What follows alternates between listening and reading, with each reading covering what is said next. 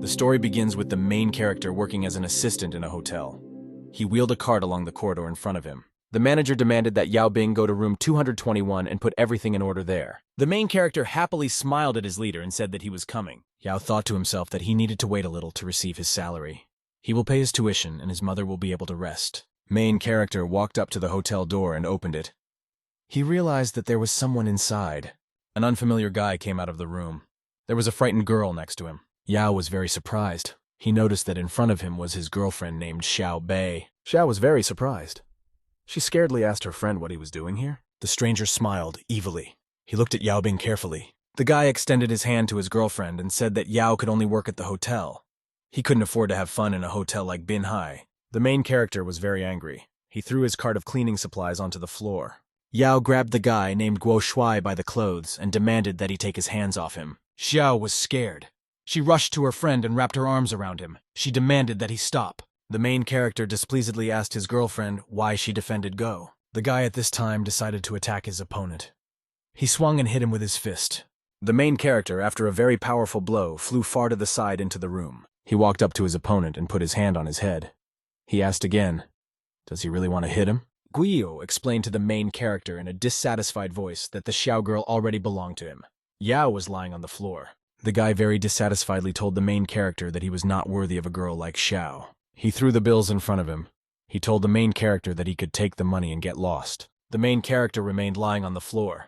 He left with his girlfriend. The girl turned around at the last moment and looked back. Yao began to come to his senses. He slowly rose above the floor and decided to walk. The main character angrily looked after his opponent and told him hatefully that he would get rich and he would pay his price. Yao Bin suddenly saw a dark shine in front of him. He felt a negative aura. It was night outside.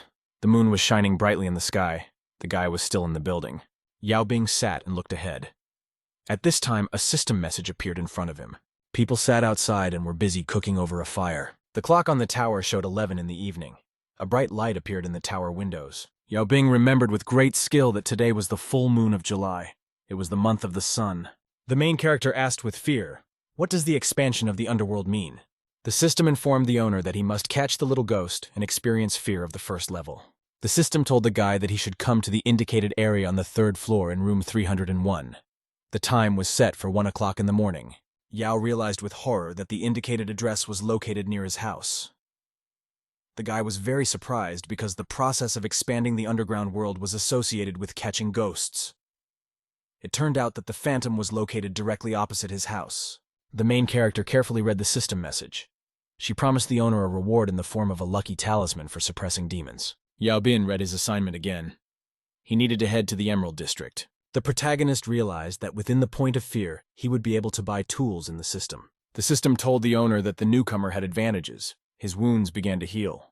The main character looked carefully at his hand. He noticed that she began to transform. The main character was very surprised and jumped to his feet. He looked at his healed hand. Yao looked around his body in fear.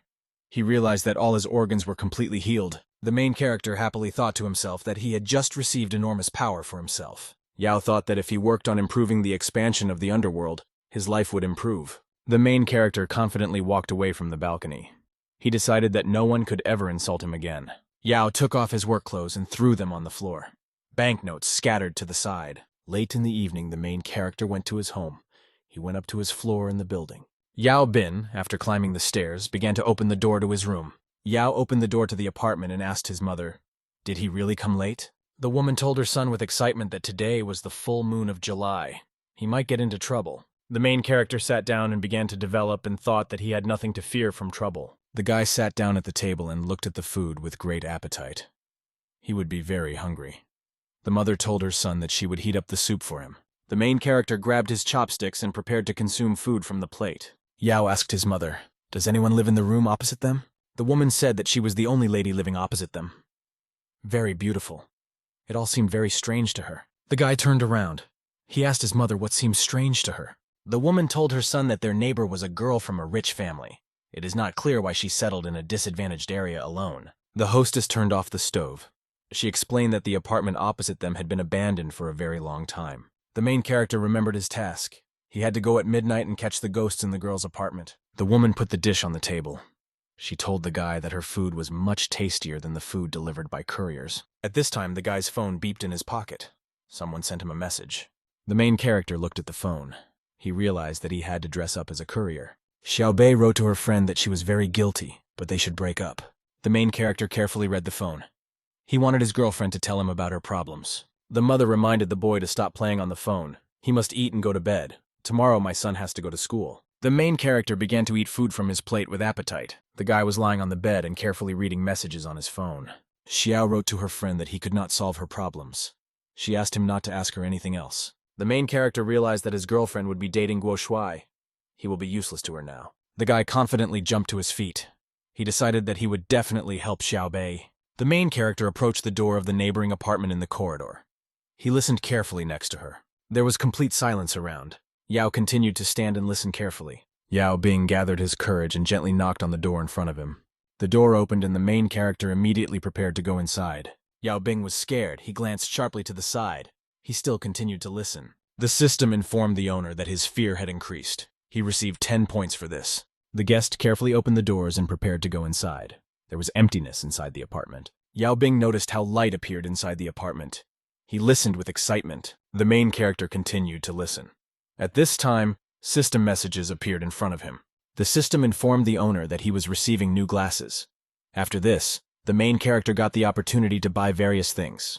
Yao realized with fear that he had already been standing for several minutes, but did not hear the girl's steps. The main character bought several things from the system. He acquired a talisman and a mahogany sword. Yao ran sharply to the side around the apartment. He decided to look into the room. The guy ran to the bathroom and looked carefully through the door into the room. There were 2 lit candles near the wash basin. Water was dripping from the tap. The girl stood silently near the mirror in the bathroom. There were bandages on her body. The main character felt very scared. He carefully approached the stranger. The main character carefully looked at the girl from behind. She stood silently and looked in the mirror. Yao Bing, after a little thought, realized that the owner of the apartment did not see him. The girl stood. She monotonously and constantly repeated the name Mo Shi Yao to herself. Silence reigned in the bathroom. The candle gradually burned out and smoke came from it. The main character realized to himself that the girl wanted to call someone using the mirror. Yao looked ahead with great excitement. He noticed that the candle on the wash basin had burned out. The stranger continued to stand silently near the mirror.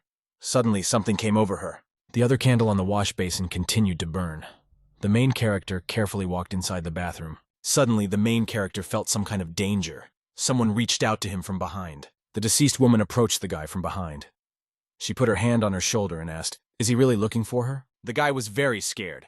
A small magic sign glowed on his forehead. The system reported that the owner began to receive fear points. At this time, the girl turned around the mirror and motioned for the guy to shut up. The hostess slyly looked at the guest with a demonic gaze and told him not to look back. The deceased stood next to the main character from behind. Yao activated the system window. The main character decided to use the talisman to get rid of the ghost behind him.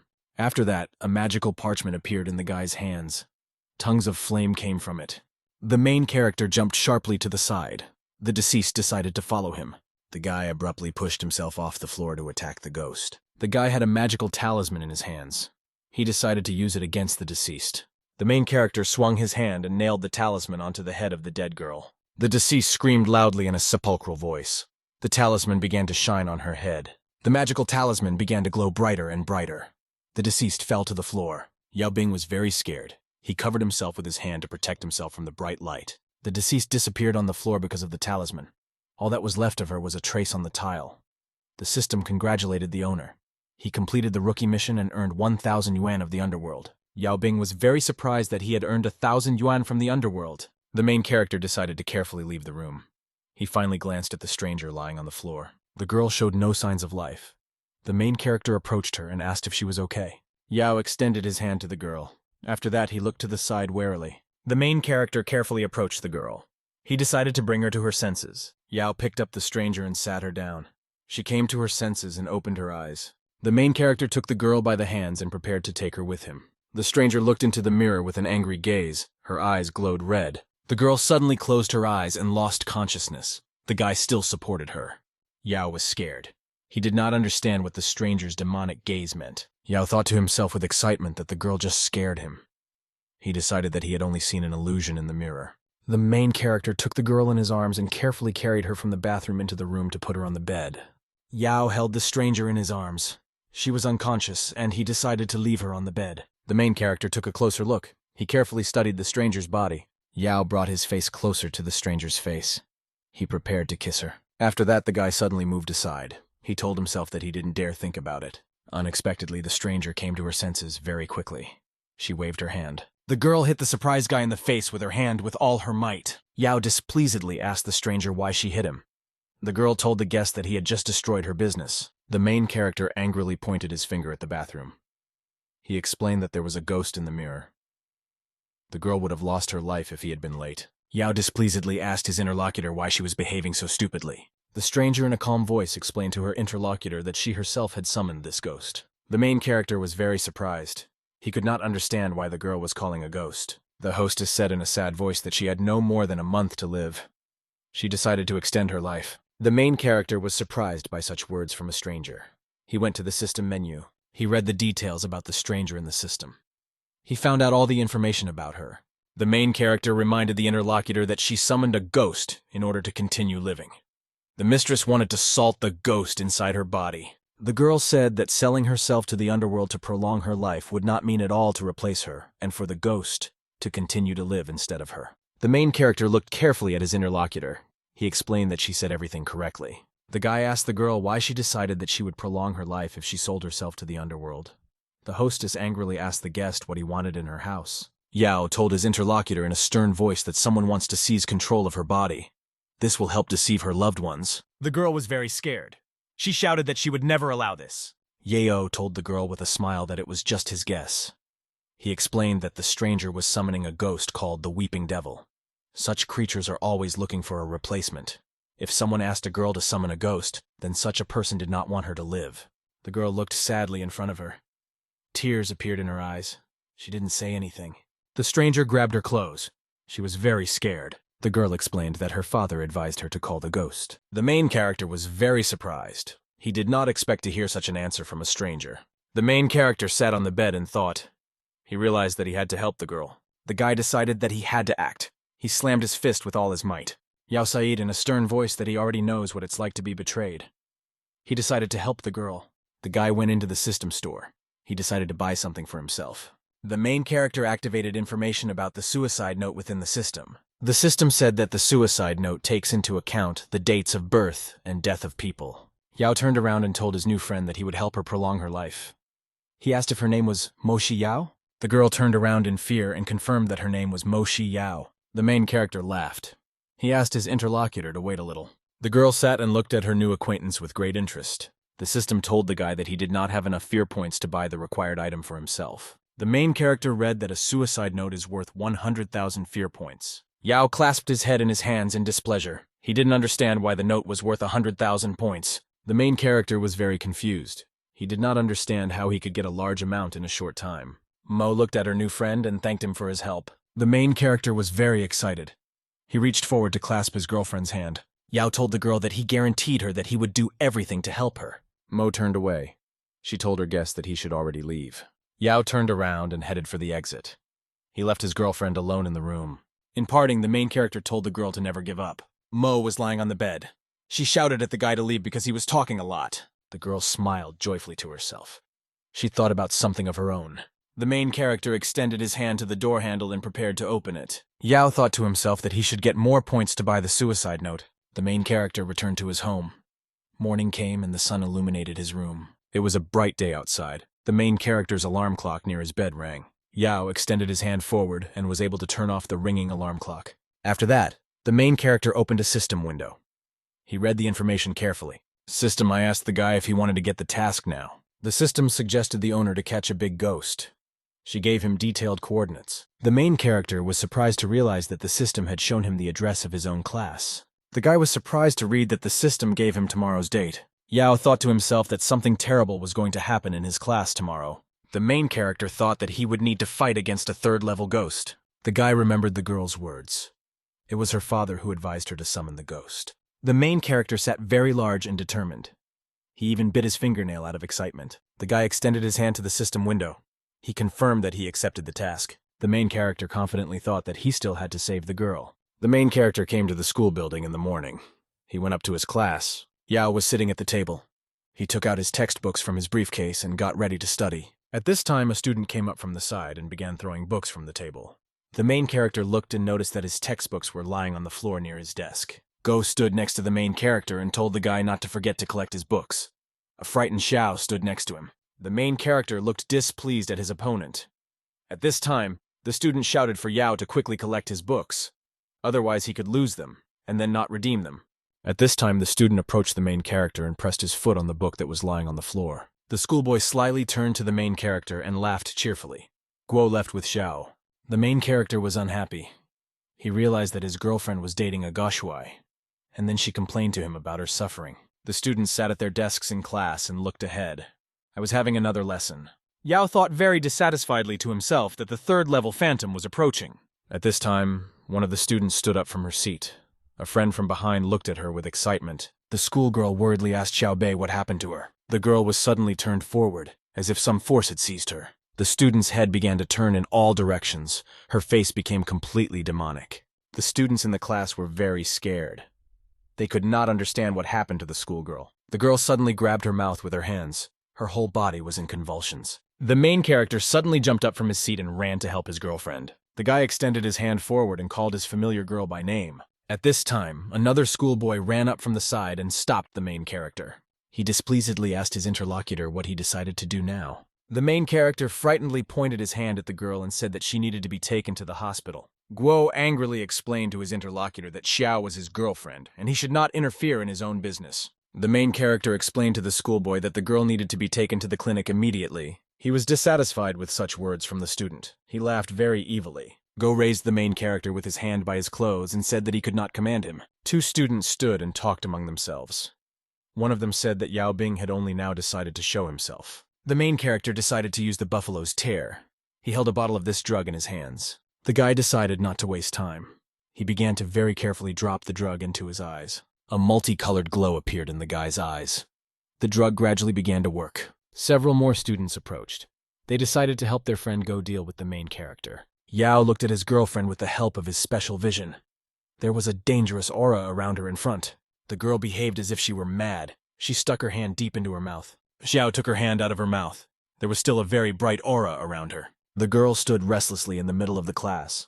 There were dark swirls around her. Suddenly, the student turned around. She looked at the main character with a very angry look. Yao was very scared. At this time, the school big guy approached him. The main character was a little scared.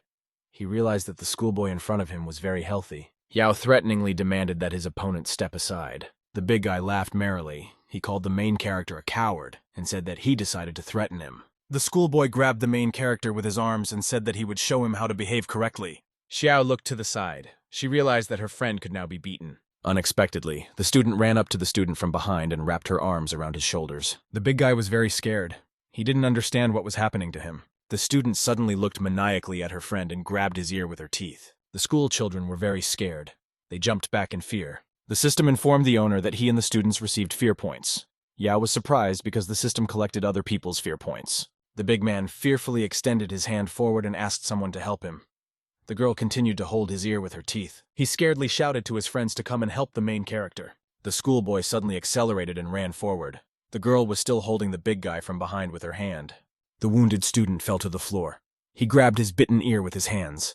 There were traces of blood around.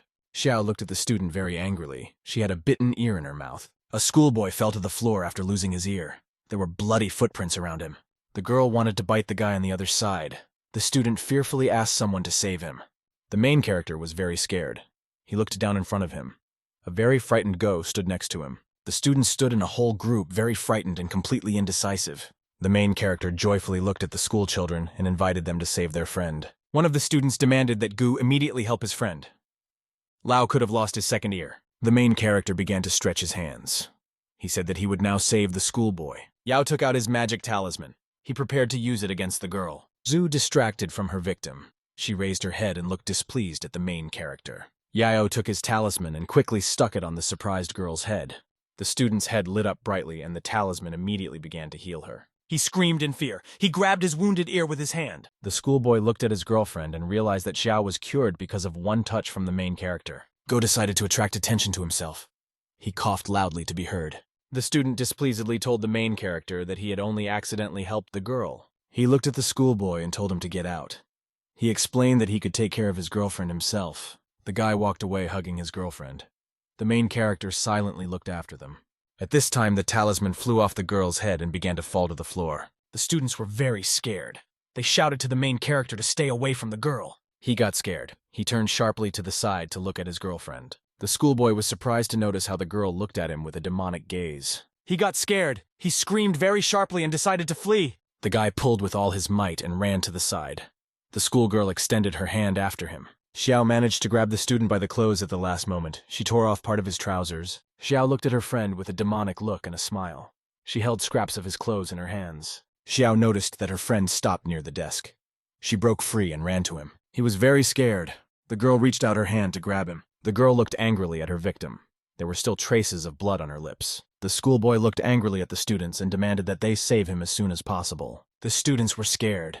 They stood and argued among themselves which of them would go first. The main character stood and calmly looked ahead. He studied system products. In a very unexpectedly frightened voice, I asked the main character to save him. One of the students said in a frightened voice that Guoshan had wet pants. The guy cried out of fright. He could not escape. A student was already clinging to him from behind. The main character bought a phantom amulet from the system for 10,000 fear points. The guy took a magic amulet and attached it to the head of a demonic schoolgirl. The main character set a condition for his interlocutor to be saved. He demanded that Guo apologize to him and break off relations with Xiao Bei. Guo looked at the main character and said that he promised him everything. He also demanded that Yao save him. The main character demanded that the schoolboy step back. He jumped back and fell to the floor in fear. The schoolgirl was still reaching out her hand to him. After that, he suddenly turned around and ran out of the classroom at full speed. The main character displeasedly asked the schoolboy, "What about his promises?" A man appeared from the side. He asked the main character what the student promised him. The teacher entered the class. He was very bald and looked at the students with displeasure. The teacher closed his lips in displeasure. He looked suspiciously at the main character. The principal stood and looked at the students in the classroom. He was waiting for someone to explain everything to him. Go told the teacher that the main character was fighting in the classroom. He also reported that Yao faked ghosts and even abused female students. The school children realized that the teacher would still believe his nephew Guo Shuai. The teacher angrily told the main character that he would not allow him to insult the students. The teacher very angrily demanded that the main character get out as quickly as possible. The main character began to fearfully make excuses to the man. He said he didn't do it. The teacher invited the guy to go with him. He recalled that the director already knew about the guy's actions. Yao fearfully explained that Guo Shuai was to blame for everything. At this time, a demonic aura came from the office. The girl still had the magic talisman on her forehead. She extended her hand forward in front of her. The demonic aura gradually moved forward. It affected the schoolboy. He fell to his knees. The teacher asked the guy if he had evidence of what he had just told him. Suddenly, a demonic smile appeared on the student's face. He laughed evilly. The guy angrily ran up to the girl. He shouted to her that he would kiss her now. He ran up to his girlfriend and grabbed her head with his hand. Zhu looked to the side with an unseeing gaze. The teacher angrily shouted that Guo Shuai has no right to do such things in public. The teacher ran into the classroom. He called the student's name very angrily. The teacher very loudly and angrily shouted at the student to stop. He was lying on the floor and looking up with a dissatisfied look. His mind was clouded. The teacher took off his glasses. He demanded that he immediately run into his office. The teacher was scared.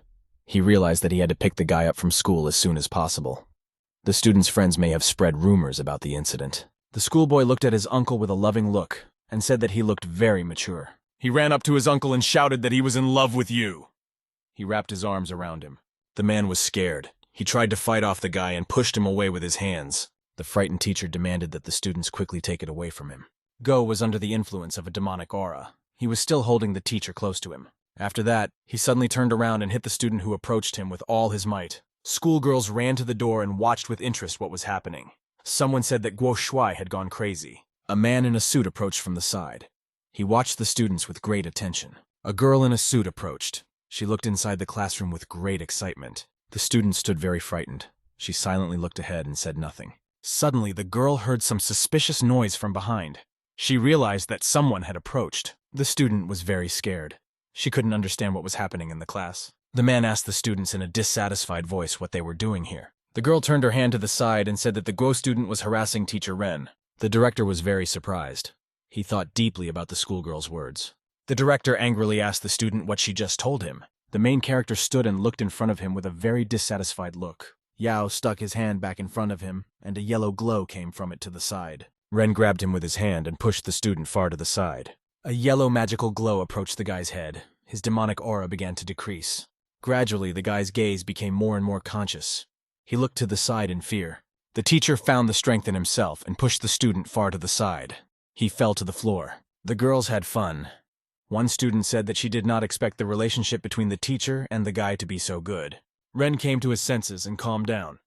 He buttoned his shirt. He sat on the floor very frightened. The guy started looking around. He noticed that the schoolgirls were standing and laughing at him. He was very angry. He realized that they were laughing at him and suddenly jumped to his feet. The schoolboy looked angrily at the main character. He accused Yao of losing face because of him. Go grabbed the student's clothes with his irritated hands and shouted at him angrily. Go threatened the main character that he would crush him now. Yao looked back at him with displeasure. Ren got angry. He swung his hand with all his might and hit the guy in the face. He was very surprised. He couldn't understand why he had just been hit in the face. The teacher angrily demanded that the guy quickly apologize to Yao Bing. The guy was very scared. He grabbed his face with his hand and called out to his uncle. The teacher quietly explained to the interlocutor that the director was now looking at them. He promised that they would repay the main character later. Yao said very angrily that he did not hear the apology from the student. He gathered his strength. He asked the main character for forgiveness in a very dissatisfied voice. The director, in a stern voice, demanded that teacher Ren and student Guo Shuai come into his office. The teacher left the office dissatisfied. The director at this time headed down the corridor. He was very angry. He looked carefully into the classroom before leaving. After that, the student turned around and walked slowly after the teacher. Schoolgirls stood around the main character. One of them said that the performance was very funny. At the last moment, Yao got distracted and remembered his girlfriend in class. Yao went to the table where the girl was sitting. He decided to check what condition she was in. The main character put his hand on his girlfriend's shoulder. She was sitting on a stool near the desk. Zhu turned around and looked at the main character with a very angry look. She had a talisman on her head. The system congratulated the owner for catching an adult ghost. As a reward, he received 10 underworld yuan. The system informed the owner that he must catch the demon. He must also experience level 4 fear. The system informed the owner of the exact coordinates of his mission. He should be there at 10 o'clock in the evening. Yao thought that he now had so many 60,000 fear points. You need another 40,000 points to buy a suicide note. The owner extended his finger forward and pressed the system window. He realized that he needed to earn more points to save Moshi. The main character was late at night near the school. Many students gathered there. At this time, someone ran up to the guy from the side and extended his hand to him. The schoolboy told the main character that someone wants to meet him at the Yinghao amusement park. The main character asked, "Why is Yinghao looking for him now?" The student showed the photo to his interlocutor and demanded that he not be late. The main character looked very scared at the photo in front of him. Yao noticed that the photograph showed his girlfriend tied up. The main character was very angry. He realized that he must definitely save his girlfriend. To help the girl, Yao ran to the right place very quickly and at the right time. The guy looked angrily at the main character and said that he really has courage. Yao tried to look calm. He asked where was the girl Xiao Bei. The guy told the main character that if he touched his girlfriend, he would bring her back. The student said that the main character can pick up his girlfriend inside the Huan house. If Yao fails, he and the girl will be sold. The main character angrily told his interlocutor that he could get to the girl before him. The interlocutor, with a smile, told the main character that he would compete with the sorcerer Zhang. Yao looked away with great displeasure. He saw an unfamiliar old man. The main character approached the entrance to the building. He saw a dangerous and huge demonic mouth. Yao turned around and told his rivals that they should go inside the building together. He got angry. He pointed his finger at his interlocutor and asked how he dared to offer him such a thing. The main character asked in a dissatisfied voice, "Is Mr. Guo afraid to go inside?" Hao told his friend sternly that Yao Bin was scared and they should come with him. He turned around in fear and whispered to his friend that there was a ghost inside the building. Hao reassured his friend and said that the ghost would not harm him at all. The main character walked inside a demonic house. His rivals walked in front of him. The main character happily thought that the cowardly Go would help him collect more fear points. Go demanded that the main character kneel in front of him and ask for forgiveness. Then he will let him go. Yao noticed a system message. The student's fear scores increased sharply. The main character stopped and looked carefully at Zhang next to him. The old man thought to himself that he had put a lot of effort into raising the ghost. He looked after the main character. The old man grabbed the demonic chain in his hands. He decided that he would now turn the guy into a Jingshu. At this time, someone's demonic hand reached out to the guy's leg to grab him. He was very scared. He shouted that a ghost was about to grab him. The schoolboy was very scared and screamed. Hao also felt strong excitement. The main character looked into the system. He saw that he had received a lot of fear points from his companions. The main character was holding an artificial hand. He explained that the guy was touched by a fake. Yao Bin calmly looked forward in front of him. His companions were very much afraid. Zhang decided to calm down his companions. He promised that the ghosts would not touch them. The old man realized that he did not call Jiangshi. He decided that there might be other ghosts in the house. The frightened main character pointed his finger at his friend and said that there was something behind him. He very frightenedly extended his hand forward. Behind him was a dangerous demonic monster. He stood very frightened. He saw the outlines of a dangerous ghost around him. Zhang was also very scared. He shouted to the young guy not to look back. He was very scared. He begged and demanded that the magician save him. The old man, in a very frightened voice, told the guy that there was a demon behind him. Zhang decided to protect his friend. He extended his hand forward with his chained sword. The guy looked to the side in fear. He saw a magic sword in front of him. The sword stuck into the phantom demon. He didn't harm the monster in any way. The demon became even angrier. He looked displeased at the people near him. Zhang was very scared. He realized that the ghost was not scared away by his Qian sword. The guy couldn't move from his place out of fear. There was still a monster next to him. The demon extended his hands forward and prepared to grab the old man with them. Zhang turned out to be very frightened. He realized that he could not escape from the ghost. The old man felt very strong suffocation. The demon began to bind him. The main character looked joyfully at the system window. He received a lot of fear points. The main character earned 100,000 points. He decided to purchase an artifact for himself in the system. Yao Bin happily grabbed the sword with his hands. He said it should be left for him. The old man lay unconscious on the ground. The monster began to move closer to the guys. Hao shouted in fear that Zhang could not defeat the ghost. He didn't understand where the main character was going. Go looked in front of him and said in an angry voice that now was not the time to show off. The frightened old man was lying on the ground. His face expressed very strong fear. Magic talismans flew around the main character. He held the sword in his hand and told the guy that today he would recognize his strength. The demon became more and more angry. He prepared to attack people. The main character read information about the demon in the system. He was level 5 and loved to eat. Yao was very surprised when he read that the demon in front of him loved to eat. The main character told the monster in a calm voice to spare the people. He promised him some dumplings in return. The old man was surprised. He couldn't believe that the guy could come to an agreement with the monster using food. The man slyly told the monster that he could also treat him with spicy soup. The demon calmed down. He looked at the man in front of him with great interest. The main character stood excitedly and waited for the demon's reaction. Zhang covered his head with his hands in fear. The demon suddenly calmed down. He started telling the man that he wanted food. The main character turned his head to the side and looked carefully into the system window. Hao demanded that Zhang release his ghost and they would finish off the demon. The hungry demon hugged the main character and headed with him to the exit. Yao turned around and looked back. The main character noticed how another ghost began to appear behind them. An evil ghost in the form of a woman appeared in the room. Behind him could be seen another head of the monster. He was very scared. He realized that the phantom in front of him was very dangerous. Hao was happy. He angrily shouted to the main character that he was going to die. The schoolboy turned his head to the side in surprise and joy. He was watching the ghost. Several ghosts began to move towards the main character. He calmed down a little. He joyfully thought to himself that Yao Bing was about to die. The main character was scared. He couldn't move normally. Dangerous monsters appeared in front of him. The monster became more and more vicious.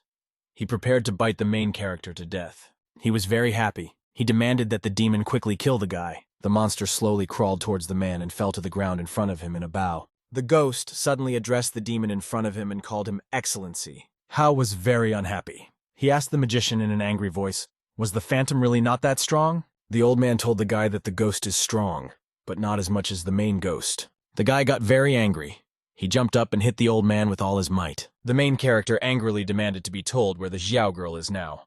The ghost stood up. He turned around and looked at the guy with displeasure. The monster suddenly took off and ran towards the man. He got scared and wanted to cover himself with his hands. He begged in a frightened voice. He screamed for the demon not to kill him. Hao displeasedly threatened his friend that if he said a word he would kill him. The monster swung his arm and hit the man in the face with all his might. The main character strictly demanded that the guy shut up or die. Go waved his hands in fear and said that the girl was at karaoke. The main character looked at his interlocutor with suspicion. He realized that something was going wrong. Yao pointed his finger forward. He demanded that the guys get out of here as quickly as possible. The main character remained standing in the center of the room. Two guys were approaching the exit. Yao told the ghost to follow the people. The monster must report to him if they behave suspiciously. The main character was happy. He winked slyly at his familiar demon. The main character and his demonic friend went into the city. He decided to treat him to food in a cafe. The monster was sitting at a table and consuming dumplings from a plate with great appetite. Yao sat and was bored.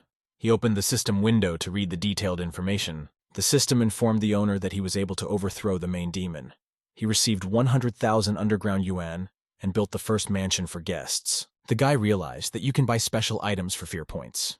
He didn't understand what the underground yuan was for. The system showed the main character the exchange rate between underground yuan and different currencies. Yao was very surprised because the coins could be converted into other earthly currencies. The guy looked at the phone in surprise. He realized that he had just received a money order. The main character thought that he could save a lot of money, and his mother would not have to go to work. The guy looked at his phone balance. He had 111,000 yuan. The main character knew that today the girl Moshe was supposed to die. He held the death note in his hands. The system informed the person that the girl was very far away. He couldn't change her fate. Yao Bin became very worried. He realized that he now needed to act faster. The guy threw him to the ground in the cafe and ran with all his might to help his girlfriend. The main character looked carefully at the phone. He realized that he had little time left. Yao ran to his girlfriend's room. Someone said that the girl's life was cut short and suggested moving her soul to an underground path.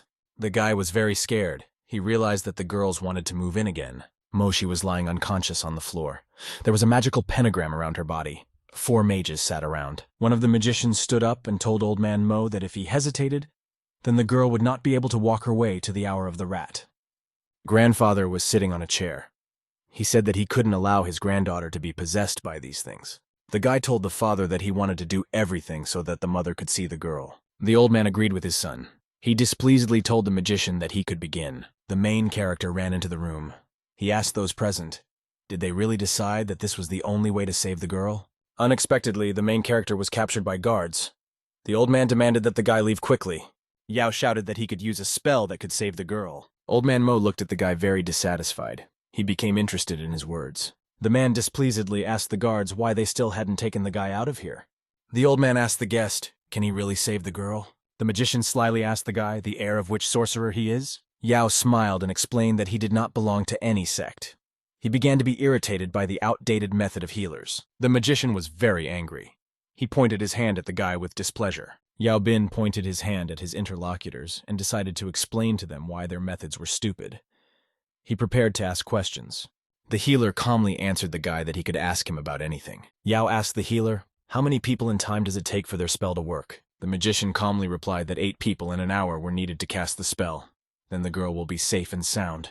Yao explained happily that he could handle it himself in a few minutes. The man told Master Qian that the main character was just a child, and he should explain everything to him. Qian was very angry. He asked the guy what he did to save the girl. The main character extended his hand forward and reminded the people in the room about the distortion of fate. I excitedly asked the guy how he could turn his luck around. Qian advised the old man not to let the boy deceive him. The main character slowly stepped forward.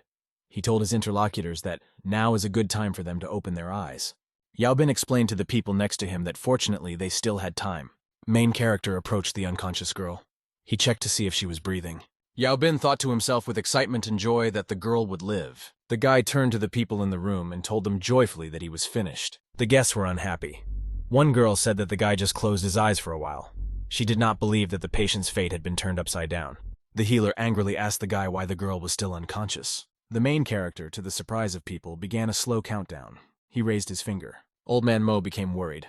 He looked at the guy with great interest. The main character continued to count down in a confident voice and pointed with his fingers. The old man told the guy that they could have saved the girl from the very beginning, but he wasted extra time. The guy pointed his fingers sharply to the side and counted to 3. The patient was lying unconscious on the floor. She did not react in any way to the words of the protagonist. The girls stood around excited. They realized that the treatment did not help Moshi at all. The man looked very angrily at the main character and realized that the guest was never able to cure the patient. The owner angrily shouted for the guards to throw the guy out immediately. He also told Qian to continue his work. One of the girls scaredly told the master to look at the patient. Mo Shu opened her eyes a little. She began to gradually come to her senses. The girl very rarely jumped up and looked around. She didn't understand what was happening. The old man excitedly approached the girl and extended his hand to her. Mo told the girl that she had woken up. Now he won't have to watch her die. The friend ran up to the cured patient and hugged her joyfully. The girl asked her grandfather in surprise, "Did she really just die?" The man said in a calm voice that the patient woke up thanks to Master Chang. He thanked the healer for his work. The healer smiled obediently at the owner and said that it was necessary. Moshi gained strength and courage.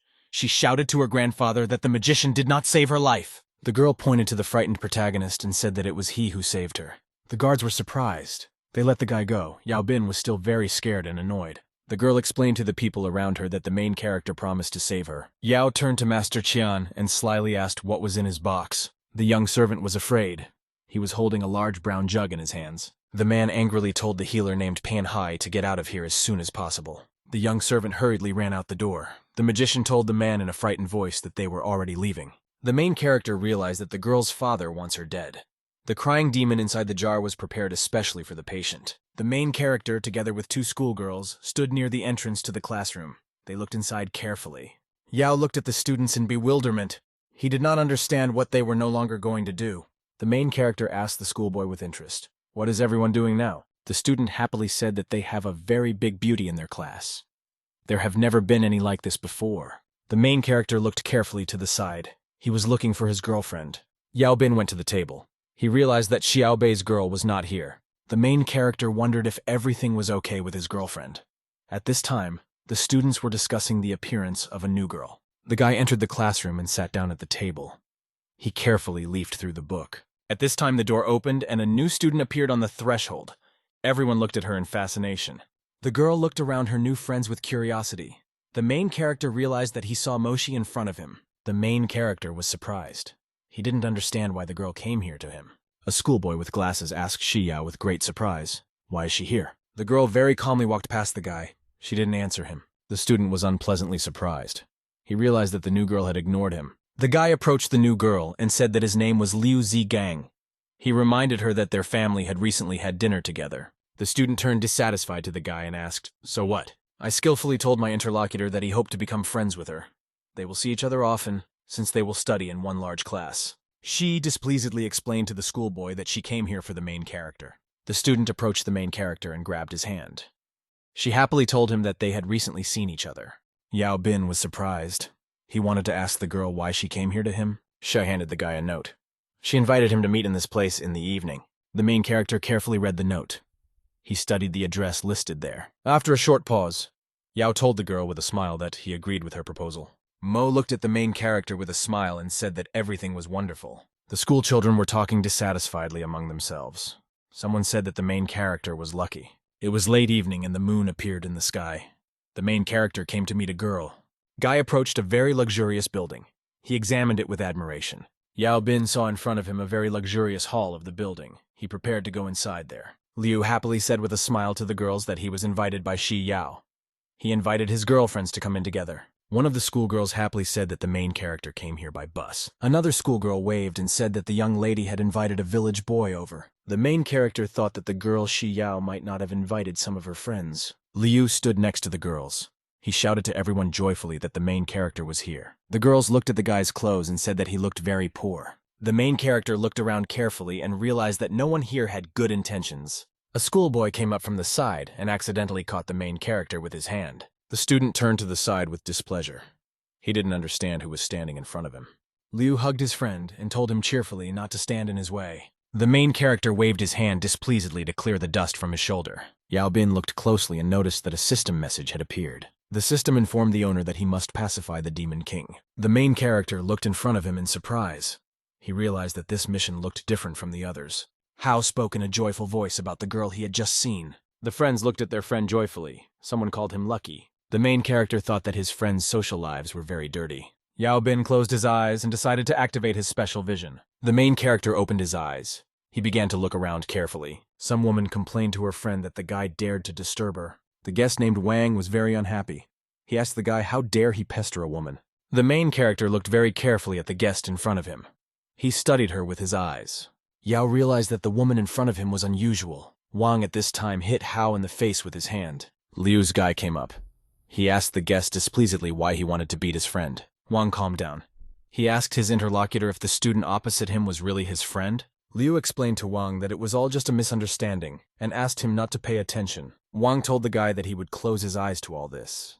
He added that the guys could continue to have fun and he wouldn't bother them. Hao demanded that his offender kneel before him and apologize. The guest was very angry. He shouted that all this looks too much for him. Hao, He approached the guest and threatened that he would now show him what it means to be too much. The main character carefully watched the conflict between the guys. A man came in accompanied by security guards. He looked at the guests with displeasure. Wang told Mr. Kai in a dissatisfied voice that one of the guests pestered his people and even gave orders. Kai walked up to the guy and smiled. He told him to turn to him.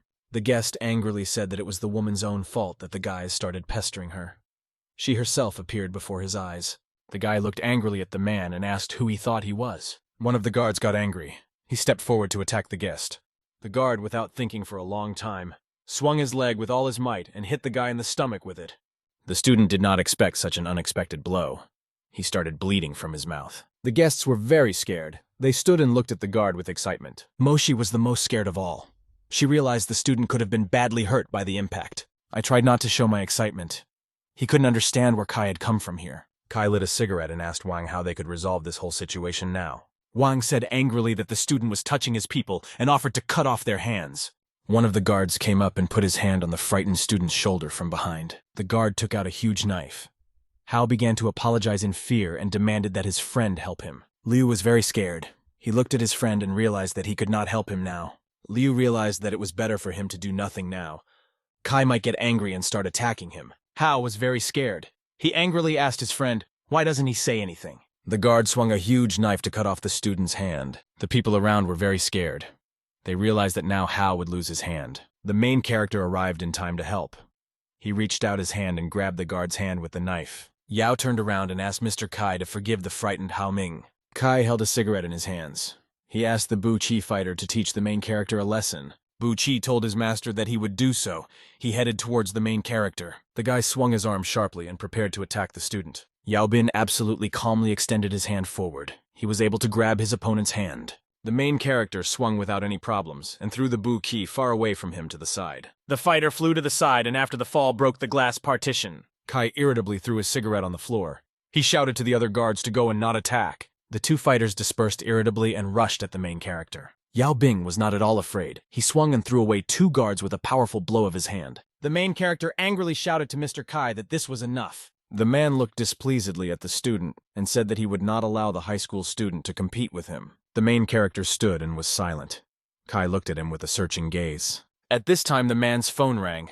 A voice on the machine demanded that they give him the Jiao Kai. The man was holding the phone in his hands. He asked the guy why the lady was calling him. The main character looked at Kai in surprise and replied that he had no idea. The man asked the guy if he had seen the lady before. Yao angrily replied that he had never seen the woman before. He demanded that the man pick up the phone quickly. The woman angrily shouted on the phone to her interlocutor so that he should not dare touch the young lady's guest. Kai was very worried. He said that no one told him that the guy was the young lady's guest. Kai asked the woman, "Should a girl ask for permission before inviting someone to her place?" The man explained to the lady that he would personally take the guy to the VIP room, and she should not worry about anything. Kai humbly and in a calm voice asked the guest for forgiveness for the inconvenience. The man told the main character that he could accompany him to the VIP room to meet the young mistress. The main character calmly followed Mr. Kai further around the room. The old man sat and looked at the guy. He realized that he was very calm. The old man asked the guest if he knew why he was looking for him. The main character happily explained to the owner that he had to have reasons for calling. The old man smiled happily at the guy and said that he liked the way he thought. The woman said that the young lady's birthday would be very soon. She would like to see the main character with them. Yao Bing very happily answered the lady that he would definitely come. The old man said in a satisfied voice that this is all he wanted to say. After talking with the lady, the main character went to the door and headed to his friends. Wang and Liu were very surprised when they noticed that the main character came out to them. Yao stood and watched as the woman stood in front of one of his friends. The main character abruptly extended his hand forward and told people to wait. Yao Bin extended his hand to the woman and demanded that she take off her clothes. People around were surprised. Wang was very angry. He covered his girlfriend with his hand and asked the guy, what did he just tell him? Hao had already come to his senses from fright. He shouted to the main character that he was an idiot. Liu said, dissatisfied to his friend, that he was acting as if he had never seen women before. The main character angrily demanded that the woman take off her clothes once again. The man still held his hand in front of him to protect his girlfriend. A demonic aura appeared around the woman. The guest looked at the guy very angrily and began to tear off her outer outfit with her hands. Hao was surprised by the guest's behavior. He didn't understand why the woman decided to undress in front of everyone now. After that, the woman took off and came close to the guy. The guest looked at the guy with a demonic look and asked if he wanted her. Wang was very scared. He demanded that the woman be removed from the guests. The guards ran up from the side. They prepared to grab the woman. The guy was very scared. The woman grabbed him with all her strength. The guest's appearance became very angry. Her face became the face of a ghost. One of the students was very scared. He pointed forward and said he saw a ghost. Liu shouted that the protagonist could have cast a spell on the woman. One of the guests remembered that Yao Bin forced a Go student to take off his pants in front of the whole school. Wang fell to his knees. He demanded from the guy that he be more merciful towards Li.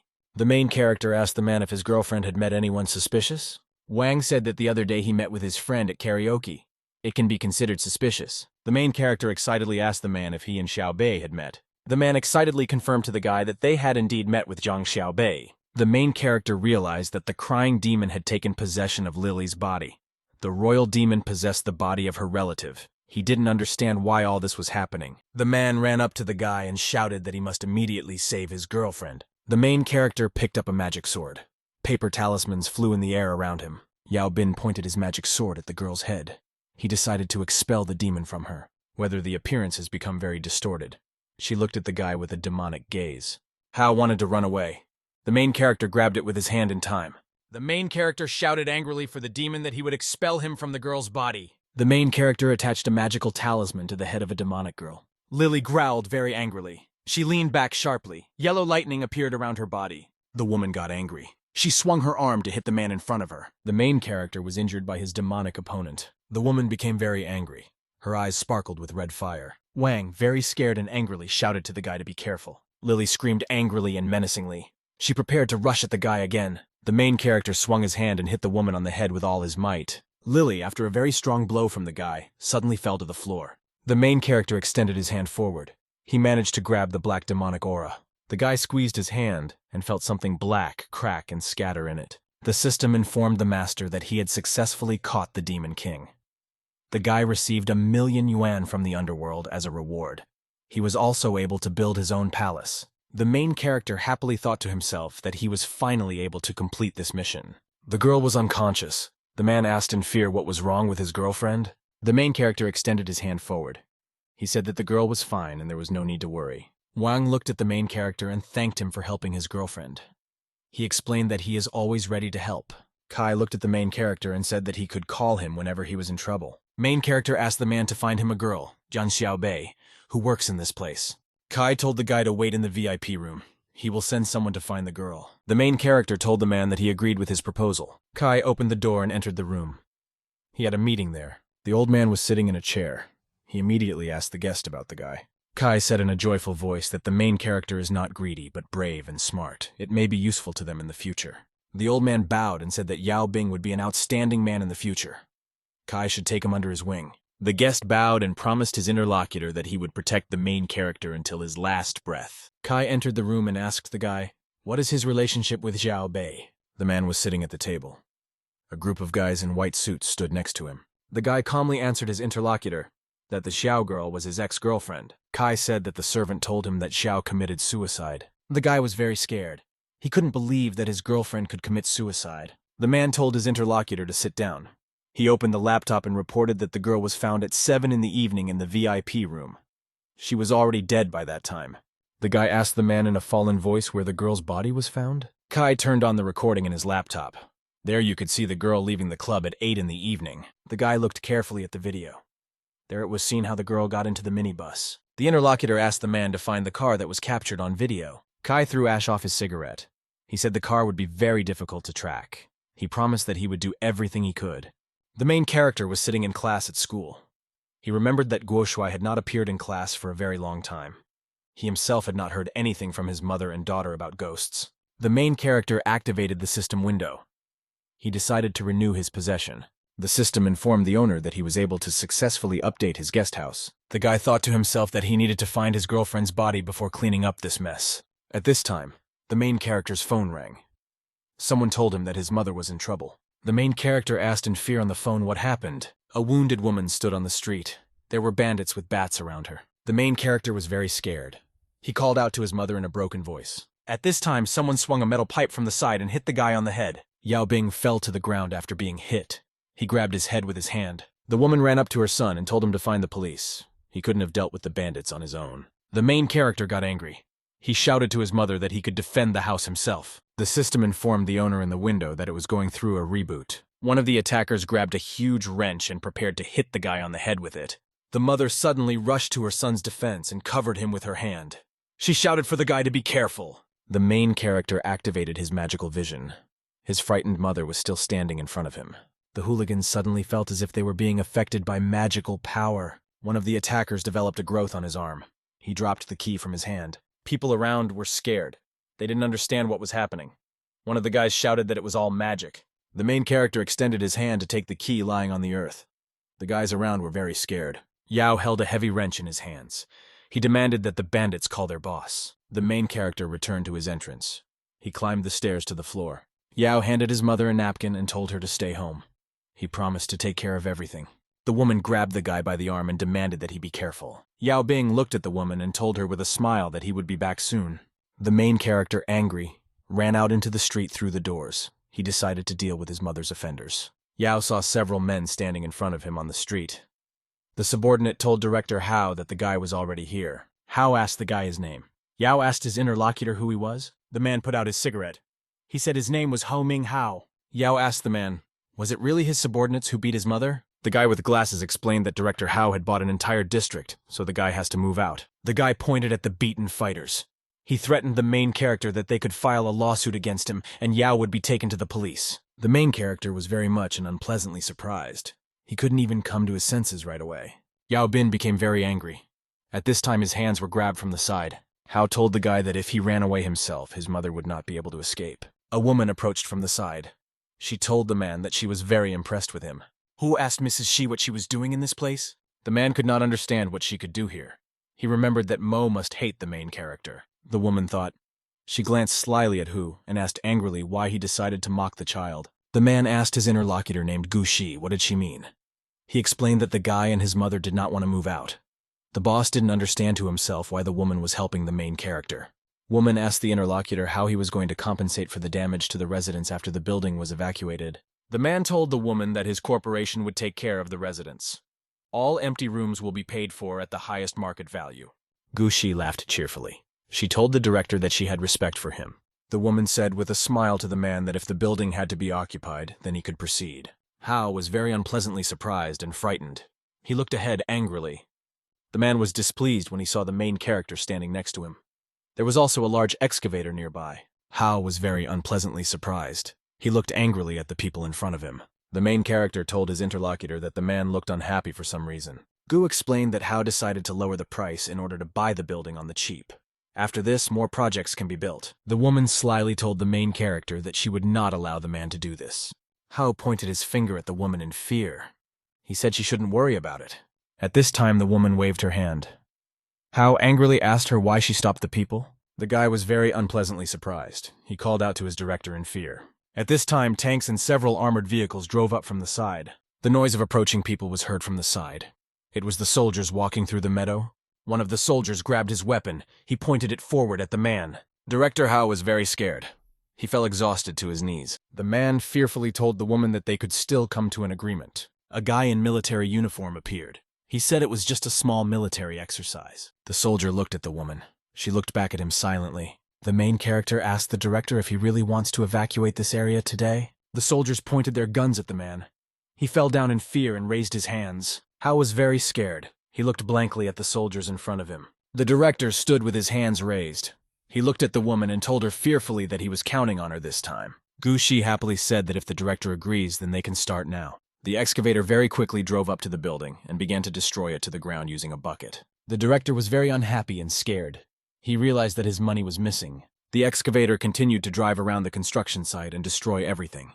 Rubble of the building lay everywhere. The woman looked angrily at the man and told him that everything was ready. He can leave now. Hao asked the woman in fear, "Won't she really destroy the building?" Gu Shi grabbed the guy by the shoulders with her hands and explained that he still did not agree to sell his house, so they won't destroy it. The woman explained that Mr. Mo had bought other apartments, and the money had already been transferred to Hao Corporation's account. The woman told the guy that his house was the last one in the area. He can earn a ton of money as compensation. Yao thanked his interlocutor and asked her to convey her gratitude to Mr. Mo. The man angrily said that everything is ready and the rest has been settled by Mr. Mo. It's time for him to leave. The main character angrily shouted at the man to stop. He asked the soldiers how they would pay for the injury of his mother. The director became very angry. He pointed his finger at the guy in fear. She looked at the man with displeasure. She wanted him to leave quickly. Hao waved his hands and explained that he was ready to leave immediately. He promised that he would take the woman to the hospital. The main character grabbed the director with his hands and demanded that he ask for forgiveness from his mother. The director noticed with great consternation how a machine gun appeared behind him. The man fell to his knees and asked with fear to be spared. The woman ran out into the street. She asked the guy in fear, "What happened?" Yao very happily explained to his mother that he was able to protect her and their home. The mother was very happy. She cried and said that her son had grown up a lot. The main character, accompanied by a male friend, arrived at the hospital. Yao said his mother's condition is getting better. Mr. Kai walked next to him. The man told the guy that his people couldn't protect his mother. The main character explained to the man that if it weren't for his people, the woman would have suffered much more. The man reassuringly put his hand on the guy's shoulder and said that this would be enough. The man told the main character to come back and sit with his mother.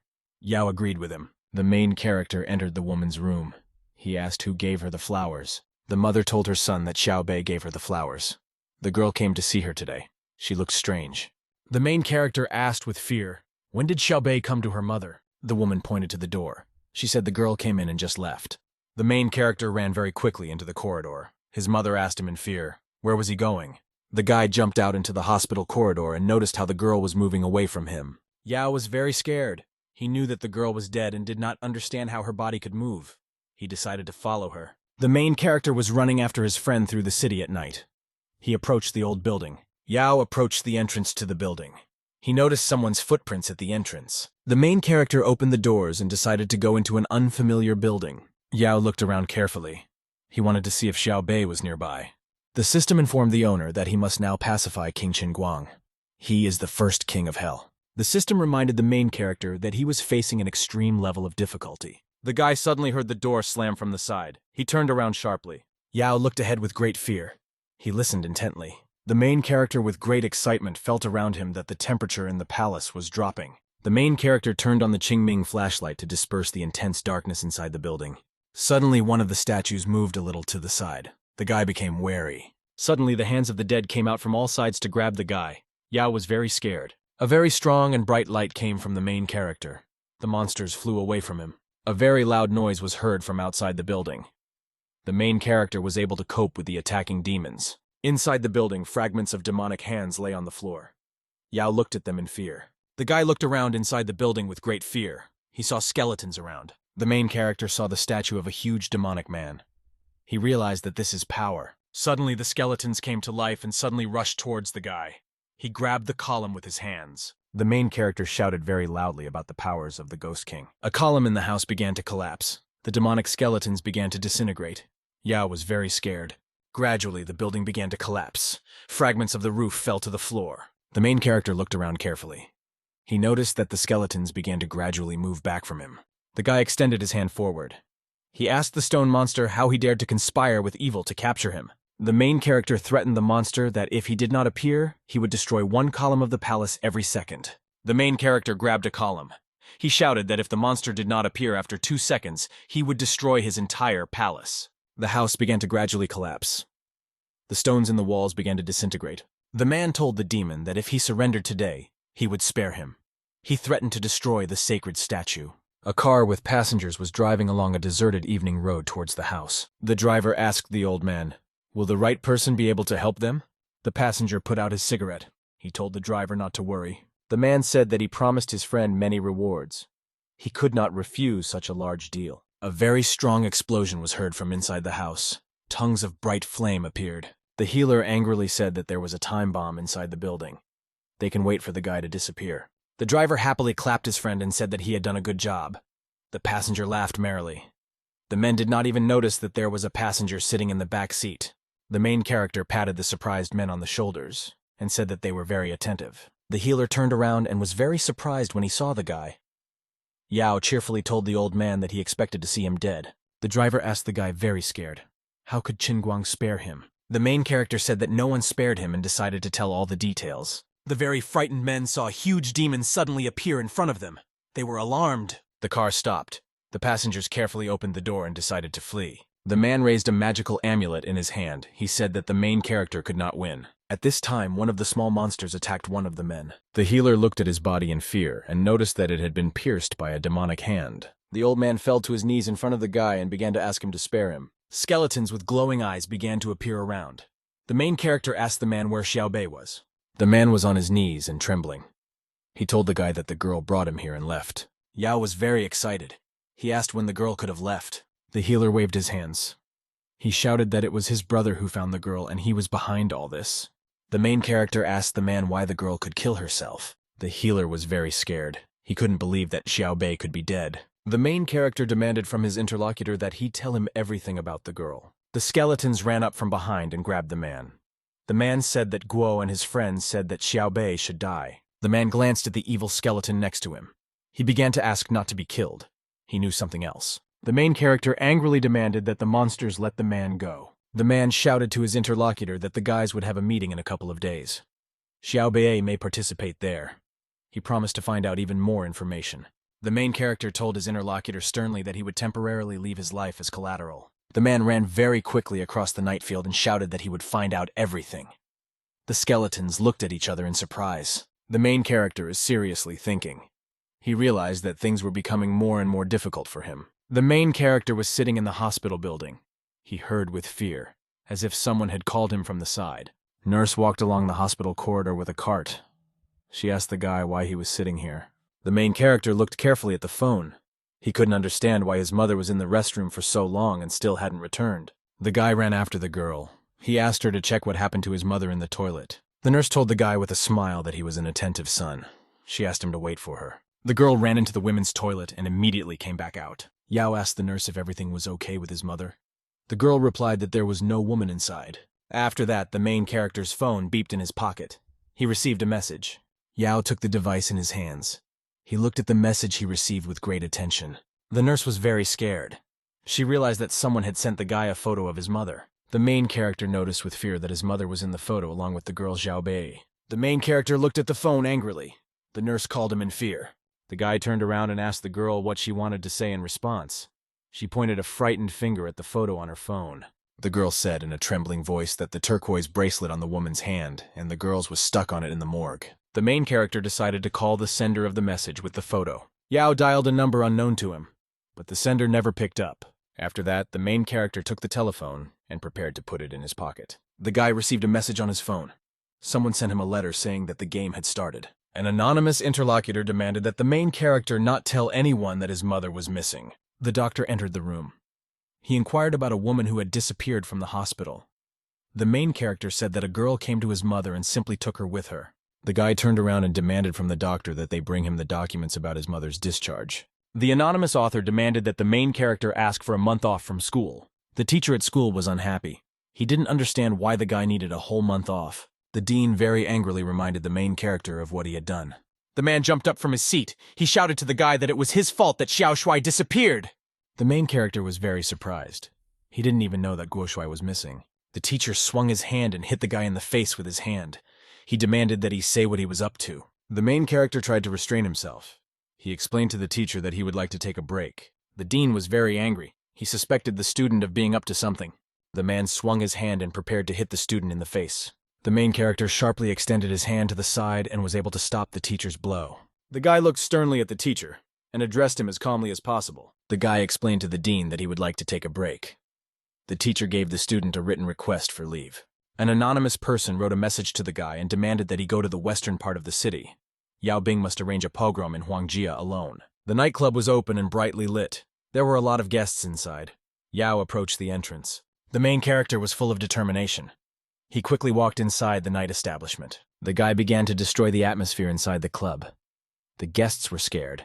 They looked at him in amazement. The main character ran very angrily around the territory of the nightclub and destroyed everything around him. Kai ran up from the side. The man calmly explained to the guest that the club was his territory. He asked what misunderstanding happened. The main character was silent. He turned his head to the side and glanced angrily at the flower pot that stood on the table. The guy extended his hand and grabbed the flower pot with it. He prepared to throw it. The man extended his hand forward and wanted to stop the main character. He shouted to the guy that he was not afraid of him. Yao looked angrily at the man and said that he was simply destroying his palace. Kai looked at the guy in surprise. He did not understand what had happened to him. The man swung his hand and prepared to hit the guy with all his might. Kai swung his hand. He punched the guy in the stomach with all his might. The guy was very seriously injured. After the blow, blood started coming out of his mouth. The main character stood on his feet. He continued to cough up blood. The man angrily shouted to his opponent that he might try to hit him back. The main character calmed down. He answered the man that their strengths were incomparable. The anonymous person told the guy that he should come to the Leichuan estate tomorrow evening. The main character felt weak in his body. He stood on one knee and rested his hand on the floor. The fighter reminded the man that the guy came and destroyed their estate. He did not understand why Kai decided to let the guest leave. The man took a cigar out of the box. He explained to the fighter that he did not want to repeat anything to him. Kai ordered Buchi's subordinate to have several people pursue the main character. The rest of the brothers need to be informed about the collection. The fighter answered the gentleman that he understood everything. A bright celebration was taking place in the luxurious estate. There were many guests standing in front of the entrance. Main character approached the gate. An old man ran up to him from the side and stopped him. The healer fearfully told the guy that he should not enter the Leichuan estate. The main character asked what was wrong with this estate. The old man said in fear that the famous black market was located in this place. The healer said that people from the elite of various industries come to the estate. If a guy crosses the threshold, then he enters the territory of the devil. The old man said that today the anonymous owner of the name will open the auction. The elite will arrive and there will probably be a massacre. The main character extended his hand to the old man and asked, "Who is the owner of the estate and what will be put up for auction?" The healer smiled evilly at the guy and said that he had no idea about this yet. The old man, in a frightened voice, explained to the main character that the auction would be somehow connected with the girl. The main character sternly said that he must go inside the estate. Guests must pay for everything.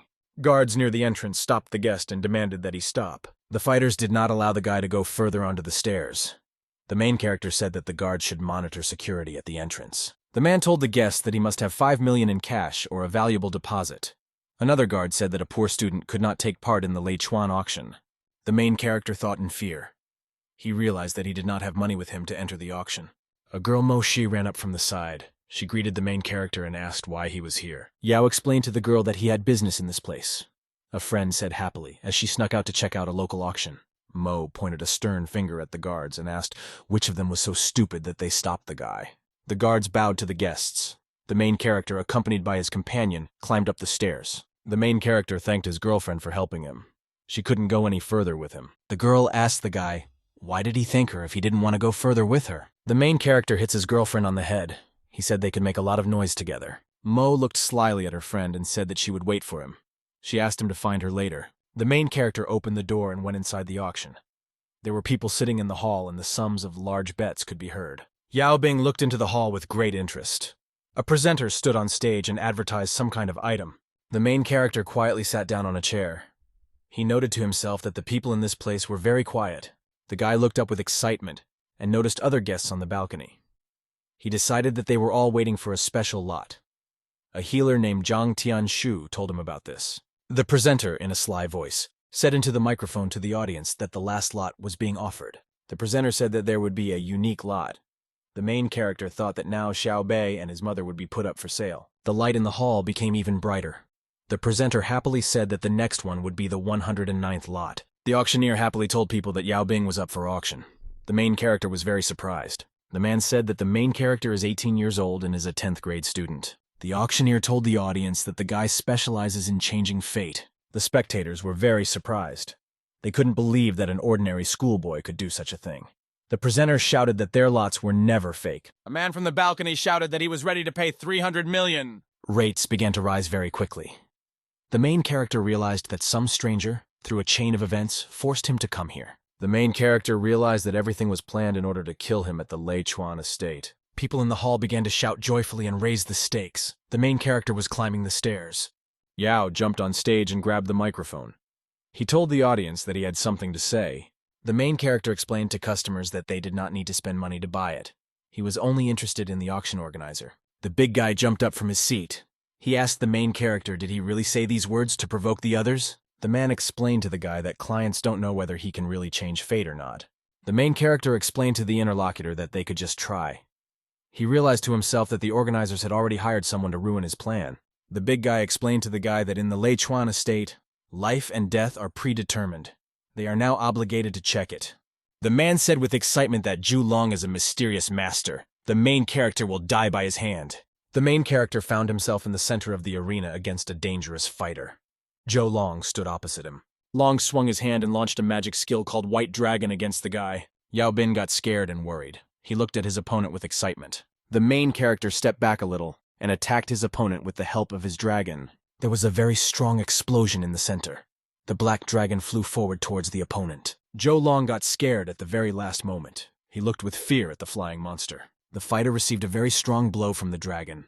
He abruptly flew far to the side. The fighter received a very strong blow. He started coughing blood. The amazed spectators jumped up from their seats. They did not believe that the fighter could lose. Long was lying unconscious on the floor. There were guards nearby, and the spectators were amazed that an experienced fighter lost to a schoolboy. The main character shouted to his opponent that he used the technique against him only to destroy some of his fighting skills. Yao Bin angrily ordered Long to get out of this place as quickly as possible. The fighter was taken away by guards. The main character demanded from the audience to tell him the organizer of the auction. Suddenly, a suspicious noise was heard from the direction of the hall. The main character turned his head. The audience looked up and saw two women hanging from the ceiling of the hall. The main character's mother and her girl were hanging from the ceiling. There were bombs on their bodies. The guests took a closer look and noticed that the mechanism on the bombs had begun the countdown. The people from the auction room were very scared. They ran at full speed towards the front door. Suddenly, a huge impenetrable wall descended from above. The guests now could not get out. The man shouted in fear that the organizers wanted to kill them. Another guest said the auction was a trap. A girl ran up from the side and called out to the main character in fear. The guy turned to her. Mo said that she immediately realized that there was a trap around. So she sent a man to find Grandpa. She didn't expect that the organizers would want to blow up the place. The main character looked up at the two hanging hostages. He told his girlfriend that he could do anything. The guests turned to the guy and asked him to change their fate. The heads of various sects promised that they would fulfill all his wishes. Yao Bing put his hand on the girl's head and told her to go to the door. He will help everyone get out of here. The main character opened the system window and began to study it.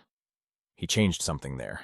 The master in the system chose to activate the power of King Qin Guang. Unexpectedly, a huge demonic force began to descend into the main character from above. Suddenly, the floor under the protagonist's feet began to crack. He kicked off and flew towards the ceiling. After arriving, the guy grabbed the chains that were holding back the two hostages with his hands. Yao jerked his hands to the side and broke the chains on which the captives were hanging. They started to move down. The main character jumped to the ground in time. He managed to catch two fallen hostages. The main character ran up to the mother and girl and removed the bombs from them. The guy shouted to the frightened people to quickly move away from the door. He ran towards them. Yao Bin ran at full speed. He prepared to smash the door with a bang. The main character waved his hand. He prepared to knock on the doors with all his might. There was a very powerful blow. The door gave way under the guy's hand and began to fly apart. At this time, the timer on the bomb expired and the explosion was about to begin. The timer on the bomb ran out, and there was a very powerful explosion. The main character hugged and covered his girlfriend. After a very powerful explosion, the door flew out. Large clouds of dust rose all around. People came to their senses after a strong explosion. The front door was completely blown away by the blast wave. The girlfriend asked the guy if he was okay. The main character explained to the girl not to worry about him. Fighters with weapons appeared. The leader angrily asked where Yao Bing was in front of him now. The main character jumped to his feet in fear and told the bandits that it was him. The bandit continued to angrily demand that the guy come to him immediately. The main character became worried. He realized that the criminals had 8 guns. It would be difficult for him to cope with them himself. At this time, Kai and his fighters came to the rescue. He told the leader that he has a lot of guts. Kai angrily told the bandit that he dared to mock his brother while he was not around. The bandits fearfully dropped their weapons. The leader told Kai that they would never dare his brother. Kai ran up and kicked the bandit off his feet with all his might. He shouted that he didn't understand him. Kai explained to the fighter lying in the corner that he could have killed the guy if he had arrived a minute later. The main character explained to the attackers that there was no need to take everyone if they wanted to kill him. He helped the girl get up. The man ran up and grabbed him by the clothes. He angrily asked him how he dared to put a gun to his head. One of the guests ordered his subordinates to surround the area. No one could be allowed to leave. One of the bandits ran scared to his boss. He shouted that they were in trouble. The fighter fearfully said that the leader Hai grabbed all of their thugs and demanded that the boss show up to him immediately. The man was very scared. He couldn't understand why their plan could fail so badly. The boss walked into the meeting dissatisfied. He did not understand why the explosion did not kill all the guests. The bandits in the building greeted the boss. One of them angrily said that finally the man had come to them.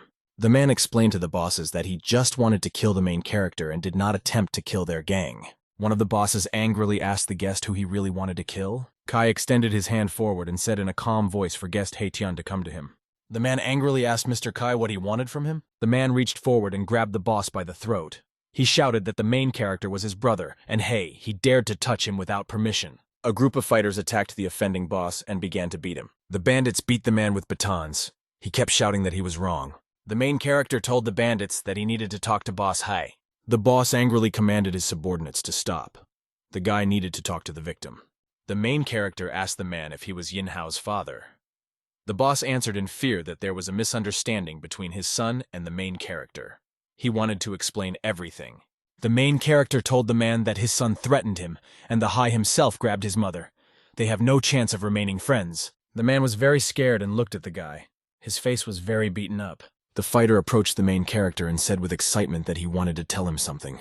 The fighter, in a very frightened voice, told the guy that Xiao Bei had run away from them. The main character turned to the boss. He promised that he would release him in exchange for information. He promised his interlocutor that he would answer all questions. Yao looked sternly at the man and asked what they did to Xiao Bei. I asked the guy not to tell anyone about the information he would tell him. The man, kneeling, said that the girl came to him and demanded a lot of money. They gave her money and began conducting experiments. The boss fearfully said that they were testing zombie powder on the girl. Those present were very surprised. They listened with great interest to Hai's story. The main character asked the man what kind of zombie powder they used. Kai asked the man strictly, "Did they really experiment with the power of zombies?" The main character told the boss that they killed the girl to prevent secrets from being revealed. The man explained that they needed the girl to continue the experiments. They couldn't kill her. The guy asked his boss silently, "Could the girl really commit suicide?" He scaredly told the guy that if he doesn't have any more questions, then he wants to leave. The main character happily assured his interlocutor that he was ready to always keep his word. The main character extended his hand and crushed the boss's shoulder with all his might. It was crushed. The main character threw a piece of paper to the man. He demanded that he give his boss a message. Quickly, accompanied by his subordinates, ran to the exit. Kai asked the main character if he believed the man's words. Yao explained that he believes, but not everything. The main character said with a smile that he knows how he can bankrupt the boss He. The man came up and thanked the main character for saving him. Another boss promised the guy that he would always meet him with open arms. The girl sat and cried joyfully. She held an unconscious woman on her lap. Yao Bin went up to his friend and told her not to cry. He explained to her that she was beautiful when she smiled. The main character went out into the street late at night. He had a meeting with a woman there, so I thanked the guy for saving the young lady. Mo explained in a sad voice that she didn't have to run away from home. The woman told the girl that she would inform her grandfather about everything. Mo asked her interlocutor not to tell the old man anything. The woman asked the guy what he was going to do next. Yao Bin explained that he made several manipulations with the letter. They might find out who the big boss is. So I told her interlocutor that he had a good vision of love and hate. He is a good person. The woman explained that she would take the girl home. She reminded that the main character must come to her for her birthday. The main character was walking near the city. He looked at the big houses and the ocean. A car with school children stopped. He angrily told the main character that he had decided to climb the mountain and was training his health. The guy angrily shouted from the car to the main character that Wei Qi would soon return and he would teach him good manners. The student angrily thought to himself that today Wei Qi will come to the party and deal with the main character. Yao Bin said to himself in a dissatisfied voice that the horde continued to rage around him. The system informed the owner of the new task. He must pacify the beautiful female soul. The system demanded that the guy experience level 5 fear. The main character realized that rich people would come to the party. The status of the female soul will be high. Yao did not understand the system's message about camouflage among people and life in human society. The guy came to the party. There were many guests there. There were tables with drinks and a swimming pool with fountains. The main character looked around carefully. He didn't know where a woman's soul could hide. Wei Qi guy arrived. All the guests looked at him with great interest. They all knew that the guy had a very large fortune. The main character noticed that the guy had a gait like a tiger and powerful movements. Unexpectedly, the main character encountered a guest. He poured a glass of wine onto his shirt. The main character looked at the guy in fear and asked him for forgiveness.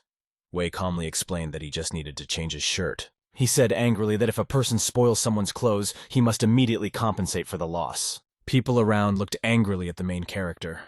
Someone said that the guy had very cheap clothes and could not pay for an expensive shirt. Wei looked at his interlocutor and asked who he was. He also demanded that Yao show him his invitation. The main character calmly said that he was invited by Shi Yao. He did not have an invitation letter with him. The guest was surprised that the main character so simply called the girl by name. Wei asked his interlocutor, "What is his relationship with Shi Yao?" The main character replied that he and the girl were just friends. He said again that he did not have an invitation. Wei demanded that the guests call security. He explained that they had an uninvited guest. The main character told his interlocutor that the girl Shi Yao herself called him here. Wei told the guy in a dissatisfied voice that he could explain himself later. At this time, the guards approached from the side. A man ran up and asked who called security. Wei greeted Mr. Mo. Wei pointed his finger at the main character. He explained to the man that there was a person here without an invitation. Master Mo explained that the main character was invited here by the old man and the girl Shi. Therefore, Yao does not require an invitation. The man led the guest with him into the hall. Wei looked after the guy with a dissatisfied look. He remembered that he himself still needed an invitation to the Mo family's house. Musicians were sitting near the entrance. The host greeted the guests at his daughter's birthday party. A girl came out in a festive outfit. There was a large cake next to her. She officially declared the party open. The main character was holding a glass in his hands. He hoped to himself that the soul should not appear now, so as not to disrupt the birthday. Wei turned around and looked at the main character with a dissatisfied look. A crowd of guests stood in front of them. The main character looked carefully in front of him and noticed that the guests were preparing to give gifts. People lined up to give gifts. The main character carefully watched the crowd. Wei handed his girlfriend a red box with a gift. Everyone watched him with interest. The guy told the girl that he wanted to give her an unusual gift. She must have liked him. The guest opened the box and there was a bright red stone. The guests were amazed. Someone shouted that there was bloody amber in the box! The girl grabbed the box and joyfully thanked the guy. She liked the stone. Wei looked at the girl with great desire. She seemed very strong to him. He asked the main character with interest, what gift did he prepare for the young lady? The girl looked around carefully. Wei turned to the side. He wondered how Yao Bing would try to surpass him. The main character approached. The student asked him impatiently, "Where is his gift?" She fearfully realized that the guests again wanted to mock her friend. Wei said in a dissatisfied voice to the main character that he had absolutely no manners if he came without a gift. The main character said that he was in a hurry, and therefore did not bring anything with him. The girl told her friend that he was the best gift for her.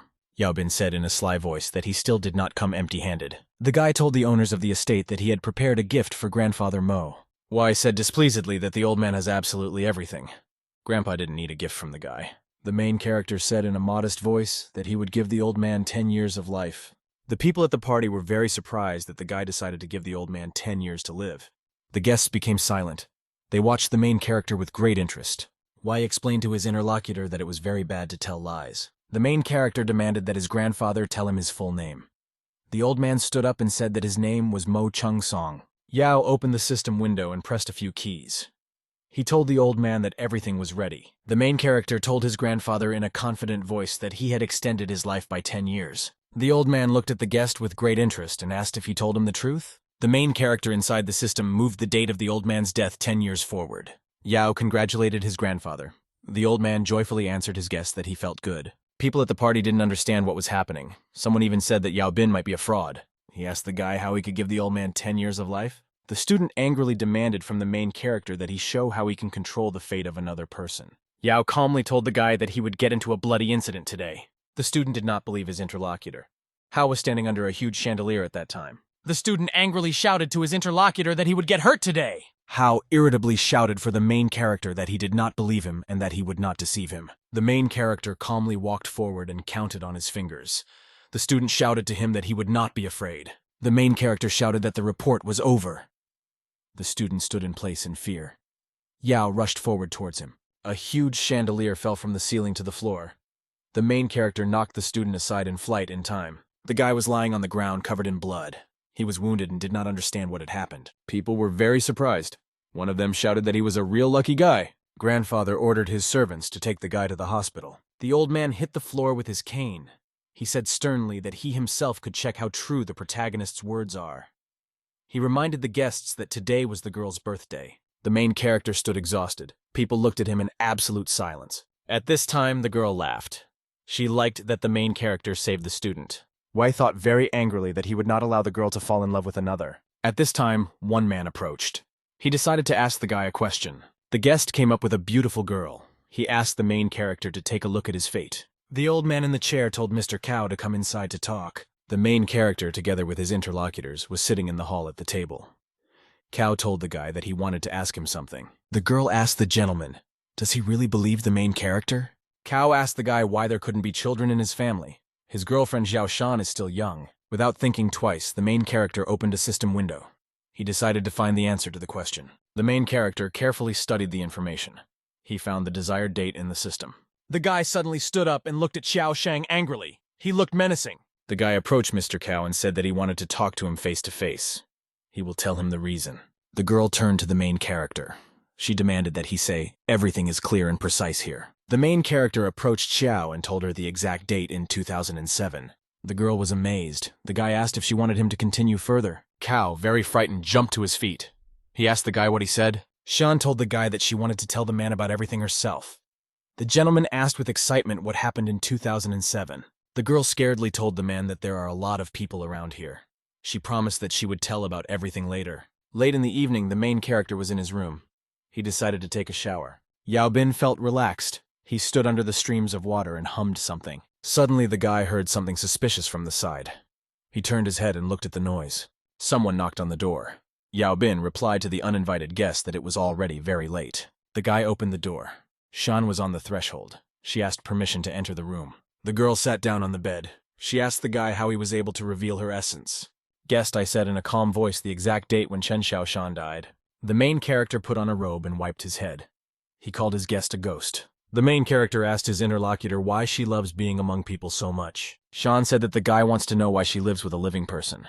Shan threw the guy on the bed and sat on top. She said that the young guy couldn't understand such a common feeling. The girl looked slyly at her interlocutor and said that she would teach him a lesson. The guest on the bed wrapped her arms around the guy. She told him that he made her tremble. Unexpectedly, Shan hit the main character's body with her claws, and wounds appeared on him. Yao was scared. He grabbed the girl's hand with his hand and prepared to fight back. Shan sharply extended her hand with claws forward and decided to kill the main character. Yao put his hand forward and knocked the girl aside with the help of magic. After the magical blow, Shan flew off the bed and flew towards the room. The girl was surprised when she realized that the guy was using the all-powerful network of Yanluo Wang against her. The ghost was sitting under a magic cap. She asked the guy in fear, who was he? Yao Bin put his hands to the wound on his neck. He asked the girl why she wanted to reward Mr. Cow. The girl looked at the main character and explained that she did not harm Mr. Cow. She is in the human world for revenge. The guy was very surprised. He asked his interlocutor, who does she want to take revenge on? Shan squeezed her hand angrily. She said that she wanted to take revenge on the leader of a black group from Panhai named Liu Qian. The girl said that Liu Qian robbed her family and killed her parents. He personally tortured her to death. Shan excitedly said that she wanted to use Cow's reputation to reach Liu Qian. The guy told the interlocutor that he understood her. He had a small black bottle in his hands. The guy handed the girl a white napkin. He said that if she was with Cow, he would die sooner or later. Yao promised Shan that he would help her take revenge if she left Mr. Cow. The girl was very happy. She looked hopefully at the main character. The guy strictly demanded that the interlocutor fix him and never stay with him. The girl threw herself into the arms of the main character and called him master. Shan stood near the entrance. She promised that she would tell Mr. Cow everything. The guest left the room. The main character slammed the door behind her. A system window appeared on the side. The system offered its owner to improve some basic skills. Yao Bin happily thought to himself that he could increase his popularity among girls. As a result, the owner chose a skill within the system to improve his memory. The main character went outside. He had a meeting in a gazebo with a man. The man stood near the tea table. He bowed to his guest. Yao Bin was surprised by such actions of the gentleman. Cow grabbed the main character by the hand and said that the girl told him everything. Yao asked where did Shan go. The man said that the girl left him today. She received some money. They should be enough for everyday expenses. Cow told the guy thoughtfully that he doesn't know yet how to react to all this. The man handed the main character an unlimited card. Yao Bin got the opportunity to spend as much money as he needed. Yao Bin was very scared and pulled the card away from him. He shouted that he could not accept it. Cow put the card in the guy's hands. The man said that Yao should accept this gift. A man ran up from the side. He shouted in fear to the main character that the young lady was in danger. She needs to be saved as soon as possible. The main character ran inside the building. There were frightened people standing there. Yao Bin asked his grandfather with great fear what happened to Shi Yao. The old man shook his head sadly. He told the guy that he should look for himself. The main character ran to the door. His girlfriend was inside. Yao Bin opened the door and anxiously asked the girl what happened to her. There were various things lying on the floor all over the room. The guy asked the girl if she was okay. The main character was surprised to notice how the girl was sitting on the floor near the bed. He called her by name. She was very upset. She told her friend not to come near her. The main character stroked the girl's head with his hand. He promised that he would always be by her side. Sha suddenly jumped to her feet and rushed at the guy. She decided that someone was looking at her. Yao Bin was very surprised. He asked the girl in fear who was looking at her. The friend grabbed the hem of her clothes. She said that something appeared on her body. She lifted her clothes. She said she found something on her body. Yao saw a small magical eye on his girlfriend's body. He asked her if anything else was happening. Shai went to the mirror and said that she had been having nightmares lately. The girl said that when she looked in the mirror, she saw her demonic reflection in it. It laughed evilly. Sha screamed in fear that she had never laughed so much before. It was definitely not her in the mirror. The main character became interested when he heard about the mirror. He looked at him carefully. Yao Bin went to the mirror and noticed the image of an evil ghost there. The guy said joyfully that all these are just little tricks. The main character touched his finger to the forehead of the ghost in the mirror. The monster got very scared and screamed. Somewhere on Mount Panhai, a very loud and angry scream was heard from one of the monks. There was a group of people sitting inside a small mountain house. They were busy with magic. Suddenly, one of the monks fell to the floor. Traces of blood appeared around him. The monks were very frightened. Someone shouted to the master that the guy was able to dispel their magic. The monk told the master that the man conveyed with his voice for them to fuck off. The master said in an angry voice that he intended to meet the guy in person. The main character looked carefully at the fragments of the broken mirror. The guy walked up to the girl and put his hand on her shoulder. He told her not to be afraid of anything. The girl fearfully hugged her friend. She shouted that someone wanted to control her. Yao Bin extended his hand forward and grabbed his girlfriend. He wanted to calm her down. The main character asked the girl how could someone control her. She replied that she didn't know. The main character put his hand on the girl's head and promised that he would always be by her side. Now they need to remove the magic mark on her body. Yao Bin felt very excited. He decided to examine his girlfriend. Shai was lying on the bed. She had a demonic eye on her back. The main character took out a magical talisman. The main character put his talisman on the girl's back. He decided to help her get rid of the demonic eye. She felt a slight pain in her body. She tried to hold back her screams. The door opened and Wei prepared to run into the room. He asked his girlfriend with excitement what happened to her. The girl frightenedly grabbed the blanket and covered herself.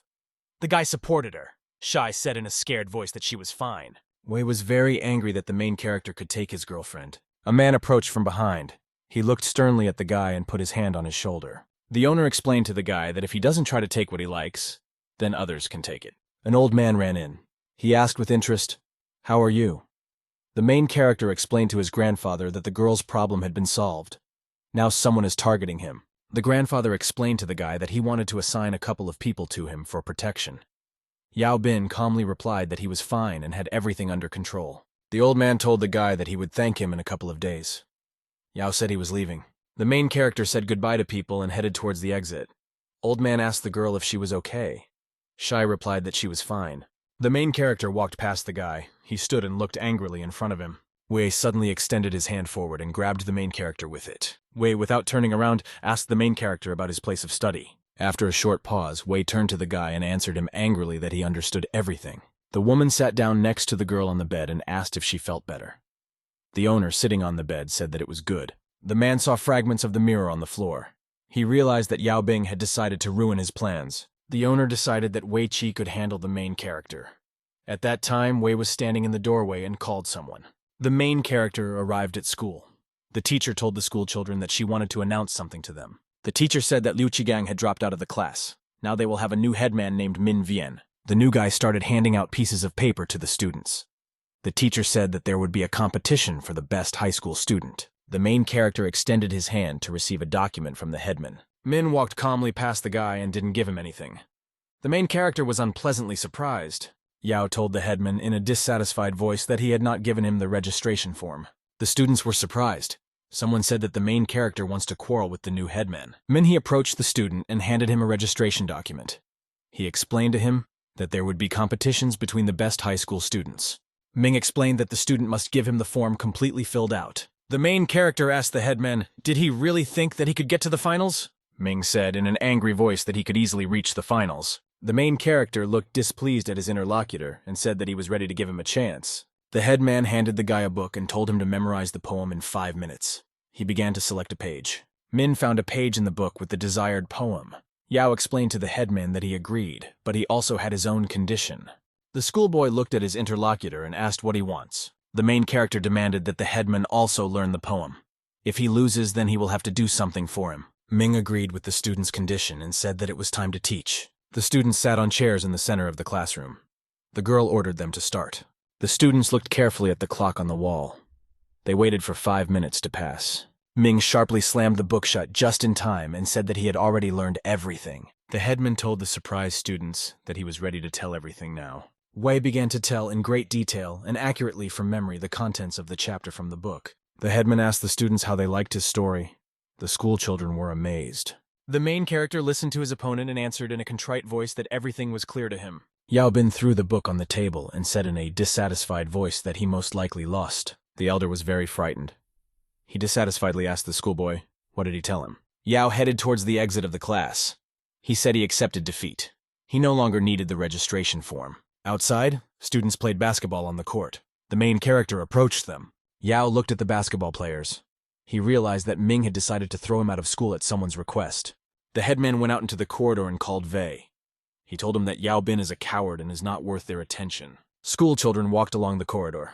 Someone said that the final of the Battle of Wits will be tomorrow. The girl told her friend that if they lose tomorrow, they will not have a chance to win the competition. The friend replied that they already had no chance of winning. Their main rivals are the twins from Wangyang High School. A student approached from the side. He told the main character that the director was looking for him. Yao was having lunch at that time. He was surprised because the director was looking for him.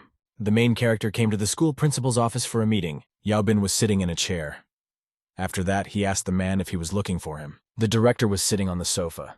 He explained to the guy that tomorrow would be the final of the Battle of Minds. The chief glanced at the glass of water on the table. The man explained to the student that the competition would affect the reputation of their school. The director suggested to the student that he could act as a reserve participant in the competition. Yao was very worried. He explained to the man that he had not completed the registration form. He would not be able to participate without the mark. A man put his hand on the main character's shoulder. He explained that his participation would not be against the rules of the competition. The student explained to the director that he must keep all information about him secret. The director answered the student that he would not say anything about his secret weapon. The man took a glass of water.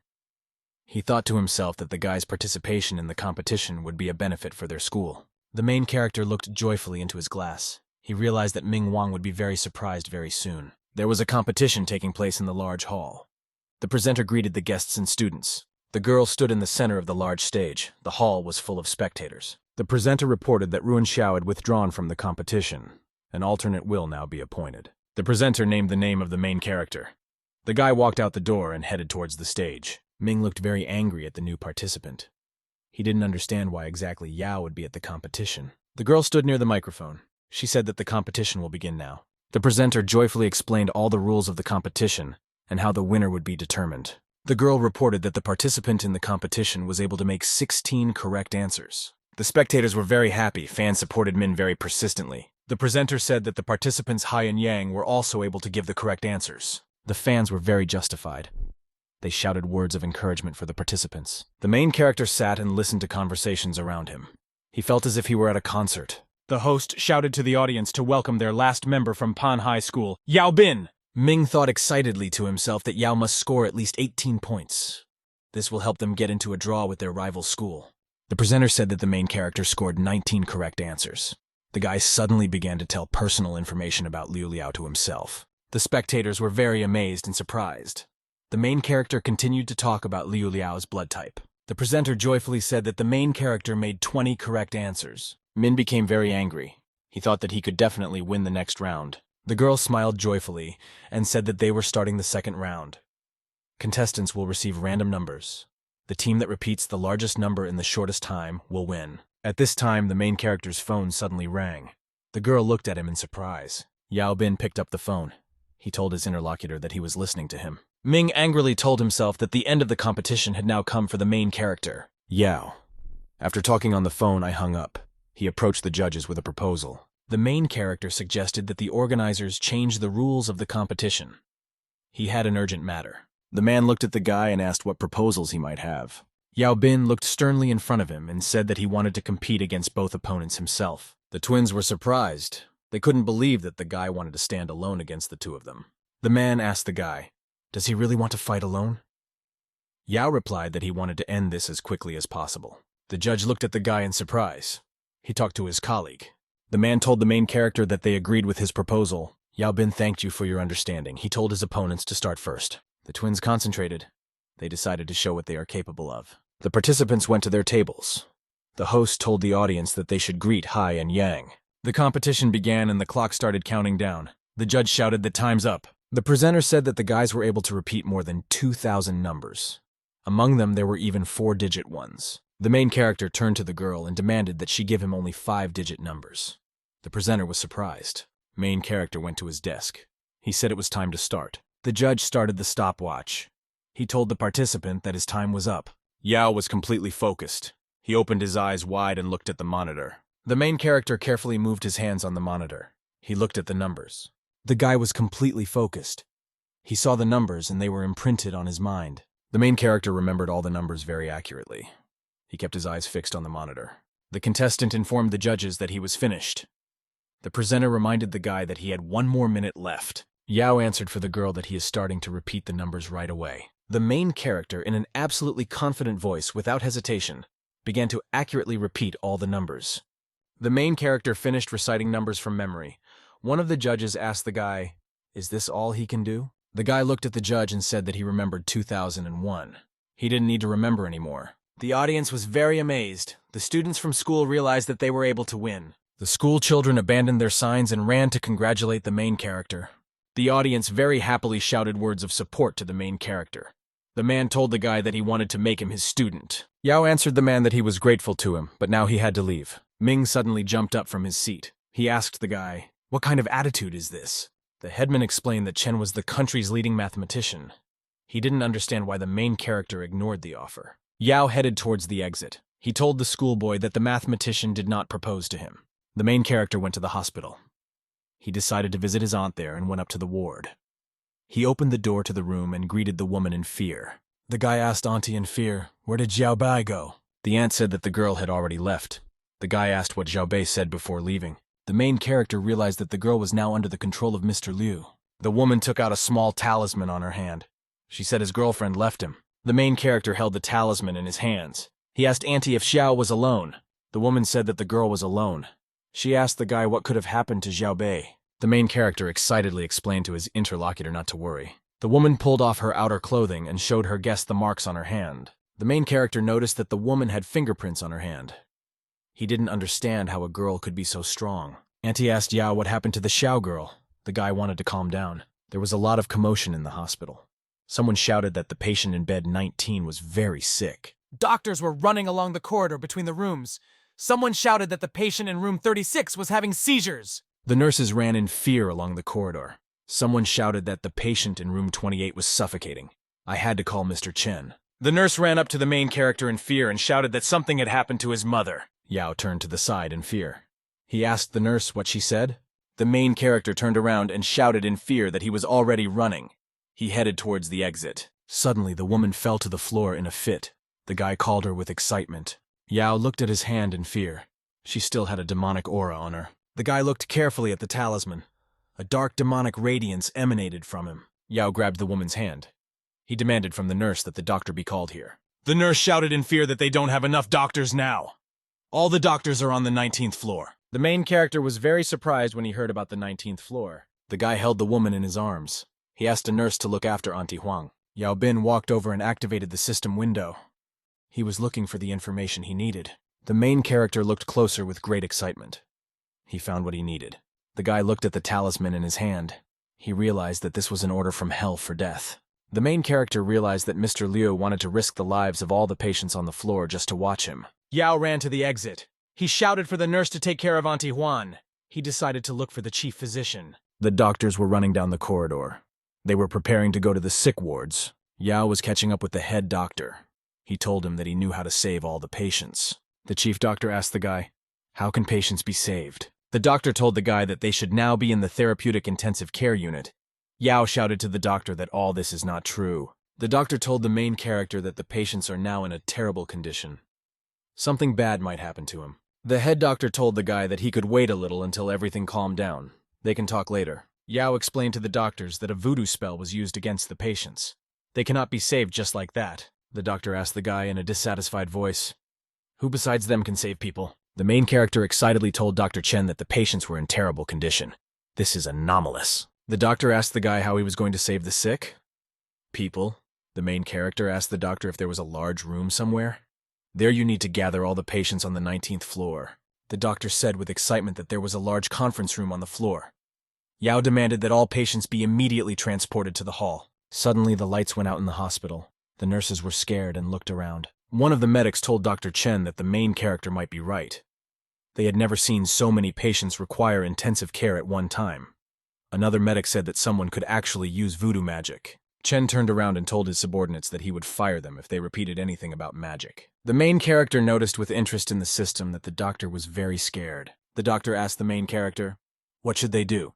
Yao demanded that all patients be moved to the conference room. Chen was unhappy. He explained to the head physician that their hospital would be responsible if something bad happened to people. The head doctor said that Mr. Mo trusts the main character. He takes responsibility. Without thinking for a long time, the chief doctor took one of the patients in a wheelchair to the conference room. The man turned around angrily and shouted to Chen that he could tell him everything later. The main character was in a very dark room. There were patients lying on the tables. Dr. Chen said, dissatisfied that nothing was happening to the patients. At this time, one door opened and green fog began to creep into the room through it. The man was scared. He felt how the green fog began to shackle him from all sides. The doors to the ward opened wide. 2 demonic creatures appeared on the threshold. The unfamiliar demons silently and very predatorily looked at the people in the room. Chen fell to his knees in front of the guy. He demanded that he do something for him. Frightened doctors stood nearby. Demons began to enter the room. Chen continued to scream and demand that the guy save him. The main character saw in the system window that the doctor had 10,000 fear points. He reminded the doctor out loud that just a couple of minutes ago he did not believe in his methods of treatment. One of the demons told the doctors that their time was up. The sound of chains was heard. Another monster looked angrily at the people and told them that they were going to die. The main character and the doctors were scared. He noticed large metal chains flying towards them. The demons flew up to the ceiling. They looked angrily at the people from above. The doctors were very scared. The main character was absolutely calm. He said that all this would be a small thing for him. Yao Bin extended his hand forward. He decided to order the demons to get rid of people. The monsters were scared. They stopped and looked at the man with great surprise. The door to the room was open. A bright fog came out of it to the side. The monsters stopped in the middle of the room. The metal chains began to break and fall to the floor. At this time, another magician in Panhai was sitting in the hall in a state of meditation. He realized that the guy had broken his spell. The master was irritated. He didn't understand where the guy could have come from. The main character angrily asked the unfamiliar demons, how did they dare to come here? Suddenly, the master got scared and blood started coming out of his mouth. The monk called out to the gentleman in fear. The master shouted in fear to his student that he had made a stupid mistake. The master explained that the order to the servants of hell violates the yin-yang order. The guy can now follow in the footsteps of the servants of hell and find them. The master ordered his subordinate to quickly break the lamp of necromancy and quickly clean everything up. At this time, a bright fog began to creep into the room from the side. The candles went out. The student told the master in a frightened voice that something was coming here. They looked ahead in fear. The master frightenedly shouted to the students to quickly break the necromancy lamp and pack their things. The frightened guy extended his hand to the lamp. He decided to break it as quickly as possible. There was a candle glowing inside the lamp. A reddish color emanated from it. The guy didn't have time to reach her. Suddenly, huge chains appeared from all sides. They grabbed onto the monks. The chains began to bind all the students and lift them up above the ground. The master looked around in fear. He noticed that all his students were lying on the floor dead. The man grabbed the dagger with his hand. He had a box in his hands. He was angry because the main character killed his students. The master said that Liu Dafang would no longer be human. The man turned to the side. He noticed bloodstains appearing from under the door. The master raised the dagger and stabbed it into his chest with all his might. There was a very strong explosion and the door to the room flew out. After that, dark figures appeared. The master lay unconscious inside the room. The demons came in and examined everything carefully. The demonic monsters saw that there were dead bodies lying around. They headed towards the exit. The man raised his head. He angrily realized that he would need help to deal with the protagonist. A couple of minutes ago, at the city's public hospital, people were still in a room with a green fog. The main character stood and fearlessly looked at the monsters. Frightened doctors stood behind him. The main character raised a golden artifact above his hand. He said it was the King of Hell card. The man asked the frightened demons if they would still resist. The monsters fell to their knees in a bow. They called the guy His Highness. The main character demanded from the demons that they cruelly punish the one who upset the balance of life and death. The monsters told the master that they would do everything. They turned around and flew out the door. After that, suddenly there was light in the entire hospital. The rooms were brightly lit. The patients felt healed. The nurse shouted that the darkness had passed. People began to get out of bed. The doctor shouted in surprise that the patients were waking up. The man fell to his knees in front of the main character and thanked him for saving lives. The patients all fell to their knees and began to thank the guy. The main character ran up to the man and told him to get to his feet. The nurse ran up to Aunt Huang in fear and asked her what happened. The doctor said that his prognosis for the woman was not at all optimistic. Yao asked the head doctor what they could do. The man told the guy that they now need a kidney donor for the operation. Chen told the man that they never found a donor. He asked how they would save the woman. The main character asked the doctor if they would save the woman if they found a donor. The doctor replied that everything would be so. Chen explained to the main character that a woman can hold out for a maximum of 20 minutes. Yao will not have time to find a donor in such a short time. The doctor said that even if they find a donor, all the tests will take more than 20 minutes. Chen slyly said that the main characters could talk to the patient. A guy may ask a woman to hold on longer and not give up. The doctor pointed his hand at the guy and said that he was the King of Hell. He should not give the woman the opportunity to die. Yao sharply extended his hand and grabbed the doctor's finger. He squeezed it tightly to the side. The main character asked the medic, "Is it possible to find out about the compatibility of an organ without tests?" The doctor told the main character in detail about the tests. He explained that if there is a match, then the chances will be higher. The main character told Dr. Chen that he needed to try it. The man told the guy to look for a donor himself. The patients in the conference room all stood up and said that they could be tested. Patients raised their hands and wanted to offer their organs. They so wanted to thank the main character. The doctor told the patients that if they were left with one kidney, it would affect their future life. The medic shouted for Chen to stop talking. The patients stopped. They looked at each other with great excitement. The main character fell silent. He looked ahead with great excitement. Yao looked at the patients and said that he appreciated their kindness. He explained to them that without a kidney, their lives would be worse. The protagonist told patients that he pays premium insurance for those who have a successful kidney transplant. The doctor said that 50,000 would be cheap for a kidney. The guy answered him that he would not pay 50,000. Chen said with a smile that even 500,000 would not be enough. The main character answered in a calm voice that he was ready to pay 5 million. The doctor was very surprised. He was amazed that the guy was not ready to pay 5 million. Yao explained that he was ready to pay 1 million to pay for rehabilitation and after surgery. The doctor told the patients that he would guarantee free surgery and other services for the donor. The girl raised her hand up. She said that Ju Yu's kidneys were recently checked. There are research results on the internet. Patients began vying with each other to offer their services for a kidney transplant. At this time, the nurse ran into the room. She shouted to the head doctor that she had succeeded. The girl was holding documents in her hands. She happily said that they had found a suitable patient. The doctor happily told his subordinates to now prepare the operating room. The man told the guy that now nothing would slip out of his hands. Yao thanked the medic. The doctor turned around and looked very angrily at the frightened Chen. Chen told the doctor with a smile that he could be his assistant during the operation. One of the patients stuck his hand forward and demanded that the doctor wait. The man looked angrily at the doctor and asked, "Did he really decide to just leave?" Chen was scared. He was trembling and could not utter a word. The main character stood nearby. The man recalled Chen's words. He promised to call the main character grandfather in front of everyone if Yao finds a donor in 20 minutes. The patient approached the doctor and demanded that he be responsible for his actions. Main character walked up to the doctor and put his hand on his shoulder. Yao said angrily that the doctor was joking when he said such words. He added that they would still need Chen in the future. The man became very angry. He looked at the main character with hatred. Yao thought that he needed to check if the operation was going well. A frightened doctor stood behind him. The frightened man fell to his knees in front of the main character. Everyone around him looked at him in surprise. The doctors frightenedly called Dr. Chen. The man did not answer them. Nurses and patients were surprised. They couldn't believe that Chen knelt in front of the guy. The main character ran up to the doctor and demanded that he get up immediately. Chen fell unconscious to the floor. There was a death grimace on his face. The patients were scared. They couldn't understand what had just happened to the doctor. The main character thought. He looked carefully at the body lying in front of him. Yao turned to one of the patients and asked him to call the police. The main character was sitting on the floor near Chen's body. He asked the nurse to call the doctor here. Yao Bin carefully examined the post-mortem grimace on the doctor's face. Yao realized to himself that he needed to check on Aunt Huang. The police can check the case with Chen. The main character was sitting near the entrance to the operating room. He silently looked down in front of him. Suddenly, the doors from the operating room opened and the doctor came out. The doctor, with a smile, told the guy that the operation was successful and now he can relax. Yao thanked the doctor. The man told the guy that the woman would have to stay in the hospital for another week for examination. At this time, a frightened medic ran up from the side. He shouted with excitement to the doctor that something had happened. The man and the main character became worried. He asked what happened. The doctor eagerly turned to his subordinate and asked what happened. The guy said with excitement that Director Chen's family had arrived here. They require explanations. The main character asked the doctor with excitement if all this was connected with him personally. The medic ran away in fear. He began to whisper something to the doctor in fear. The doctor explained to the subordinate that he needed to follow the protocol as usual. The doctor explained to his interlocutor that he should go and sort it all out.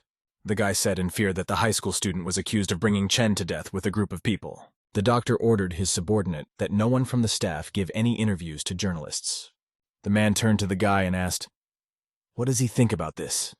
Yao explained that the whole incident was a setup. The main character recalled that only 2 hours had passed since the man's death. Yao explained that it was very suspicious that the family of the deceased found out about his death and quickly managed to call journalists. The doctor told the guy that he agreed with him, but so far they have no evidence. The main character told the man that the secret always becomes clear. The doctor told him that he was right.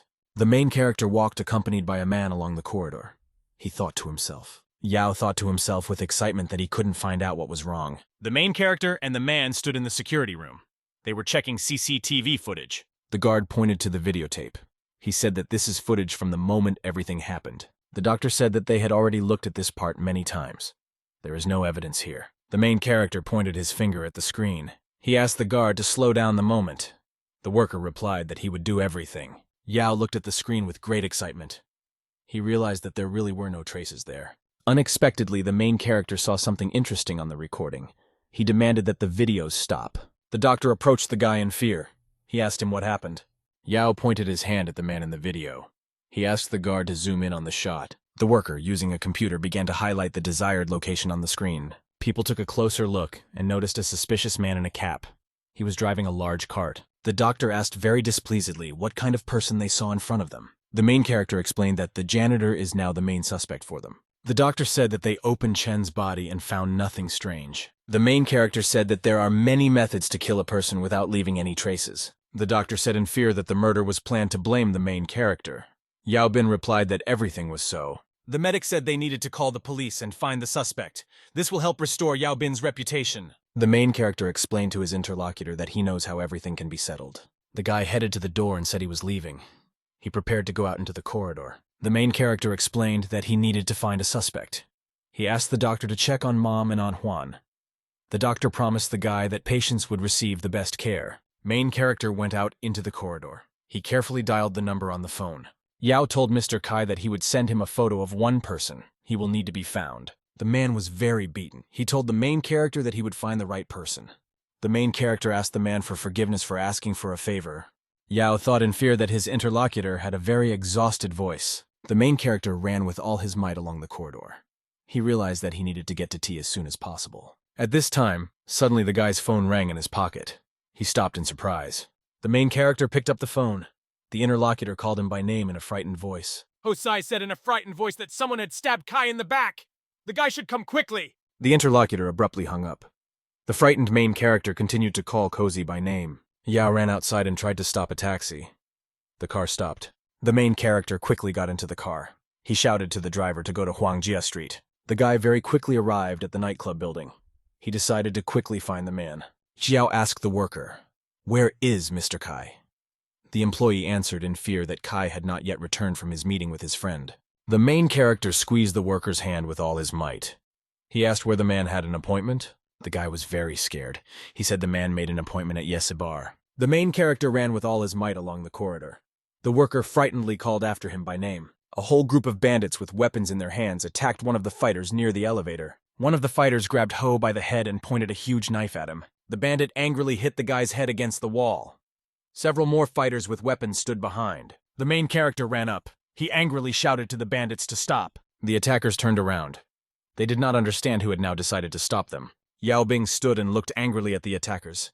He confirmed their instructions to stop again. The attackers were surprised. They could not understand why the guy now went against them. The bandits, after a short pause, came to their senses and laughed very merrily. One of the bandits pointed his finger at the main character and said that Kai was so pathetic that he called him to help him. The fighter came to his senses and raised his bloody hand up. He turned to the main character.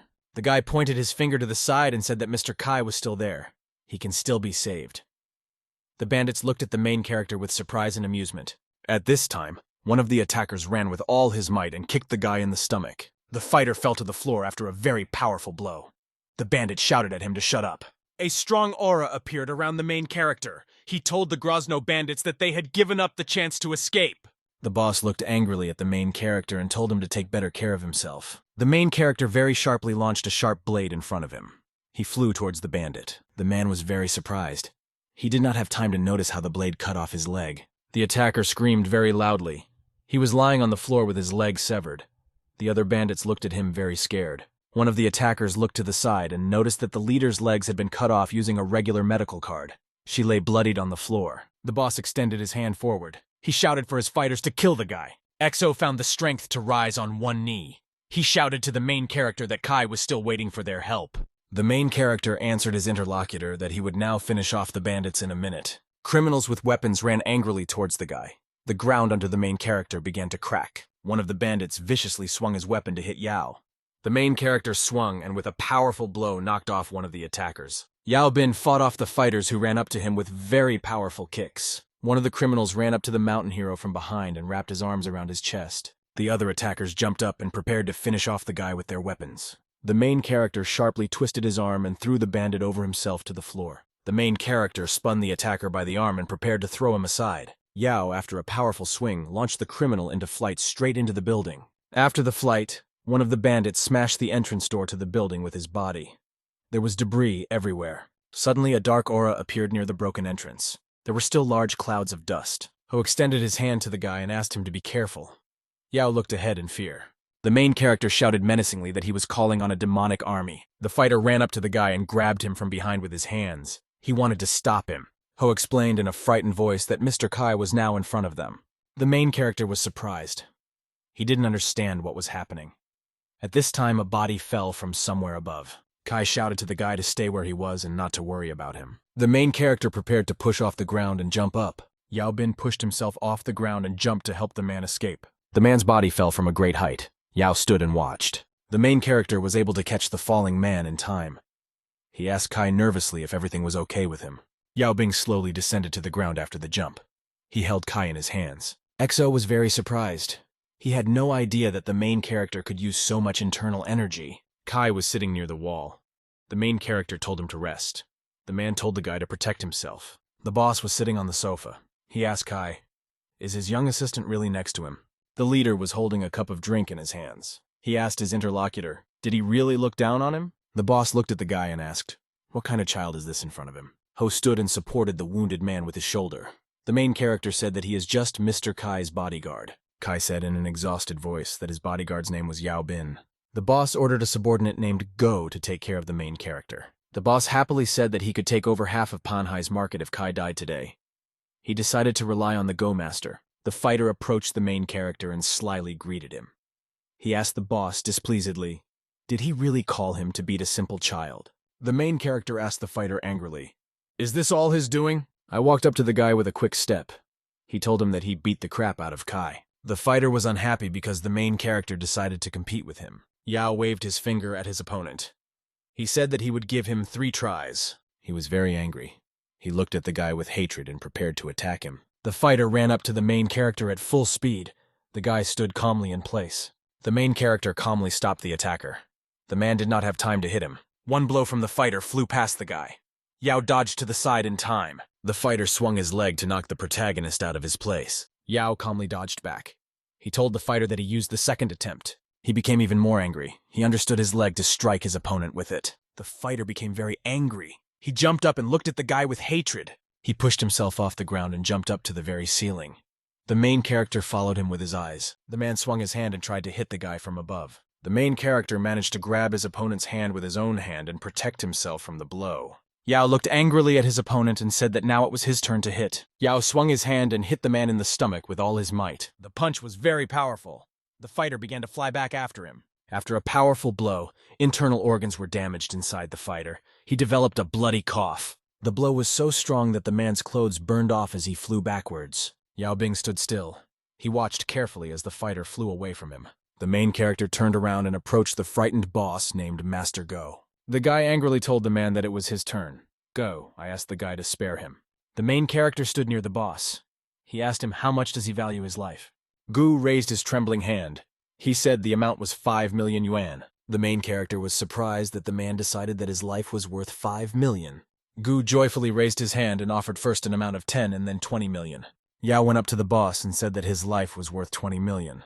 The man confirmed that his life is worth that much. The boss suddenly grabbed the phone. He shouted that he would prepare everything now. The main character pointed to the side with his hand at the beaten fighter. He asked the boss how much he would pay for it. Yao Bin reached forward and grabbed the unconscious fighter's head. The main character lifted the fighter up on his hand. He told the boss he didn't have to pay anything. The man shouted in a frightened voice that he was ready to pay 20 million for his fighter too. Go thought to himself that if his subordinate dies here, then he will be in trouble. The main character joyfully raised his hand up and told the man that he agreed with him. Yao Bin threw the fighter's body on the floor and told the boss to pay 40 million yuan for 2 lives. Gu promised the guy that he would give him everything. The boss remained sitting on the floor. An unconscious fighter lay nearby. The main character waved his hand. The main character ordered the man to definitely go and apologize to Mr. Kai tomorrow. The main character smiled at his beaten friends and said that it was time to go home. Kai smiled at the guy and thanked him for his help. Yao reminded Kai that they were friends. At this time, the fighter suddenly came to his senses. He shouted to the guy that he wouldn't get away with this. The main character stopped in surprise. He did not expect the fighter to wake up. Yao turned to Mr. Jian and asked him, "Does he really want to take revenge?" The fighter angrily demanded that the guy immediately kneel in front of him and ask for forgiveness. Then Jiang won't kill him. The main character looked sternly at the fighter and told him his name. He explained that if Guo wanted to find him, he could ask Jiang. The boss was sitting on the floor with his subordinate. They watched as people walked out the door in front of them. Guo said with surprise to his boss that the main character was not afraid of Liu Jian's name. The main character led the man to the taxi and helped him get into it. Kai thanked him. The guy stood on the road and looked after the taxi leaving. The car was racing along the evening street. The system told the owner that a 10-minute time rollback would be activated for him. The main character looked carefully at the system window. He decided to hurry home. His mother was waiting for him there. The guy was walking down the street. He realized that the head of the Kai was Liu Jiang. He decided that this would be a good chance to avenge Xiaoshan. A white limousine stopped to the side. The guy leaned out and told the main character that they were going to Yu Shu's villa. The guy said that Shi Yao wanted him to join them now. Yao Bin said with suspicion that the girl had not told him anything like that. Min from the car invited the main character to sit down with him. He explained that the girl wanted to surprise him. Min once again, with an insistent gesture, suggested that the main character get into the car. The driver opened the side door of the limousine. The main character prepared to sit inside. The guy looked at the car with surprise and was surprised by the rich interior. Several girls and a man were sitting on chairs. There were drinks and snacks on the table. The girl looked at the main character and said that he looked very poor. The young man said that the main character doesn't even have his own car. Min explained to his friends that the main character is raised only by his mother. It's very difficult for a woman to be alone. The girl with glasses said that Shai can only love a guy for who he is. The student said angrily that no matter how good the main character is, he cannot be compared to Shi Yao. The main character was sitting on the back wheel of a car. He asked the guy when will Shu arrive. Min answered him that girlfriend will be a little later. Min was sitting in the front seat. He decided angrily to himself that he would help the main character lose his reputation. Yao Bin looked at his friend with great suspicion. He didn't understand what he could be up to this time. The limousine was racing along the night road along the mountain. People were heading towards the mansion. The guard near the entrance shouted to the driver of the car to stop. He explained that outsiders were not allowed into Yuzu's villa. Min jumped out of the car dissatisfied. He shouted that he had reserved a room and wanted to come in. The guard told the guests that Mr. Zhu was holding a meeting inside the villa. The girl angrily told her friend that she didn't want to go back now. Ming explained to his girlfriend that this was Mr. Zhu's order and he could not do anything. The student looked at her friend angrily and said that he was very useless. The main character handed the card to the guard and asked if he would change his mind. The guard looked carefully at the card in the guy's hands. He took her in his hands. Min turned and looked at the main character. He thought that Yao Bing was about to kneel in front of the guards. The guard looked carefully and realized that he saw in front of him a card with the surname Tsu. The guards bowed to the guest and welcomed him to Yuzu's villa. Min asked the guy in surprise, how could he do this? The main character asked the guards if his friends could get through. The guard pointed in the direction of the gate. He said that now everyone can come in. The main character looked at his companions and said that now they can all go inside. The girls were happy. The student turned around and told Min to come with them. Min was very angry. He thought to himself that he had lost to the poor man. The student looked at the night sky. He seemed to think to himself that the main character would not be able to behave like this for long. The main character and his friends went inside the mansion. The guy entered the room. The guy fell tiredly onto the bed. He said he had a hard day today. The main character stuck his hand out to the side. He noticed that there was someone else lying under the blanket. Yao Bing noticed with great consternation that someone else was on the bed next to him. A girl appeared. She asked the main character in fear, "Where is Bai Wei?" The main character explained that he is in his room, and he does not understand what the girl is doing here. The interlocutor said that she received a number card from Bai Wei. Her friend told her that she wanted to talk to her about something. At this time, there was a very strong knock on the door. The main character and his friend were scared. Someone from behind the door shouted to the girl Yao Bing that a friend named Shi Yao was looking for her. The interlocutor told the main character that no one could open the door. She locked it when she arrived. The main character held out his card to open the door. It didn't work at all. Yao Bing thought to himself and realized that Ming wanted to catch him in the intrigue. The girl asked the guy with excitement, "What will they do now?" The main character picked up the phone. He asked his interlocutor if she trusted him. The guy knocked on the door and demanded that the main character open. He shouted that Shi Yao was nearby. The student said that the main character may not open because he is doing something bad. Shai said with a smile that her friend wouldn't do anything wrong. A man came up and said that he was the manager of the villa. He explained that his master's guest was in the room and should not be disturbed. Ming explained that Yao Bing could not be Mr. Zhu's guest. The manager pointed with his hands to the other door. He explained that the main character is there. The manager said that he could give the guy a number card so that he could make sure of everything. Min pointed his finger to the side and said that the VIP room was very expensive. Yao Bin couldn't afford it. Yuan leaned the card against the sensor and opened the door, naively believing that his plan had succeeded. However, the main character met them himself, wiping his head after showering. He kindly greeted Xie. Dao asked indignantly how he had ended up in the VIP room, since it cost about 300,000. Yao said that the director personally handed him a card from the room in question, because he is an anniversary visitor. An exasperated Min asked the manager if the guy was telling the truth. The man replied in the affirmative. An enthusiastic Mo remarked that Bean was clearly lucky to be settled in such a cozy room. The young man asked her how she was feeling. The girl assured him that she was fine. Yuan's friends remarked on Yao's unimaginable luck, despite being a beggar. Do stated that he had asked Master Ma to have a special gift prepared for Bin. The next morning, at the camping grounds, Ming kept hoping to mess with Yao's reputation. While the guy spent time in the company of the enchanting Shay, they pitched a tent together. Meanwhile, Bai returned to her tent and suddenly discovered that her belongings had been stolen, adding that she could still understand about money, but why steal personal underwear? Overwhelmed, her friends tried to calm her down. Wei continued to claim that she had only recently bought new underwear. One of the friends suddenly volunteered to help the indignant damsel in search of things. Then he immediately started looking for the stolen goods in Bean's tent. The protagonist immediately realized that they were playing a circus deliberately to set him up. Moments later, the guy naturally finds Bai's stuff in Yao's tent. Naturally, Wei immediately began to insult Yao and say that he had no conscience to do such a thing. And her friends supported her. Do in turn admitted that he had arranged the trip to look into Dr. Chen's death, but had not expected such a turn. Continuing to accuse Bean of stealing, they urged everyone and especially the girls to stop associating with him. However, Shay and her friend did not believe that the young man could have done such a thing, because the tent was not closed, and anyone could have entered it. The guy thanked the girls for their trust and said he would prove his innocence, then used the services of the system to turn back time 10 minutes. After a couple minutes, the main character was enveloped by some kind of magic. Everyone froze in anticipation. Suddenly, those present seemed to fall under the ground into the abyss and screamed in fear. Thus, they were back by the time the guy decided to look for Bai's stuff in the tents. Suddenly, Ming headed towards Yao's tent as well, and he and Bin glanced menacingly at each other. The guy in turn realized that the evidence they were looking for was no longer within the confines of his tent, because he had managed to put Wei's underwear in Yuan's pocket, which Du hadn't realized yet. The young man came out of the tent and stated that there was nothing there. The surprised Min asked him to inspect it more thoroughly. Yao muttered that the kidnapper could carry the stolen item with him. Then he started searching everyone, and naturally started with Bean himself. Afterwards, he carried out this procedure with his friend Min, assuming that he would not do such a thing. A couple minutes later, however, he pulled a screaming Bai's underwear out of his pocket. The dumbfounded Yuan in turn began to vehemently claim that he had been framed. The protagonist asked him if he thought he was set up by Bai herself. Do realized that in the current situation, he was in an extremely disadvantageous position. At this moment, Shi Yao asked him why the guy took Wei's personal belongings. An infuriated Ming said that he was set up. He tried to explain to her and moved closer. The girl immediately stepped away from him and asked him not to come any closer. A distraught Yuan kept saying that he hadn't stolen anything and Bai's laundry had been planted on him, but there was no longer any trust in him.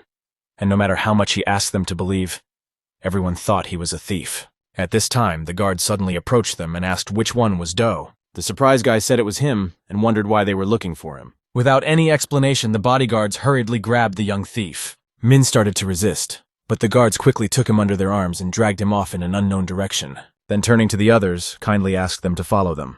Pointing to the limousine, they respectfully urged everyone to get into the vehicle. The bewildered teens didn't understand what was going on, or what was wanted of them. After a while, they all arrived at a room unknown to them.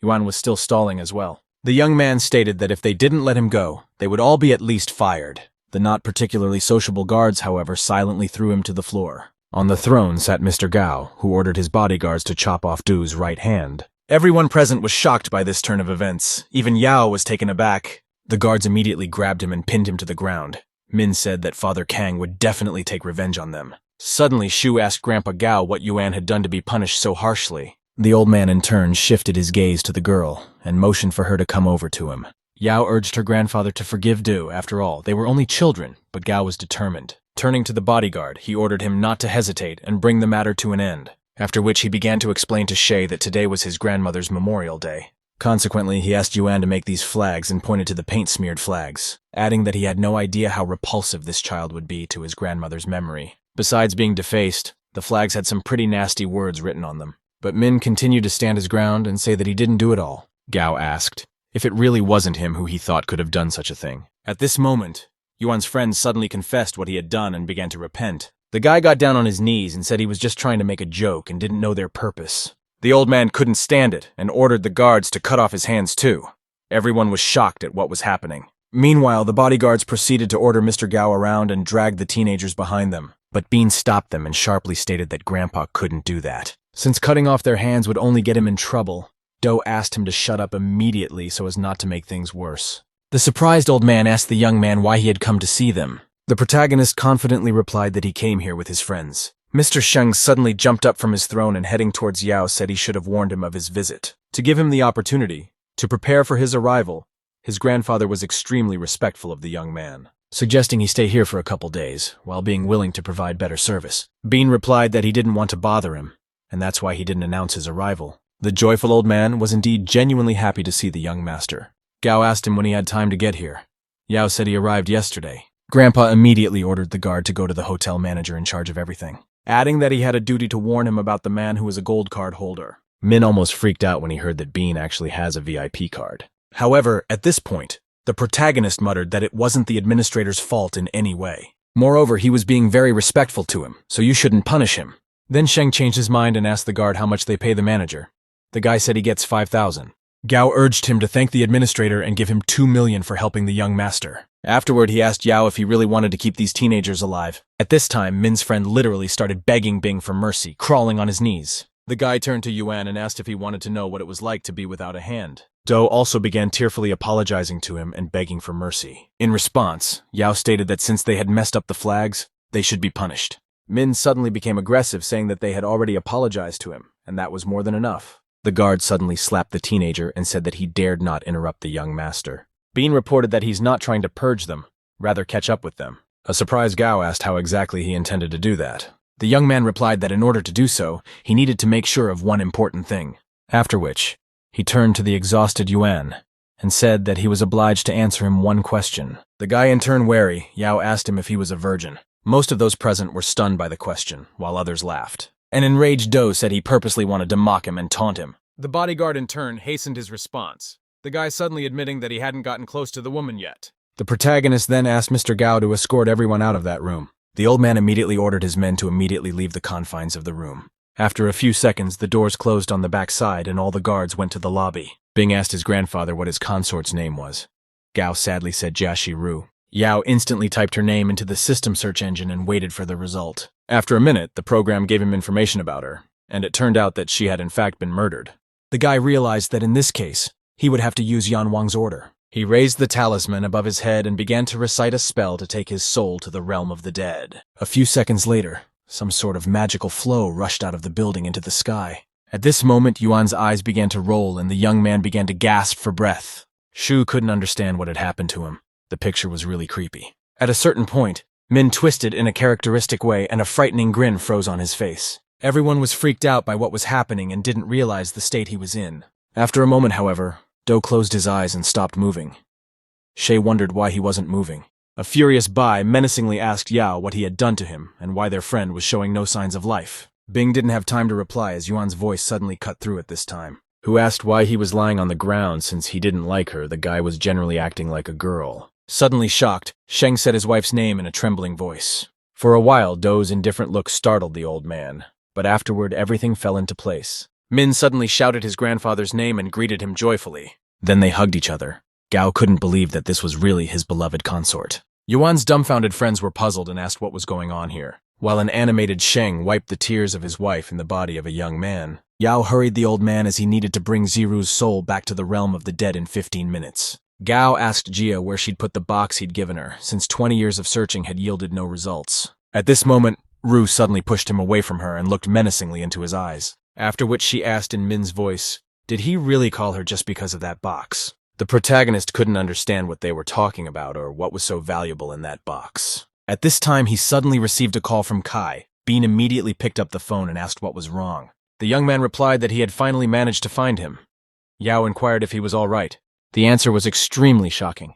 Kai stated that he had been dead for another year. Bing was confused, for Vice Principal Chung had been killed by a strong blow to the head. Xianbei and Xiaoshan were also dead, yet they looked like living people. His musings were suddenly interrupted by Yao Shi's sharp and loud shout.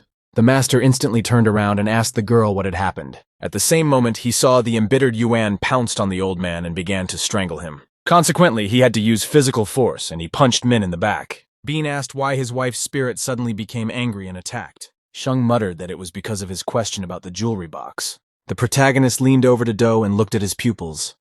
He realized that the spirit had finally left the body. Gao extremely sadly remarked that this was how it was supposed to happen. The guy didn't really share his opinion. Stating that he had better stay here for a while longer, the old man was only too glad of his presence. He urged the young gentleman to make himself at home and to call upon him in case of anything. Yao turned around and saw the bewildered faces of his friends, who didn't know what to do. Bing persuaded one of them to immediately carry Yuan's body away. Afterward, the shocked teenagers hurriedly picked up Min and left the confines of the hotel. Sheng only looked at them as if he was thinking of something not so good. Suddenly, Grandpa called out to Pan. The boy instantly walked over to the old man, inquired what guidance would be given to the situation. Meanwhile, the unconscious Do was carried to the car and left there to rest. Shay asked Bean to go with her to a fascinating place, which, judging from her words, was not far away. Yao had swept up that she had saved them, and the guys hadn't even deigned to thank her.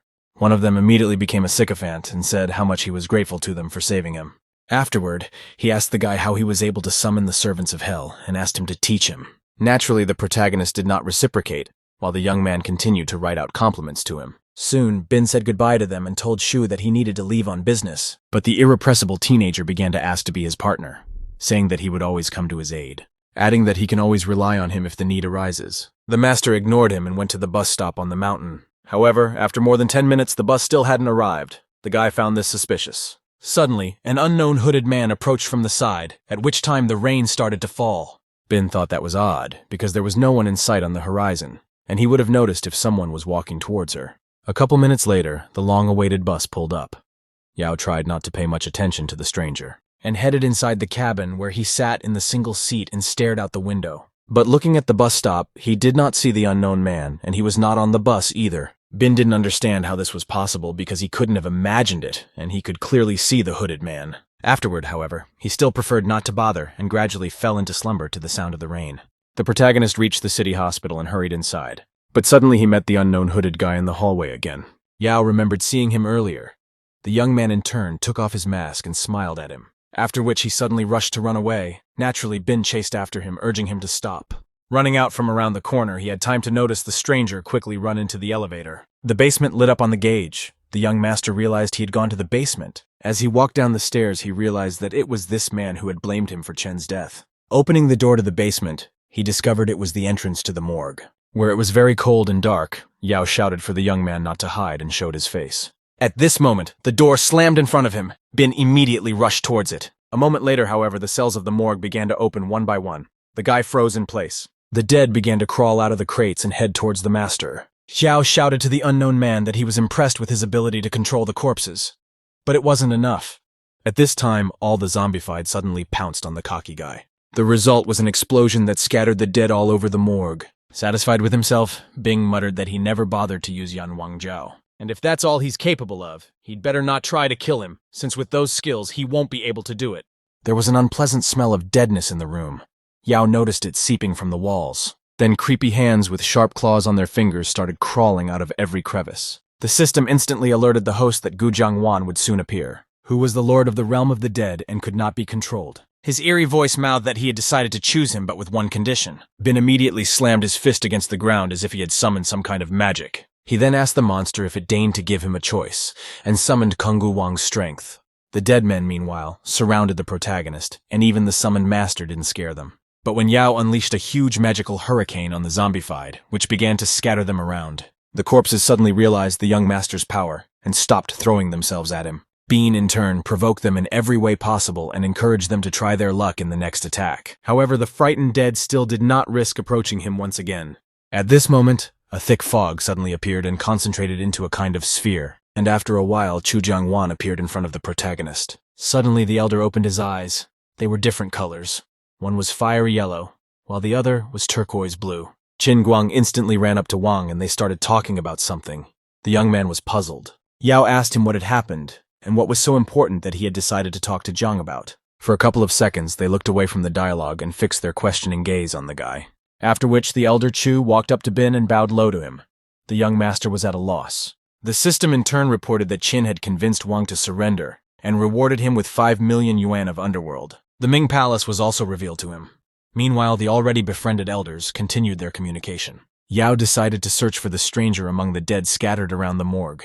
After a while, he still managed to find the unknown man. He was unconscious. Bean realized that things weren't really as simple as they seemed at first glance. He pulled out his talisman and stuck it on the guy's forehead, his eyes suddenly rolling up. Whereupon he rose to his feet, and the young man ordered him to be taken immediately to his master. At this time, the two masters were in the flower garden of the villa in Panhai. They watched on, looking into the water trough and puzzled at how Yao had gotten out of this situation. At a certain point, the trough collapsed and water rushed out. They couldn't understand how the demon was able to break the barrier of hell. The guy sadly muttered to Jin that Jiangwan had eventually given up. The elder in turn angrily replied that he was not blind and had seen everything. The master wondered if he knew that this child would be able to find out their location. After all, he had already lost a huge number of his students through lack of caution. Kwai smirked and replied that he wasn't that stupid and had thought of everything. So as soon as the barrier collapsed, he cut all ties with the puppet. The elder realized that he was really very careful. But at this moment, he noticed in the reflection of the spilled water, that very guy. The master immediately called out to the elder. Jing inquired what was wrong. The acolyte pointed at the reflection with a trembling hand, and said that the youngster was about to come here, and he even applied the upside-down talisman. The leader realized that he had actually underestimated the protagonist. Meanwhile, the zombified watchman led Yao to the despicable elders. Seeing the homeowner's name on the fence, the young man had the idea to take a picture of him. He then sent the photo to Kai and asked him to find his information on the man. After a couple minutes, Zhao replied that this master was a famous mage in Zhangbei and had support from influential people. Bin realized that he had insulted a rather status-conscious elder, and how to solve this problem now he didn't know. Suddenly, Kai sent him another message asking to meet in person to share information about this man. Yao thought it was strange, and why it was necessary to meet in person. At the approach to Zhao's main office, Bin was met by a cheerful boo and greeted him.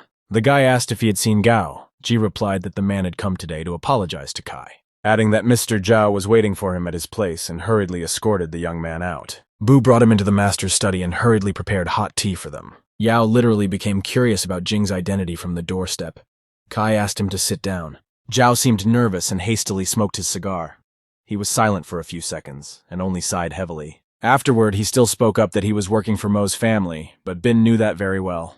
Kai has swept up that he knows Madame Mo's feelings for him, and they have a good relationship. The young master wondered if Quan had some sort of connection with Grandpa Mo. The businesslike Zhao suddenly opened the top drawer of the desk and took out some papers, stating that these documents were found by his men, who confirmed the purchase of the villa for Jing on the part of the old man. Extremely surprised, Yao began to read the papers carefully, trying to figure out who he really was. Kai mouthed that he was a common servant, but who he worked for was unknown.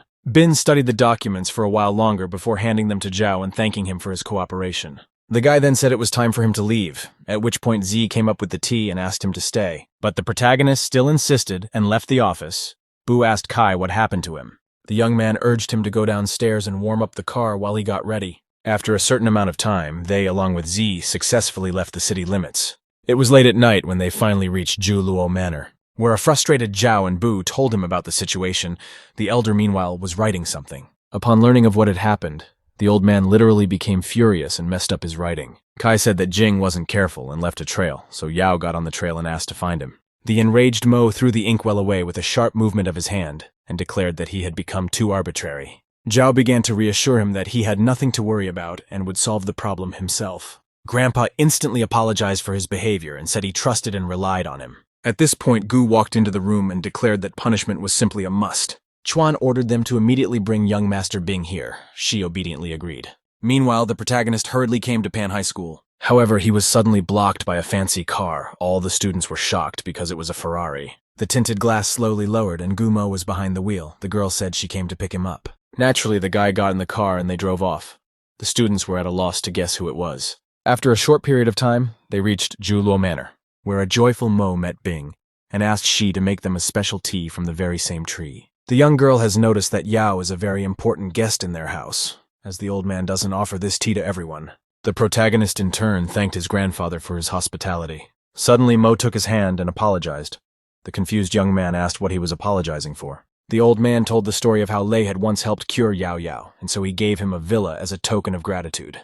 But yesterday, he heard about a misunderstanding between them and decided to talk about it.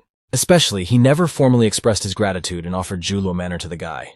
However, Bin refused such an expensive gift, saying he could not accept it. The extremely indignant old man inquired if the gentleman did not like the house, after which he began to say that he would leave him servants to look after his mother. Then Yao agreed. Mo smiled and said that he needed to sign some papers to formalize Juluo for him. The young master still agreed. Then Gu took him to the hospital to see his mother. Asking her to say hello from her, Bin thanked her and hurried to his mom's house. Walking up to her room and opening the door, the guy tentatively mouthed that it was him.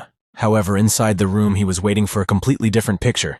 The young man was literally taken aback. Because the unknown maiden was there, they met perplexed looks. Consequently, he instantly apologized and closed the door behind him. He himself could not understand how an unknown person had ended up in his mother's room. Yao took another look at the room number and made sure it was indeed her. After a couple seconds, the girl came out of the room and asked who he was. Bin replied that his mother was lying here. The young lady immediately apologized and said she was late for work, so she borrowed the ward so the superintendent wouldn't find out, adding that she was assigned to take care of his mother, and introduced herself as Lu Qiaofei. The protagonist let slip that he was really counting on her in that case, after which he saw that Mom was not in the room and asked where she was, Xiao stated.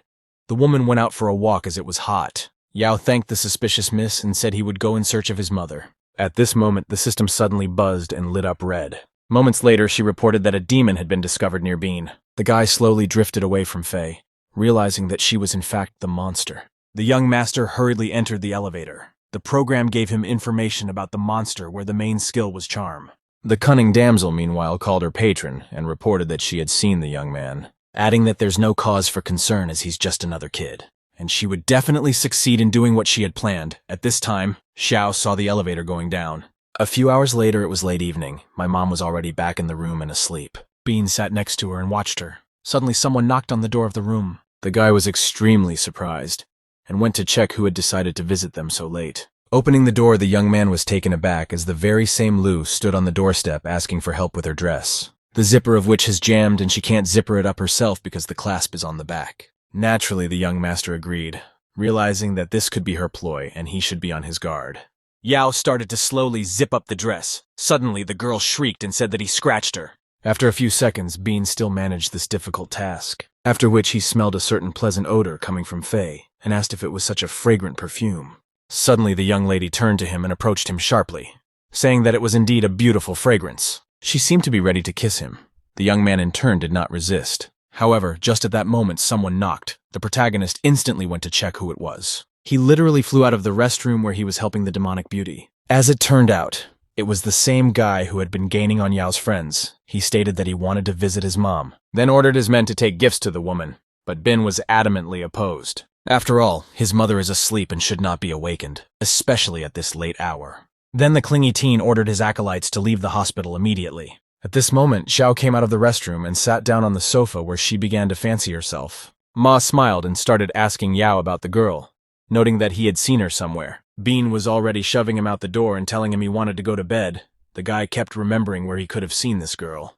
And suddenly he still remembered meeting her in one of the city's bars where she was with a man. The young master instantly turned around and wondered if she was definitely with a man. Ma replied that there could be no mistake. Worried, Yao asked who it was. After a couple minutes, the guy remembered that it was Jing. Bing was shocked by such information. Consequently, once again questioning him if it was definitely Kuai Lei, the teenager stated that he was the one who was there with her. For then he had also asked his friend why his mother had come up with such a strange name for him. At this point, his narration was interrupted by Lu, who had heard of their conversation and suggested that Yao talk to him alone. Bean asked Ma to watch his mom while they took a walk outside. Naturally, the young man agreed. After which, they went out to the hospital garden and Xiao mouthed that she had brought him here for a reason, then playfully inquired of him. The bewildered guy replied that he had no idea what it was all about. Then the young lady took action for sure and began to apply her feminine manipulations. Suddenly, Faye put her arm around him. The confused master wondered what she was doing. But the girl kept pushing and saying that everything would be fine and he should just trust her. After which she said in a rather languid voice that she knew what he really wanted. Jing and his acolyte were watching. He was sure that the baby would die soon.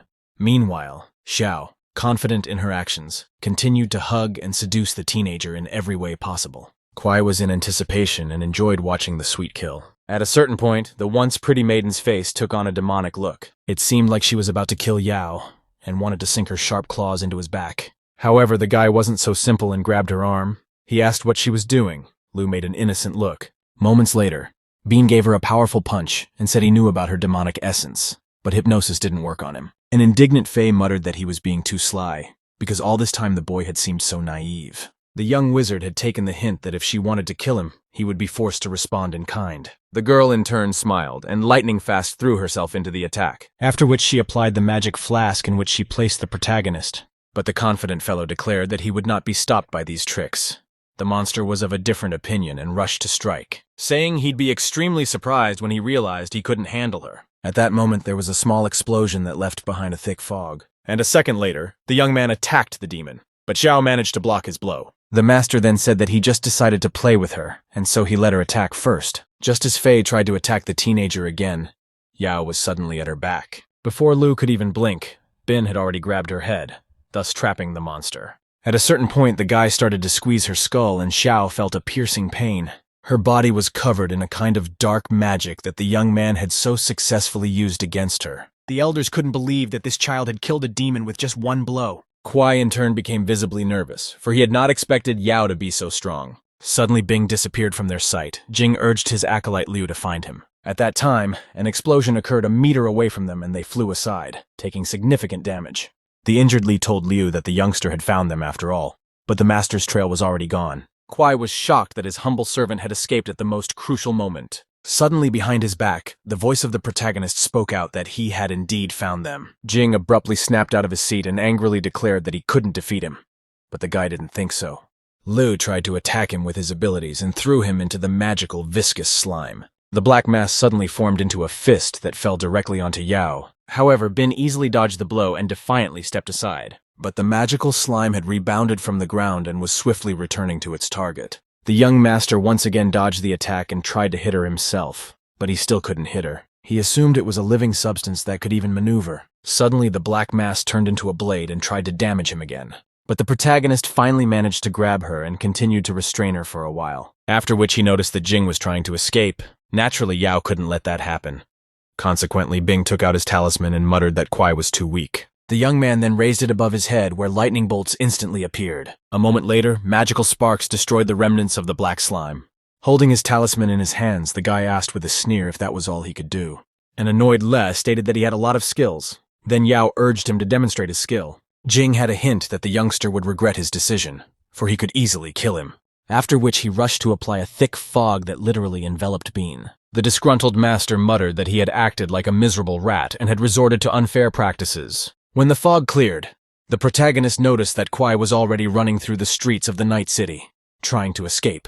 Liu himself realized that he had cowardly left the battlefield, but he wasn't in a hurry to die either. Yao found this to be a pretty good ending, as he can follow up and find out who's behind it. After a certain amount of time, Jing brought him to the Mo family's house.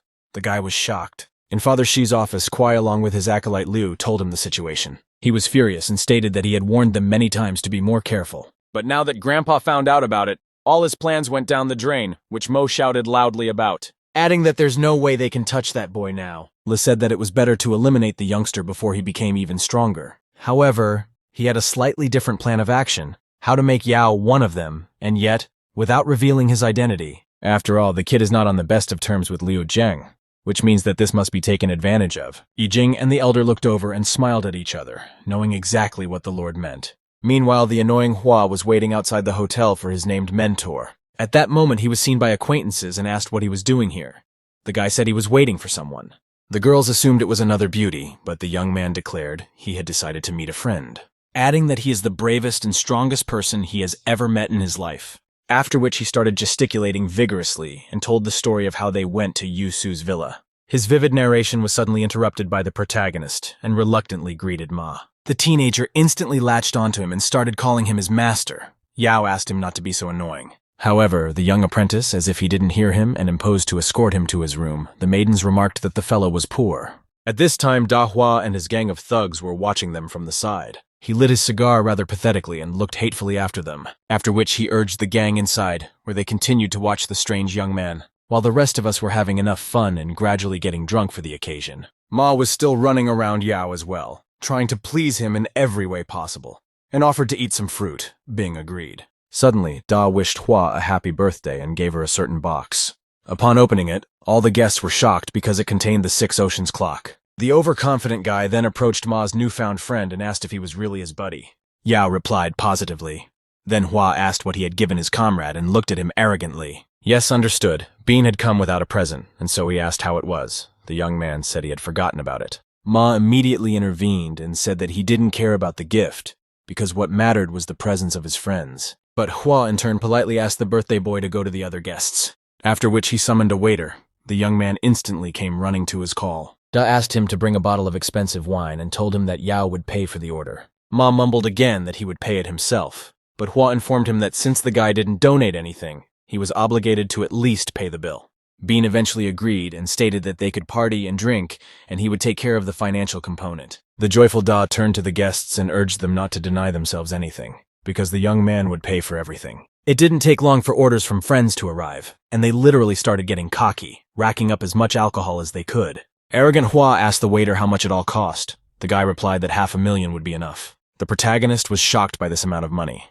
Gloating, Da asked if he didn't have that kind of money. At this point, all the guests began to say with a sneer that this poor man had never seen such large sums of money. Yao, in turn, realized that he was not welcome here and hurried to leave the place.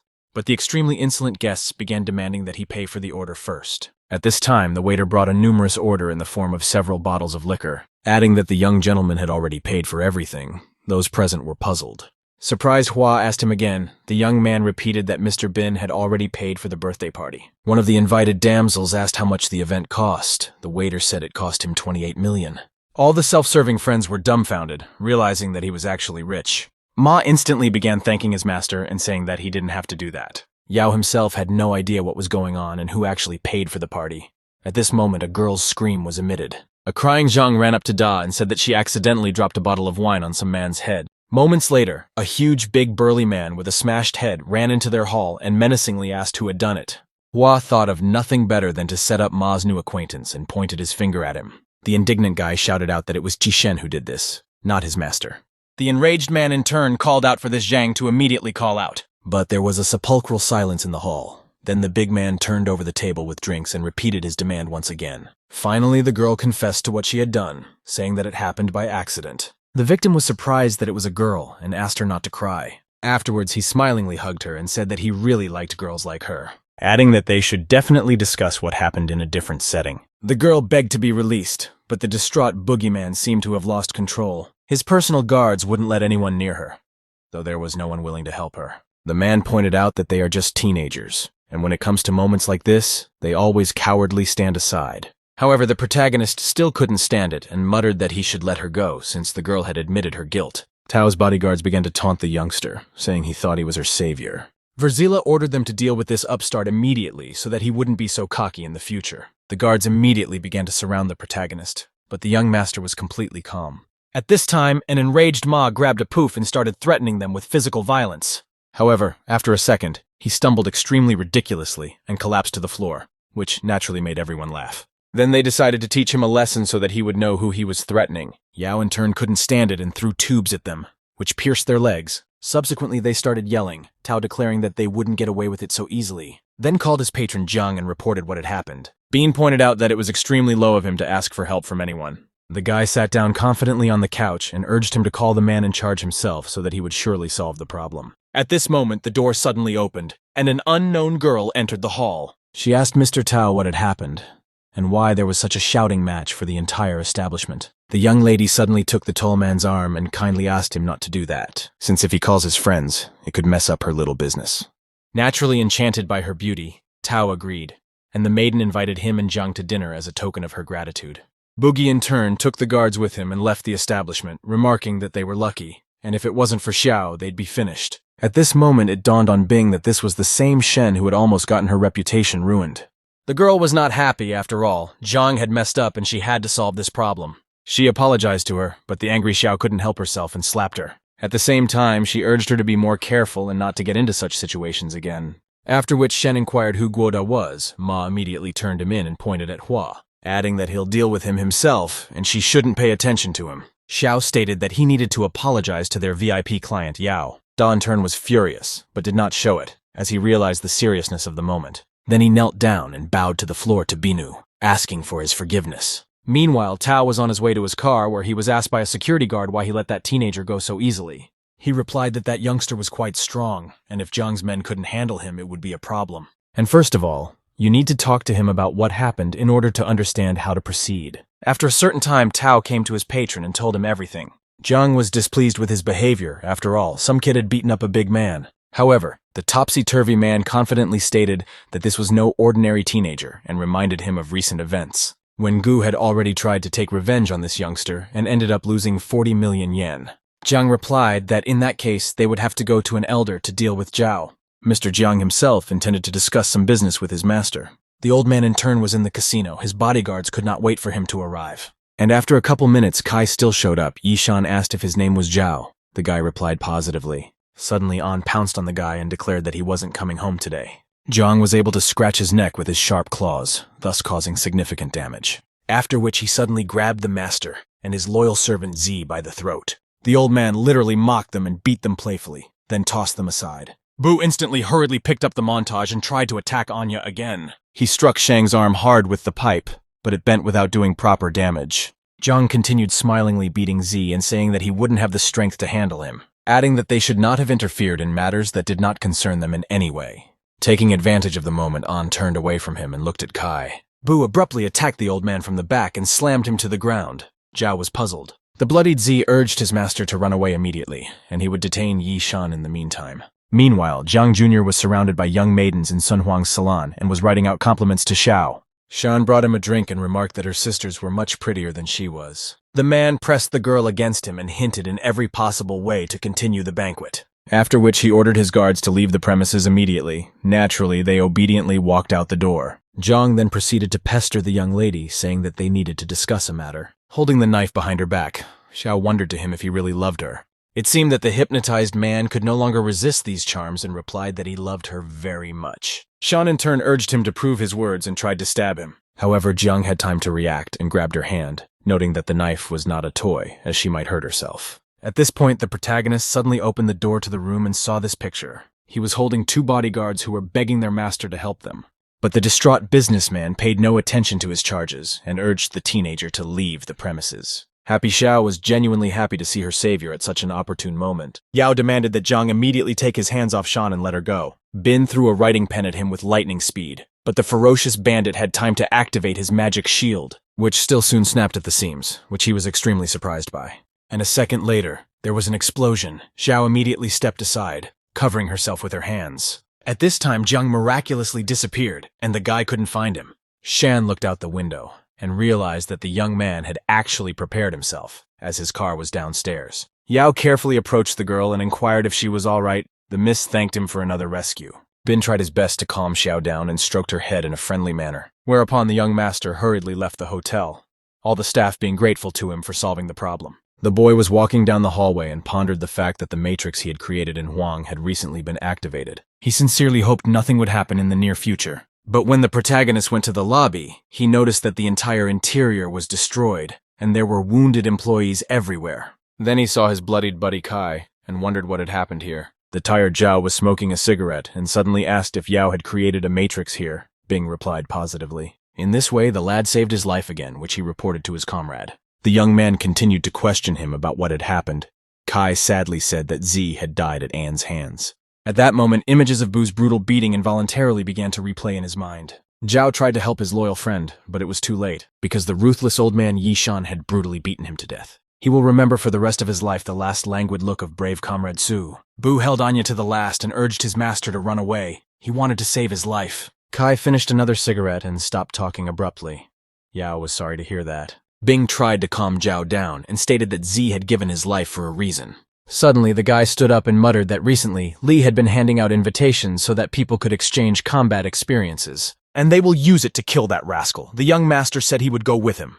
After a while, they got into a tournament that was held within a private bank. It was Zhang who was in the center of the ring. They recognized this angry old man. People remarked on his incredible strength, for Anne had not lost to anyone for 3 days, and he would probably win today as well. Meanwhile, Yishan began to encourage those willing to challenge him to test their skills. Suddenly at that moment, a young maiden entered the ring to him. Everyone was shocked. Liang Qinghui called out her name and swept up that she would like to fight him to learn martial arts from the elder. When people looked closely, they recognized her as the granddaughter of the head of G Company. She was still very young. Jiang instantly swooped down on the girl with his fists and declared that he had no intention of giving in even to her. The girl in turn dodged his blows quite deftly, jumping back. However, Yishan was truly too strong and actively used his abilities. At a certain point, he began to throw lightning-fast punches. Liang didn't have time to block them. As a result, Huai still missed one powerful attack from the old man. The protagonist realized she couldn't handle him and ran to help. At this time, the bloodied and exhausted Qing seemed to have been defeated, but Yao took her in his arms and hurriedly healed Liang's wounds with his skills. A perplexed Hui inquired in a squeezed voice why he was helping her. Ignoring her question, Bean set her on her feet and made sure she was okay. After which, he whispered something in her ear. Qing had an extremely surprised expression on her face. At this moment, the announcer shouted that since there were no more opponents, An was once again considered the winner. However, the injured girl was of a different opinion, and stated that she was willing to continue the fight. Everyone was surprised. The old man was also puzzled that she could still move around. Liang urged him not to give in this time, after which she glared menacingly at Jiang and motioned for him to continue the duel. An gushes that she's the first girl he's ever fought with and she better go home while she has the chance. Suddenly, Qing muttered that the young master had asked her to tell Yishan to say hello. The old man instantly changed his face and wondered why he hadn't come himself. Liang stated that Mr. Yao had taught her one interesting ability. Suddenly, Huai summoned a kind of magic vortex that enveloped her body. The maiden muttered that she was strong enough to knock him down, but Jiang didn't think so. A couple seconds later, Yishan literally ignited with fire and urged the young lady to attack first. Qing immediately attacked Anya and said that he was too arrogant since he didn't even see her as a threat. The old man in turn laughed and replied that it was all she could do to insult. Meanwhile, Liang attacked him again using her new skill. Thus, the two elements met. The result was a huge explosion and everything was covered in fog. The spectators were lost in guessing who won because nothing was visible. Through the dissipating smoke, they could see the bloodied Hui. The girl was in a serious condition. People naively assumed that the old man had once again won. After all, she was a girl after all. At that moment, the main character walked up to them and mouthed that she hadn't lost, and he urged them to take a closer look, which the concerned onlookers began to do. Suddenly, they saw the incredible ending of the fight, where the defeated Jiang was lying in the ring.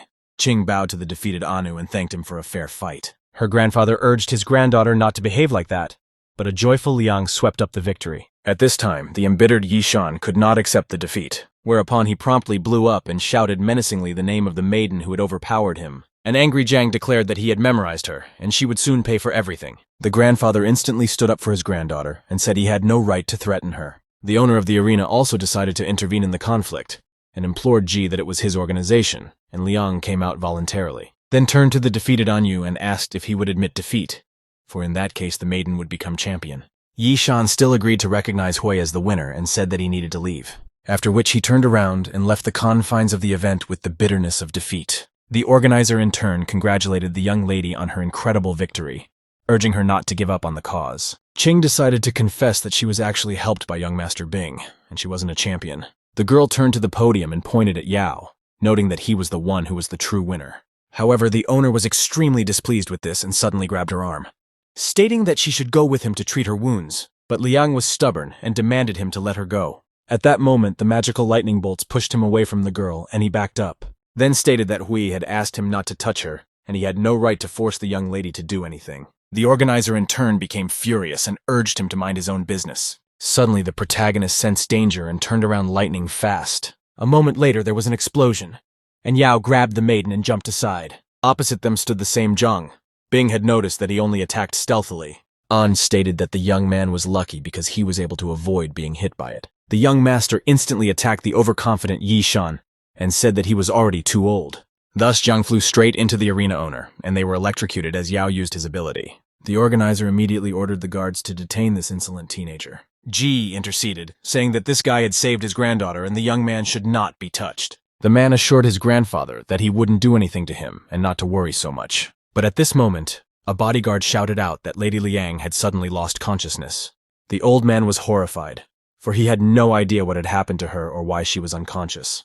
Concerned, Bean offered him a look at the girl. Ji was surprised and questioned him again. The guard whispered in Grandpa's ear that this boy could really help, since with his help, Qing had defeated Zhang. Then he agreed to have the young master examine her and told her that if he helped her, he would be generously rewarded. Yao walked over to her and touched her hand. At this time, a magic circle appeared. For several minutes, Bean fiddled with some sort of operation and guided her hand, after which he concluded that it was nothing serious and she just needed to treat a couple spots. Then the girl suddenly woke up and thanked her young savior. Ji was shocked by his abilities, for in just one instant Bin was able to heal her. Liang in turn stated that there was something she needed to tell everyone about. Qing came to the center of the ring and announced that thanks to Yao, she was able to defeat Anya and he should be the champion. The surprised old man asked the organizer if it was true. The master replied that it was and asked Yao to take his reward. Bin asked what prize was due to him. Liu mouthed that there was 100 million and a magic item waiting for him. The main character smiled and stated that it still wasn't enough for him to get in the ring. The dumbfounded owner Jiang asked him what the youngster wanted then. The young master mouthed that he only needed 200 million. 100 of them would go to Liang Hui's medical treatment and the rest of the money for his victory. The enraged fight organizer angrily said that he was taking on too much. Outraged, Ji said his granddaughter needs treatment and he is obliged to pay all the expenses. Liu replied, "It is difficult for him to find such an amount." Yao wondered what was so hard about just writing him a check. Zhang was surprised that he knew that checks existed. Bing realized that he thought he was a redneck. The young master said lastly that they would meet soon, only already in court. At that moment, a huge big man came out to him and began to provoke him in every possible way. Suddenly, he pulled out a gun and threatened him that it was high time he was shot. Those around them were shocked by this development and began to panic. Liang urged her grandfather to help the guy, but Ji asked her to just watch what was going on. Moments later, the bogey still shot the protagonist. Everyone freaked out. The young man thought that was the end of it, but the bullet stopped abruptly, right by his eye. After which it literally fell apart. Everyone present could not believe their eyes. Verzila in turn was also shocked at what was happening and asked how he did it. Someone asked how he could bring a gun in if security was checking everyone at the entrance. People immediately started scattering in different directions, saying that they would never come back here again.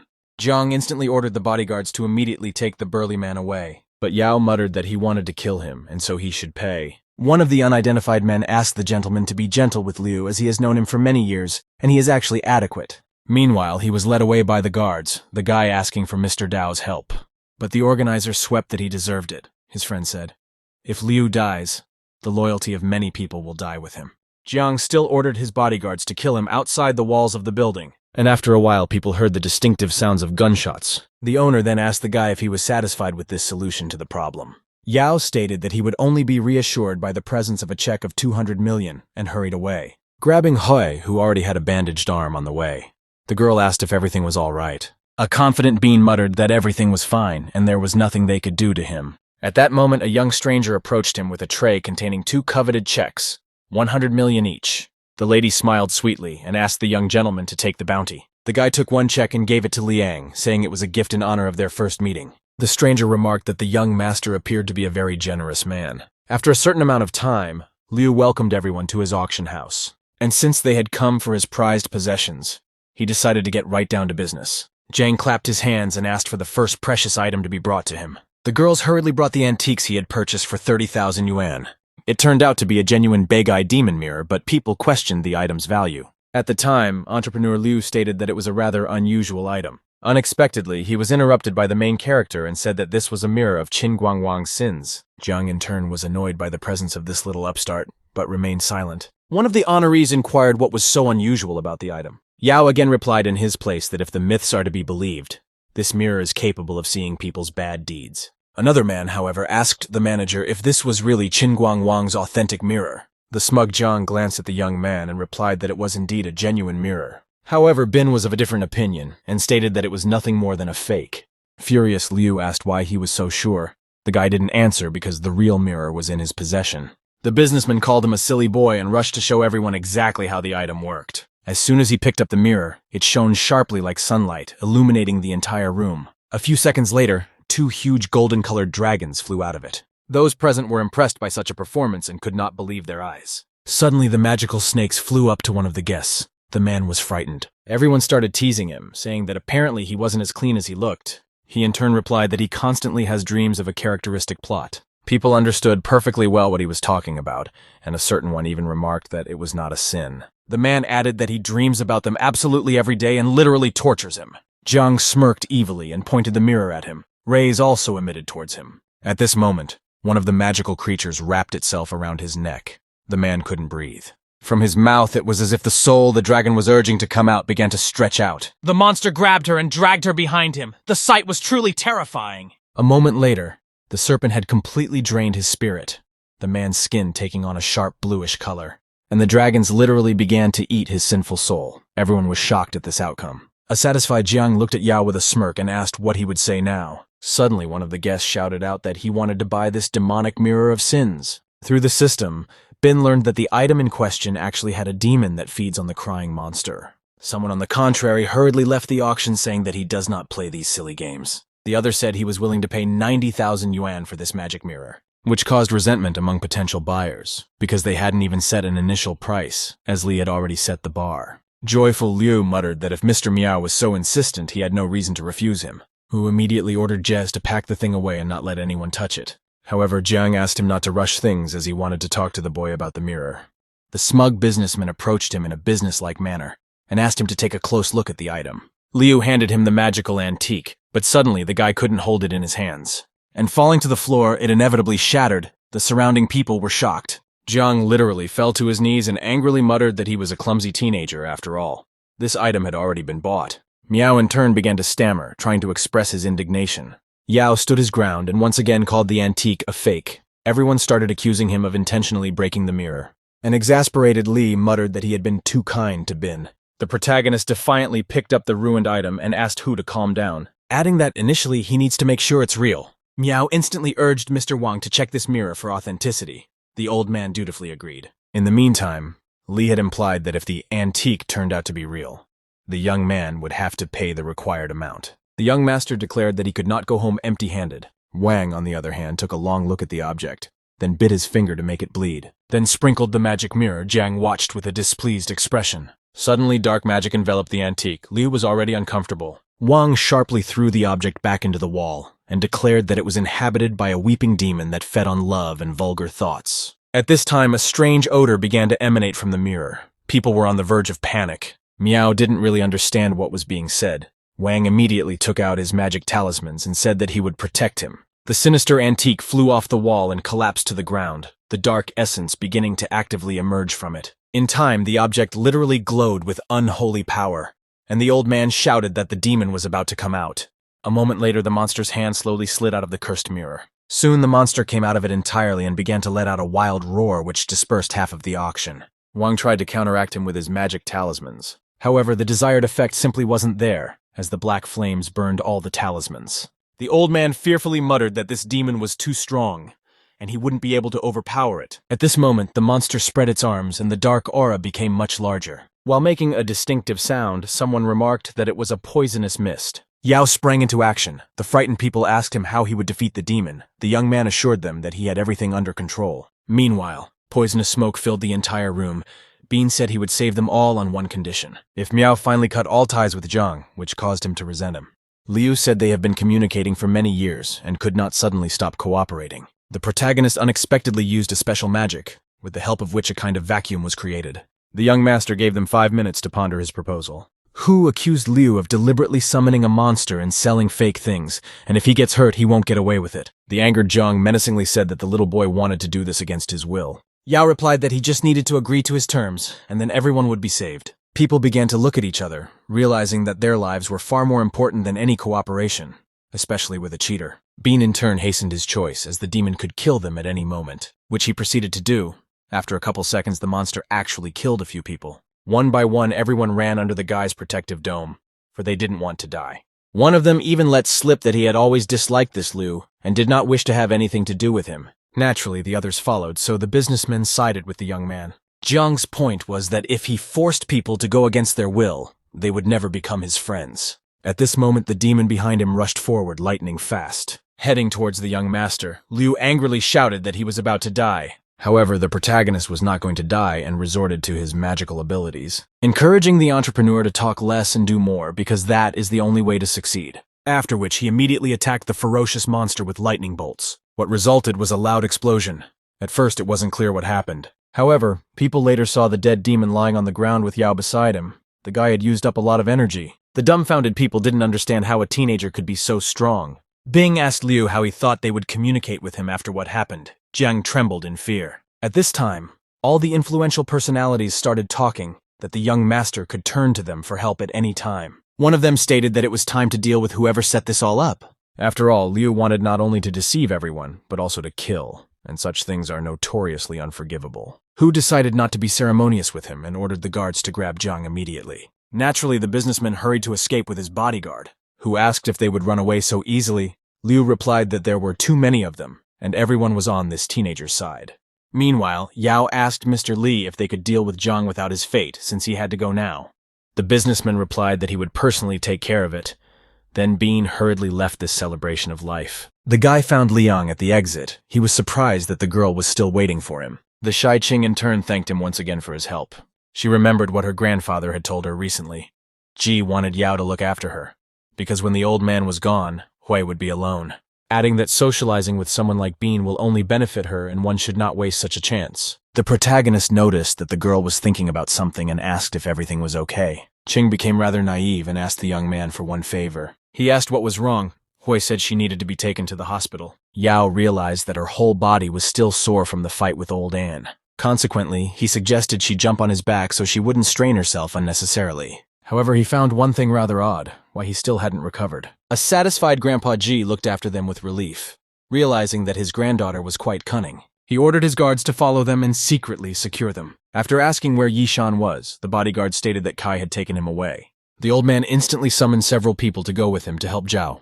Meanwhile, Chuan had learned from his acolytes that the guy was still alive. Besides, he never joined Panhai and Zedun. Kwai sadly confirmed his words. So it turned out they helped him on the contrary, while doing everything possible to prevent it from happening. However, even in this situation, Jing found a pleasant moment, for they had earned 300 million, and had also broken up Liu and Yao. Limo ordered them to send reinforcements to Zhang to kill this teenager, since Mr. IR and San would be back soon. He adjusted his glasses in a business-like manner, and noted that they should have had one more trump card left. That said, you have to be very careful that you take advantage of it in a timely manner. As it turned out, they had the tormented Xiaobei as their captive. The girl was chained up and placed in the basement. The next day at the city hospital where the protagonist's mother was lying, Bean called Kai. Zhao stated that he had personally dealt with Yishan, and he wouldn't hurt anyone else. Yao urged him to be on guard because Liu Zhang might be somewhere nearby. Kai said he would be fine, adding that if he needed security for his mother, he could easily arrange it. But the guy assured him that there was no need for that, since he had installed the matrix in her chamber. Then he went into the elevator and hung up the phone.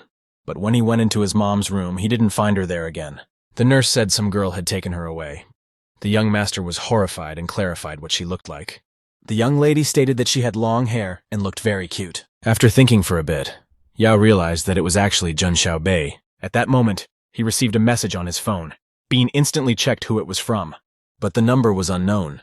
Someone made an appointment for him in Hai Kong Street and asked him to come alone. After a while, it was already nightfall. The guy immediately called a cab and went to the specified address. A curious cab driver asked why he was going to such a dangerous place at night and alone. The young man didn't know what he was talking about. The driver realized the teen didn't realize where he was going and decided to tell him that there used to be a Panhai cemetery on this site, but now it is abandoned. The protagonist smiled and mouthed, "He's aware of what's out there." Sam understood perfectly well that the scarier the location, the more fear points he would earn for the system. After a short period of time, they finally reached the right place. The cab driver said there was no further road, so we'd have to drop him off here. The guy paid him and replied that it was no big deal and he would get there on his own. Upon reaching the ruined cemetery, Yao looked around carefully. On the stone, he found a broken plaque with an inscription. It was Yinluo Mountain, Panhai City. Bean jumped the broken fence and followed along, realizing he was already there. He figured it might not be Jiang, since the system still hadn't detected anyone. Suddenly, green magical lights began to appear around the graveyard, as if they were someone's souls. After a couple minutes, he suddenly saw an unknown girl in tattered clothes. At a certain moment, she turned around and Yao was horrified as it was Xiao. Bean ran up to her and started asking her where his mother was and what was even going on. He also couldn't figure out why she hadn't shown up all this time, but Bei was silent. Then still said she was the one who took his mother, but she was fine and asked him not to be angry with her. Xiao literally started crying and apologizing. The guy tried to calm her down and mouthed that he wasn't accusing her of anything, adding that they can't get their past relationship back after everything that happened. The young master swept up. He'd been told she was dead, but her body temperature said otherwise. Bei in turn said sadly that she still loved him and he was her only family man. After which she abruptly reached out to kiss him. The protagonist did not expect such a turn. However, unexpectedly at this time, certain scars began to appear on her body that glowed with a magical glow. An extremely emotional Xiao abruptly pushed him away and told him to stay away from her. The light emanating from her grew stronger and stronger. The girl urged him to run immediately, but Yao couldn't just leave her like this. Meanwhile, the magic inside her started to come out. Bi kept repeating only one thing to get out of here faster, but Bin stayed put. A moment later, there was a loud explosion. It was a truly eerie sight. An unknown black mass spread all around. It was similar to the one Kwai had used. The shocked guy mouthed aloud that he had gotten stronger, but he still couldn't protect her. At that moment, the system called the host to an incomprehensible choice, where Xiao's soul asked him to stay in hell. The main character couldn't understand what was going on and decided to ask the program for more details. The following message popped up to him saying that Bai had entered Yusui's palace, after which she offered to join her. Yao didn't know what to do. At this time, the enraged Kwai became furious, for the teenager was still alive. He shattered his magic mirror with which he had been watching the young man. It was extremely difficult for him to accept the fact that they couldn't handle some kid. His acolyte tried to calm Li down as Mo ordered them to keep their heads down, but Jing stated that he had another plan. After all, there are so many resources in this place, and with their help, they will be able to kill this upstart. The master interrogated him about what he was talking about. Bin at this time, using his abilities, tried to find his nemesis. The young man released some sort of magical fire that rushed forward rather abruptly. Suddenly, all the graves in the cemetery rattled. The ground literally shook. The young master wondered why his skills didn't work here. After a couple seconds, the dead began to slowly crawl out of the graves. Yao prepared for battle. However, they were in no hurry to attack him, as if they were waiting for something or someone. Bean began to look around and found a huge zombie. The system immediately alerted the Lord that a king of the dead had appeared near him. The guy instantly used his system to put his skills to use. Soon he created a magical shield that enveloped his body. Meanwhile, the zombie ran towards him. The monster took a long time trying to break through his protective barrier, and soon he succeeded in doing so. The result was a large explosion, a thick fog covering everything within a few meters. The young master in turn flew aside and landed on the ground extremely painfully. Thus, the dead man still managed to inflict considerable damage on Yao. He realized that he would not be so easy to deal with. Bin once again turned to his system for help and hurriedly acquired a suitable ability. And in just a moment, he soared into the heights on huge magical wings. Then from above, he began to attack the rampaging monster and threw the demonic dome at it, thus restraining him in his movements. The zombie was literally caged, after which the main character landed lightning fast on the ground and began to reason. Would Jin Zhongjiao work here after all? He had spent too much energy on these two abilities. Suddenly, all the dead people headed towards their leader. Yao didn't realize what was wrong. Kwai and the elder realized that the cemetery had been abandoned too long ago, and that was why there were few dead people there. But Jing, as always, had an alternative plan of action, which he informed his henchmen of. At this moment, a little girl suddenly appeared on the horizon. Li smiled. Subverted, this is the daughter of a zombie lord, and if anything happens to her, the king will definitely not let the guy live. The elder was convinced once again that Mr. Kwai was truly a reasonable master. After a while, the little girl ran to her zombified daddy. The ruler of the dead, in turn, began to angrily bash the magic dome. The perplexed Yao couldn't understand why the monster was suddenly so angry. Meanwhile, the enraged monster lord continued to force his way out. However, he never managed to do so. Bin realized at that moment what was happening. But suddenly the little girl decided to apparently hug her daddy and jump to him under the dome. The zombie king was literally going crazy and letting out a wild roar as he tried to drive her away from the barrier, because he realized that if he touched the magic shield, she would be electrocuted. Naturally, the little girl herself didn't realize what she was doing and just wanted her daddy. And when the demon had already lost all hope of saving his daughter, she suddenly came to him unhindered, because Yao timely shut it down for a while and said it wouldn't hurt the child. The monster breathed a sigh of relief, but Bean said he intended to lock them together. The protagonist once again began to use Yanluo Wang's omnipotent power and activated the dome. However, the Lord of the Dead suddenly kneeled down in front of the young master. The guy in turn was shocked and didn't understand what he was up to or why he was acting like this. At this time, the zombified man's daughter ran up to the young man as if to urge him to play with her. Yao stroked her head and smiled sweetly, but her father clearly didn't like it. His violent reactions spoke for him. The dead man literally started going crazy and growling loudly. Bean took the girl in his arms and implied that if he didn't touch him, his daughter was in no danger. Suddenly, the Demon King pulled out a tooth and showed it to the young man, who couldn't understand what he was doing. After which he raised it above his head, at which point crows appeared in the sky. One of them grabbed a zombified tooth and handed it to the young master. Then they all just walked off together in an unknown direction. The guy was extremely surprised. Elder Liu and Jing were shocked by this turn of events and didn't know what other way to kill the teenager. The master businesslike muttered that a man had helped take this youngster's mother away, and now he was definitely finished. Liu moved forward, and already Kuai began to catch up with him, admiring the good plan. The elder pathetically announced that they would soon enjoy another performance. Meanwhile, Yao was trying to understand the value of this tooth, for surely he didn't just give it away for nothing. After which he remembered again about his mother who could be anywhere. Suddenly he got a call from Kai. Bing instantly picked up the phone and asked Zhao what had happened. The news shocked him because the comrade had assured him that his mother was at Liu's. The dumbfounded young master once again asked if he was sure Zhang had the mom. Unfortunately, the friend confirmed this version. The young man had a wild desire to kill him. With the system, the protagonist instantly used the teleportation map, and a moment later, he was already in the underground manor of the western city. Kai was surprised that he had gotten there so quickly and asked if he was okay. Yao replied positively. Zhao talked about how he asked his men to investigate, and sure enough he has her. Bin said he understood him and immediately went to Zhang's office, where he was met by unfriendly security guards who tried to keep the guy out. However, the young man dealt with the bodyguards with lightning speed and sent them into a deep knockout. Kai immediately ordered his men to immediately sneak inside the office, which they began to do, starting to smash the storefronts, and with it the main entrance to the building. Zhao entered the room first and shouted loudly that Jiang shouldn't play spinning. A couple minutes later, the guards came out to them, for Kai himself had come to see them. Tao menacingly advised them to get out of here, or they would all die right here and now. Yao and his friend came to a general consensus to teach these cocky dogs a lesson or two. Bin began to approach them, kneading his fists, and asked if they definitely wanted to die now or still let them pass to Liu. But the bodyguards were unwilling to make any concessions to them, and once again urged them to leave. Suddenly, their misunderstanding was interrupted by a rather familiar female voice. The girl urged the guards convincingly to let the young master pass. They turned around and saw Gu, who declared that if they didn't, Mr. Liu would die. The extremely surprised protagonist greeted Shi. The girl instantly walked over to him.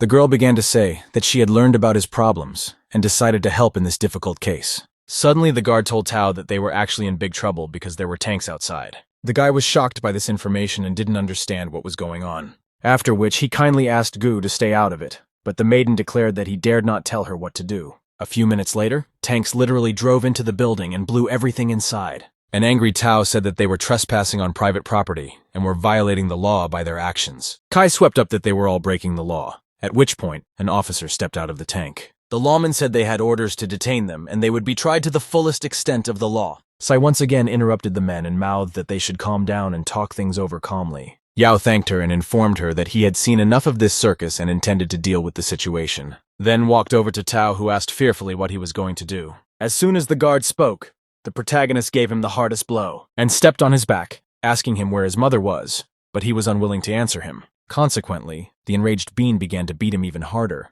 plus he asked to kill him himself. The young master declared that he would not give him such a gift, but would rather run over his limbs with a tank so that he would suffer pain. The officer in turn agreed to make such a show and said he would wait for his signal. Naturally, Tao instantly cracked up and mouthed that his mom wasn't actually here. The bloodied bodyguard added pitifully that Zhang Ge had taken her to the club, after which Yao turned to Gu and stated He obligingly headed over there. She said she would end up here herself. When Bin left the building, the girl ordered Tao to call Liu immediately, because if something happened to the guy's mom, he would die. And thus will end up like this estate. The frightened guard asked what she meant. The girl called the military to action, ordering them to destroy the building.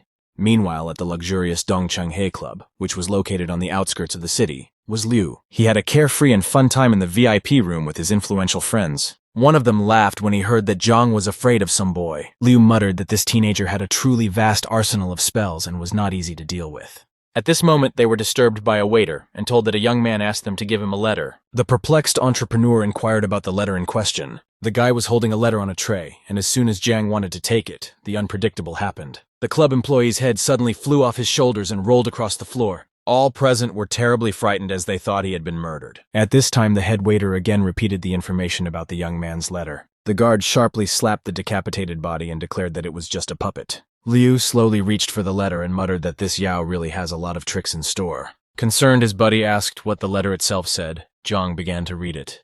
However, upon unfolding it, he found only a certain symbol without any text. It was Yan Luo Wang's seal, and it could be used to summon and control ghosts. While they were trying to figure out what Bing was up to, the young master decided to play a little game with them. Suddenly, the room began to fill with an incomprehensible smoke and an extremely unfavorable odor.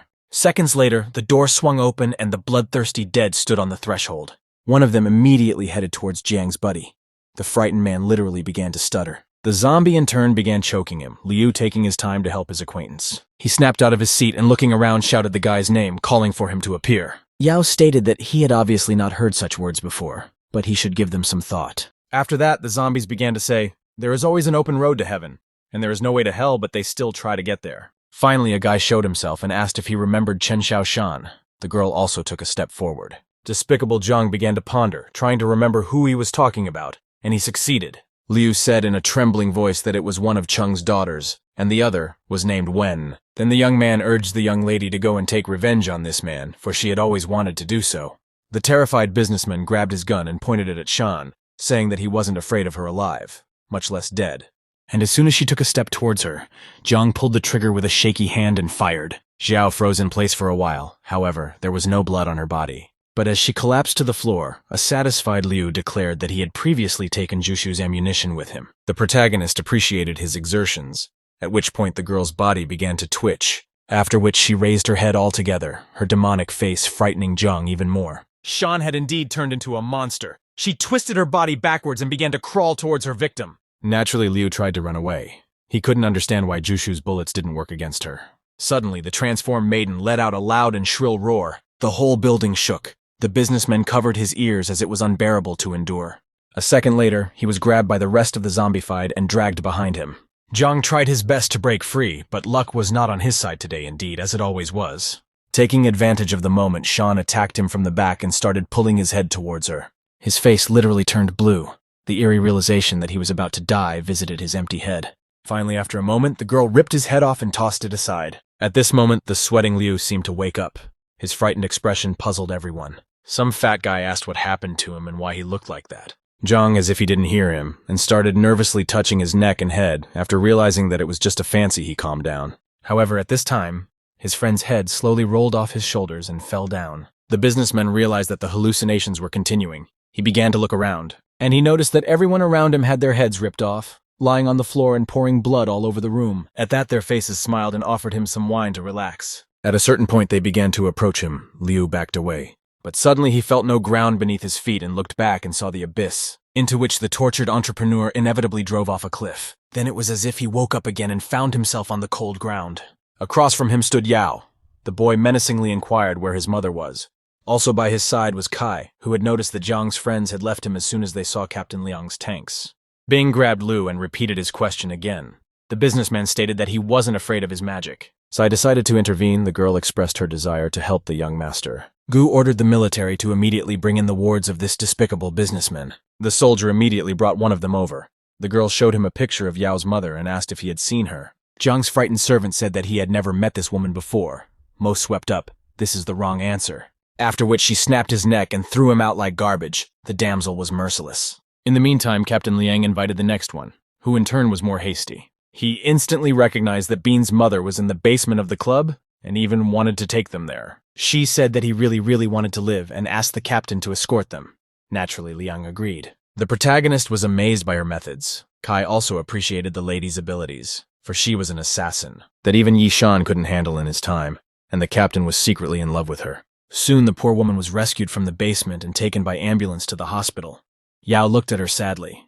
Gu tried to support the young man and said that the hospital would definitely take care of her. But right now he needs to decide the fate of Director Jiang's future. Liu spouted off that he had destroyed the villa and saved his mother, so they were even, but she urged him to pay compensation. Even in such a situation, the businessman tried to resist and refused to pay the money. Liang instantly changed his mind with a blow to his head. Afterward, having searched him, he found one interesting thing, which the captain hastened to give to Gu. The joyful lady said that it was Jiang's personal seal and could be used to come to a general consensus. After all, Liu's business is out west as well as east, and by giving some of it to the guy, they could solve the problem. Naturally, the director didn't want to share his business with anyone, much less Bean. Even Captain Liang swept up that this was overkill, for at this moment she was acting like a robber. However, the protagonist liked such an idea. He wanted to discuss it with Kai, but he wanted to take Jiang to a place first. C inquired if he needed help from the captain or anyone else. The young master said he could handle it himself and thanked them for their help. He then threw Liu into the car and hurriedly left for Bai Tian Sun Huang. Xiao, who met him, was shocked, and initially even a little confused. Yao winced and put Jiang on her knees, saying that now she could fully enjoy her revenge. Shan was truly grateful to Bin for such a truly regal gift. The girl defiantly approached Liu and asked if he remembered her. The brash businessman replied that she was Sun Huang's courtesan. It didn't take long for the embittered lady to reply, and she slapped him. Jiang pointed out that they had only met a couple times, and there was no need to make such a fuss over it. Xiao seemed to start losing her head. She beat him to a bloody pulp, claiming that he had robbed her family's house and even dared to dishonor their daughter. The bloodied Liu barely breathed, mouthed that it was a long time ago, and it had been many years, then inquired in a trembling voice how she had learned of it. Shan was abruptly silent, the horror on the entrepreneur's face telling him that that daughter was her, which was what he had asked her. Meanwhile, the main character stood outside the door and heard everything that was going on. After a while, suddenly the doors swung open and a sad Xiao stood on the threshold. Yao understood that she had to relive the nightmare all over again. The girl in turn thanked him again. At a certain point, she couldn't help but cry. Bean tried to calm her down and put his arm around her. He sincerely felt sorry for Shan, for she really had a hard time. However, it was at that moment that their embrace was interrupted by Shay's furious voice asking what they were doing. The dumbfounded teens turned around abruptly and saw an extremely upset girl. The young lady instantly rushed towards the exit while insulting the guy. Yao tried to explain everything to her, but she wouldn't listen to him. Naturally, the young man rushed after her and quickly said goodbye to Xiao, Shan urging him to hurry before Shu burst with anger. Bean shouted after her not to jump to conclusions, because it wasn't really what she thought it was. The protagonist grabbed her hand and asked her to listen to him, but the girl was unwilling to listen to the ridiculous explanations. The guy still said he was really guilty in front of her, and if it would make her feel better, she could beat him up. Finally, Shi Yao went along and began to inquire as to what his fault was. The young master sadly said that he shouldn't have even hugged Xiao because of pity. The young lady struck a pose and asked if he would ever let himself do that again. Yao raised his hand and bent his pinky, swore that this would not happen from now on. Adding that he would never do something like that again in his life, he managed to melt Shay's heart once again. The girl muttered that she would see how he kept his vow in the future. Bean thanked her sincerely. Suddenly she remembered that there was one more thing. The boy looked at her in surprise. Shay mumbled that his grandfather was waiting for him. The protagonist asked her why old man Mo was looking for him and what he wanted to talk about. Yao replied that she heard him talking to Miss Shi about Manager Jiang's business. The young man guessed that they intended to share this Liu's fortune. He asked Shay if her grandfather had said anything about his will. The girl mouthed that he had already drawn it up and wanted to give her all his possessions. A concerned Bean asked if anyone else knew about this. After a bit of thought, Shay said she wasn't sure and it was her guess. But it seems to her that her father and her own uncles may already know about the document that has been drawn up. Then Yao said that he had some urgent business to attend to, so he couldn't go to her grandfather's house today. After that, the guy just ran away. The bewildered girl did not understand what happened. After a while, a young gentleman came to Kai's office and said they needed to talk. Zhao in turn kindly offered him to sit down and have some tea before the important conversation. The protagonist hurriedly closed the door behind him and took a seat across from his comrade. The young man then confidently stated that he knew the person behind it all and wanted to kill him, adding that it was actually Chuan. Kai accidentally spilled tea past the mug at that moment, after which an extremely surprised Zhao asked him where he got that from. Bean mumbled that Shay had told him an interesting story where the old man had made a will, and when he died, she would be the owner of the business. But then she was suffering from a chronic illness, so Lee wanted to take over at Moss, using the spirit to control her daughter. However, at that moment he appeared. Kai tried to interrupt him, but Yao asked to listen to the end and then give his opinion afterwards, adding that Zhang and Jing tried to kill him for that reason, and they are all subordinates of Chuan. And when Zhao searched Kuai's house, he was actually already aware that Li Mo was the one behind it. Kai in turn put his head down sadly and said sadly that he was indeed right. The protagonist was shocked and replied that he had considered him a friend, but he had betrayed his comrade. After that, the guy hurriedly left his office and went to the school the next day where Vian said that Qi was looking for him. The surprised young master asked why Wei was looking for him and what he wanted. A disgruntled Min replied that he was now the head of a new star high school and wanted to invite him to join him. The protagonist thought it sounded rather oddly like the name of an idol group. Do swept that there is no need to take exams there. Everyone will only look at his status and such a chance should not be missed. However, Yao was not a fan of this school and even less willing to take part in the games of the rich. A furious Vian said that he just had to go there and find out. Bean-mouthed businesslike. He's at lunchtime. After a few minutes, the young man went to the cafeteria where he decided to grab a bite to eat. All of a sudden, Wei came up to him and also began to insist that he enroll in this star school. Yao stated that if it was really such a chance, why did they all want him to be the one to get in there? Adding that he sees it as some kind of a catch, or they're up to some kind of plan. Either they were ordered by someone to lure him there, Bean glared menacingly at him. Senior Qi replied, if he had already guessed everything, why wouldn't he do so? The protagonist continued to defiantly finish his lunch as if nothing was happening, then spelled out the condition of his admission to this school. Wei must apologize to him. Qi instantly bowed to his floor and apologized. Yao in turn smiled. After that, he stood up from the table and said that he agreed to become a student of this school, adding for their generous treatment of him and went to take the dishes to the kitchen. A perplexed Min asked Wei if he had really invited him after all. This kid was too dangerous, adding if he became a student of their school, they wouldn't be in trouble, but Qi was sure to get revenge on Bin soon. The high school senior stated extremely confidently that he was not afraid of this teenager, and in fact this was his mission. After a certain period of time, the students were running cross-country with Yao at the training base, already at the new school. The commander in turn felt it necessary to push them to work harder, while John could no longer escape. Naturally, Bean helped him, and the enraged commander ordered the guy out of line. The young master approached him. The coach started yelling and accusing him of helping G. The young man stated he was already falling off his feet, and so he helped. The commander shouted that he shouldn't make himself a benefactor. In this regard, punished the guys and ordered them to run another 5 kilometers, because every step they take affects the whole team. Then put Yan as a warden to keep an eye on them. Naturally, the cunning Dieu agreed. John started to apologize to Yao, saying that he was the reason they were punished. Bing urged him to calm down. Shen didn't miss the chance to pander and said that because of their conversations, he wasn't counting this lap. His friends liked the way Yan bullied his students and asked him to teach them how to run properly. Tsei couldn't stand it and stated that the coach had told him to watch them, not command them. Dieu continued to frolic and assigned him another lap. At this time, the main character came up and asked me to tell this upstart that he better not cause trouble. Then Shen dispersed and ordered them to run another 5 kilometers so they would know how to behave. Suddenly, John struck out at the insolent Yan, muttering that he was getting fed up with his demands. The arrogant Dieu's friends were puzzled. Shen in turn ordered them to capture Ji. A fight ensued between the two, Yao sadly watching the scene. Suddenly, he decided to ask for help from Do, who was standing off to the side and enjoying himself. The protagonist immediately summoned the system and did some sort of manipulation. Meanwhile, Yan's friends continued to hold Zhang back, who urged the cowardly Dieu to fight him alone. However, he muttered that it would take too long, and it would be better to beat him up with a mob. At this moment, they were suddenly interrupted by Min's voice. For a second, everyone froze. The cocky Shen turned around and wondered who was so brave that he dared to stop him. A dark magical energy hovered in the air. This was another trick of Yao's. In front of them stood as if Yuan had risen from the dead, his devastated gaze glaring at Yan.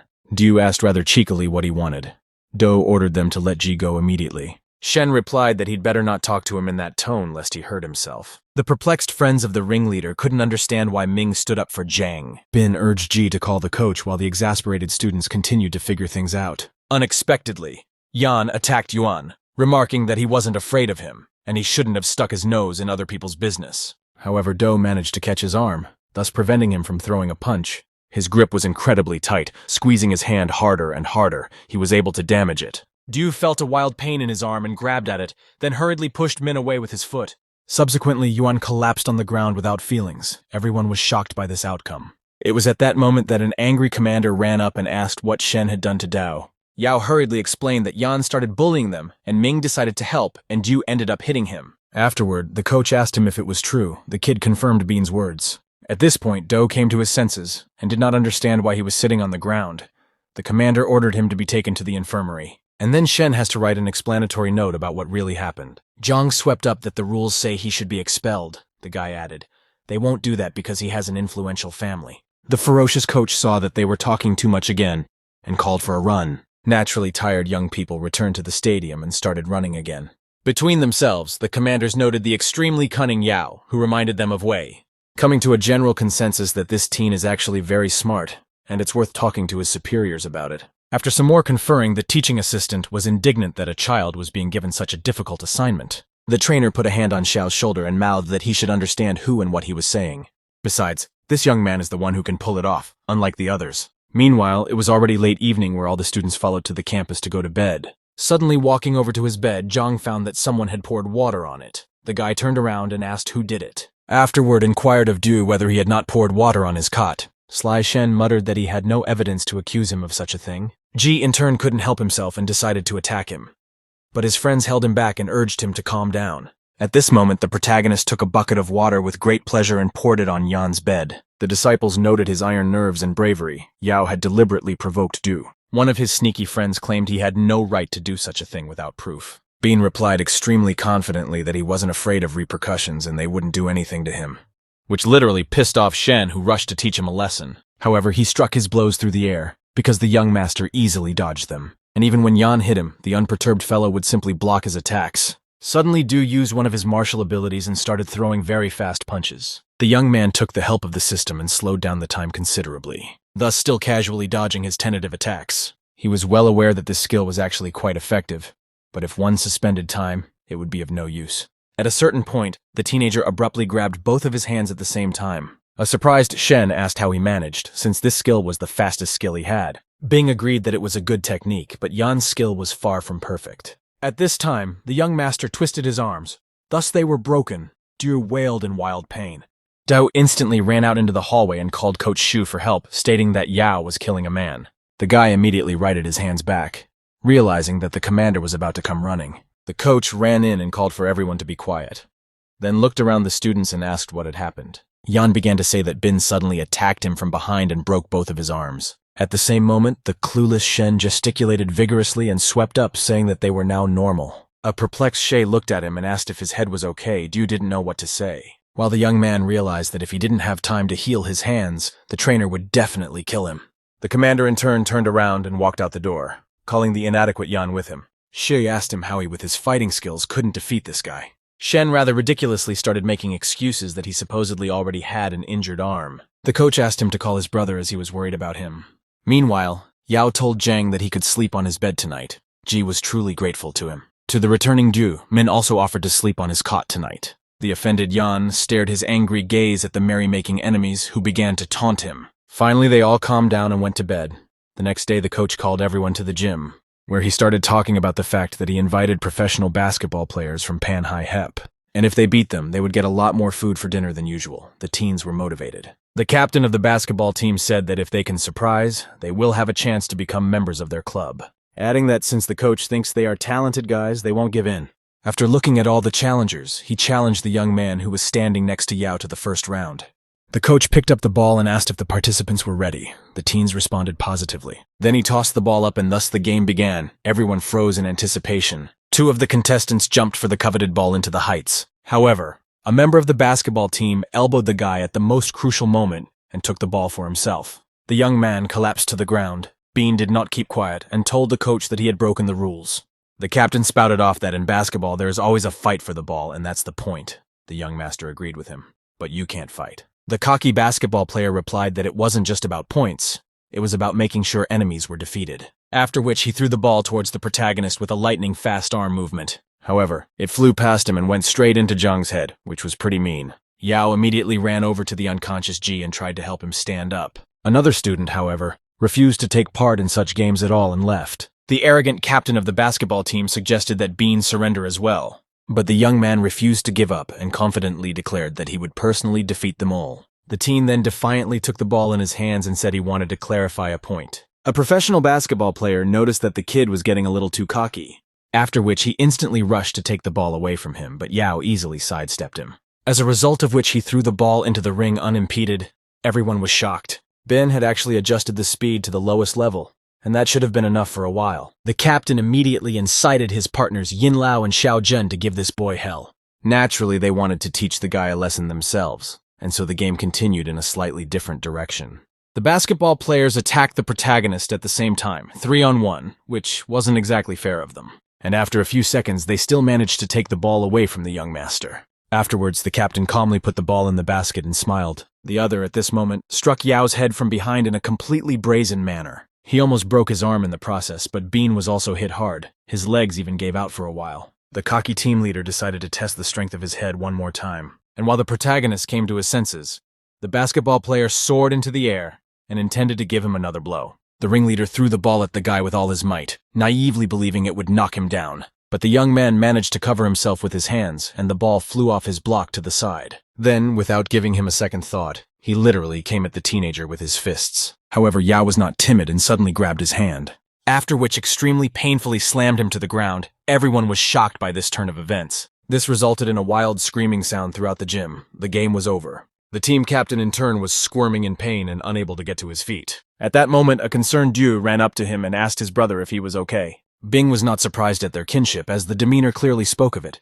Yan began to say that such people should be expelled from school. The guy replied that he was playing by the rules of basketball if his brother was to be believed, and so there could be no claim against him. Finally, the until recently indifferent coach intervened in the situation and ordered everyone to shut up. She asked Shen to take his brother to the nurse's station to get him some first aid, adding that an urgent assignment was ordered from their superiors, which they are obliged to fulfill. After that, he appointed Yao as the leader of this operation, and if the mission failed, they would be held responsible. Xiao tried to intervene in the conversation, but his colleague urged Li not to pry.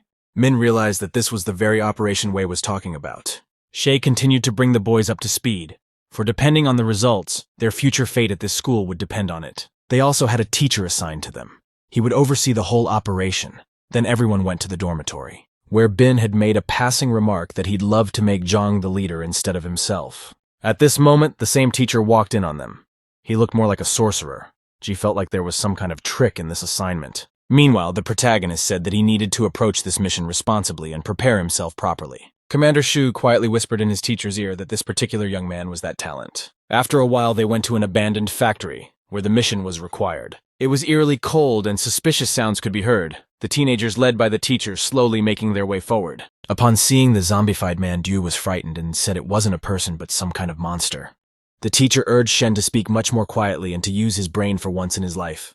Since these demons are extremely sensitive, especially to human sounds, at this time, the dead man was already in front of them. The zombie in turn hurriedly attacked the stern sorcerer from the back. All the students except the protagonist were frightened and began to shout loudly. Naturally, the rest of the dead heard the screams and rushed inside the factory. Meanwhile, the teacher began to confront the extremely ugly zombie. With the help of his miraculous powers, the teacher got the upper hand on the monster. And after a couple seconds, the demon knelt before him as the sorcerer struck him with lightning. After which, he generated his magic blade and bravely threw himself into the attack. However, striking with his sword did not achieve the desired result, as the dead man proved to be no foolish creature. He suddenly grabbed his blade by the blade, and thus prevented him from doing any damage. The enraged zombies were already breaking fences and windows to get inside and help their leader.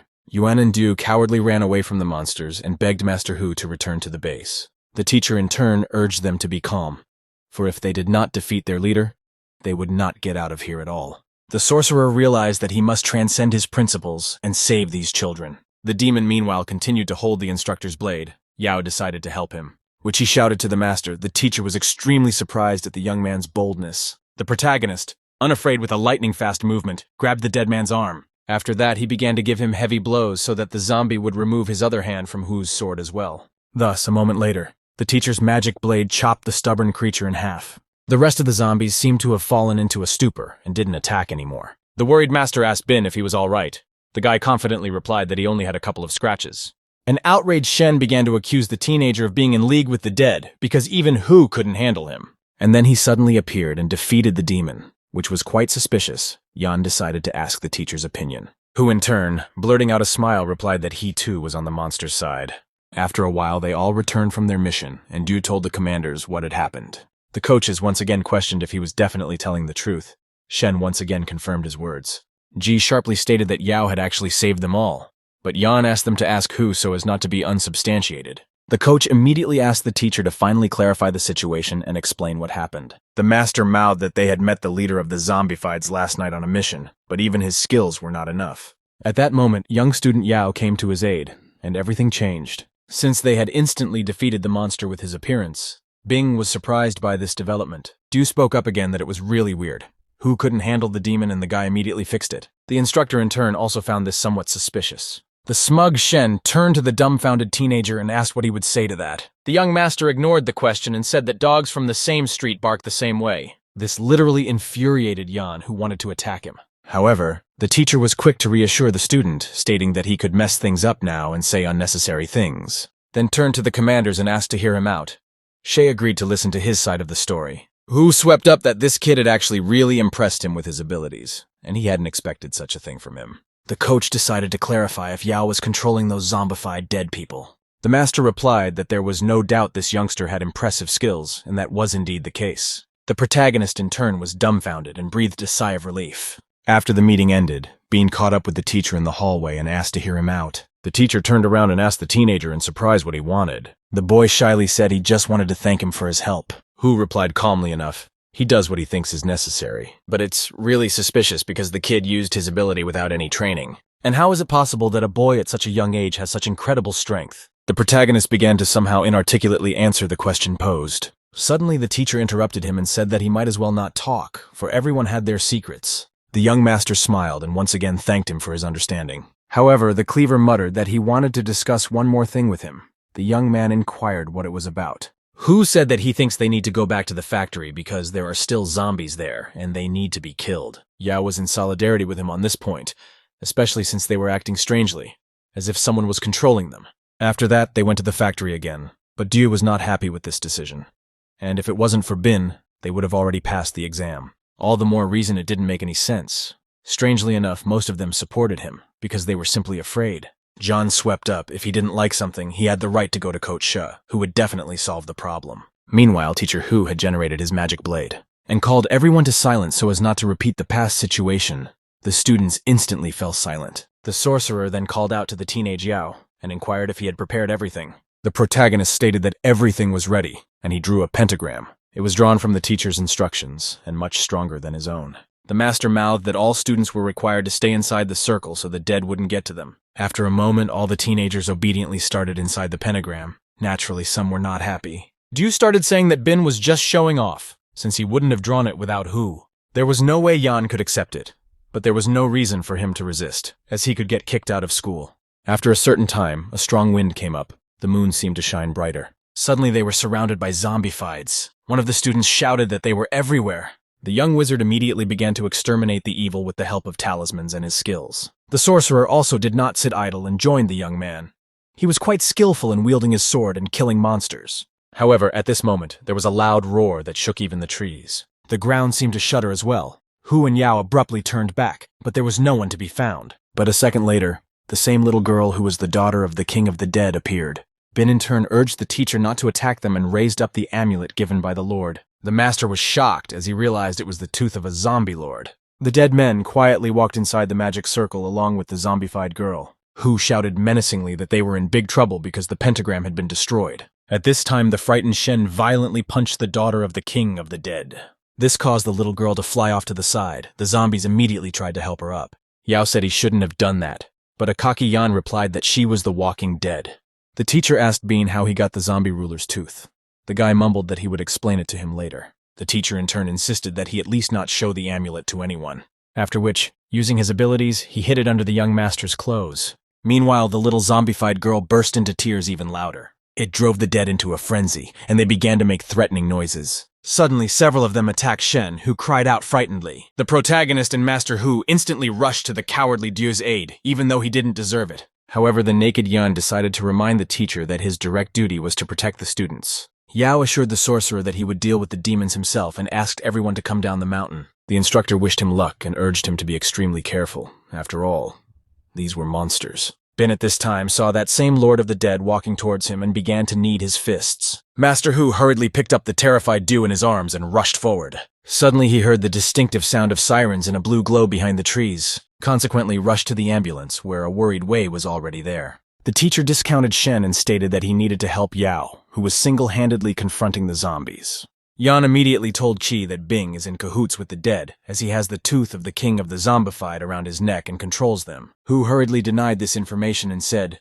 but Wei said that he would figure it out himself. Then he called someone and informed them that there was a huge cluster of zombies on the mountain where the factory was located. Therefore, it must be blown up immediately along with all the structures. Then turned to the foreman and said that he might not worry as the factory would be booby-trapped and the dead wouldn't get to them. The shocked teacher muttered that Yao was there and needed to be contacted urgently to leave the place. But Qi's implication was that it was too late, and he would sacrifice himself for their future, and they would remember their savior forever. The sorcerer accused him of deliberately wanting to get rid of Bin. Wei absolutely calmly confirmed his speculation, adding that if it wasn't for his help in fighting the Yin-Yang sect, nothing would have happened. Hu literally started praying for the main character and mentally asking him not to die. In the meantime, the young man thought about how to find the daughter of the king of the zombified, because it was impossible to go straight ahead. The system offered him a certain technique, which the guy decided to try out because he had not encountered it before.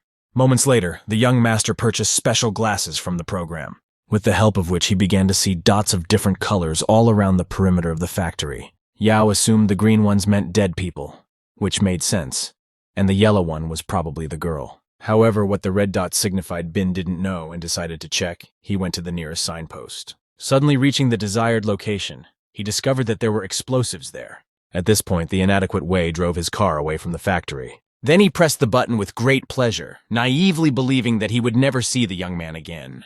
The result was a huge and rather loud explosion, the entire factory literally exploding into the air. Qi himself began to dance gloatingly as the dynamites continued to explode. Even Do, who was sitting in the car, thought it was clearly overkill, and there were other ways to get rid of him. Suddenly, Wei noticed that rocks began to actively roll down the mountain. The bewildered guy didn't realize what was happening. At this time, the falling rocks became much more numerous. His terrified aide had swept up that they had overdone the explosives, and now the mountain was crumbling. But Qi was sure otherwise, as he had checked everything thoroughly, and that amount of dynamite wouldn't be enough to destroy the mountain. The assessor stated that minerals were mined under the mountain, and apparently it was hollow. Wei began to realize that this was about the places Chuan had told him about. The boy urged Qi to ask the senior master for help. However, the young man had a different opinion. He mouthed, he'd rather not know what happened, so he wouldn't lose his position, and it was easier to pretend they had nothing to do with it.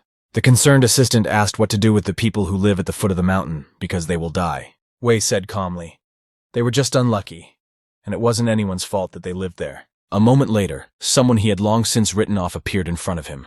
The wounded Yao glared at him menacingly. Qi said in a trembling voice that it couldn't be. The dumbfounded Zhang and teacher Hu began to say that they had believed in him to the last. An exasperated Bin stated, rich people like Wei always think only of their money, and that they can get away with anything. And he intends to save the villagers. Whereupon he inquired who would go with him. However, absolutely all the students were silent, which the protagonist did not expect in any way. The young master said, in that case, we'll go alone.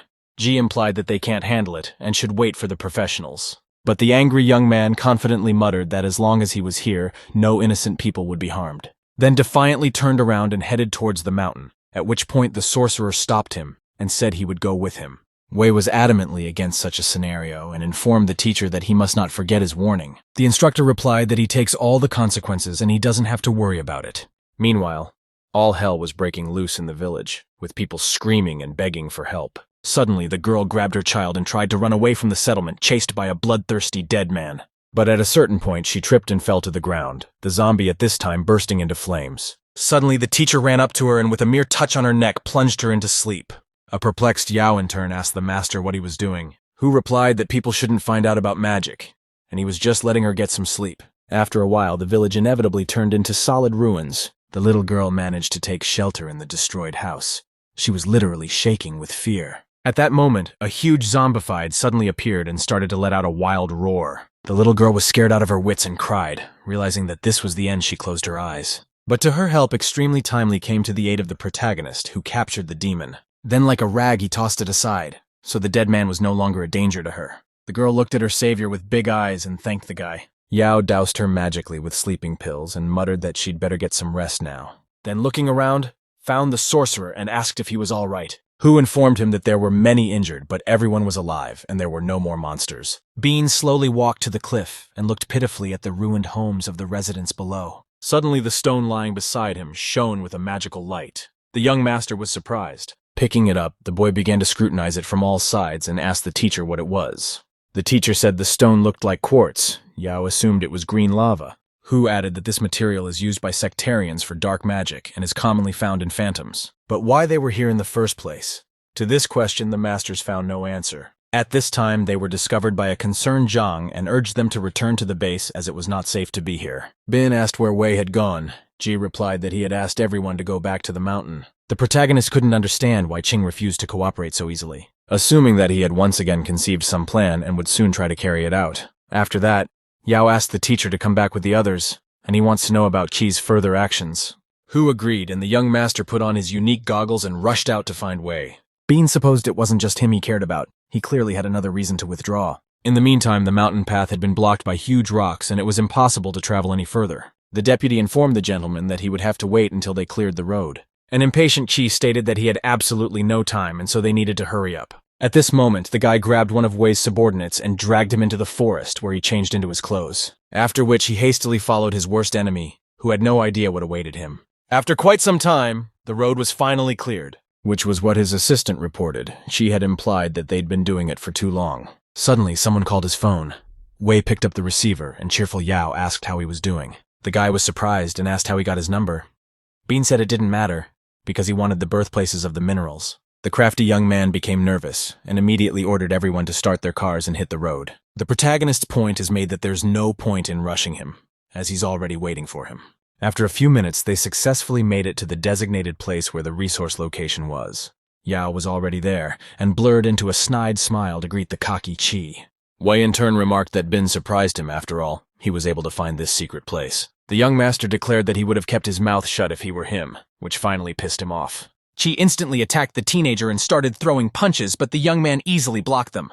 Wei didn't lose hope and attacked him again. This time he actually managed to get results. Because the main character literally flew into a rock, the master naively thought he had defeated it. And demonstrating his abilities, urged Yao to say his last word. Bean is completely at ease on his feet and has stated that he is too weak and his punches don't carry any threat. The enraged Qi reacted violently to his comment and said that he would kill the youngster. At this moment, the young master immediately rushed inside the cave. Naturally, Wei followed him. The aide and the guards tried to stop their master, but they failed to do so. The assistant asked the others if he needed help. The bodyguard said that Qi could go into Mo's territory, but they better not. Once inside the mine, the restless guy started shouting out the name of the protagonist, trying to provoke him by telling him he's going to die anyway and it's not worth delaying. Suddenly a light came on in the cave, which literally blinded Wei. He took the hint that his tricks wouldn't work here. At this moment, Yao suddenly attacked him with a crushing blow. The result was an explosion, the mine shuddering, a piercing sound spreading through its stone corridors. Bing started looking around for Qi, but it was nowhere to be found. A moment later, he attacked him from the back. However, the young master managed to defend himself and put up a block. Thus Wei was unable to penetrate him, noting that all he can do is sneak attacks and he's not capable of much more than that. After which, the embittered Qi hurriedly struck his mighty blows again. The protagonist was able to restrain his hand and wanted to attack the arrogant teenager himself. But Wei didn't give him that opportunity and struck first. Yao crouched down in wild pain. The gloating, insolent man began to say that he was apparently unaccustomed to dealing with someone who was stronger than he was. Bean got to his feet and stated that this is true, but he usually beats his opponents with one punch. Qi rushed to attack him again and threateningly muttered that he was about to snap his neck. However, the young master suddenly grabbed his hand and said that it was his time to experience true strength. The guy squeezed his hand harder and harder, for he was given a power boost by the ally Guan he had summoned. With Wei wailing in pain and kneeling in front of the young man, Yao was literally inflamed with dark magic. Qi in turn continued to scream wildly. There was nothing he could do in the situation. While Bing muttered that he didn't dare to treat Shu like that after all, she had nothing to do with their debate. Adding that the one who caused her suffering should die, after which he delivered a fatal blow to Wei. There was a loud, youthful scream throughout the city hospital. The angry boy was telling everyone to go to hell. City hospital staff in the corridor were stunned by screams from the ward. The young master was lying on the couch. The boy asked him to calm down, saying that according to the doctor his arm could be cured. But the young man was still just as angry, and said that the doctor also said she wouldn't be the same, and his skill would be gone. He glanced nervously at the kid in the suit, who was excitedly wiping sweat from his face. The young master wondered if Yao Bing thought he could destroy him with this. Meanwhile, Senior Master Ao Tian was in the Wei Qi manor. He was pondering and sighing heavily. The man wondered why his son was not telling him anything and was going somewhere else. The master was very worried about his son. The servant told him that there was a man standing outside who said he knew where his son was. Ao Tian demanded that he bring him to him at once. The servant immediately obeyed and asked the young man to go to the room where the senior master was. The young man entered the master's room. Ao Tian wondered if the guy knew about his son's whereabouts. Taking a closer look at him, the master said to himself that, from the looks of it, it was just a high school student who wasn't very reliable. The young man said in a calm tone that of course he was aware of the young master's whereabouts. He said that the master's son had a broken arm because of him and was now in Pan Hospital. Ao Tian was dumbfounded by what he heard. The guy also said that he was giving him a week to find Jing Kuai Li, and after 2 months, he should give up Wei Qi's influence and get away. Master Ao Tian smiled wryly and asked the young man why he was saying all these things, much less worrying about them. Behind the young man's back at that moment stood 2 enormous bodyguards of the senior master. The young man only smilingly replied to the master that it was all simply in their best interest. He realized that a fight was imminent. A few minutes later, the fight started. Ao Tian shouted in panic, asking for the fight to stop. After a while, the thugs were lying on the floor. The hero repeated that master should find Jing Kuai Li and get out of Pan Hai. The senior master was furious and shouted, inquiring who this young man even was. Yao Bing struck the wall with all his might at the same moment. The wall immediately cracked completely. Lastly, he introduced himself and told the senior master that if he was going to take revenge, let him come. There was a lot of dust in the room after the wall collapsed. It was hard to breathe because of the huge amount of dust. The servant asked the master if he wanted the rest of his subordinates to be ordered to follow the young man and kill him. Ao Tian said that he clearly had allies who were covering for him and ordered to sort it out. The servant asked if it was really Yao Bin. The master was shocked and nervously asked if he really knew this guy. There was a great excitement on his face. The servant said that 2 months ago this guy appeared in Pan Hai and declared himself a yin-yang mage and the guest of honor of the Mo and Fan families. Ao Tian scratched his chin and said that he would have to find time to visit Mo Chen Zun. After a while, the master was already in the Mo family's living room. Chen Zun asked why he was here. Ao replied that he had purchased some jewelry and remembered that they hadn't seen each other in a while and the relationship might fade. He asked to accept the gifts. Mo asked what he was talking about, since they have been in contact for many years, so their friendship can't end this way. Ao Tian was very worried and said that the reason for his visit was actually something else. Master Mo asked Shi to bring them the best tea. The polite and sweet girl sat the nervous Master Wei Qi down on a chair and said she would bring him some tea. 30 minutes later, Tian was saying to himself that Mo Chen was probably protecting Yao Bin because he was avoiding the conversation. He decided that he should ask his father for help. Master Chen sipped the hot tea and shifted his gaze to Master Wei Qi. His gaze was cold-blooded.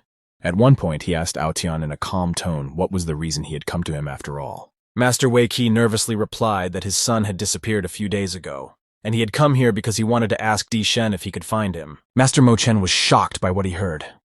He opened his eyes wide and said that he would call his second son, and he would definitely help him. Ao Tian fell on his knees and said that he wouldn't bother him again. Chen asked him not to worry, for the young master was always careful. In just a few minutes, the arrogant Master Wei Qi was already outside the gate. Shi said goodbye to him afterwards, but he didn't say anything and continued walking. The girl said he was arrogant, for he wanted to use his good relationship with those families and get the master to knock one of them out. Meanwhile, Master Mo Chen was tearing and thrashing around in his office. He threw a coral wood vase on the floor. There was no limit to his anger. He ordered Quard to call his second son and find out where Master Wei Qi was now. There was only anger and rage on the master's face. He also ordered the servants to call his firstborn son to him. After a short while, his firstborn son was already in the Mo family's reading room. The master shouted and told him to fall on his knees. The boy obeyed fearfully and asked what was wrong. He asked his father with a tremor in his voice what he had done wrong. Mo Chen said that if Wei Qi hadn't come to him, he never would have known that the impudent son had created a cave in Tiando. The young man asked him to calm down and pretended not to know what he was talking about. But in his mind, he wondered what Master Qi had told him. The father tiredly asked the insolent man to stop pretending, as he clearly understood what he was talking about.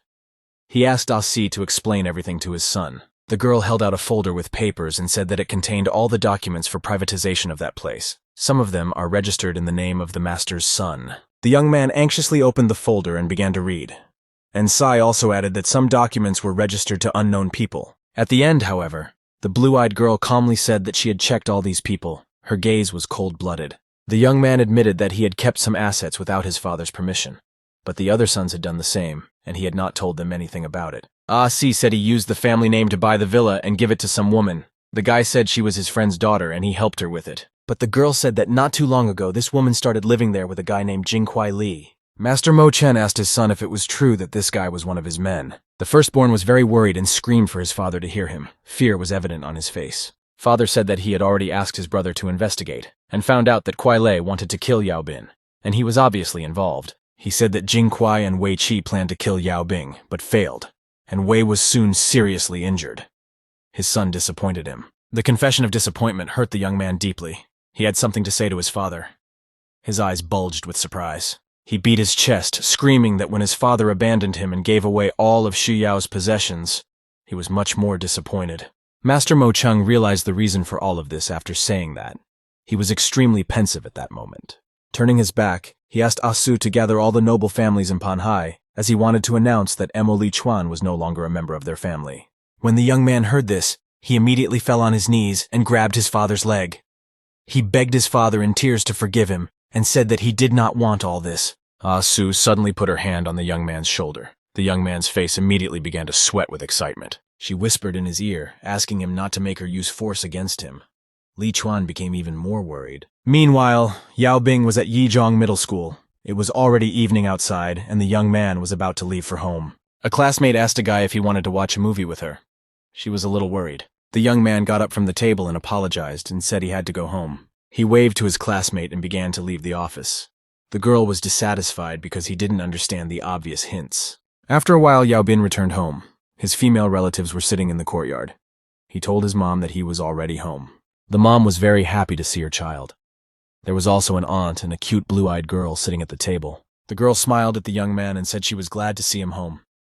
Her white hair was blowing in the light breeze. Her smile and politeness embarrassed the young man a little, and his cheeks flushed with embarrassment. He didn't know how to behave. The minute the guy opened the door to the house and said he was going to his place, and asked me to call him when everything was ready. The young man entered his room and threw his backpack on the floor. The hero was very tired after the school day. Yao Bing lay on the bed and told himself that Aunt Huang was clearly feeling better after the surgery, and he had done the right thing to bring her and his mom to the guest house. He also told himself that the soul of the subterranean could also be channeled into the earthly world. He did not understand how he had failed to realize this before. The young man also realized that this meant that as long as Xiao Bei was inside this villa, she could live like a normal person. Aunt Huan had her doubts before, but in the end she decided to keep silent. It seems that as long as she's with her daughter, then everything will be fine. Suddenly, Yao Bin's peace was disturbed by a notification that someone had broken into his plot. The system asked if he wanted the servants to handle it. The young man said that Wei Qi's men are fast. Not even a day has passed and they are already coming back. Last night they broke his matrix to infiltrate. The mission to pacify 25 demons had been accomplished. The system asked if Yao wanted to activate the small demon trapping function. The guy realized that he could now order general-level demons and above to protect the people in the guest house. He realized that Xiao Bei was a demon herself, so she didn't need protection. She could always return to the underworld. Yao Bing picked up the phone and made a decision that he needed to call Wei Qi as a matter of urgency. He told him over the phone that he had already taken care of 25 of his men. He also asked if he should expect any more tricks. Wei Qi didn't know how to answer him. His anger had no limit. The hero was just enjoying his advantage. He said threateningly that since there were no tricks left, it was his turn. Bean said they were about to have visitors. Meanwhile, Wei Qi and his father were at home. The guy was very nervous and shouted into the phone for Yao Bin to explain to them what was going on. The guy with the bandaged arm didn't understand what guests he was talking about. Ao Tian was silently reading a book while sitting next to him. Suddenly, there was a rumbling sound outside the door. A man's voice shouted, asking if they thought those guards would stop him. One of the guards was severely beaten and his face was blistered and swollen. He was unable to resist anything in the unequal fight. A man kicked the door and asked where Wei Qiao Tian was. Tian was stunned and asked Mr. He and Master Tai why they had come. The master moved a little closer and calmly said that the contract and the petition for protection were for them. At one point, he declared that from now on he was no longer doing any more business with Wei Qi. His assistant was holding a suitcase in his hands. Mr. supported his colleague and said that he too was terminating the contract. Ao Tian was shocked and asked why they had come to this decision. One of the men pointed his finger at his son and said that he wanted to kill young Master Yao, so he didn't want to cooperate with them anymore. Suddenly, Ao Tian's servant ran into the study. He worriedly and panted, saying that Master Gao had arrived. A few seconds later, a stern-looking blond man with a long mustache and beard entered the room. Tian immediately began to greet Master Gao graciously. He asked how he could help the kind master. The master asked him to shut up and said he was here to finish all their business. He said that he would not sell them the materials in the contract. This statement shocked Master Wei Qi. There was only shock and utter bewilderment on his face. With a shout, he asked if he was doing all this because of Yao Bin. Master Gao calmly told him that he was.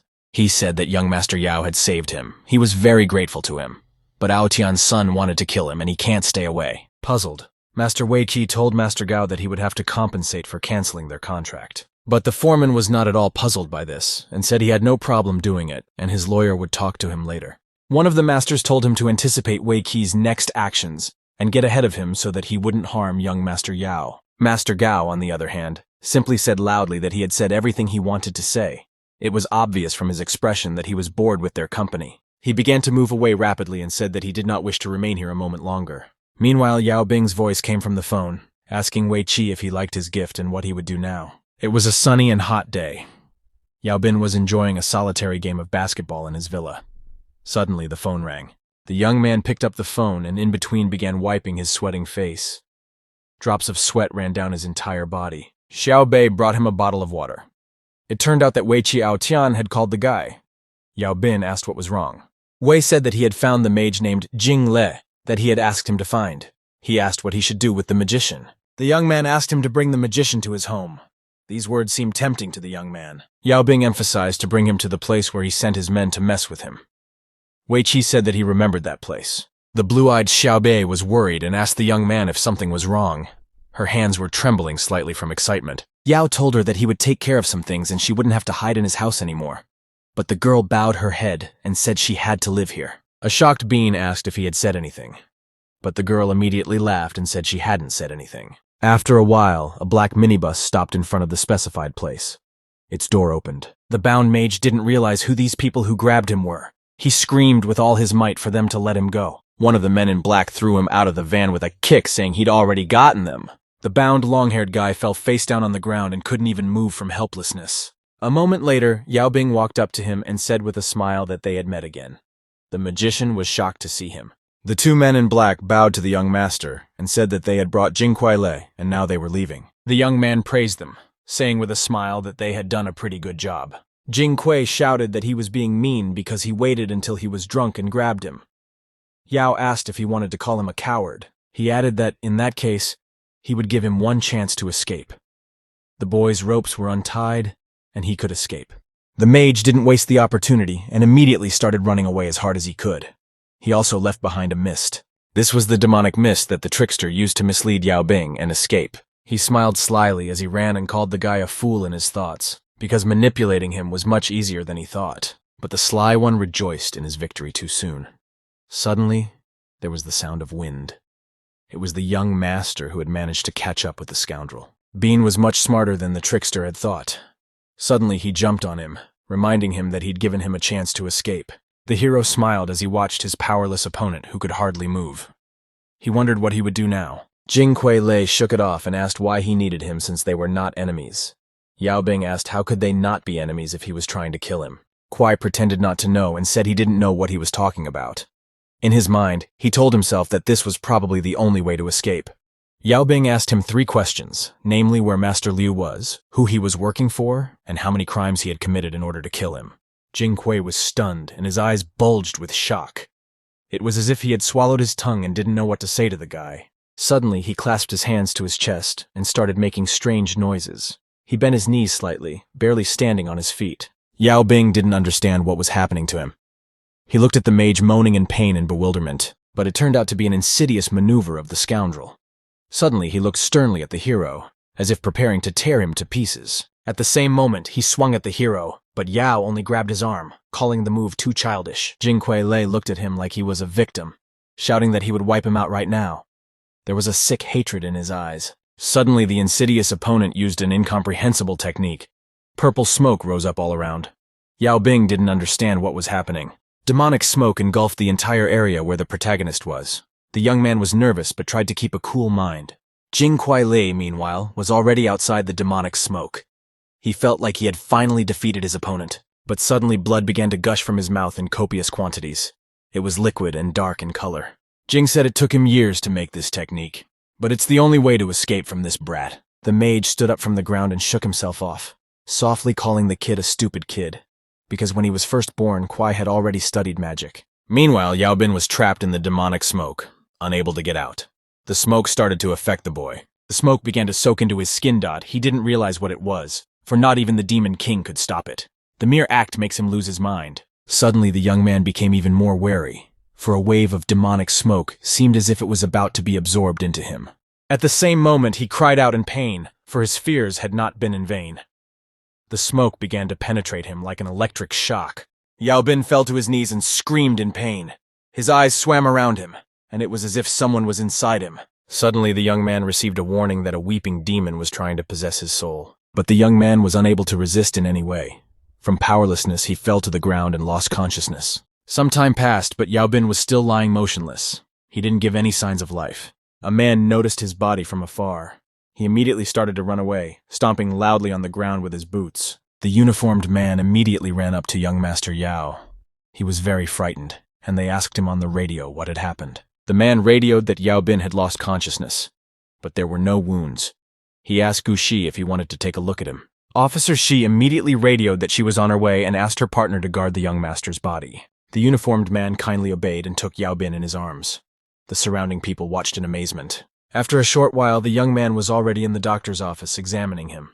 The girl asked Dr. Zhang if he was all right. Zhang replied that he had no external wounds but needed to take him to the hospital for a full examination as he might have brain damage. The cute girl with brown hair was excitedly listening to the doctor's recommendations, and Su stood behind her. Dr. Zhang began to leave the office. The faithful girl stayed with Yao Bin, who was still unconscious. She gently took the young man's hand. The girl was morally heavy and hurt for the young man. She put his hand to her cheek, and with tears in her eyes began to beg him to wake up. The girl was very worried about the boy. One of the tears flowed down the cute girl's cheek, subsequently starting to fall on the guy's face. In his mind, Yao Bing was in a gloomy place. A tear had already almost reached his face.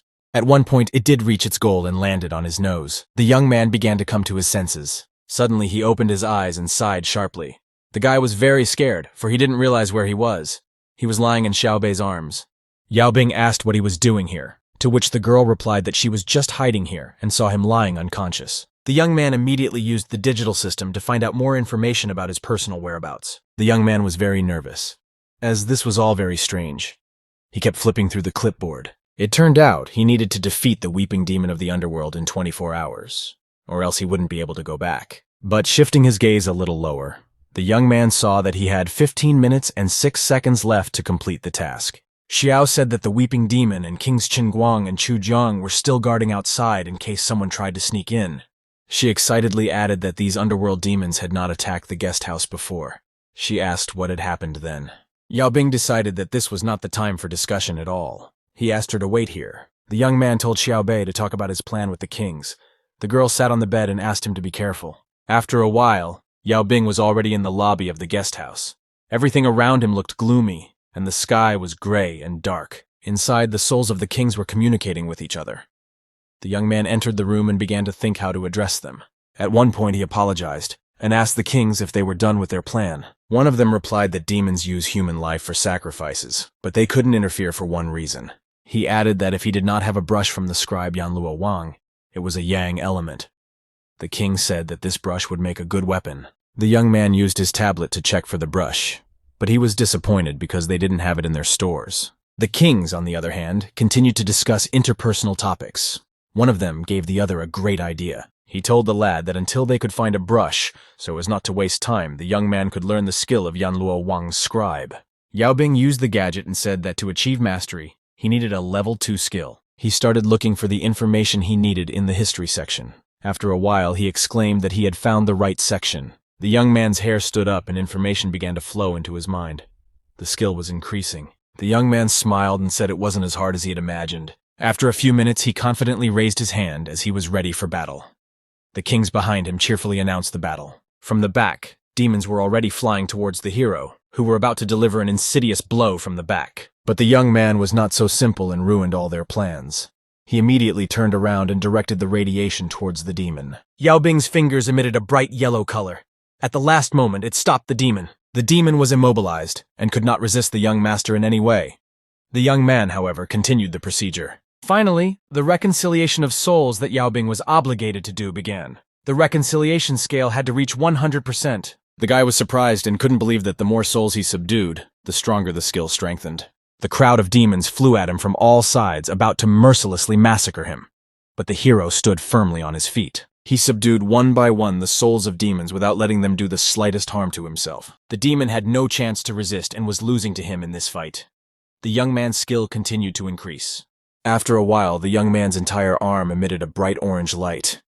Yao Bing was surprised himself. Finally, all the 100 souls were pacified, and the task was completed. But suddenly, something strange began to happen to the young man. After a while, Yao Bing woke up. Outside the window, the moon was sweeping brightly and the sky had a greenish hue. He woke up in bed, not in the underworld.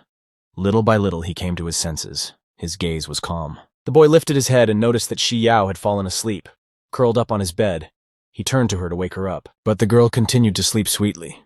Yao Bing touched for her as he wanted to know why she was here. This paid off and Shi Yao woke up. For the first few seconds, she didn't realize what was happening. But in an instant, she was glad that Yao Bing had finally woken up. Her eyes sparkled with happiness. The young man asked why she was here and not at home. The girl replied that she had heard about his problems, and that's why she had come. She bowed her head frustratedly and asked if he knew about her grandfather kicking her father out of the Mo family. Yao Bing was surprised and replied that he didn't know anything about it. He expressed interest and asked if it was because of him. Shi Yao said that he had known for a long time that her father constantly hired people to kill the young man. She stated that she was no longer a child and could find out the truth herself. Yao Bin apologized and said he was afraid the truth would hurt her.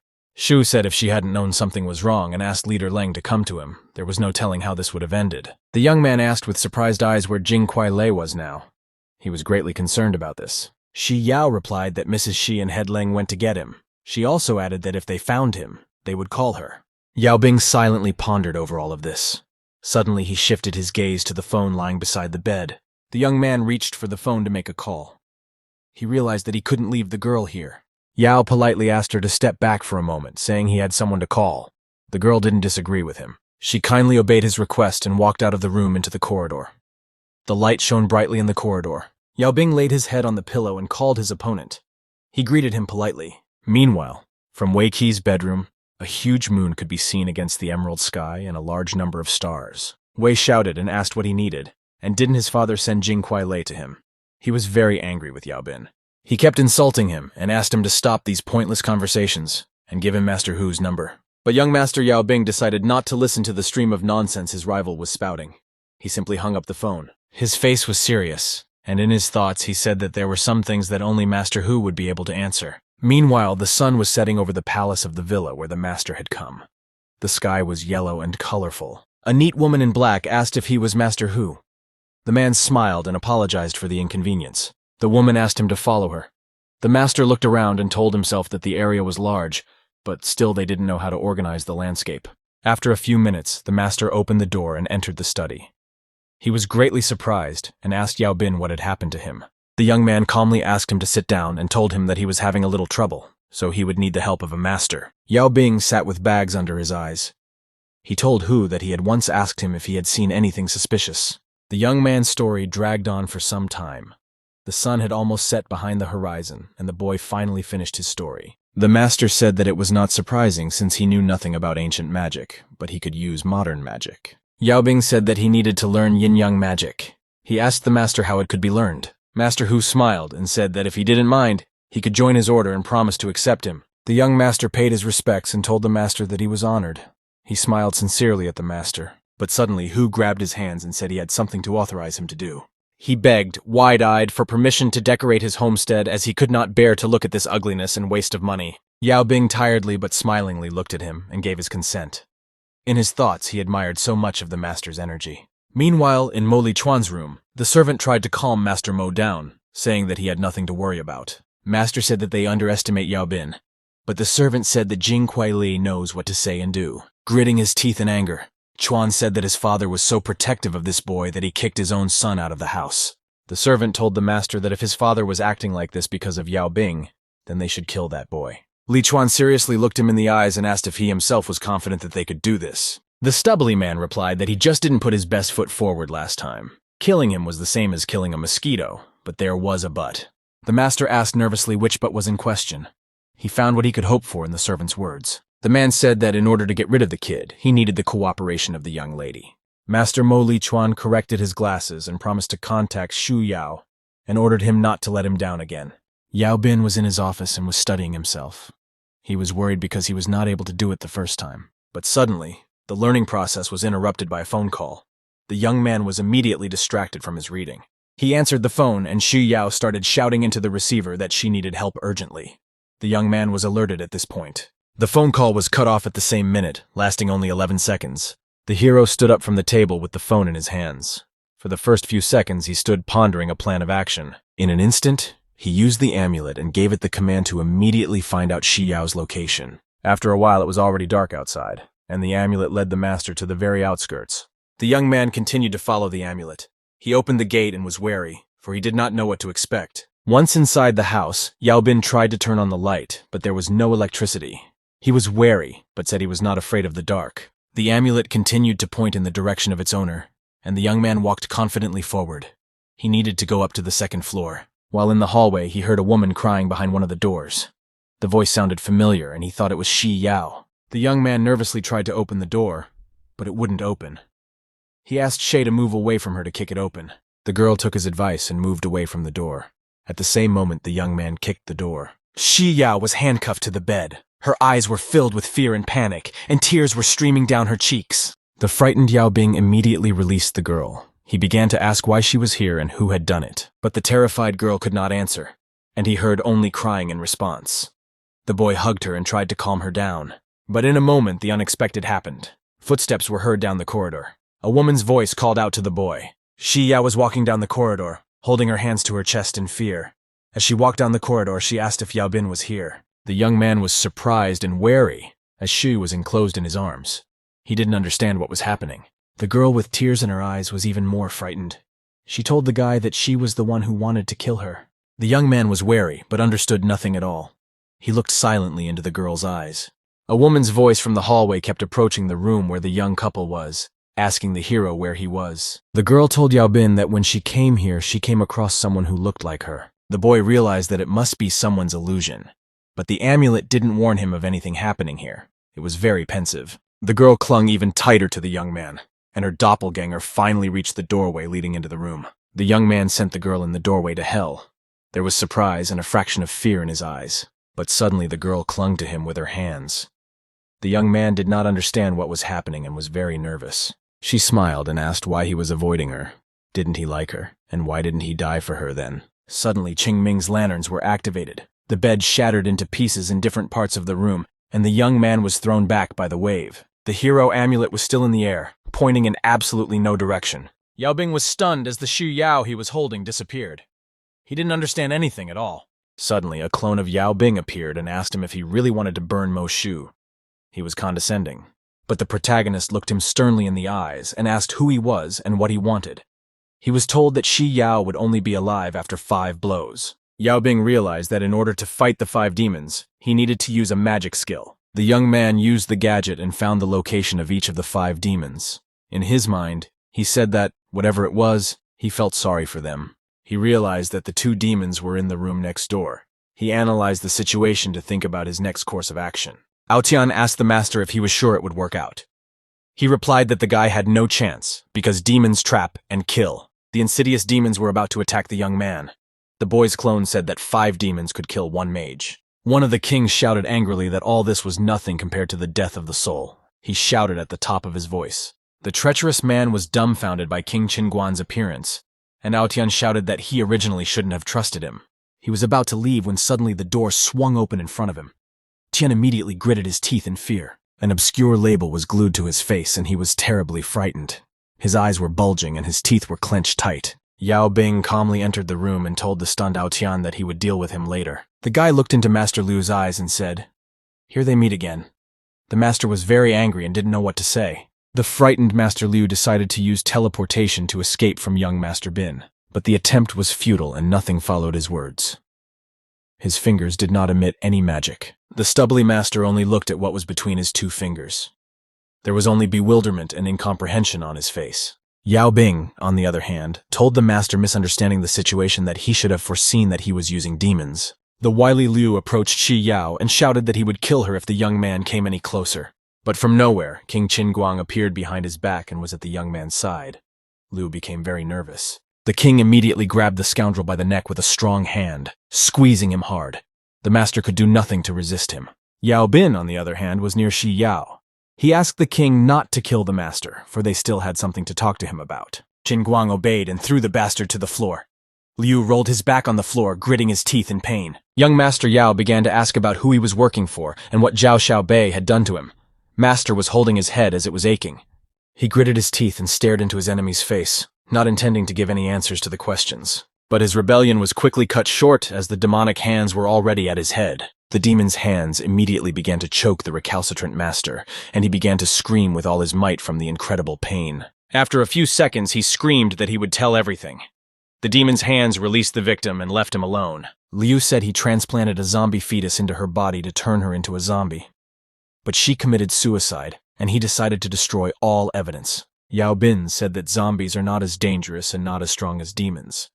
He asked if he had killed so many people for the sake of hiding it. Master Liu panikedly smiled and expired sweat, not knowing how to answer Master's question. Ao Tian stood silently with a label on his face. The young master, however, asked him not to worry, and told him that the demons couldn't hear or see them. Liu said it all relates to one influential family in Panhai.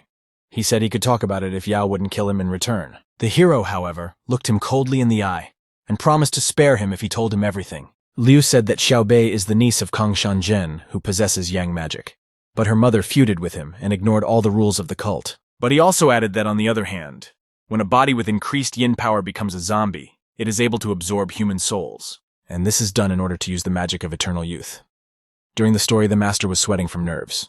The story of eternal youth interested the young man. For a few seconds, he silently thought about what he had heard. It was deep night outside, but the sky was full of stars. The stars combined with the moon brightly illuminated the earth. A black car stopped in front of the palace. The powerless Shi Yao was wrapped in a white blanket and placed in the back seat of the car's interior. Blue-eyed Miss C softly said that a wolf wouldn't eat a wolf, and this guy is even worse than animals. Yao Bing called Miss over to the trunk with the intention of showing her something. Miss immediately paid attention and started moving towards him. The young man opened the trunk of the car, in which lay a body wrapped in a blanket and bound with ropes. It turned out that Master Liu was lying tied up in the trunk, his mouth gagged with a rag. He tried to scream and call for help, but he couldn't. Yao Bing told Miss Shi that this is Master Liu, and he was involved in the theft of Shi Yao Dot. The young man said that he can only hand it over to them since there is nowhere to hide it. Miss kindly agreed to do a favor and take care of the crafty master.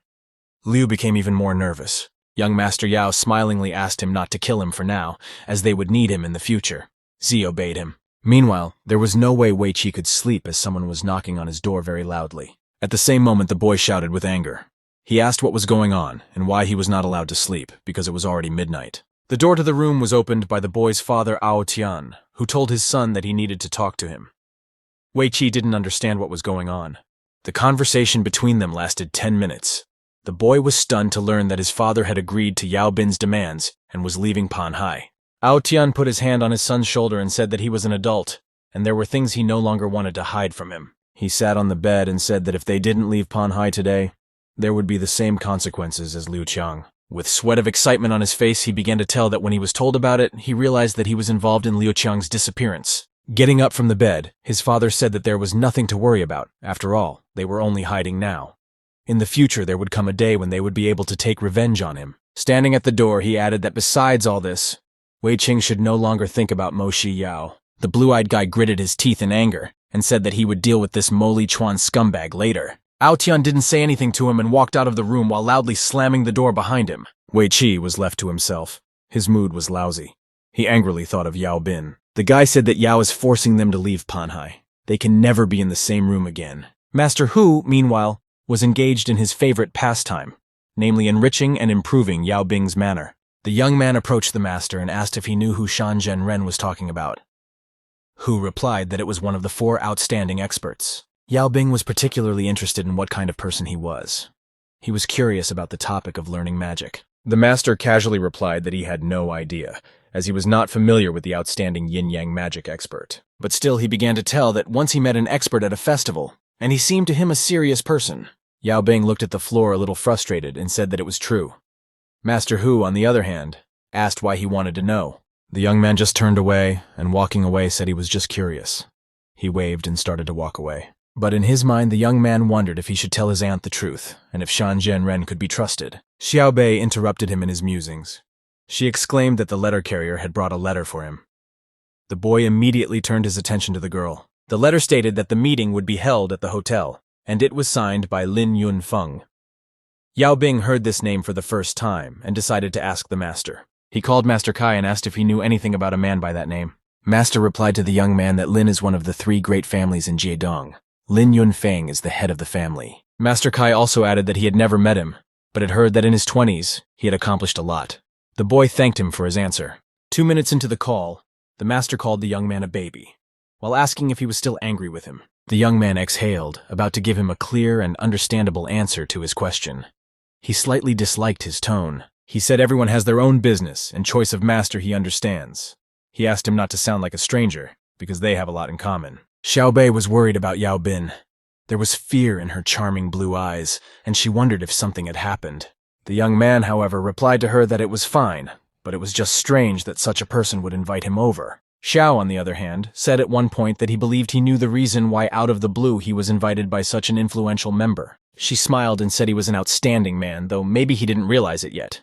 Maybe he just needed help, maybe friendship. The words of the nice girl surprised the young man very much. So much so that he looked at her for a few seconds with bulging eyes. Soon he laughed and said that he understood everything. Xiao Bei managed to cheer him up with her words. Yao Bing said that he would be at the rally the other night. He had a cup of herbal tea on the table. Finally, it was time for the meeting. The young man went to Juhi's hotel. It was already dark outside. In the main hall of the hotel, Lin Yunfeng was waiting for the guy. The bodyguard of the powerful man whispered to the boss that Yao Bin was already here. The guy walked casually into the hotel building. He kept his hands in his pockets. A modest man in a brown suit came to meet him. The stealthy man deliberately grazed the guy's shoulder while pulling out an invitation from his pocket. Yao Bing didn't feel anything and didn't pay any attention. A hotel employee approached the young man and asked if there was anything he could do to help. Yao replied that he was attending a party. The boy reached into his pocket for the invitation, but it wasn't there. He got nervous because he didn't understand where it had gone. The guard said he had no right to let them in without an invitation. Bean said he would call his men to bring him in. But the hotel security guard pushed the young man, shouting, asking how Ling could have invited such a poor man to the party. The phone fell out of the boy's hands. The hotel employee became coarse and started kicking the young man out of the hotel. The young man's phone was still lying on the floor. One of the surrounding people asked what was the matter, to which one girl said she thought someone was trying to sneak into the hotel. The young man was picking up the phone, and the guard was still slinging mud at him and telling him to get out of the hotel immediately. Lin Yunfeng's bodyguard promised the boss that such a thing would not happen again, to which he replied that there was no need for it. Feng walked down the corridor, and in his thoughts, he told himself that Yao Bing was a simple fool who wasn't even good enough to be his opponent. Yao, however, smiled and asked the guard if this was how Juhi Hotel welcomed its guests, to which he replied that the young man was not worthy of being a guest. Bean, on the other hand, casually pulled a black card from his pocket, asking how about it and if it was worthy enough. The guard was extremely shocked to see the black card. He immediately snatched it out of the guy's hands and began to admire it. Yao Bing, on the other hand, scrunched his nose with a smile and began to assure the guy that this was not a black card forgery in any way. The guard immediately admitted his wrong and asked the young man to get up from the floor. The boy replied that he felt comfortable sitting on the floor. Suddenly, a man in a business suit told the young man that he was their special guest and asked him to ignore the boorish guard.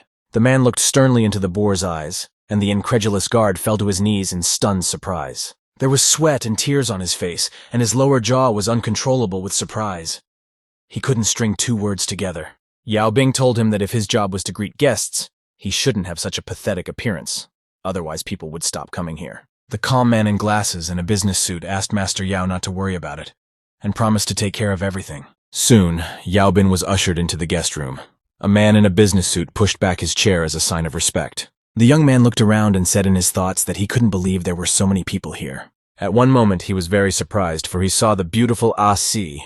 She was wearing a long green dress. Yao Bing wondered why she was here, but she walked up to him and whispered to pretend they didn't know each other. She said it could all be a trap, because Feng suddenly invited the entire great family from Panhai, instructing her to go in his place. The young man stood up from the table and grabbed a bag of peanuts in his hand before placing it in his pocket. He looked around and didn't understand why he'd been invited here if the big shots were here.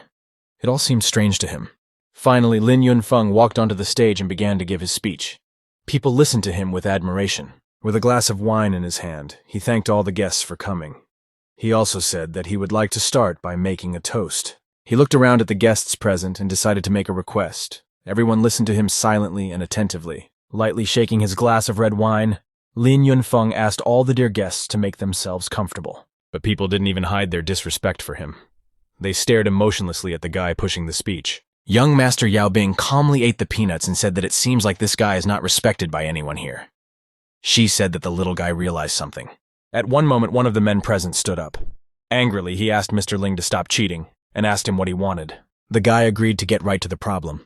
He said there was something important he needed to talk to them about. With a serious face, he began to tell me that it had recently been reported that Funan's influence was spreading northward, approaching Huabei. To summarize, he said that for this reason, he would like to unite them as the Huabei line to oppose them. Yao Bing whispered and asked Miss Shi who Funan's influence was.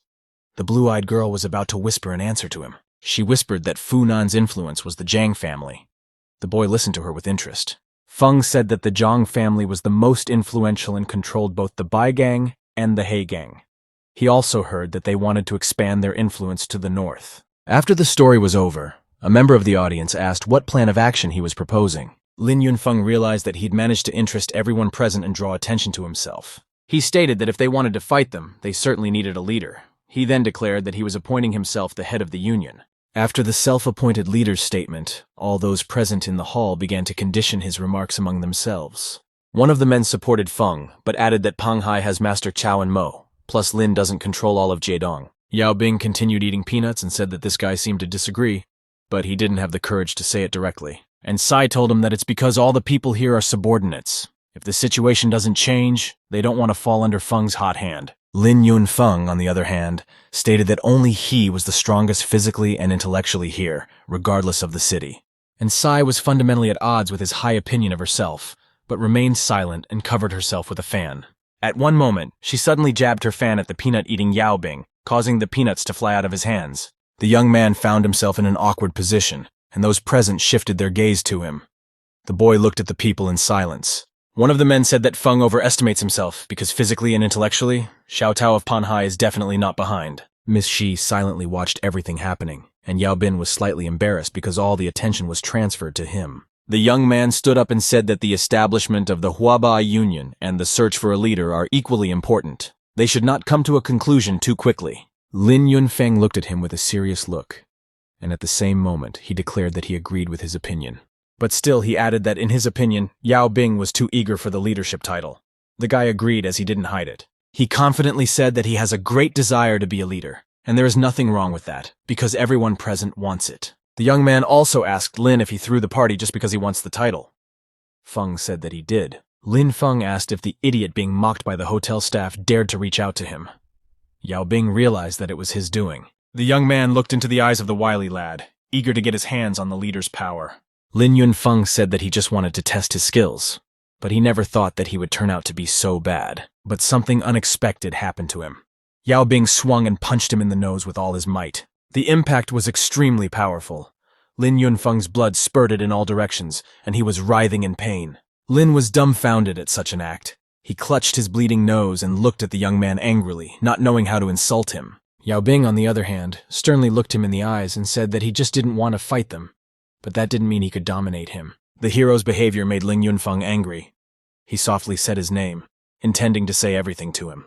Looking seriously into the guy's eyes, he asked, was he really in favor of Pan Hai starting a war against Ling? Yao Bing asked him to stop being so cocky, and only hit him because he deserved it. That doesn't apply to Pang Hai. The charming Miss C folded her fan.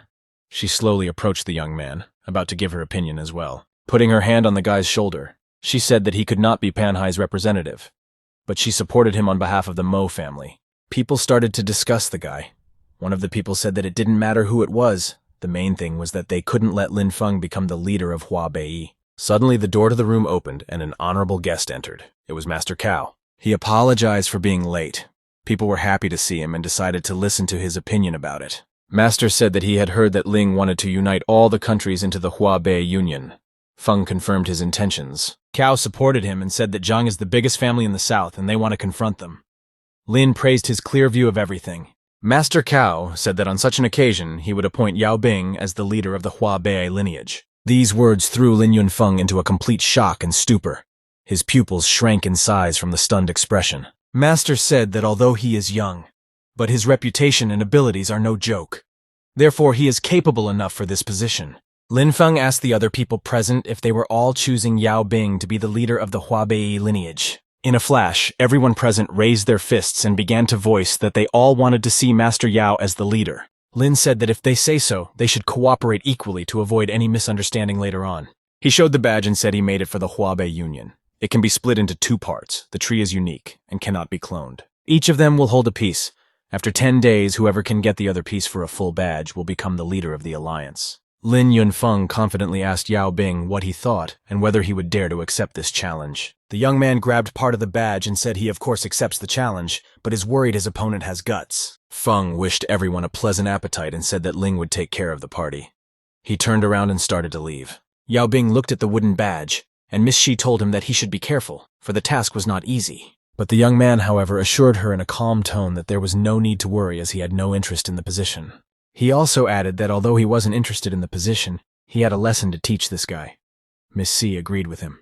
Late at night, the young man and the miss were riding in an automobile. The moon, stars, and streetlights brightly illuminated the road. C asked if he wanted her to make Ling a captain to protect him. But the guy said he wanted them to think he was weaker. The blue-eyed girl asked what the young man was doing at the moment. In the meantime, she was driving a car. Yao Bing put the badge in his pocket and said that he knew that Master Cao and Mo had indeed offered it. But everyone else just went with the flow.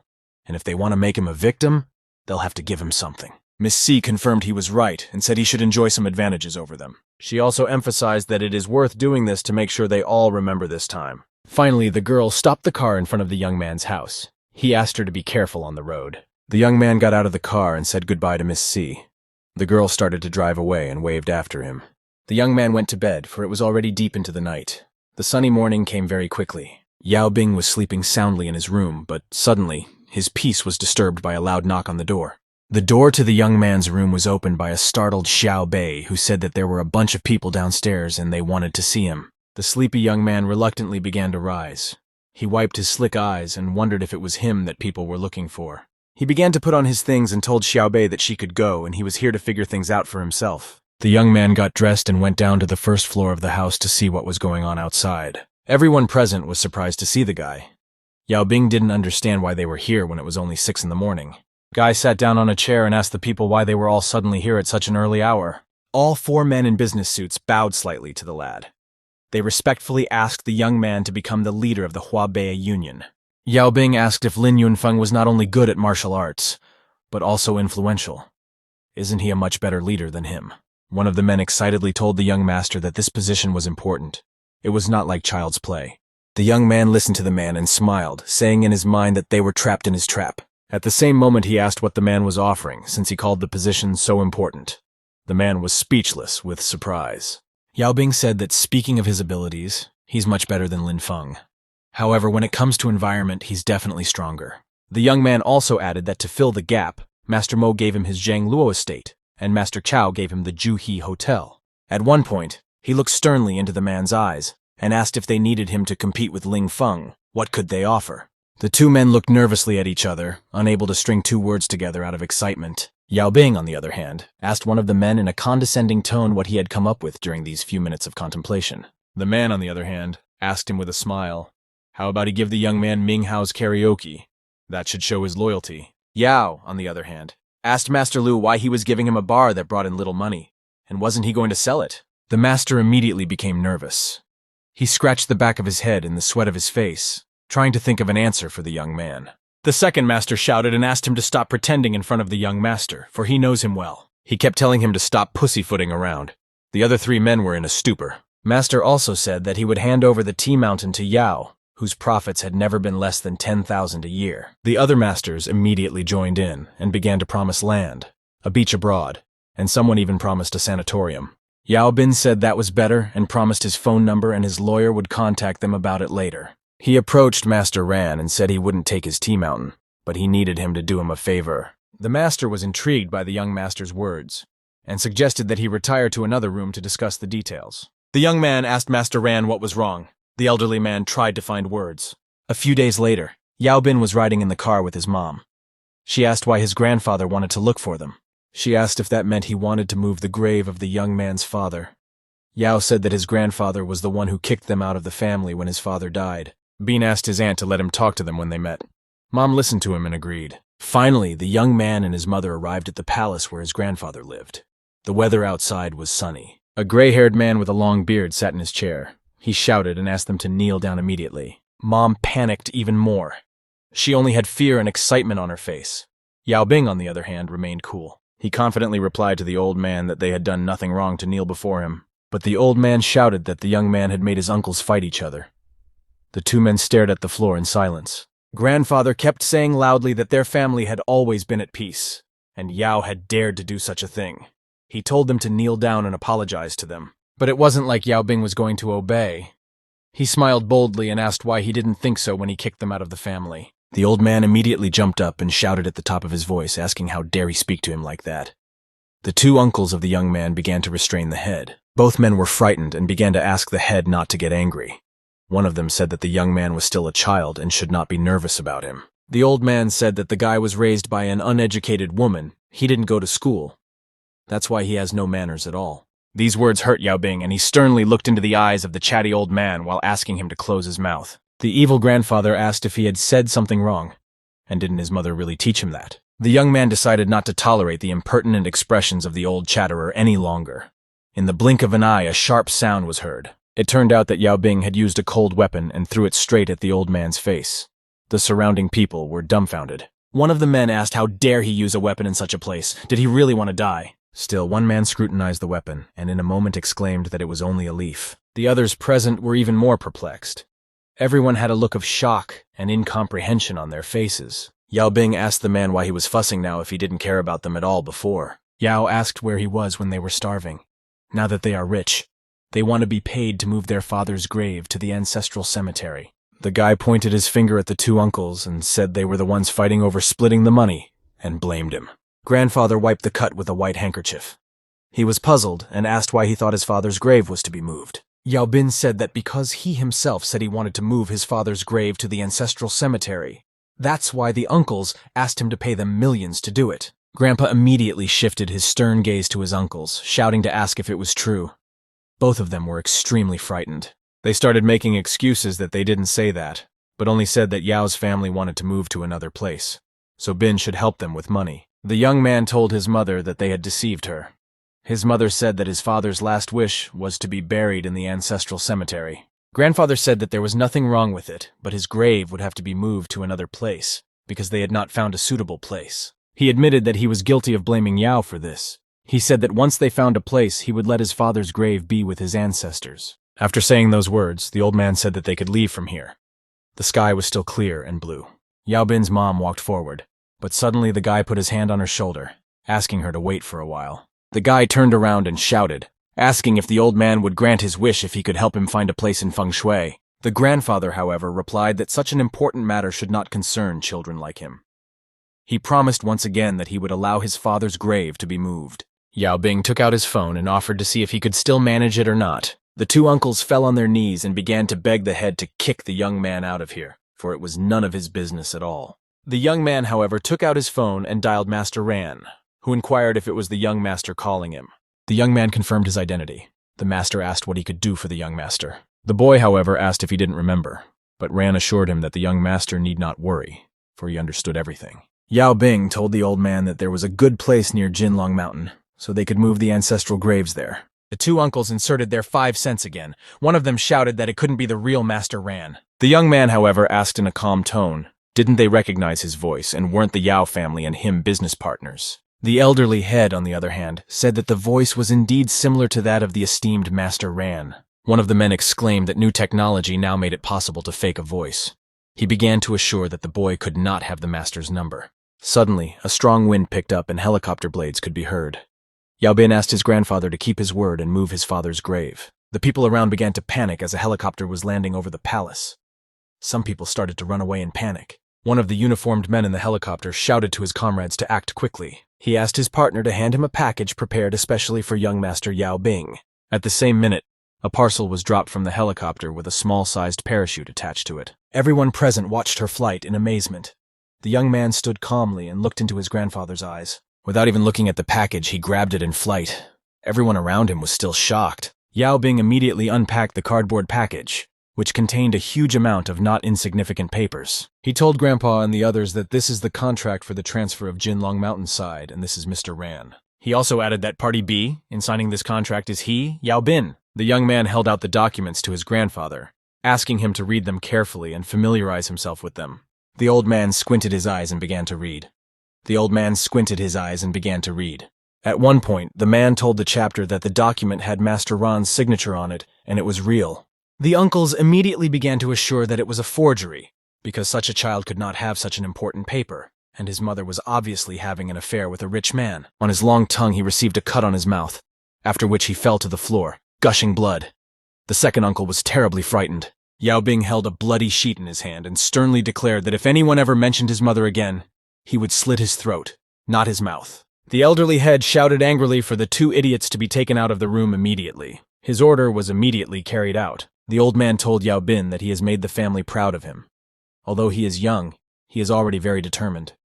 His father can be calm. He put his hand on the boy's shoulder and said he was allowing him and his mother back into our family, suggesting that we forget about what had happened in the past. The young man smiled at his grandfather and said that he was right. The old man thought that these words would be enough to make him sad. The young man added that this was all fine, and abruptly snatched the file folder out of his grandfather's hands without giving him a second thought. Yao Bing asked the old man what made him think that he would remain the leader of the Yao family. The elderly head was stunned. The young man exclaimed that he had the contract in his hands. If they wanted him to sign, they should let him change the head of the family. The old man was dumbfounded and did not know what to do. He asked the young man in surprise if he thought he was overreacting. Yao Bing, on the other hand, calmly inquired what was wrong, and why didn't he figure out what he wanted himself. Those around him began nervously discussing with each other that the young man had gone far, but the current head was old and it was time for him to leave office. One of the young guys said that he agreed with his opinion, but only as long as he promised to move the graves of Yao's ancestors to Jinlong Mountain. The elderly leader almost started convulsing. He only shouted at everyone, calling them just naughty children. Yao Bing, on the other hand, told the old man with a smile that he should feel it on his own skin, for he had used the same reason to banish him and his mom. Tajki asked with a smile how Grandpa was feeling now. The old man gritted his teeth, but managed to answer nothing and just sat down on the chair. The young man told his mother that it was time for them to go home. The grandfather looked at them in silence. The guy turned around and asked the old man to find him once he made a decision about the head of the Yao family. After a while, Yao Bin and his mother drove into the countryside. Mom asked anxiously if her son had gone too far. But the young man simply asked his mom with a smile not to worry, promising to take care of everything. The mom was very worried about her son. He asked his mother to move to the estate at the end of the Pogorod with Aunt Hua, as he wants to use the villa to fight his enemies. In his mind, the young man firmly decided that it was time to deal with Long Wenfeng. There was no other way out. After a while, Yao Bing was covering the curtains in the living room. Xiao Bei asked if he was sure he could handle it alone. The young man, however, asked her not to worry, and to just stay here. As long as he was alive, this was the safest place for her. The girl was very worried. She asked the young man why he was sure that Feng would come today. Yao Bing replied that the agreement of 10 days should be concluded tomorrow, from that he was sure that Lan would come tonight. The guy turned on the TV and decided to rest for a while. Xiao Bei felt something strange and tried to say something. Suddenly the girl was dumbfounded. Her hair stood up and her eyes opened wide in surprise. She abruptly squatted down and began to cover her head while screaming loudly. Yao Bin jumped up from the sofa. The girl continued to scream at the top of her voice while holding her head. The young man, on the other hand, shouted and asked Xiao Bing to go back. At baseboard level, waves of fog began to float in the room. Strange sounds came from the other room. The glass door leading into the room from the balcony suddenly opened. Two silhouettes began to walk into the room. They were two children. The girl said there was no signal from the council. It looked like there was only one demon here. The boy, on the other hand, was ready to fire his slingshot. The boy said the master spoke of the boy's strength, and he thought the female demon he raised would be stronger. The boy started to walk forward, but suddenly the girl exclaimed for him to be more careful. He turned around and asked what was wrong. Yao Bing suddenly jumped out and hit the boy, knocking the slingshot out of his hands. The boy didn't expect this. From the impact, he rapidly began to fly towards the girl, who was very much frightened, and screamed with fear. Screaming did not help the boy to change his trajectory, as a consequence of which he still reached his goal and crashed into the girl. While the children came to their senses, Yao Bing asked where that coward Long Wenfeng was, and why he had sent them instead of showing up here himself. The frightened girl screamed at him to stay away, threatening that if he touched them, the owner would not let it go. But the young man was still not afraid and approached. He only asked the children to tell him where Long Wenfeng was. But suddenly a man's voice came out of the clouds of mist, asking him not to dare to harm the children, but rather to target him. A bright purple color became visible from behind the fog, as if to characterize someone's appearance in the room. It turned out to be the devious Long Feng. He said that since it was just a flower demon, the young man wouldn't even be able to do any harm. Yao Bing asked if he had learned some techniques. Wen replied that he had, because he never looked down on his enemies. The young man stared fearlessly into his eyes, and he also asked, didn't Yao go from zero to hero thanks to the yin-yang enlightening magic? Suddenly he spread his legs wide and clenched his fists, confidently declaring that he would catch the guy today. Yao Bing was wary as the golden aura protected his opponent. He was trying to figure out since when Long Wenfeng had it. The opponent decided not to waste a moment of time. The golden aura amplified his fist strike, and then he swung at the hero. But the young man wasn't an easy one either. He used magic and released an ice shield to defend himself. Long Wenfeng shouted to the guy that if he gave him back his black card, then so be it. He would forgive him. After saying these words, Yao Bing's eyes went wide with surprise, and drops of sweat ran down his face from panting. Long Feng, on the other hand, was not going to give him time to rest. He ran at the guy, but the guy was about to jump aside. The young man's agility did not fail him. He literally drove across the asphalt, finding himself behind enemy lines. At the same minute, he decided to take advantage of the temporary advantage by sharply throwing the card at his opponent. But Long Feng smiled caustically and said that it was useless as his aura was protecting him. The children shouted for the master to kill the guy quickly. When he was about to attack with a direct punch again, Yao Bing deftly dodged the blow. In his thoughts, he said that it was useless to use the paper amulet since the golden aura protected him even from demonic cold. But when he told himself of the demonic cold, everything fell into place. A new plan of action was devised. Long Wenfeng asked with a smile, "Why not run away right now?" But the young man stood confidently on his feet. He held a scribe's quill and a notebook in his hand. The young man asked Feng to come over to him, saying he wanted him to look at his treasure. The hero's appeals seemed old to Long Wen. In his mind, he told himself to catch him immediately. At the same minute, he threw at the guy. But Yao Bing deftly dodged and said that he was very perceptive. But there was one but. There was devastation all around as the battle between the young men was intense. Glass was flying in different directions. Landing on the roof, Yao Bing said that Feng was still too slow. He made his opponent angry. Long shouted and asked him not to play around because just like he said, the yin-yang number technique was useless body defense. But the young man smiled slyly into his opponent's face, while asking him softly to be careful. Suddenly, a high-voltage wire that could kill in an instant collapsed onto the ground. Feng was greatly surprised. This act of the young man made the enemy very wary, for he could die at any moment. The wire fell completely onto the pavement, and the wary Feng began to run away from it, lest he be harmed. He warily asked the young man what he had just done.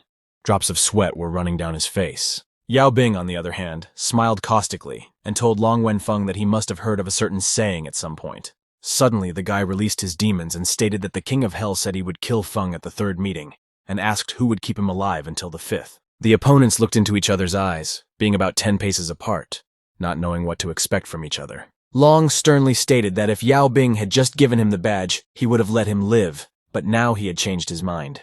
As he began to approach the young man, he suddenly stepped on a slippery banana peel, after which, Feng slipped and was unable to stand on his feet. There were sharp spikes sticking out of the ground, and he fell backwards. Long Wen realized that most likely his end was about to come now. The golden aura couldn't help him in this situation. Yao Bing, all of a sudden, grabbed his neck firmly and began to squeeze him. Feng gritted his teeth from lack of air. When Long's face was already at the sharpened peak, he continued to clutch his neck tightly. The boy's gaze was filled with fear and terror. Yao Bing still hastened his opponent's death. A sharp spade passed through Feng's body. Blood began to spurt out from his back. A large amount of his blood was left on the sharp peaks, and there was a huge puddle on the pavement. Barely able to speak, Long Feng tried to say something to Yao Bing.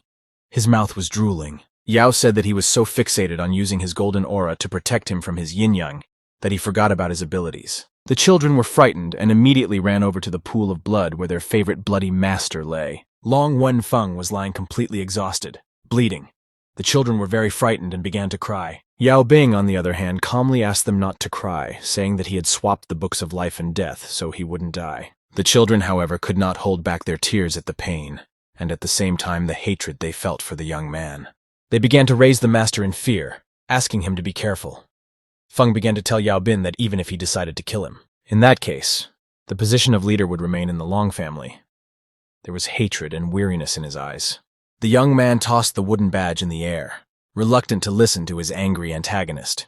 He didn't care. At one point he said, "To be honest, I'm not interested in the leadership position." Feng was completely perplexed. The boy watched the young man toss the wooden badge and realized this was his chance to snatch it out of his hands. He decided to try his luck and sprinted straight at the guy to grab the coveted badge. But Yao Bing was also cold-blooded and noticed the boy's intentions. He was ready to fight back. At the same moment, he struck the boy in the face with his fist. The young man had not expected such skill and quick reaction from the boy.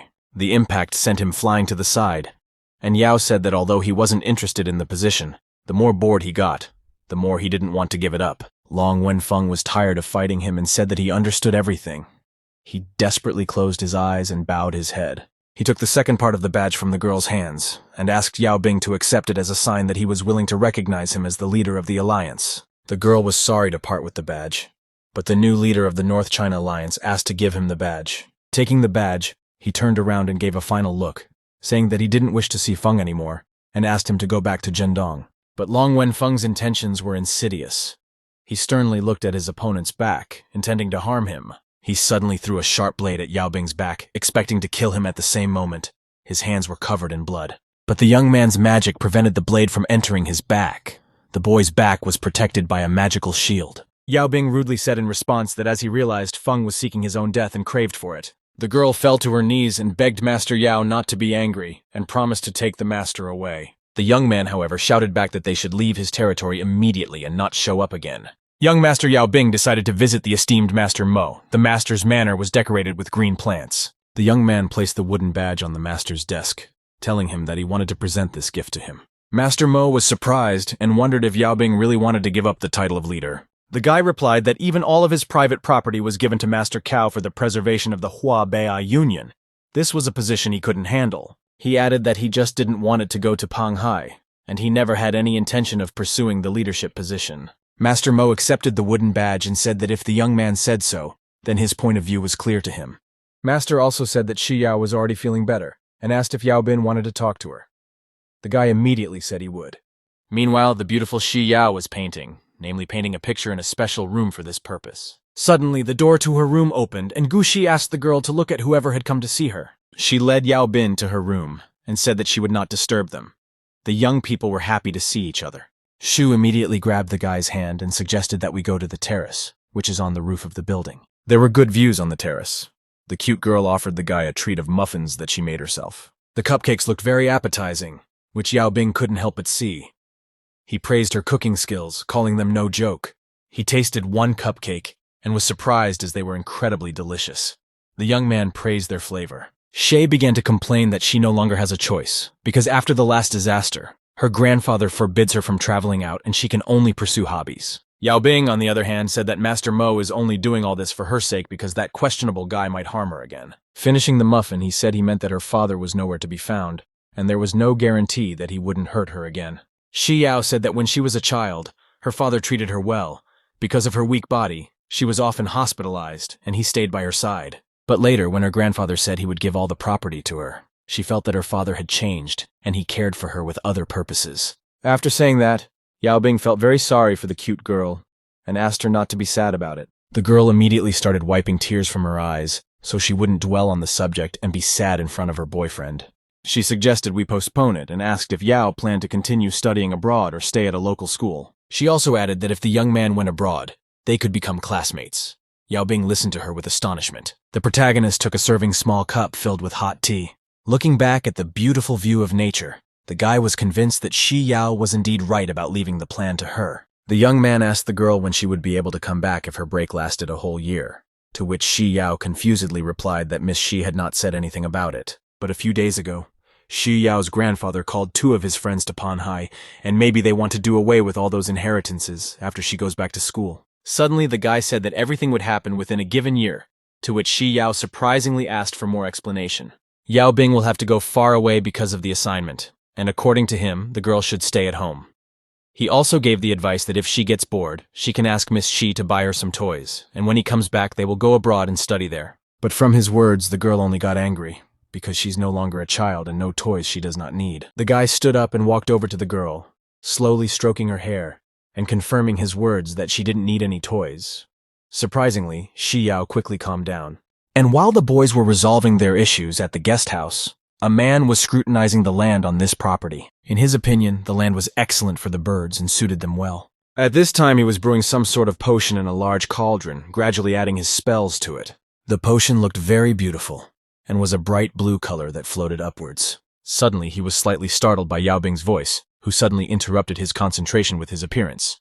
The man said that Zhang Xiaobei is still a demon, although he will not affect the guy, but Yao Bing's mom and grandmother are still immortal, so it is necessary to cleanse the environment of the demonic presence. The protagonist revealed a virtual screen with the words that there was no need for this, as one could just burn these Qingming incense and spread them. Just like that, the protagonist asked Master Hu to come closer and ask him something. After a while, the guys were sitting in the library discussing important matters, and by all appearances, Yao Bing wanted to see Kongshan Zheng. The guy had some questions for him, so he asked Master Hu to arrange a meeting with him if possible. After a little thought, the man replied that he could send him a letter in his own name, but there's a good chance that Kongshan simply doesn't know Master Hu. Besides, they are in different worlds right now, and it's likely that he won't accept the invitation. Yao Bing kept insisting on just texting him, and if that didn't work, he would think of another way to contact him. The protagonist stood behind the man who was drawing something and silently watched his movements, pondering the situation at hand. He understood that Zhang Xiaobei couldn't live with him forever, however. Due to some circumstances, he couldn't just be on the sidelines right now. And because of their former love, the guy wants to say one last favor to her, and for her mother too. After the conversation ended, the protagonist returned from the VIP waiting room, and while he was sitting in his smartphone, he was suddenly distracted by a knock on the door, after which he loudly gave permission to enter. Xiao Yao lightly peeked into the room to make sure she wasn't distracting the guy too much. As she entered the room, she awkwardly apologized for delaying him. The young man noticed the beautiful image on the girl and asked why she was dressed so nicely. And as it turned out, later she needed to help the old man with the store, and she dressed like that for active actions and asked not to make fun of her. Yao Bing returned his attention back to his smartphone and at the same time wondered if someone was mocking them. But it was even fine, because when an old man holds the Alliance Master's sigil, everyone outside would be jealous, and this was a small problem that Long would just deal with. Just then, a young guy came in, who saw Xiao Yao in the room he was looking for bringing some huge thing wrapped in a bag as she had requested. He threw a large sack under the boy's feet and began to remove the bag.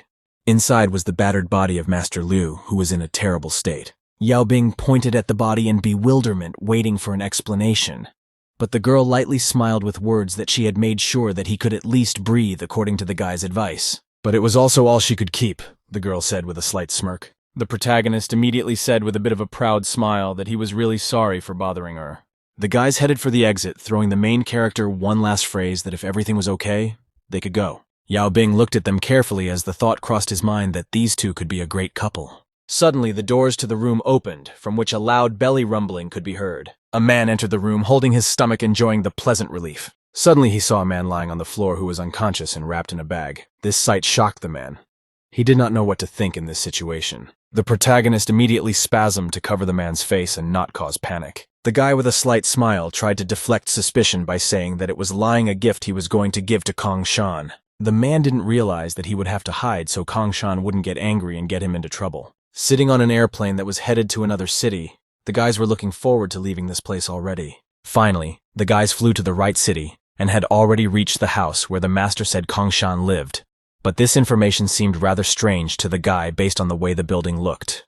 It was clearly a hotel by the looks of it, but the master didn't think so. He turned to the guy and said with a slight pathos that it was the 21st century and the yin-yang art was no longer profitable. People from the yin-yang cult having their own business was absolutely fine. The door was opened by a woman who obviously worked here as a maid.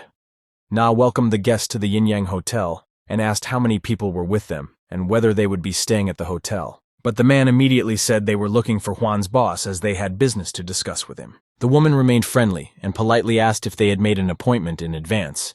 The guys tipped a frown at each other, seemingly unaware of the appointment. Therefore, The master took out a lot of bills from his pocket to solve this issue in a different way. He warned that they had not taken notes, but that this meeting was urgent, so they were sure the woman would help them by putting money in her hands. The servant was pleased with such a generous gesture and happily let the boys inside. She guided the guys inside the hotel to the right direction. At this time, the guys were looking around carefully and were surprised to see that there were popular bloggers guesting here and broadcasting from the Yin Yang Hotel. Apparently, business is going quite well at the hotel, considering the status of the guests, as the place is quite popular. The woman led the boys to the main hall where they could wait for permission from the boss while she asked him. At this time, Kong Shanzheng was in his office, and while he was free from business, he fed the fish in the aquarium. After a knock on the door, a servant came in and handed Mr. Huan a certain letter, and told him that there were 2 people waiting outside who urgently needed to discuss something with him. Mr. Huang read the letter from the strangers and discovered that they were from the Yin Yang cult. After slamming the letter shut in one motion, the man said he hadn't taken care of their business for years, so he asked the employee to send them away and not bother them anymore, to which the woman obediently accepted the order. As here he threw his attention to the appearance of the letter, which struck the man. He was very interested in the question of why his unworthy daughter was depicted on this card. This situation made the man still give permission to meet the 2 strangers, and soon they had to go down to the basement by elevator. The first one out of the elevator was Mr. Huan's assistant, who led the boys in the right direction. As they walked along the dark corridor, they noticed a large number of wine barrels of various kinds.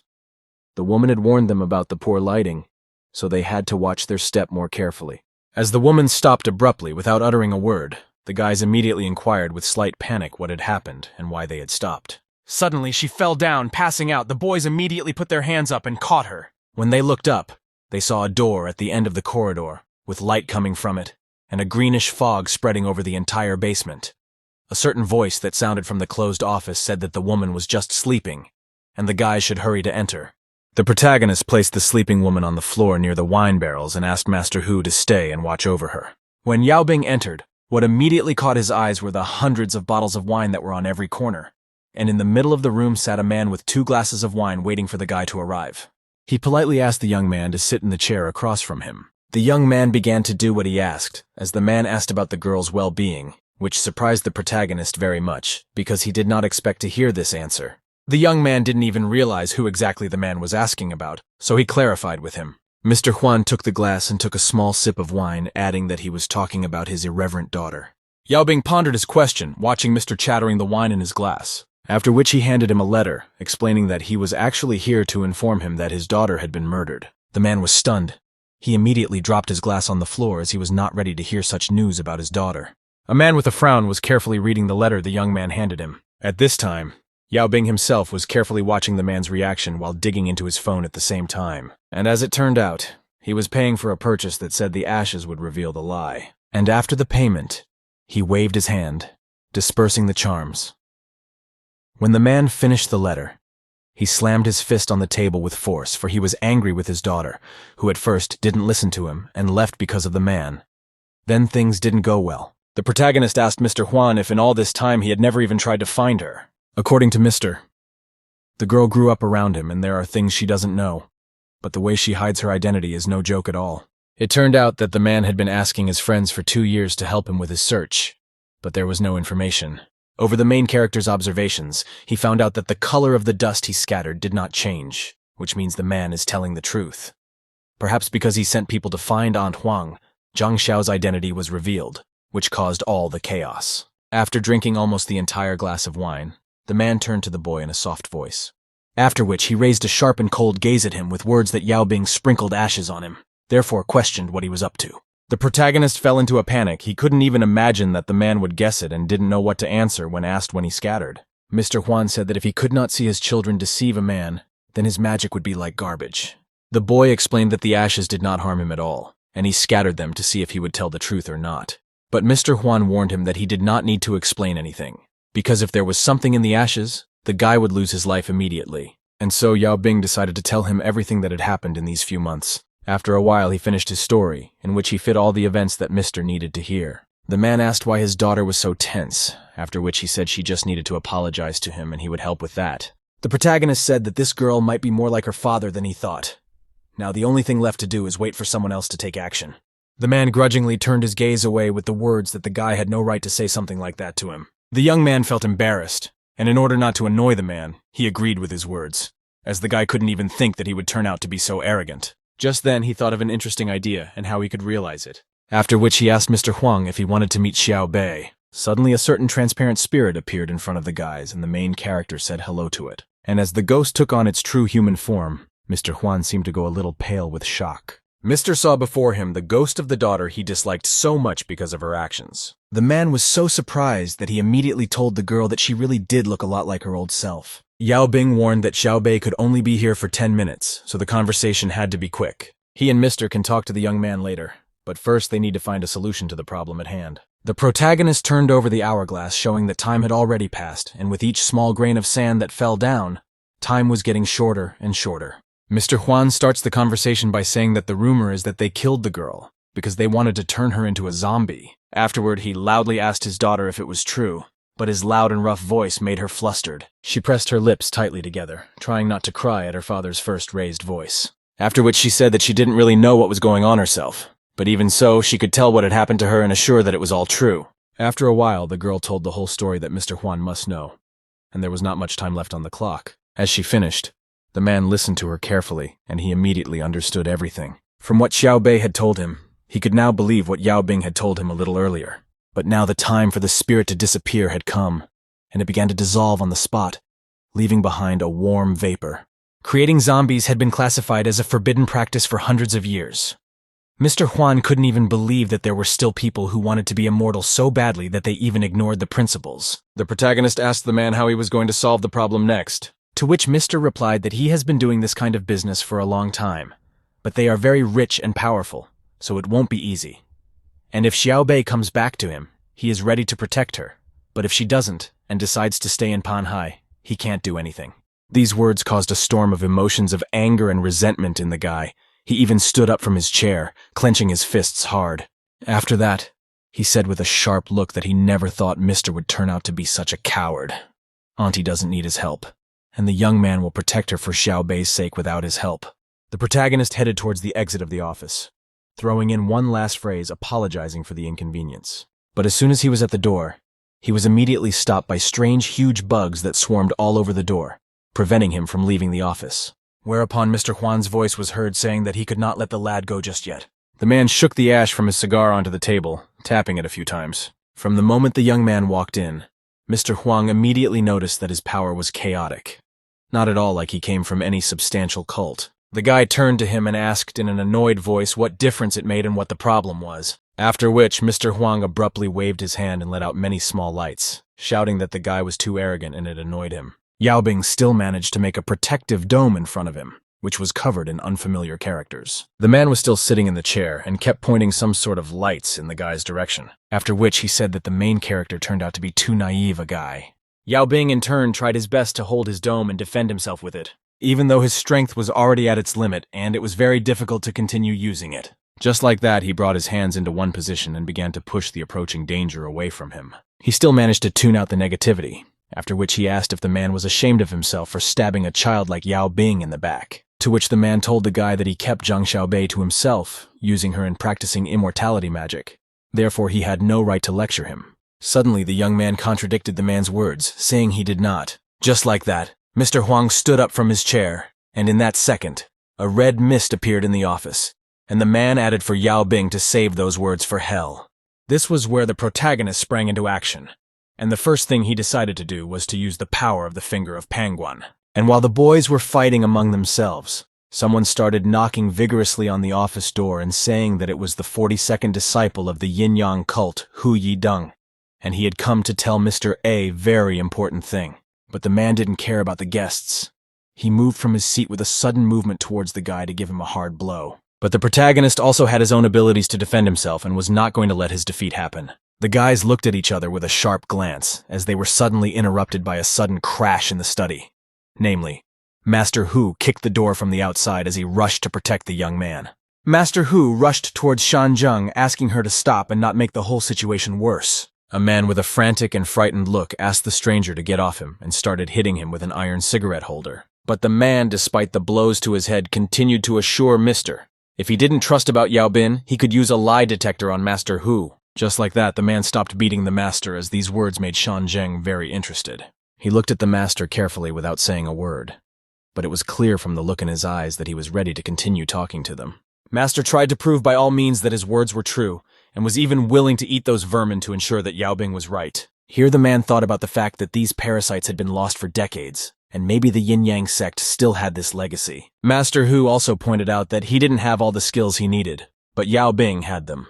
Just then, the protagonist clucked 2 fingers, thus directing the vermin in his direction, whereupon 2 large parasites were in his hand, one of which he threw to Shan Zheng with words for him to catch it. The man took the parasite in his hand with mild disgust, and then he realized that they were indeed real.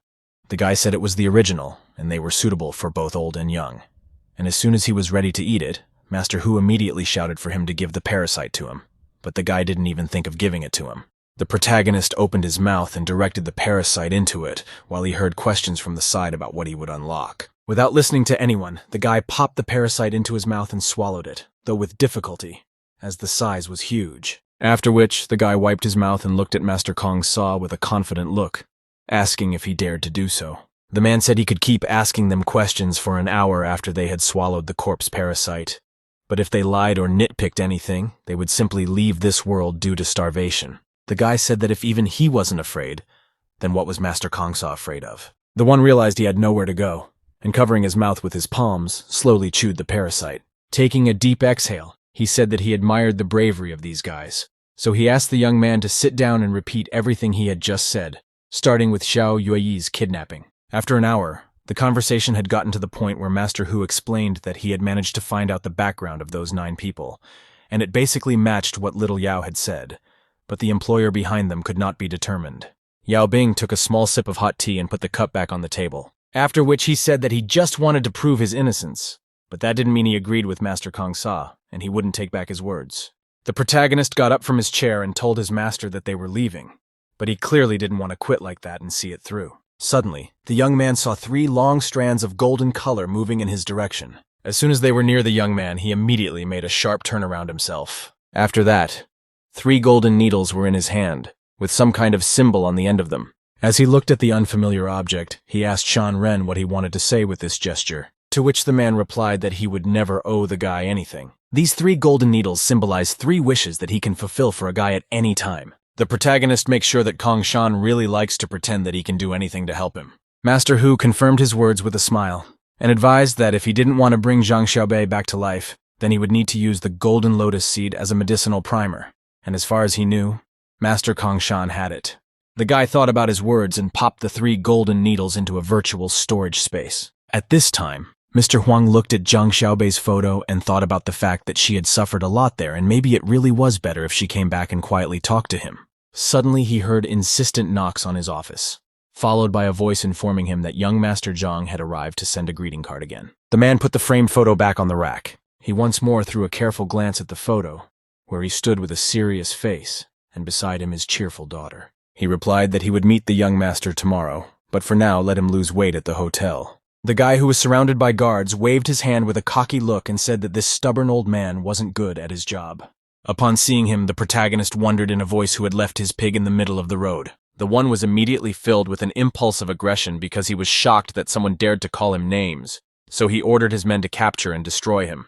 The guards immediately began to execute the order, surrounding the guy, but he did not even blink an eye, because he knew that they would not do anything to him. Master Hu bent down in front of the stranger with the words that because of the upcoming fight today, someone would clearly have to say goodbye to their life. The guy warned Yao Bing that it was too late to beg for mercy, and if he provoked him, he would immediately say goodbye to his life. Master Hu said that it was about his bodyguards, namely that one of them might die, and these words made the guy very angry. A fight broke out, and the first thing the protagonist did was punch one of the guards in the face. The blow was so strong that the guard flew off into the bushes. One of the bodyguards got in front of Yao Bin and shouted that he would hold him back, but in the meantime the others could run away. When the guard engulfed the guy from behind, the protagonist immediately started lashing out, questioning whether he was sure he was really in control of the guy. The second man loudly confirmed his words and swung his fist at him with all his might. But Yao Bing turned aside in time, so the guard struck his comrade and even knocked out a few teeth. The protagonist in turn grabbed his opponent's wrist firmly, squeezing it hard, before tossing him aside. And when all the bodyguards were disarmed, the guy turned to their boss, calling him a fat bastard, saying it was his turn. The guy started to loudly express his displeasure because Yao Bing dared to hit him, Suddenly, the protagonist sharply grabbed the guy by the collar, from which he was very scared, as he realized that his opponent is many times stronger. The young man pulled the guy a little closer to him and started slapping him one by one. When the guy pulled away, he grabbed his cheek and asked in bewilderment how dare he hit him. But he immediately received the next clap, causing him to lose his balance slightly. Yao Bing said at the point of impact that he would beat him if he had to, and he didn't need to choose a date to do so. But the man tried to actively get out of the young man's tight grip and threatened that he would end his life in horrible agony as soon as his big brother came over. And before the protagonist was ready to give him the final clap, said he'd beat up his older brother too when he got there, and made him teach such a piece of shit some manners. Suddenly, a girl saw their fight and shouted Master Xiaozhang's name in horror. She immediately ran to the guy's aid, shouting for him to let him go, and Yao Bing complied with her request, throwing the small, cocky guy to the floor. The girl immediately started asking Master Zhang about his well-being, but he stomped his feet loudly and shouted that he would order his father to destroy them all. Yao Bing in turn took a small white ball and pointed it at the guy with a smile, after which he pushed it away with his finger and drove it straight into Master Zhang's mouth. The man immediately felt something strange in his mouth and covered it with the palm of his hand, asking the young man what he had given him, to which the protagonist replied that it was a poison that would kill you within half an hour of taking it. The girl immediately started asking the guy to spit it out using the gag reflex he was trying to induce artificially. The foreman came up to them and asked the girl to take the boy to the infirmary for gastric lavage. The girl encompassed the guy behind her back and began to lead the battered Xiaozhang to the infirmary as the man had advised her. The main character warned that it's just a laxative and it won't affect his life in any way. And as it turns out, the master knew that, but he still has to do what he has to do, and they can't let someone get in trouble on Mount Wuyun. He explained to Yao Bin that it was the young master of the Funan Zhang family, and it was better for the young man to return to Binhai, because if the protagonist targeted him, it would be difficult for the guy. Hearing about the Zhang family, the guy clarified if it was about the Fuan Zhang family, as he remembered this family and the associations with it were not good. But the man didn't say anything and headed off, and wished the guy good luck and that he wouldn't let them catch him. Soon, Yao Bing along with Master Hu were sitting in the airplane taking first-class tickets for a completely comfortable flight, and while Master Hu slept nearby, the main character was chatting with someone. He decided that here, it was finally time to ruin the Zhang family, who well deserved it for all they had done. Unexpectedly, Master Hu woke up at the exact moment when the guy was talking to himself and asked him again what he had just said.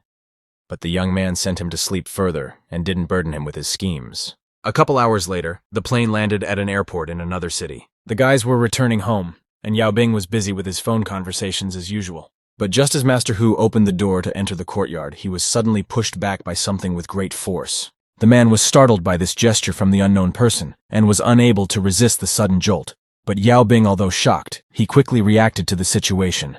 The young man immediately tore into the house with the thought that someone had attacked his mother while he was away. But none of the ghost soldiers would answer his question. Yao Bing first looked into the open doors of the house and noticed a fist swinging at him there. But the young man immediately fought back against the unknown man, and the man's hand immediately unclenched. But when he saw the one standing outside the door, he was slightly surprised, but not shocked. There stood Miss Liang, who waved the hand that the guy hit and asked if the guy had already gone home. But Yao Bing abruptly stopped the movement of the girl's hand, asking why she did this to him in his own house. Just then, the guy's mom ran into the house and panickedly told him not to worry as Miss Liang was here to help their family. The girl immediately tried to calm the woman down, and to keep her calm she said it was just a kung fu sparring practice. The young man called the girl home to dress the wound, and at the same time listened to what was going on here. And as the boys went into the room, Master Hu's muffled voice was heard from the street, trying to call out to the boy who had forgotten that his master was lying there. Soon, Yao Bing and Miss Liang came to the summer vacation spot to drink tea and talk. The first thing the guy clarified was that most likely the people from the Long family were in his house and wanted to take revenge on him. But they met the girl, and she saved them. Miss Liang herself, while sipping cold water, nodded her head as confirmation of the guy's words. The girl remembered her grandfather's words that if she could find a way to establish a good relationship with Master Xiao Yao's mother, she wouldn't worry about not being able to get close to him. Thinking back on it, she still didn't know how to talk to this guy. Soon there was a lingering pause in their conversation, and both were thinking that perhaps they should say something and break the awkward silence. But then, to the guy's delight, the guy's mom came to them and brought them a cut hami melon and called them over to eat the fruit. The woman placed a plate of fruit on the table, and then Miss Liang exhaled in relief as she and Yao Bing were no longer one-on-one. Suddenly, Yao Bing spoke to her, thanking the girl for not only protecting his mom, but also staying here to be with her. And now she wanted the girl to be able to be friends with her. Miss Liang said it's a trivial matter, but Linjia's crowd came, and there's not a single good person there. The guy replied that it was probably because Long Wenfeng couldn't swallow his anger, but he wouldn't dare to blame him since the guy could only send a few rabbits to harass him, thus finding dirt on him. Suddenly, the door to the terrace opened and Master Hu entered there with the information that Lady Liang was looking for someone outside. The girl turned around in surprise to clarify if it was definitely hers, as it was a surprise to her. And while the girl was talking to someone, Master Hu asked Yao Bing that it seems that the beautiful Lady Liang is not so good and inquired what happened. Just then, a girl came up to the protagonist, and with an obvious sadness on her face, said that she had to go as there were things to do, and lastly asked him to be careful. The guy was a little surprised at her abrupt departure and said she could come to him for help if she had any problems. To this, she said nothing in reply and silently headed on her way, leaving the guy's stare behind her. And as soon as the girl left his courtyard, he immediately dialed Kaijia's number. The guy asked to investigate the Liang Hongxian clan for him and find out what exactly happened to him. Immediately, he heard an answer that incredibly startled the guy, as it turned out that he was already dead. Master Hu heard this and asked who Xiao Yao was talking about, to which he replied that he was inquiring about Liang Qing's grandfather. The main character kept saying on the phone that when this happened, he would definitely mess up the situation with B and Hai. Then why let it happen? The interlocutor reiterated that the old man was no longer alive, to which the guy replied that he was going to go and check what happened there. But his interlocutor asked him to go back to Mojia first, as he had something important to tell the old man. Janjia had already started fighting. The protagonist approached Master Hu with the information that he was staying with his mom to protect her. The master did not resist and said with a smile that he was happy to stay here. Soon, the protagonist arrived at the place of the Mo family's front door, where there was a huge number of people. The guy barely squeezed through the crowd ahead, wondering why all these people were here. This question was answered by the girl in front of him. She said that some people come here to give gifts, and some people didn't have the brains to know the news. When Xiao Yao entered the building, there was an old man waiting for him who had been waiting for a long time for his arrival. The young man sat down opposite him on the chair, and the first thing he said was that he wanted to say straightforwardly that this time, going out, Wang Jia and Long Wenfeng's people did not say anything wrong. He clarified, "Did those people really want to occupy Huabei?" To which the man explained that the Huabei alliance has just been established. The situation is unstable, although now he wants to join forces to oppose Janjia, and it is also difficult. The protagonist decided to give him some advice, namely he could make them obey. He just had to be a little rough to do it. While the girl was pouring tea for the guys, the man said that if he could use violence, he would use it, as he runs the large Huabei coalition, not just with his fists. The fellow inquired about the only difficulty, namely that if Wenfeng is dead, then what should the Long family do? This question was answered by the girl, and she told him that the guy didn't need to worry if he could really handle Long Wenfeng. Besides, they could appoint another suitable person. The protagonist inquired as to who might be a replacement for the case. And then the girl reminded of the existence of Captain Long, whom the young man seemed to have forgotten. Xiao Yao asked in surprise, "What is the leader, Long? Is this a person from the Long family?" To which the girl said that by fate, Long Wenfeng should call him uncle. The protagonist stood up from the table with the words that he would now find Long Wenfeng, tell him to hand over the position of owner to his uncle. He headed for the exit, and closing the door on the other side, he said goodbye to Mr. Mo, while outside a crowd of loud people awaited him. Suddenly, the guy spoke loudly to the people that according to the rules of the arena, he would hold a martial arts meeting in the Zhonglei Mountain Villa on the 15th of this month. A man in the crowd asked in surprise if he knew what a martial arts festival was, and the next question followed about who would be participating in the festival. Xiao Yao promised that the winner in this festival would receive the secret of his cultivation. The guy was sure that this way he could speed up the work by 2 months. After a while, a black car pulled up to a tall building. Xiao Yao was sitting in the car, and next to him was his comrade who had given him a ride here and told him that all these 15 floors belonged to the company. The young man asked which way to go to find his administrative office. The guy explained that Egan is called a finance company, but the company is actually in the business of lending, debt collection, and the like. The people who do this kind of money laundering are both black and white, but they're not too into the process. The protagonist started unbuckling his seatbelt and getting out of the car, saying he understood it all. Just as he was about to open the door and leave the car, the guy stopped him by taking him by the shoulder to say something last. He warned the young man with a serious look that he was sure to be careful when he did anything. Although there was no proof, he suspected the old man's death with his 2 partners. The main character said with a convincing and calm smile that he would be fine. At this time, in the largest conference room, the employees were loudly scandalized by the fact that although their grandfather had passed away, it should not prevent them from getting rich, because the company loses millions of dollars every day. Mrs. Mo, who is said to be the mistress of a certain clothing company boss, turns out to be a smiling woman who has come to solve Brother Juan's problem. She approached the sad Lady Liang with the words that everyone here was sad, from the fact that Lao Liang had passed away. But even so, the company could not stop operating. The woman continued to convince the girl that after all, this company was her grandfather's everything. And wasn't she in any way affected by the way the company was going downhill? She said it would be better for everyone if the girl gave up all her badges and held out her hand. But Miss Liang immediately pushed her hand away, shouting that she was not at her grandfather's funeral. But today she is blocking the office just to take his seal. The girl was very aggressive because of the whole situation. Her eyes showed tears. Suddenly their shouts were interrupted by a sharp blow on the table of one of the people present. He shouted in a very aggressive voice that after her grandfather left, the company should become theirs as he too was part of the company and had a right to claim it to continue operations. The man was serious about the girl not even trying to confront him just because she had learned a little kung fu. He demanded to give him everything she had, otherwise he threatened to send her to a brothel. But after his words, he was immediately slapped with a powerful slap to finally shut his mouth and realize the boundaries in the conversation. When the man came to his senses, he immediately asked who it was that hit him with a shout. Miss Mo pointed out that there is no one standing next to him at all. After saying that, he pointed his finger at Miss Liang, calling her dirty words and accusing her of hitting him. He immediately started running at the girl to retaliate for what he thought were her actions, but Miss Liang immediately went into a striking stance as her kung fu taught her. Just as the man was about to hit her, the silhouette of a man suddenly appeared in front of him.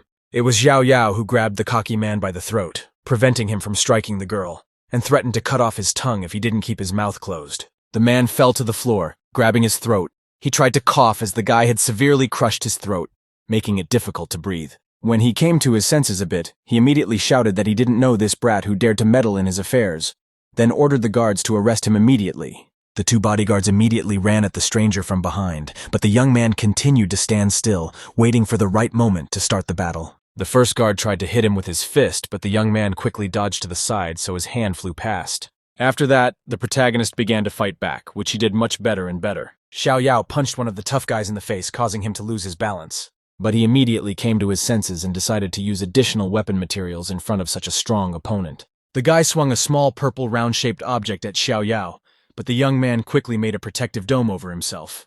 And just as the guard was about to strike, he was suddenly stopped by someone placing a hand on his chest. It was Miss Mo, and the man was very surprised by her gesture because he asked her why she was doing it, to which she asked Mr. Huan to first calm down and not to take any hasty action. She, together with the guard, started to lift the man to his feet, reassuring Qinghui that her uncle has a temper, but he is actually not a bad person. So she asked him not to take offense at him. She also said that hundreds of people in the company are waiting to eat, so they continue to fight not for the property, but for the good of the company. Besides, the girl is all alone now, and it would be reasonable for her to give up the company and wait for them to pay her. Miss Liang shouted back at her that she wasn't so stupid that they could fool her so easily. Miss Mo pointed at Xiao Yao and asked if she thought that if she could find the bandit, then she would be able to solve everything. After her words, Miss Liang fell silent and coughed a little so as not to tear her voice and waste her energy. Following that, the girl took Xiao Yao's hand so as not to separate him from herself, and dragged him to the exit and finally end this pointless scandal. As they walked down the hallway, the girl thanked the young man for his help, to which he said that after all, the girl had also helped his mother. Recalling Miss Mo's words, Miss Liang agreed with her words that this was not a problem that could be solved by force, so she wanted to take care of the next one herself. To this statement, the guy suggested that the girl introduce her to a couple of lawyers and professional managers to make it easier to win the case. Without answering anything, the girl stood up on her toes to make it easier to reach the guy who was taller than her. After which, Miss Liang kissed his cheek, thus puzzling the guy with the unexpected gesture. Lastly, the girl smiled and told him not to underestimate her, as she was much better than he might think of her. After her words, Miss Liang headed towards the exit, leaving the guy to stare in her wake and wonder what she had just done. And so it was a warm night. The air was fresh at the summer resort, and a huge, incredibly beautiful moon was shining overhead. Xiao Yao was at home and was doing his work despite the late hour. Master Hu came to him and brought him some fruit at the request of his mother. Just as the master noticed the young man looking at the underworld's development system, Xiao Yao was surprised that the master could see it at all. But the man explained that he couldn't see it, but he had been around the guy long enough to feel it. Every time a cloud of negative energy builds up in the guy, he's probably watching the system. The guy said he was preparing for the tournament, just in case he needed a killer weapon.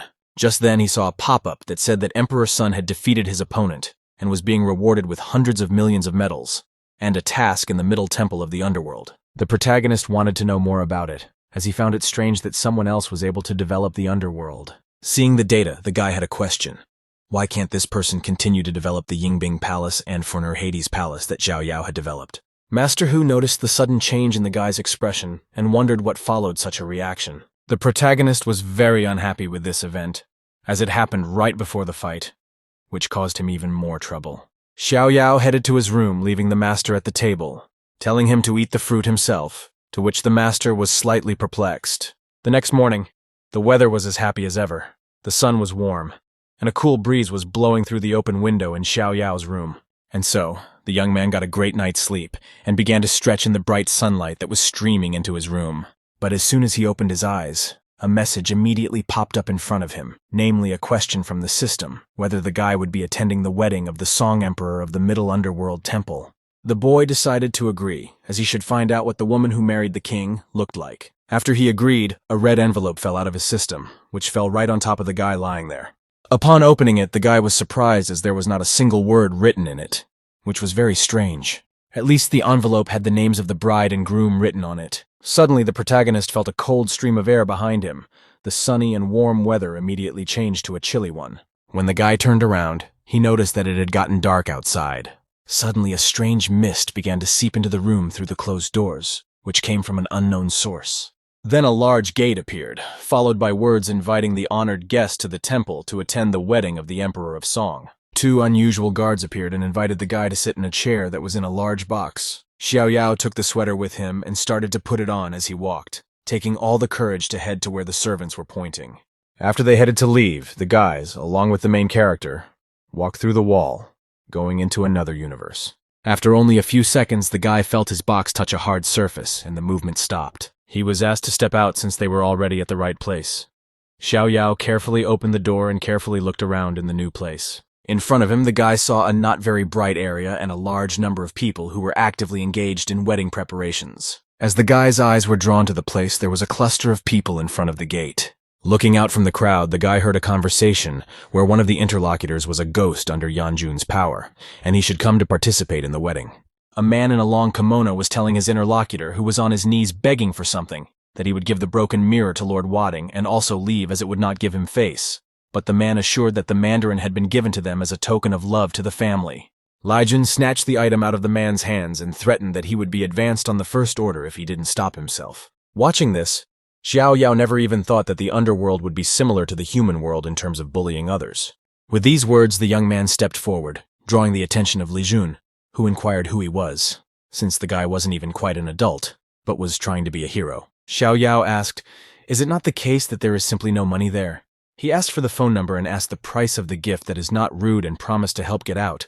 These words caused the man to be shocked. Just like that, the bodyguard turned around with a shout that according to the guy, Emperor Song only cares about money. And this thought is very insulting towards him. So he ordered to throw this guy and the ghost into the animal kingdom. The man continued to sit on his knees like this, with a disgruntled Xiao Yao standing beside him, not at all afraid of the threats of the strong guards with weapons. As here, the protagonist rushed into the attack defending himself, while shouting that he knows no one better than himself and his own strength. With a single wave of his hand, he caused a large riot where he stood. Mist immediately filled the area, knocking his opponents off their feet. After pausing for a second, he said that the one in front of him was just a pile of garbage, and going to the animal kingdom was just a waste of time, and better to be destroyed. Xiao Yao strode forward, asking Liscon if he could answer a few questions. The man immediately felt a chill down his spine and a sudden rush of adrenaline from fear, as it was obvious that this guy was not an easy one, and he was really worth being afraid of. Leaning over him as close as possible, the guy asked why the ceremonial officer himself didn't know. Since there is no standard, why are they chasing people for gifts? Did Emperor Song really give them the authority, or did they make the decision themselves? Just then, a strange guy intervened in the conversation and said that if the guy was really sincere, then he could show everyone his gift, and everyone would know if he was honest or not. Turning around on him, Xiao Yao asked with a smile what they thought was the most sincere gift. Opening the box, the guy showed his gift with the words that this yin pearl would definitely be appreciated by the Lord. The yin pearl can increase yin energy, yin rhythm, and yin longevity, so according to him, it is the perfect gift. Then Liscon's voice was heard, saying what everyone had now seen. If there was a gift worthy of the stage, it was a yin pearl, and the bigger the better. The guy asked that if he gave him the pearls, would he be able to take the ghost he was so reluctant to let in, and humiliated. To which the man said that if he really gave him the yin pearls, he would even use them for him himself, let alone bring the ghost to the banquet. But it takes 500 years to make one of these pearls, so one of the guests claimed that this poor man could not have one. The man sincerely asked Xiao Yao not to give them empty promises, as he really couldn't get it by chance. But Li Jun claimed that this guy had promised to give out yin beads, which meant he wouldn't lie with such things. He threatened to throw him into the black rope hell where he would be tortured if he disrupted Lord Yanjun's wedding. Xiao Yao was not the slightest bit afraid of his threats. It seems he was confident in his actions always, hence he agreed to these terms with gusto. After which, the protagonist closed his eyes and began to perform the required technique. He had a crowd of people around him interested in him, and could even be heard taunting him that he was just throwing words around like a child. The guy himself was in the inner system at this time to buy yang beads that turned out to be too expensive. 30 million was worth one pearl, so it's no wonder this fat guy is making life difficult for the guy. So we'll have to take those beads away from him. And then after a couple minutes, he came back to consciousness, opening his eyes abruptly. There waiting for him were the same cheeky taunts about how he was kind of going to give a gift, namely a yin bead. Just then, the young man showed a large yin bead in his hand with the words for the man to unclench his eyes and look at this. Everyone present was immediately shocked that the guy actually kept his word. The protagonist threw his pearl into Legion's hands with words for him to catch. The pearl swept over the heads of the other startled people who did not take their eyes off the treasure. When he caught the yang pearl, the man was very surprised that it was really her. He had been on Yanjun's errand for so long, but he had never seen such a large pearl. He recalled his words in agreement, therefore asked if he and his new acquaintance could go inside. The man immediately invited them into the building with a slightly worried smile. But then Xiao Yao said that he needed to lie on his stomach first, which the servant clearly didn't expect. The boy asked Li Jun if he really thought that when the young man gave him the pearl, he wouldn't serve as a footstool for them. But now there were so many people watching, and he probably shouldn't break the agreement. The man realized he had a much more important thing on his mind right now, so he obediently lay down on his stomach. The protagonist stepped on him, told him that he should hold on to the pearl better, and if he broke something so precious, the Emperor of Song would not spare him. The man was immediately approached by his companions and asked to get up from the floor immediately. But the man himself immediately pushed the guy aside with aggression to avoid touching him. He asked one of the guards to go find out about this guy's background, and as soon as there was any news, he should bring it to him right away. At this time, the protagonist entered the middle temple of the underworld. The man told the guy that the wedding ceremony was taking place in the middle hall, so he suggested waiting in this corridor. After the banquet, Lord Yan would arrange for everyone to enter.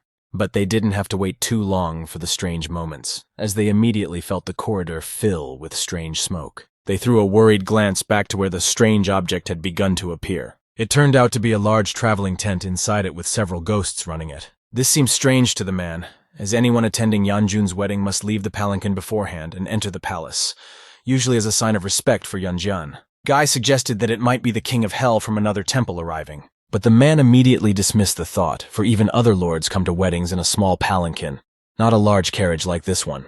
The guy decided it would be a good idea to go there and find out. But the man immediately gave up on this idea, because the wedding ceremony hasn't started yet, and no one is allowed into the middle hall without permission, so that's why everyone is chatting in the front hall. But nothing seems to stop the boy. Even though he is forbidden, he decides to go there himself and find out everything. He abruptly sprinted from his seat to get to the right hall as quickly and stealthily as possible. The man, though, tried to stop him, but he failed. The protagonist left his acquaintance by himself, despite his advice not to go there. Soon the lad was in the hall he needed, hiding behind one large pillar as there was a large tent with guards in it. He saw a man with long dark hair come out of the tent, whom all the subordinates began to worship. Without turning around, the unfamiliar man strode to the far room and disappeared into it. Xiao Yao was very surprised that such an unconventional palanquin was being carried into a small palace, which raised questions about why exactly and who was sitting in it. But then his attention was caught by a loud scream that even made him a little scared. Whereupon the stranger immediately ran out of the room and ran to the screams. Seeing him come out, the hero immediately hid back behind a pillar to avoid being seen. A pop-up from the system popped up in front of him, asking him whether to help the ghost that was asking for his help. The guy decided it would be best to show some help and clicked on accepting the assignment. Finally, the rest of the subordinates began to leave, and the boy had a chance to go inside the room. When the guy reached the entrance, he looked in all directions to make sure no one was following him. So he opened the door leading to the room and quickly walked in. The young man walked over to the table and touched it with the thought that just now he had clearly heard someone scream and the system had received a request for help. But how could it be that no one was there? He began to look around more closely, and suddenly an object caught his eye. Behind the tall mattress, he saw a red mark on the wall that indicated some kind of sign. The young man slightly pushed the edge of the bed and saw there a sign with the letter M. But after all, English cannot be in this world. And what could this sign mean? Suddenly the word Mo came to his mind and something seemed to be starting to alarm him. Because of this, the guy quickly ran out of the room to get to Xiaoyao as quickly as possible to see what happened there. When he saw the guy running, the man was glad he had managed to get out of there, and it looked like no one had noticed him. Running up to him, the young man breathing heavily began to tell him that he himself was fine. But he recalled that earlier Guijul had said that the other Yanjuns could get into the small palanquins when they entered hell. He clarified if they would come to the wedding, and according to the man they were supposed to come. But it also depended on their mood. After all, the relationship between Yanjun of the 10 temples had always been tense. Suddenly, he saw the active arrival of guests and guards, which meant the presence of King Qinguang. The boys immediately began to look into the crowd to see the king in it. Everyone in the hall fell silent and watched intently the rapid appearance of the king, who was being introduced by his subordinates. Just then, a large man with a stern look came out of the palanquin. But when the king saw Xiaoyao in the crowd of people, he was very amazed to see him. He stared at the guy in bewilderment. The young man in turn put a finger to his lips as a sign for the king to be silent and not give away any unnecessary movements. Guichul was very excited about this event. He said that among the kings of the 10 houses of hell, the most evil kings were the Qinguang and Zhujiang kings, which made one wonder why both of them were here. One of the subordinates warned of the start of the wedding ceremony and ordered everyone to line up. The man told the young man that they were below the level of a ghost king, therefore they should stand together and not be separated in the crowd, to which the boy thanked Guijul for the information. Looking at him, the young man realized that although this ghost was timid and fearful, he was very practical and wanted to help the lad. Soon all the guests were led to the hall of the underworld where the ceremony took place. And then it was time for the bride to come out, who pulled back the curtain slightly, slowly emerging from behind a hidden room. The girl hid her face to the last, because she was dressed in a red closed dress and covered with a veil, which did not show through at all. Seeing her, the guy wondered if this was Shi Yao's fiancée who might have been taken to the underworld. When all the demons bent down, Guijul told the guy that it was their turn to bow. After bowing, all the ghosts congratulated Emperor Song on his wedding. But then there was a shout from one of the ghosts, who pointed a finger somewhere in the crowd of guests. It was Xiaoyao, who was immediately stared at. The ghost began to ask who he was and how he had gotten into Yanjun's underworld. Guijul immediately stood up for the kid and said that he was his cousin. The man heard that Yanjun had recently gotten married, and his child had never seen the underworld, so he took him to see it. Ghost wondered why he had to lie, since this guy had just had a fight in the street. But he had seen it with his own eyes and was sure the guy wasn't sincere about attending the wedding. A subordinate asked the judge if the three-eyed ghost was telling the truth, to which he replied that since the Ghost King had spoken, he had no choice but to report the situation. He said that this kid had caused trouble outside the palace and turned dozens of ghost soldiers into ashes. Based on this, it was clear that his intentions were definitely not good, so he asked that this kid be punished and not be released. The judge himself did it because the guy dared to insult him and humiliate him in front of so many people. And despite their agreement, he was ready to take revenge on him. The judge fell to his knees and swore by his multi-purpose soul that his words were true, and he had not lied a word. He turned his head back to where one of the guards was watching him, and hoped his words would be believed. After that, the ghost addressed Yama saying that he agrees with the ghost and that this guy has unpredictable intentions as he dares to strike in front of the palace, and is a reckless criminal who should be punished. The person in charge of the dispute turned to Xiaoyao himself and asked if he had anything to say to these accusations. Watching this, the ghost noticed that even though the king of the Song dynasty is a wise and inscrutable king of hell, the ceremonial officer and the ghost king said this, and the guy didn't even have the slightest emotion. Here, the protagonist asked, if the ceremonial officer considers him dangerous, then why did he allow him to attend the ceremony? Does he ignore Yama and the wedding ceremony? The ceremonial officer himself looked at the guy and accused that it was all his fault. And then the young man revealed that he had let him in because he had donated a high-quality yin bead to let him in of his own accord. Xiaoyao also said that after the gift, the officer didn't even read the invitation. He just let the stranger in. And here the officer was scared so much that he didn't know what to say in favor of excuses. The protagonist approached the Ghost King with the question that the Magister had apparently forced him to become a pawn.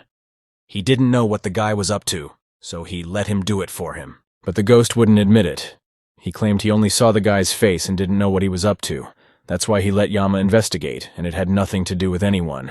Xiao Yao said with a sly look that since it was his choice, he wouldn't say anything. Although this three-eyed ghost king is unintelligent, he is quite loyal. The guy turned to Yama saying that he had said everything he had to say, and also remarked that he believed he had an opinion. The guy's words sounded serious, and even sincere with the hope of understanding. But the three-eyed ghost kept yelling that he doesn't trust this guy at all. Since he says he has an invitation, he asked to see if it's a real invitation. Then the ghost heard about the invitation, and it seems that some next cunning plan was brewing in his mind. Afterward, he said that it was his fault, for he had not carefully checked the guest's invitation. He begged Yama to give him a chance to correct his mistake and let him personally check the guy's invitation. After which, Xiao Yao threw him his invitation with the words that he seemed to be too kind to him. And as soon as the guest saw the invitation, everyone was shocked, because no one could understand how this child, who looked less than 20 years old, could have such power. Yama gave orders to go and verify all information about this guy. The young man extended his invitation to one of the assistants to check things out. Xiao Yao was confident that he was right, so he wasn't worried in the slightest, because he knew that everything in the invitation was perfect. After a few seconds of verification, the assistant turned to Yama to declare that this invitation was indeed real, a piece of information that shocked the attendees as much as possible. Xiao Yao threw his invitation to the ghost that was moving smoothly through the air to personally check one more time. When he received the invitation, he immediately felt that it was real. Whereupon he fell to his knees and began to woo Yama in his opinion. He said that even if the invitation is real, there's still no guarantee that the guy is really a wedding banquet guest. Plus this guy they've never seen before, and there's a chance he stole someone else's invitation. Just then a voice broke out about a man getting for a brother and asked if the ceremonial official thought it was appropriate. The ghost himself kept trying to assure his words, while the other guests were amazed at what this guy was doing and thought it was a stupid dare. Suddenly the ghost changed in his face and said that he guaranteed the truth of his words. After which the king of the underworld himself asked his subordinate who he thought he was. This question made him worried. Asa never, stammering slightly, he replied that he was the overlord. Taking a sip of wine, the king said that according to the ceremonial official, his status prevents him from attending the wedding banquet, which means the king's status gives him the ability to swear for a guest. After the king's words, there was a brief pause in the hall, after which he turned to the three-eyed demon and asked him to tell him if he was worthy of such a thing. But from the king's one question, the ghost was perplexed and did not know what answer to tell him to settle the king. He then stood up straight like a soldier and repeated several times that he was worthy of it, while nodding his head in approval. The king turned to Lao-san saying that he was very talkative and annoying. The latter in turn said that in that case, they need to work something out if the guy is the cause. Suddenly, Xiao Yao felt someone grabbing his clothes. As he looked down, he saw the very same ghost kneeling down and saying that he had not discerned the Lord and was a snob, therefore asking him to forgive him not to stoop to the same level. He yelled that if the guy was still angry, let him hit and cuss, but that he should just calm down and temper his anger. The protagonist lightly placed his hand on the ghost's shoulder to say something to him, after which he said with a kind smile that the ceremonial official was taking care of the Lord. That was the way it should be. But the ghost clarified what he meant. Even so, the guy had more information that might not make the ghost too happy. Xiao Yao squeezed the ghost's shoulder tighter, causing him to squirm. The guy recalled that he had repeatedly yielded to him, but he kept pressing him, plotting his destruction. And if one didn't repay such a worthy person, one might upset the official and not resolve the dispute. After speaking up, the protagonist abruptly let go of the ghost, leaving him to put up with his pain. And while the guy was looking at the ghost that kept trying to destroy him, Yama was watching him intently. And then the judge seemed to become kinder in his face. Xiao Yao seemed to like him for something. Li Jun stepped back with his head equally tilted in an attempt to beg forgiveness. The three-eyed ghost decided to do everything in his power to help his comrade. He got down on one knee in front of the judge to ask the overlord why he had sent an invitation to this kid of unknown origin. And he was also worried about his well-being and sincerely hoped that the overlord could dispel his doubts. The ghost was very angry about such an impertinent question. Should the lord really ask permission on who he should invite to the wedding and who he shouldn't? The ghost was displeased, for the ceremonial official and the three-eyed head of the devils had gotten so naked that they had insulted the lord's dear guests and dragged them to hell for the death penalty. The guards led the two insolent workers to bring punishment while the guests made a ruckus, and the head of the devils tried to convince them it was a small slander. As for the rest of the guests, fate sincerely apologized to young Master Yao for the inconvenience. The guests realized that they had just rebuked him. Had he taken offense? Even the Lord had been taken to hell, so the guests were left with this, Xiao Yao said with a soft smile. The overlord worried too much. The guy, although he is resentful, but he never destroys innocent people indiscriminately. Destiny asked their young and dear guest to take his place of honor. The guests at this time were not at all happy that the child had taken a seat on equal footing with the two kings, and King Chujang actually gave way to him. When everyone was finally seated and the room was quiet, the meal could begin. While the food was being distributed to the guests, Xiao Yao realized that he needed to find an excuse to stay and check if Shi Yao was a bride or not. After some time of the meal, the bride rose from her chair to leave the hall. Seeing this, the guy decided this was his chance to find out who was hiding behind the veil. Xiao Yao addressed the king, saying that he had eaten a bit too much, so he needed to walk around a bit to let the food digest, to which the man had no complaints. The guy headed to the central part of the underworld temple, namely the garden. When he entered it, he saw a very large area that even a ghost could not meet there. Suddenly, he heard loud shouts from the far corridor. The protagonist immediately rushed to the place where the screams were coming from, which led him to the room. When he opened the door, he saw some sort of like a tent in the middle of the room, which was covered with sheets and a bed inside. He came closer to see if Shi Yao was there. Looking inside, he asked angrily who was in there. Much to his surprise, there was a naked girl lying inside, who with a playful smile asked the guy if he was looking for her. The girl invited the guy to sit down next to her on the bed. Xiao Yao asked who she was with a displeased look. Suddenly, the creak of the door was heard as someone entered the room. The protagonist noticed it immediately and started to get a little worried, as you can't have anyone noticing him. A judge entered the room and asked loudly why there was a foreign odor in the place. The girl asked in horror why the Lord was here, and his presence portended trouble if he saw them. The stranger decided to act in her favor and jumped out of bed and ran to the Lord, accusing Xiao Yao of molesting her. The man said with a cold stare that he had been very polite to the guy, and he in turn had broken into his concubine's chambers and wanted to abuse her. The protagonist said with an awkward smile that he just wanted to look around and find the right person. But the ghost said with disbelief and a sly smile that even if the guy was looking for an excuse, let him find one reason that could convince him. At this point, he acquired his black wings as a sign of weaponry. The ghost amuses the guy's question again. Does he really think the ghost wouldn't dare touch him? His gaze was cold, and he was clearly intent on fighting the guy, specifically giving him what he deserved. Suddenly, some other people appeared behind the ghost and put their hands on his shoulders. Behind him was the Lord, who asked Lao San that perhaps one should not be so angry with a child, and he in turn confirmed the man's words. According to them, Xiao Yao was unfamiliar with this place and could have accidentally entered the concubine's chambers looking for someone. The man wasn't entirely happy with this decision, but he couldn't contradict it. He told his concubine that she was dishonored because she was unclothed. Therefore, he sent her to dress and leave the place, after which he snickered unhappily as he was not happy about this decision of the king. After which one of the people asked Xiao Yao who he was looking for, since they were all here to clear the air and resolve the misunderstanding if that was the case. The protagonist replied that he was looking for a girl who should be here somewhere and asked if the Lord could help him in his search, to which the Lord replied that he would send someone to help him. But if he failed to find her, the helpers were not to be blamed. To his surprise, Xiao Yao noticed that Emperor Song's reaction was not the same as usual. Could it be that Shi Yao is not in the underworld and the young man was mistaken? Soon, at the order of the Lord, a straddler came to him and got down on one knee to await the order. The Lord asked to organize some people to help Xiao Yao with the search for the person, and that they should do it for appearance's sake.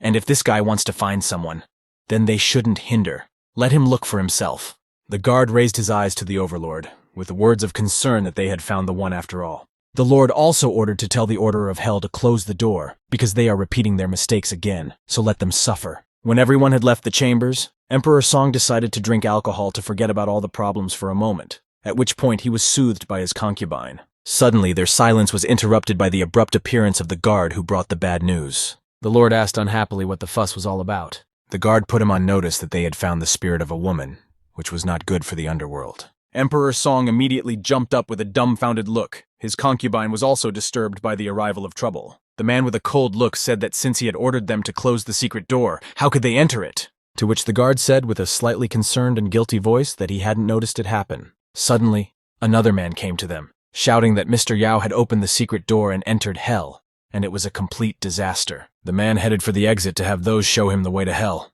as he was going to check things out in person and try to clarify the situation. At this time, some sort of fog was seen over the building and was spreading in the neighborhood, and from the very open things that led to hell came a green mist. There was a crowd of people gathered near the entrance, wondering what would happen next. Suddenly, there was a bold and loud shout from the overlord, who with his hands wrote everyone off to the sides to pass forward. According to the man, this boy wants to enter the secret door, then why won't King Qingguang and King Chujiang stop him? The subordinate warned the Lord that they hadn't arrived here yet, and only the soldiers had come inside. The man decided that closing the door to hell from the outside and letting that guy get lost would be a good idea, then asked everyone to follow him and look around. When he went inside, the heavy doors outside were slammed shut at his command. Then they put a huge lock with chains on it for better security. And lo and behold, the door to hell was completely closed, with only a green mist passing through from a thin slit. As Emperor Song walked down the corridor with the guards that leads to the third circle of hell, he wondered why the third circle of hell had changed so much. Suddenly, one of the guards pointed into the distance and shouted that all hell had opened up and there was a huge gap. Looking into the third circle, the men saw that souls had broken out from the depths of hell. Lord Sun turned into a powerful bird and ordered his subordinates to catch the escaped souls, and he himself will take care of Yao Bing for the time being. Each circle of hell had its own traps and demon bosses, and the head of the devils himself guards this place. Yao Bing was able to break through several circles of hell in a row. Flying through space for a long time, the man's gaze finally settled on the young man. The guy stood steadfastly on the hellish ground, holding one of the local residents in his hands. Yao Bing told the king that he had already gotten bored while waiting for the old man. Then the man said that the boy had broken the law of hell, so he would never be able to be reborn again. But this did not bother Yao Bing, because the young man was not afraid of anything and only followed his goal. Then he asked the Lord why Moshi Yao had more than 50 years left to live, but her soul was behind a secret door. It was surprising that in such a place there was still a living person who could freely move around the palace. King Song understood that everything had reached the boy. Therefore, in such a case, on that day, he could not let him go.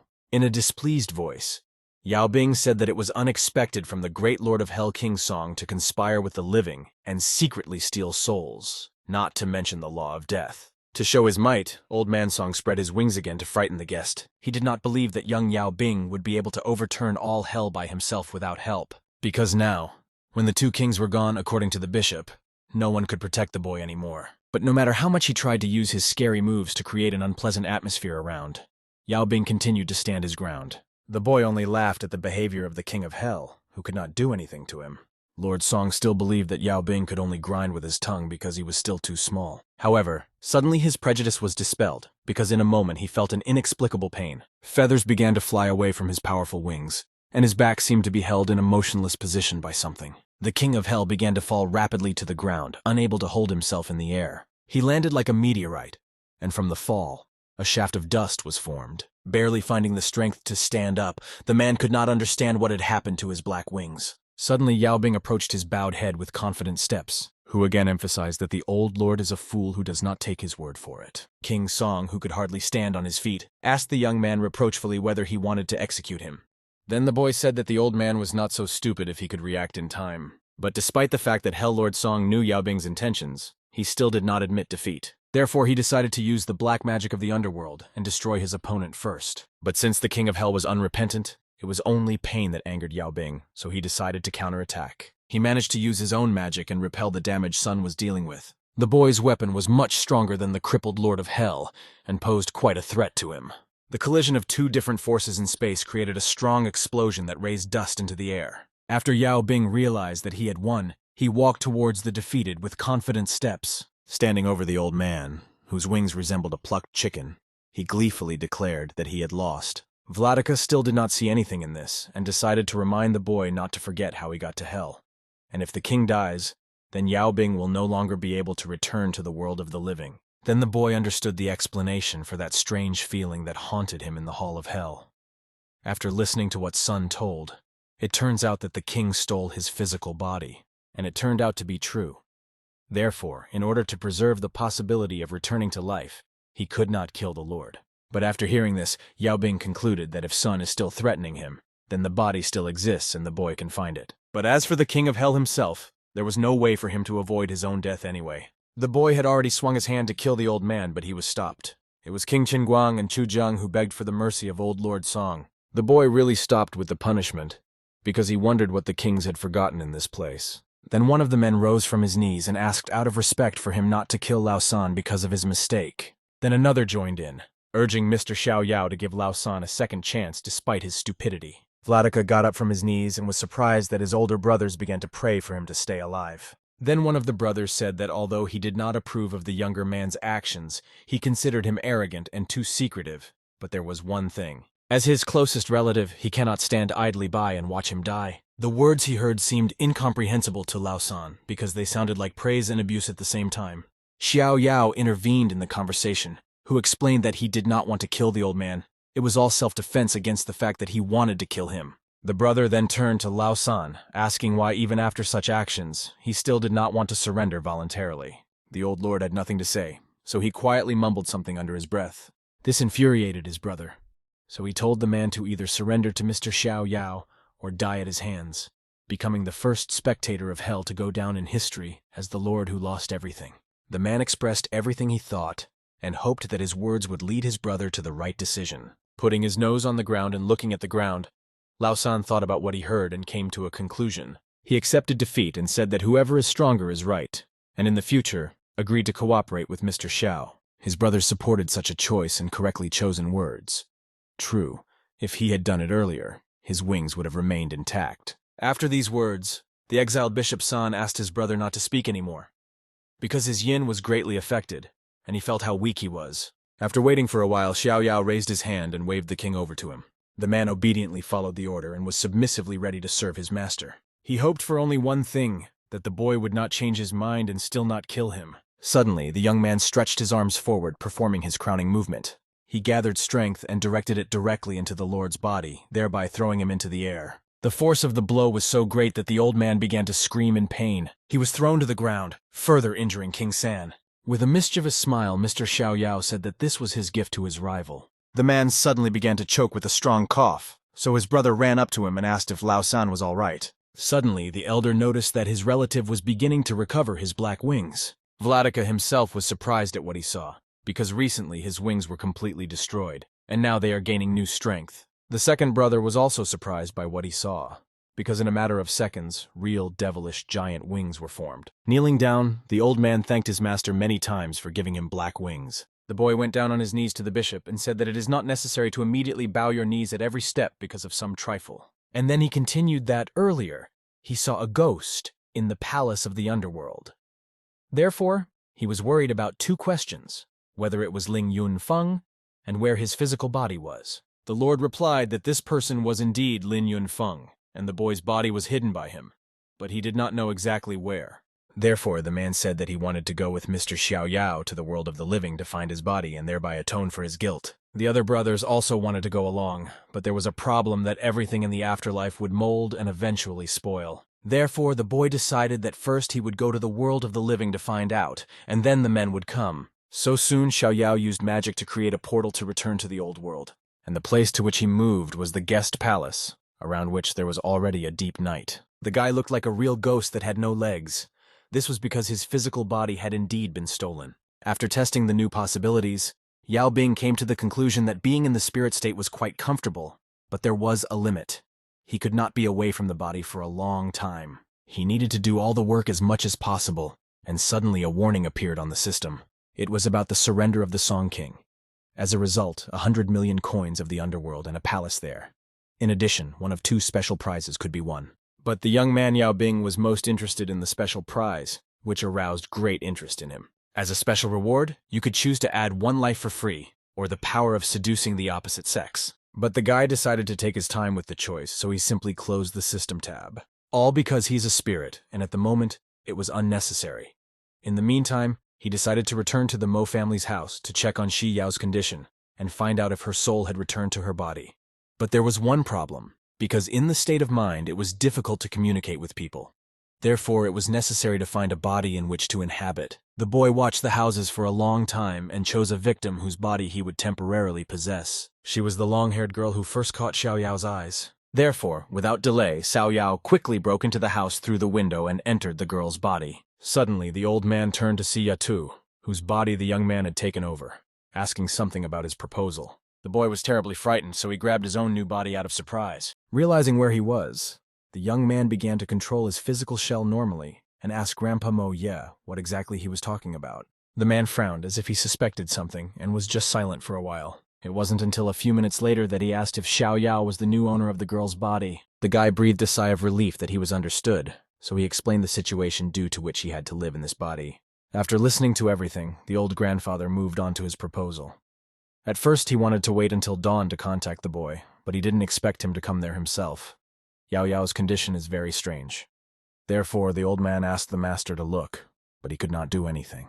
Xiao Yao asked for time to think, and without waiting long, he went into action. After quickly examining the injured girl, the boy took out a ring that radiated light energy. Xiao Yao then explained that he brought Yao Yao's soul, so old grandfather Mo Yi shouldn't worry. Using magic skills, the boy managed to get the soul out of the ring and send it to the unconscious body. In a matter of minutes, everything was done, so the young man was satisfied with his work and the fact that he had completed one of the tasks. As he left the room, Xiao Yao explained that he now had to put an end to whoever was behind all of this. But the old man did not let him go just like that, so he stopped the boy and had to tell him something.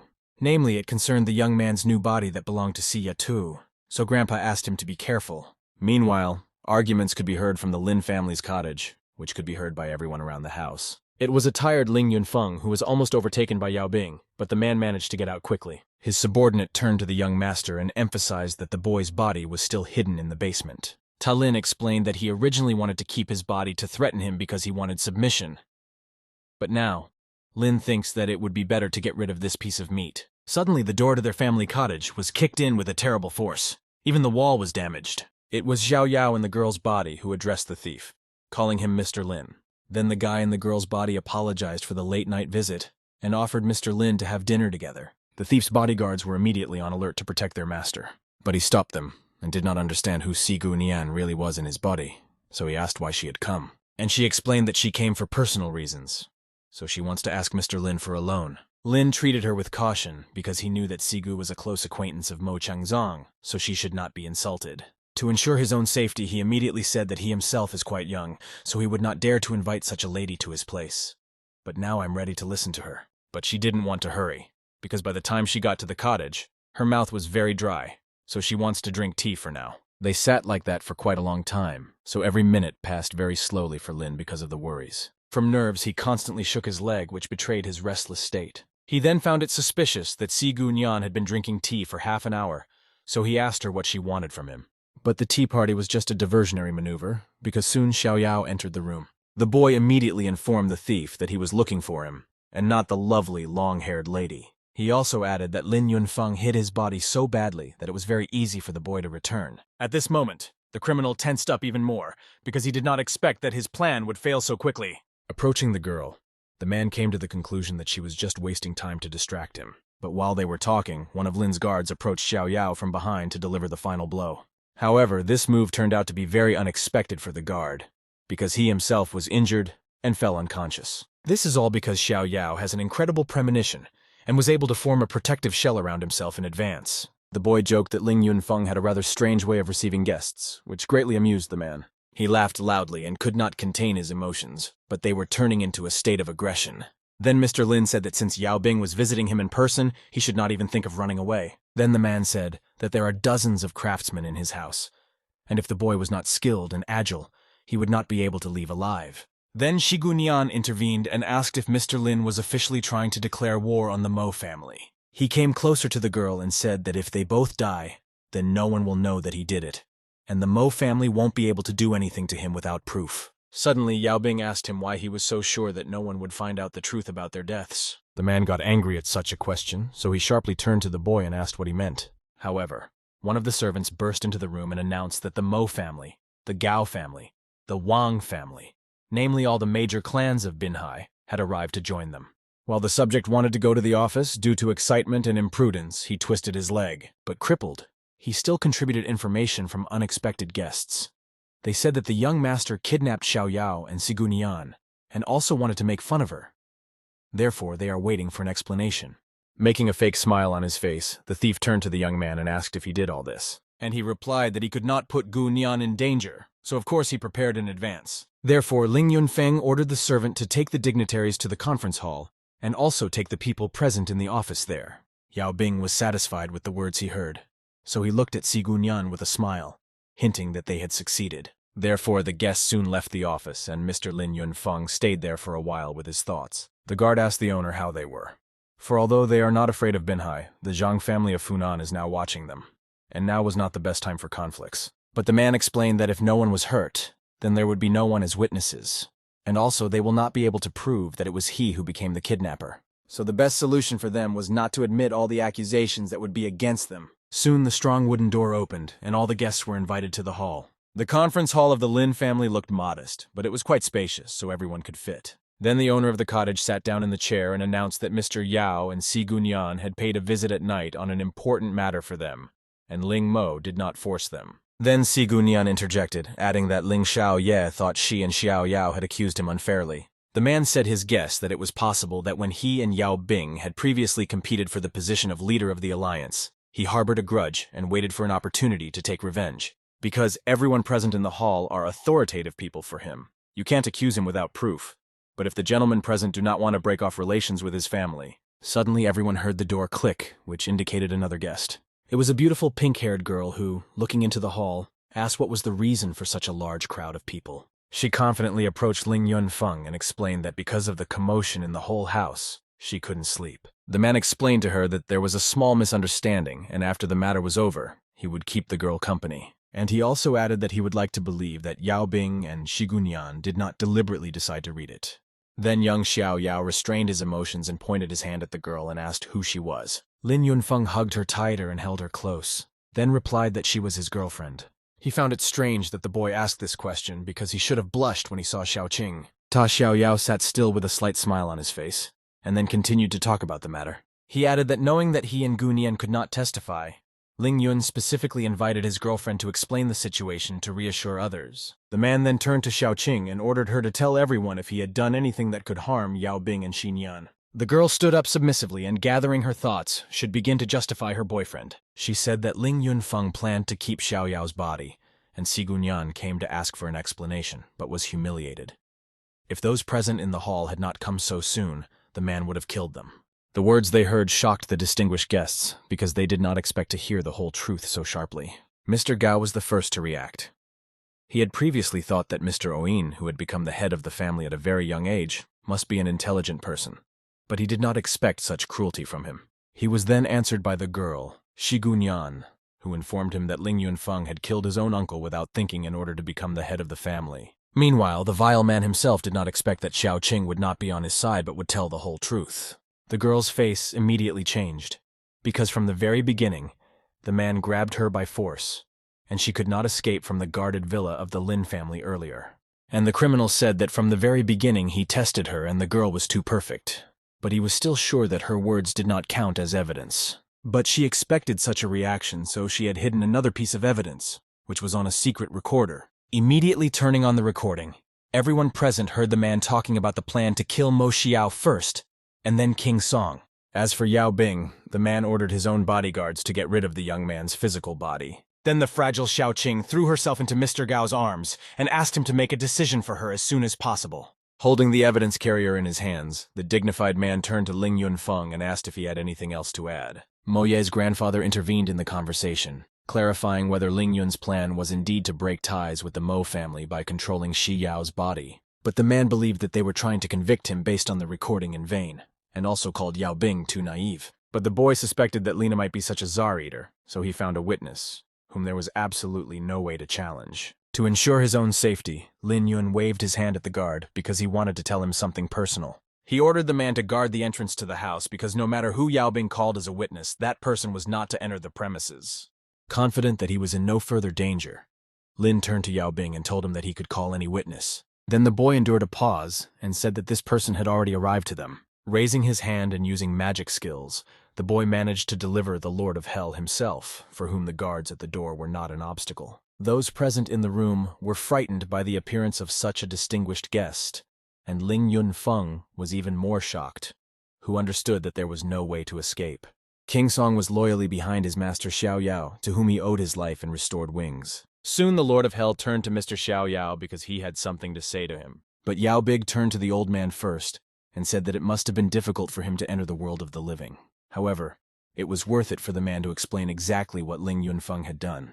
With a menacing look, the thief turned to King Song and told him to think carefully before speaking, otherwise he would only get worse. However, this did not scare the king, because he was not afraid that Lin would take over his palace in hell. At this moment, Ling Yunfeng was disappointed because he felt betrayed even by the Lord, although he had high hopes for him.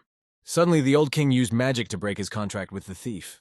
This caused quite a bit of pain for Mr. Lin, so he immediately fell to the floor. From that moment on, Song no longer had anything to do with Yunfeng, and taking any action was not treason. He went on to say that he had come to this world to prove that Ling Yunfeng had offered to separate Xiao Yao's soul, then hid his body, which he planned to dispose of later. Venerable old Gao immediately looked at Ling Yunfeng and asked if he could say something in defense. But the man could not even immediately stand up on his own, so he stood on his feet leaning on the bodyguard. Gathering his strength, he agreed with all the words said and admitted that it was his handiwork. Everyone present was shocked, because they did not expect that the thief would confess after all. But he was absolutely not sorry for his actions, so he did not see anything wrong. He justified himself by the fact that he remained the sole heir of the Lin family. Therefore, he said not to look down on him, because he is still the head of the Lin family. But in response, Xiao Yao began to shake his head and asked why he was so sure that he was the only one. Such a question made Ling Yunfeng break out into a cold sweat, because he hoped that he had long ago gotten rid of all competitors from his family. Suddenly, an unknown guy entered the room. His face was completely covered. He got closer and closer to Ling Yunfeng and said through his mask how long it had been since they had seen each other. After removing everything from his face, he continued that he had come to return what really belonged to him. Lin Yunfeng's displeased look showed how frightened he was by this encounter. He immediately asked the boy why he hadn't died yet, and was disappointed by that. The guests in the hall began to whisper among themselves and discuss the young man, suspecting that he was Lin Yunfeng's only relative. Then, Si Gunian decided to introduce a boy named Ling Tuanchang, who is the heir that was appointed as the previous head of the family. Some time ago, young Master Lin killed his uncle to take his place, and if the girl had not met the boy earlier, the Lin family could have been left without a head. Ling Yunfeng just laughed at what he heard and said that Si Gunian's words must have some proof. Therefore the man, with an ulterior motive, ordered the girl to provide him with arguments. But Xiao Yao decided to do this and asked Lord Song to open hell right in the hall. To carry out such an order, the old man had to dissolve in space. An unknown liquid resembling slime began to drip directly from the ceiling onto the guests present. The entire room was covered with such a mass and continued to rise from the floor into the air. But Yao Bing reassured the elders and said that it was just a projection of hell that would not harm anyone. Everything around was boiling and unknown sharp spikes appeared through the floor. But while this was happening, the boy decided to explain the rules of the infernal spell to everyone. Anyone who sits on the specified chair will be tormented in hell if they lie. And since young Master Lin does not accept Shigunian's accusation, he must sit down first. The girl decided to go first, but Xiao Yao grabbed her hand and prevented her from doing so. He decided that he would go on his own. After all, it was their family business. There were 2 chairs in the room, and Lin's elder brother, who was the true heir, had already sat on the first one. Therefore, Xiao Yao ordered the junior to join as it was his turn. The man gritted his teeth and agreed to this action because he understood that he could lose. But he was stopped by one of the subjects, who announced that the heads of other clans had learned about the situation and demanded proof of Lin's innocence. Otherwise, they will remove him from the post of chairman. Ling Yunfeng was extremely angry at such a message and asked Yao Bing if this was also the result of his efforts. But it was answered by Elder Lin, who said that he had contacted his family's relatives in advance, because he was afraid that otherwise he would kill the witnesses and destroy the evidence. In order not to delay this action for a long time, Xiao Yao proposed to start the interrogation as soon as possible. Ling Tuanchan said that before he died, his grandfather left a will, in addition to property division. He also appointed him as the head of the Lin family. But Ling Yunfeng bribed the grandfather's secretary to let him know the contents of the document in advance and hurriedly decided to remove the boy before the grandfather died. He was already near death from serious injuries, but was saved by Si Gunian. The boy had to leave eastern Zhejiang and hide under a different name. After that, he arrived at Binhai. The black dirt of the package spell did not react to these words, which proved their truth. Now it was Lin Yunfeng's turn. The boy did not want to say anything, as he understood that his lie would be immediately visible to everyone. His secretary asked the young man to speak as quickly as possible, because all his paternal relatives were looking at him through the camera. The man reluctantly began to mutter something under his breath about bribes and murders. Suddenly, the black mud began to boil and bind Lin Yunfeng's hands, causing him pain. He was terribly angry at how hopeless a situation he was in and blamed Yao Bing for it. But the boy threw up his hands and said that it was an infernal spell that King Song himself had summoned, so there was nothing he could do. With every word that came out of Lin Yunfeng's mouth, the sticky liquid continued to creep onto his body. Therefore, in order to free himself from this dirt, the man admitted that he would confess to everything. The secretary was shocked because the other clans immediately started sending papers regarding the termination of cooperation contracts. But this did not worry the young man. He couldn't believe that everyone present wanted to give power to the so-called puppy of the Mo family. But it was only on his terms, if the heads did not think of giving up everything that the Lin family already had. Exclude the influence of Zhejiang and submit to Binhai. One of the dignitaries replied that it was still the Lin family's family matter, so he hoped that the other heads would not spread the word about it. Grandpa Moye felt sad because even though Junior Lin was not a member of his family, he stayed with him for several years, and Ling Yunfeng could create something unpleasant with him. But they replied from the computer that Mr. Mo can be calm. The man repented in the name of Lin that no matter what decision the elders made, Lin Jieyuan would not be harmed. After hearing these words, he decided that he would not bother anymore, and other issues should be resolved within the Lin family circle in order to make the right decision. The negotiations at the Lin family home soon ended. Grandpa Mo saw Lin Tuan off and told him not to worry about his possible loss in the fight. Binhai will always be his home. Ling Yunfeng intervened and said that in such a big city, respected family members would come to his house for such a child, spreading all kinds of nonsense. But as she left the house, Sigunian added that it was a greater shame to kill her own uncle. The old man then said that before this evening, there may have been people who disagreed, but only now did they see with their own eyes that even King Song bowed before Xiao Yao, and now no one will doubt his abilities. Mr. Gao agreed with Zim, because as long as Mr. Yao is with them, Binhai will become the most powerful force, even in China itself. Lin Yunfeng thought it was all nonsense because he didn't want to believe that there was someone stronger than him. He then asked Xiao Yao if he was afraid that because many people had found out about his trump card, they might now come to hell and use it. But Yao Bing did not give a specific answer, and only said that he would return his words to the fool. Suddenly the boy loudly addressed all the guests who were already leaving the house. He said that all the lords that day saw his ability, which also said that if he was defeated, he would guarantee to train the winner. Then everyone around thought about his words and said nothing. And finally, Xiao Yao turned to Ling Yunfeng and said that unlike him, he had nothing to hide. Yao Bing's car soon arrived, however, and he left the cottage grounds and drove home. Hearing this, Ling Yun became very nervous, which is why he even damaged the concrete fence with his hand. The next morning, the bright sun shone around Yao Bing's country house. The weather was incredible. Only a light wind could open the windows in the room.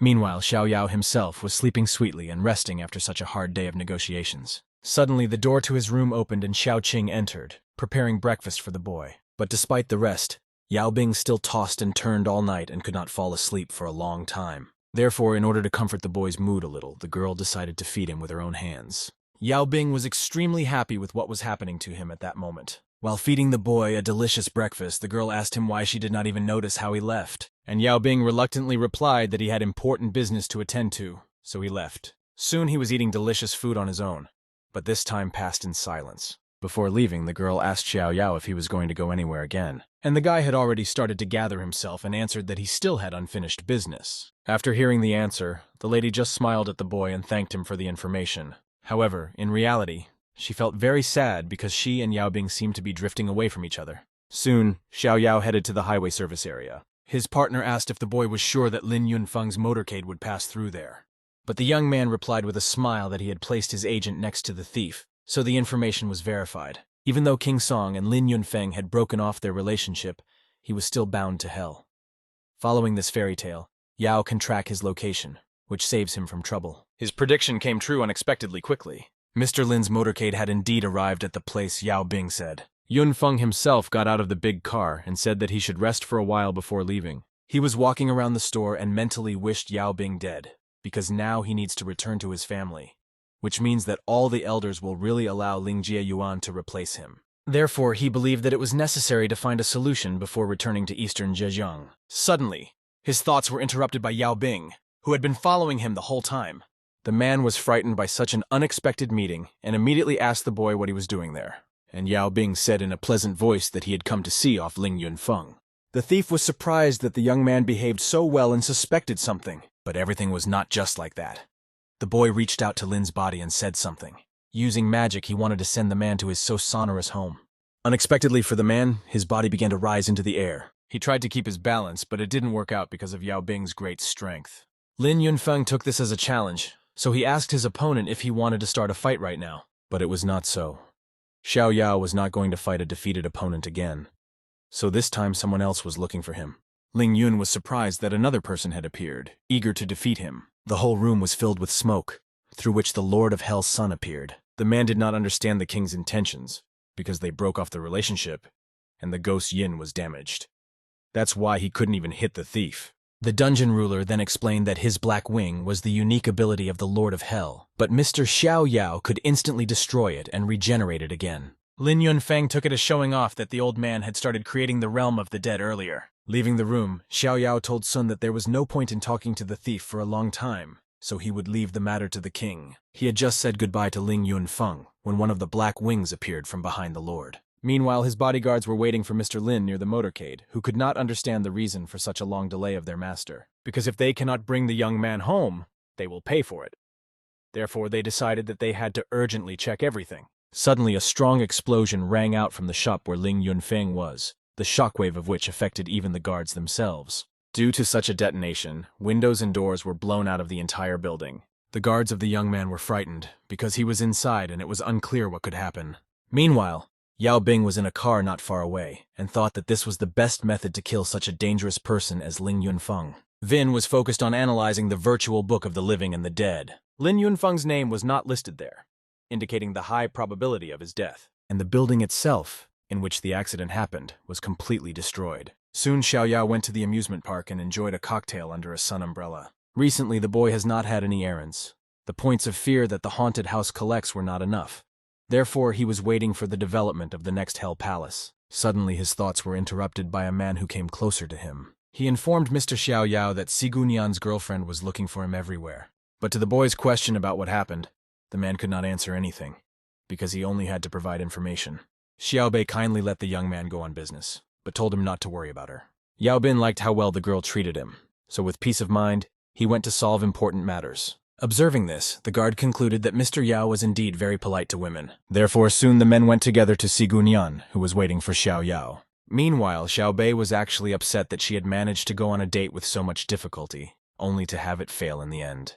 Xiao Yao was surprised because the guard was leading him to the backyard of the villa, although before he had gone straight to the living room or the study. Arriving at the destination, Sigunian informed the executioner that Mr. Xiao Yao had arrived. The girl ordered her servant to leave them alone. The guy immediately proceeded to solve the question of why she called him. That girl invited him to the room and said that they would discuss all the details there. The young man went to the house first, and Sigunian was pleased that he did come. Then, unexpectedly for Xiao Yao, the girl suddenly pushed him in the back. Having only managed to turn his head, the boy was frightened because he did not understand what would happen to him now.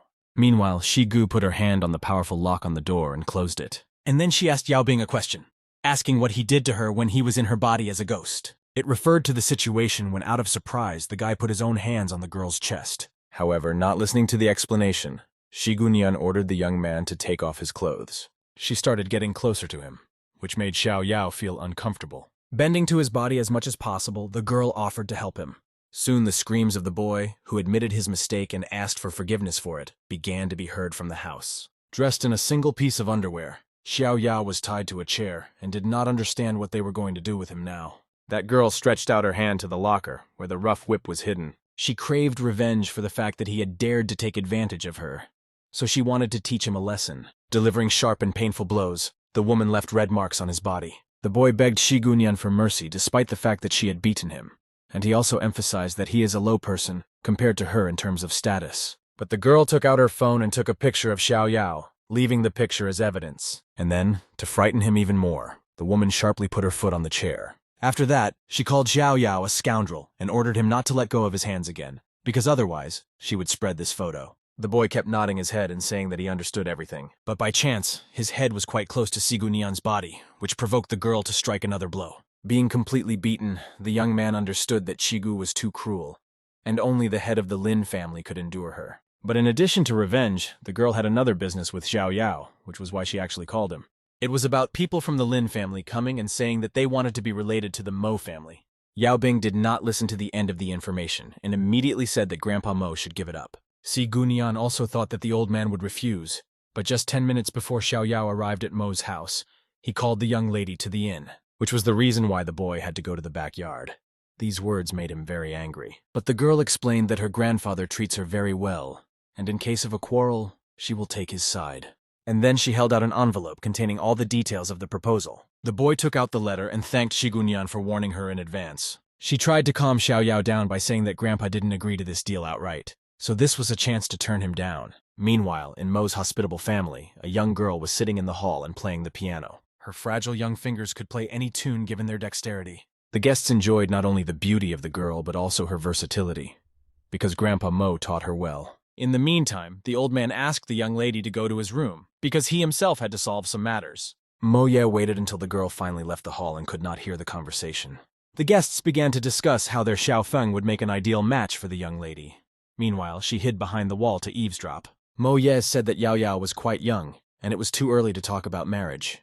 Moreover, he fully respected her views. But the Lin family, as a show of their sincerity, was willing to hand over real estate in 3 new districts as an engagement gift. And feelings did not bother them, because they believed that such things could appear over time. Mo Ye didn't have anything to answer, because such a gift was quite generous, so it was necessary to consider everything. The mother of the Ling family then turned to her husband and ordered him to also participate in the conversation about marrying Xiao Feng, after which he opened the box with the Stone of Longevity and said that it has the ability to improve the body and spirit. Therefore, they will make it a gift for a young lady. Without even letting Yao Yao finish, she shouted to the whole house that she didn't need this thing. The guests did not expect to see the girl, because they thought that she had already left. Yao Yao tearfully said that she already has a boyfriend that she likes, and she is not going to marry someone else. Suddenly, the front door creaked as Xiao Yao and Sigu Nian arrived at the inn. When they heard the screams, they decided that they had arrived in good time. At first, the young lady was pleasantly surprised when she saw Yao Bing. But the guy's first question was whether the girl really has someone she likes. With tears in her eyes, she only got angry because of this and called the boy a fool.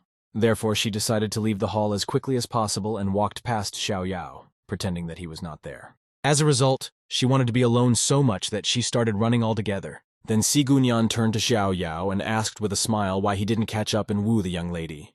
Not immediately understanding the idea, he stood as if chained, but then ran after Xiao Yao with all his might. Sigu Nian just laughed at the whole situation and continued to meet the guests. Then Grandpa Mo Ye entered the conversation and asked the Lin family to leave the room, because they themselves heard everything. Then the woman reproachfully said that they came to propose marriage, and Yao Bing came to the house and deliberately put them in an awkward position. After that, Mo said in a confident voice that this is his family, and he should not ask permission to invite someone to the inn. After all, the Lin family is the main one in eastern Zhenjiang, and his Mo family is one of the best in Binhai. Grandfather coughed in anger, but Sigu Nian immediately came to his aid to calm him down. But she was in a bad mood about Lin's representatives, so the girl's attitude changed immediately. Mr. Lin then began to apologize for his words, and asked Mr. Mo not to take everything to heart. Therefore, they were going to leave so that he could calm down. He took his sister by the arm, who brazenly had no desire to go, and led her out with him. A maid and a servant soon came and immediately picked up Mr. Mo and helped him to his own restroom.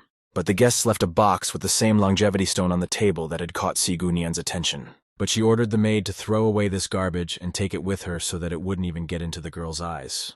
Meanwhile, Shi Yao tried to run away from Yao Bing with quick steps. The guy was worried that the girl would not fall due to such speed, so he tried to convey this to her. Ta Yao Yao was terribly indignant and, under the influence of her emotions, told the boy that he had nothing to worry about. Then Xiao Yao immediately stopped and raised his hands up to show that he was not going to forcefully hold her to talk. But when the girl allowed herself to approach him, he said that he was not worried about her but just cared. Ta Yao Yao was upset and understood that the boy did not care, but was following the grandfather's order to look after her. Her emotional behavior did not end there, and she turned around, kicking a stone with her foot. Observing her actions, Xiao Yao concluded that the girl was behaving like a child, which was not characteristic of her. Therefore, in a moment, he suspected something was wrong and decided to continue talking with her. He emphasized that his care has nothing to do with Grandpa Mo, so he does it from the bottom of his heart.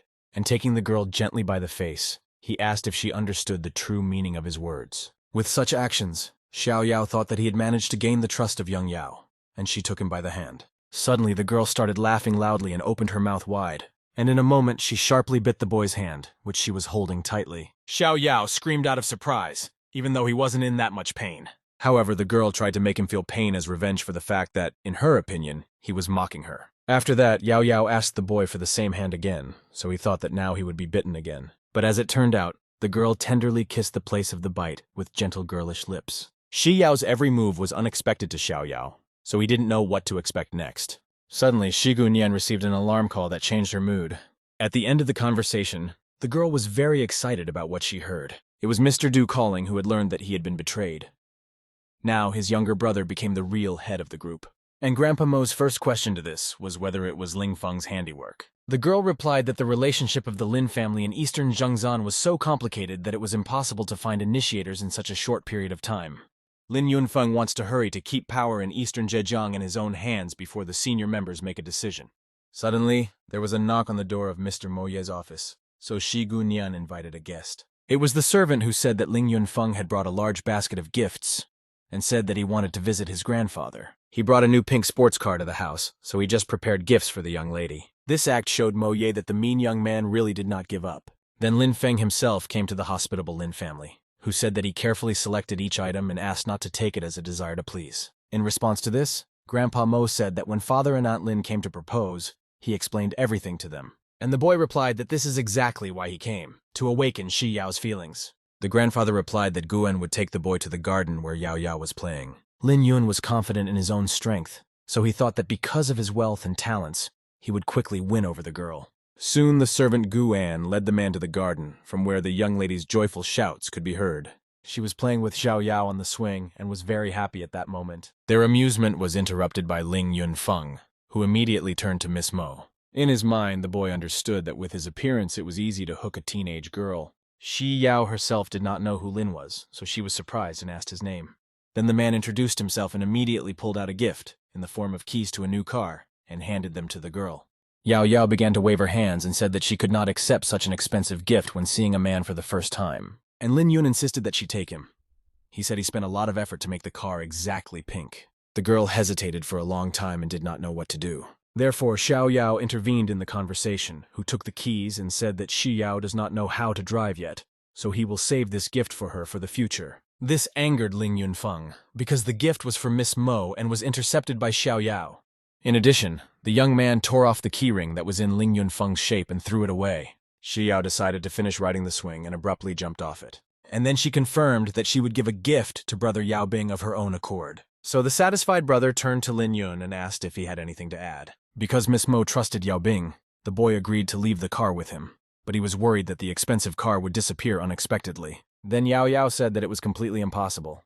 Therefore, she is sure about her brother. And then she took Xiao Yao by the arm and led her along, saying that it was time for dinner. Because last time he promised that he would have dinner with her, but something happened and the guy left. Because of this situation, Ling Yunfeng felt like some kind of clown who was left with nothing. But the man concluded that Chengzong cared so much about Yao Bing because he had his granddaughter. But Ling Yun was planning an evening tournament where he wanted to bury the young man inconspicuously. In the evening, Zhongle's new villa radiated light in all directions. In the hall where an important tournament was to be held, all seats were occupied. The guests discussed among themselves that each family had sent a representative. And they also talked about Bin Hai and the boss Jiang Zhong, because the one behind him is the Eastern Zhejiang Du Kangman. The most important people of the evening had separate VIP seats and were accompanied by bodyguards. One of the guests said that he understood Boss He and could understand the intention of his action, but the Du family was a dishonest businessman.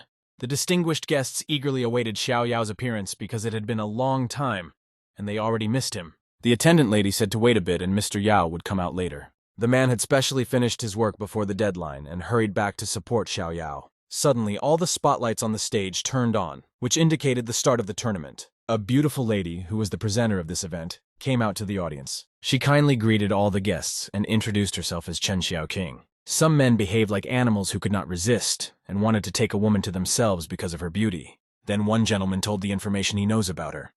First, the girl was Gao Lao's wife. Then she dated Ling Yunfeng and was secretly involved with Xiao Yao. The presenter began to explain the rules of the tournament, namely that they will place participants randomly in pairs.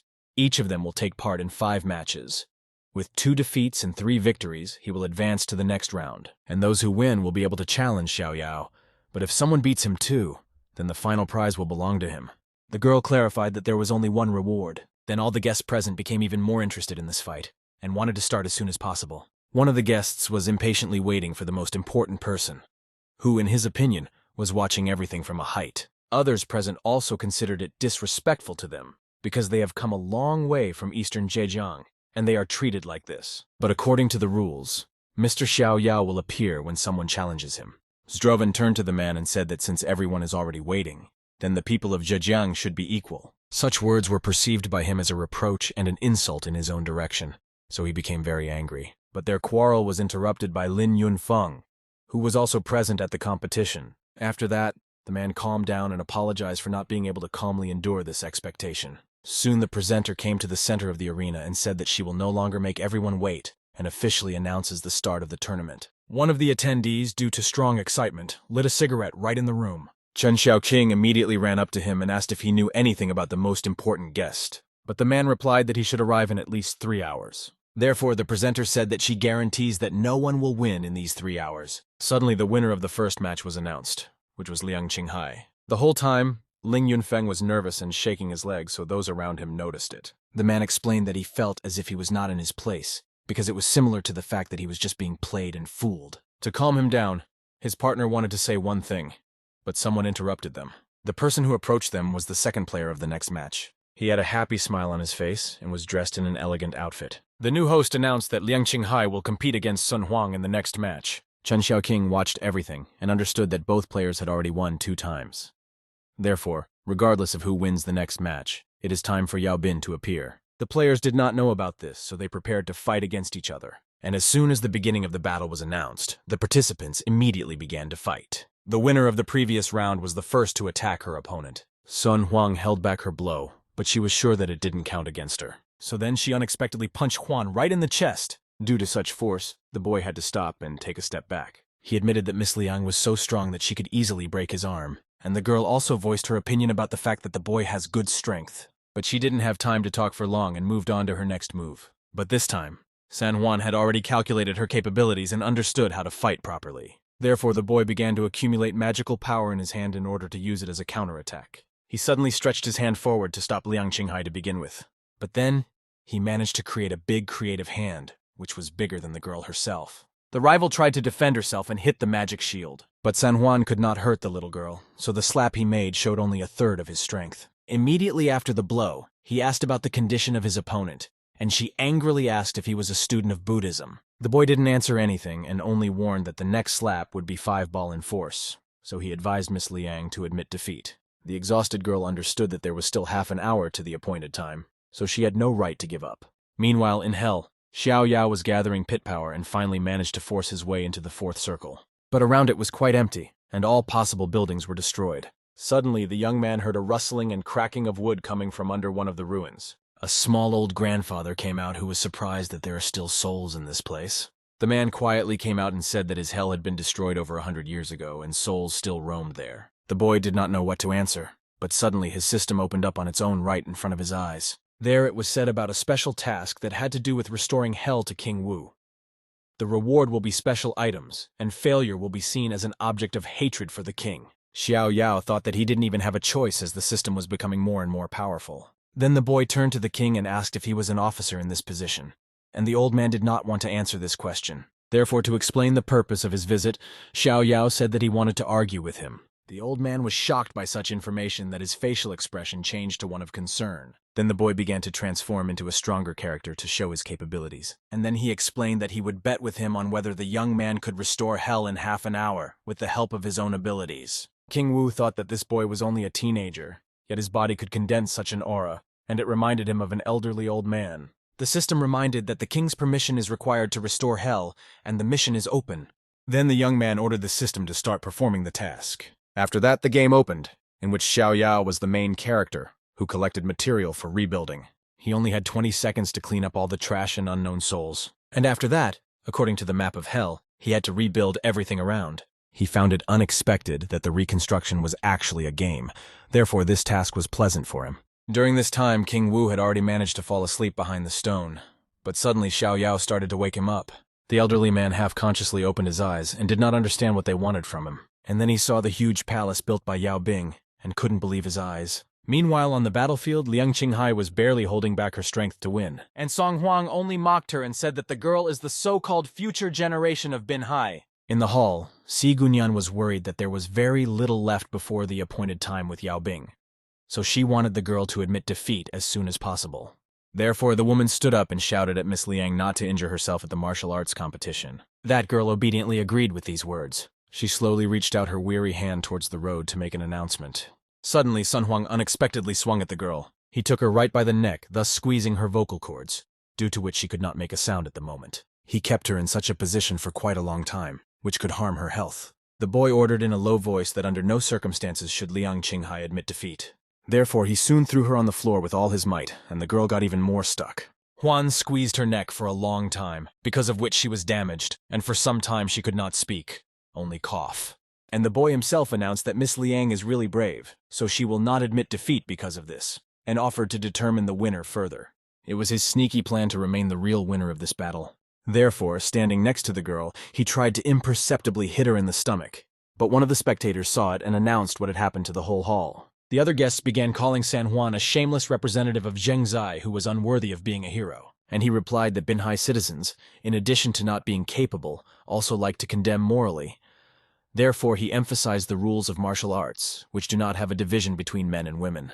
During this time, Liang Qinghai managed to gather his strength and stand on his feet. However, her opponent had no plans to end the game and wanted to have some fun, in the form of harsh revenge. The guy swung with all his might at the almost unconscious girl and struck a hard blow. As a result, she flew to the other end of the arena and crashed, leaving a trail of her body. The guests were shocked by what they saw, so they immediately got up from their seats to help the girl. But as soon as Sun Huan reached out to strike another blow, someone immediately stopped him. It was Qiao Yao who said that the winner and loser had already been determined, so there was no need to bring the case to the point of murder. The boy understood that the man had almost managed to kill Liang Qinghai with just one palm, so the opponent was not easy. Then in the dungeon, King Wu, for restoring his hell, gave Xiao Yao the token of Hades, which was his thanks. After that, the young man offered the old man to submit to him.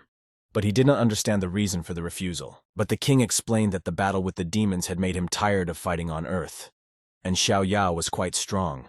But the old man felt that there were many secrets in him, which was why he did not want to deal with him. At first, the guy didn't understand what secrets we were talking about, so he didn't voice his displeasure. But finally, the moment has come for the main tournament, Sun Huang versus Yao Bing. And after revealing the start of the battle, Xiao Yao was the first to take a step to attack. He was going to use the possession of the Ghost King's power. But as soon as he struck, Sun Huang managed to instantly defend himself. The touch didn't feel right.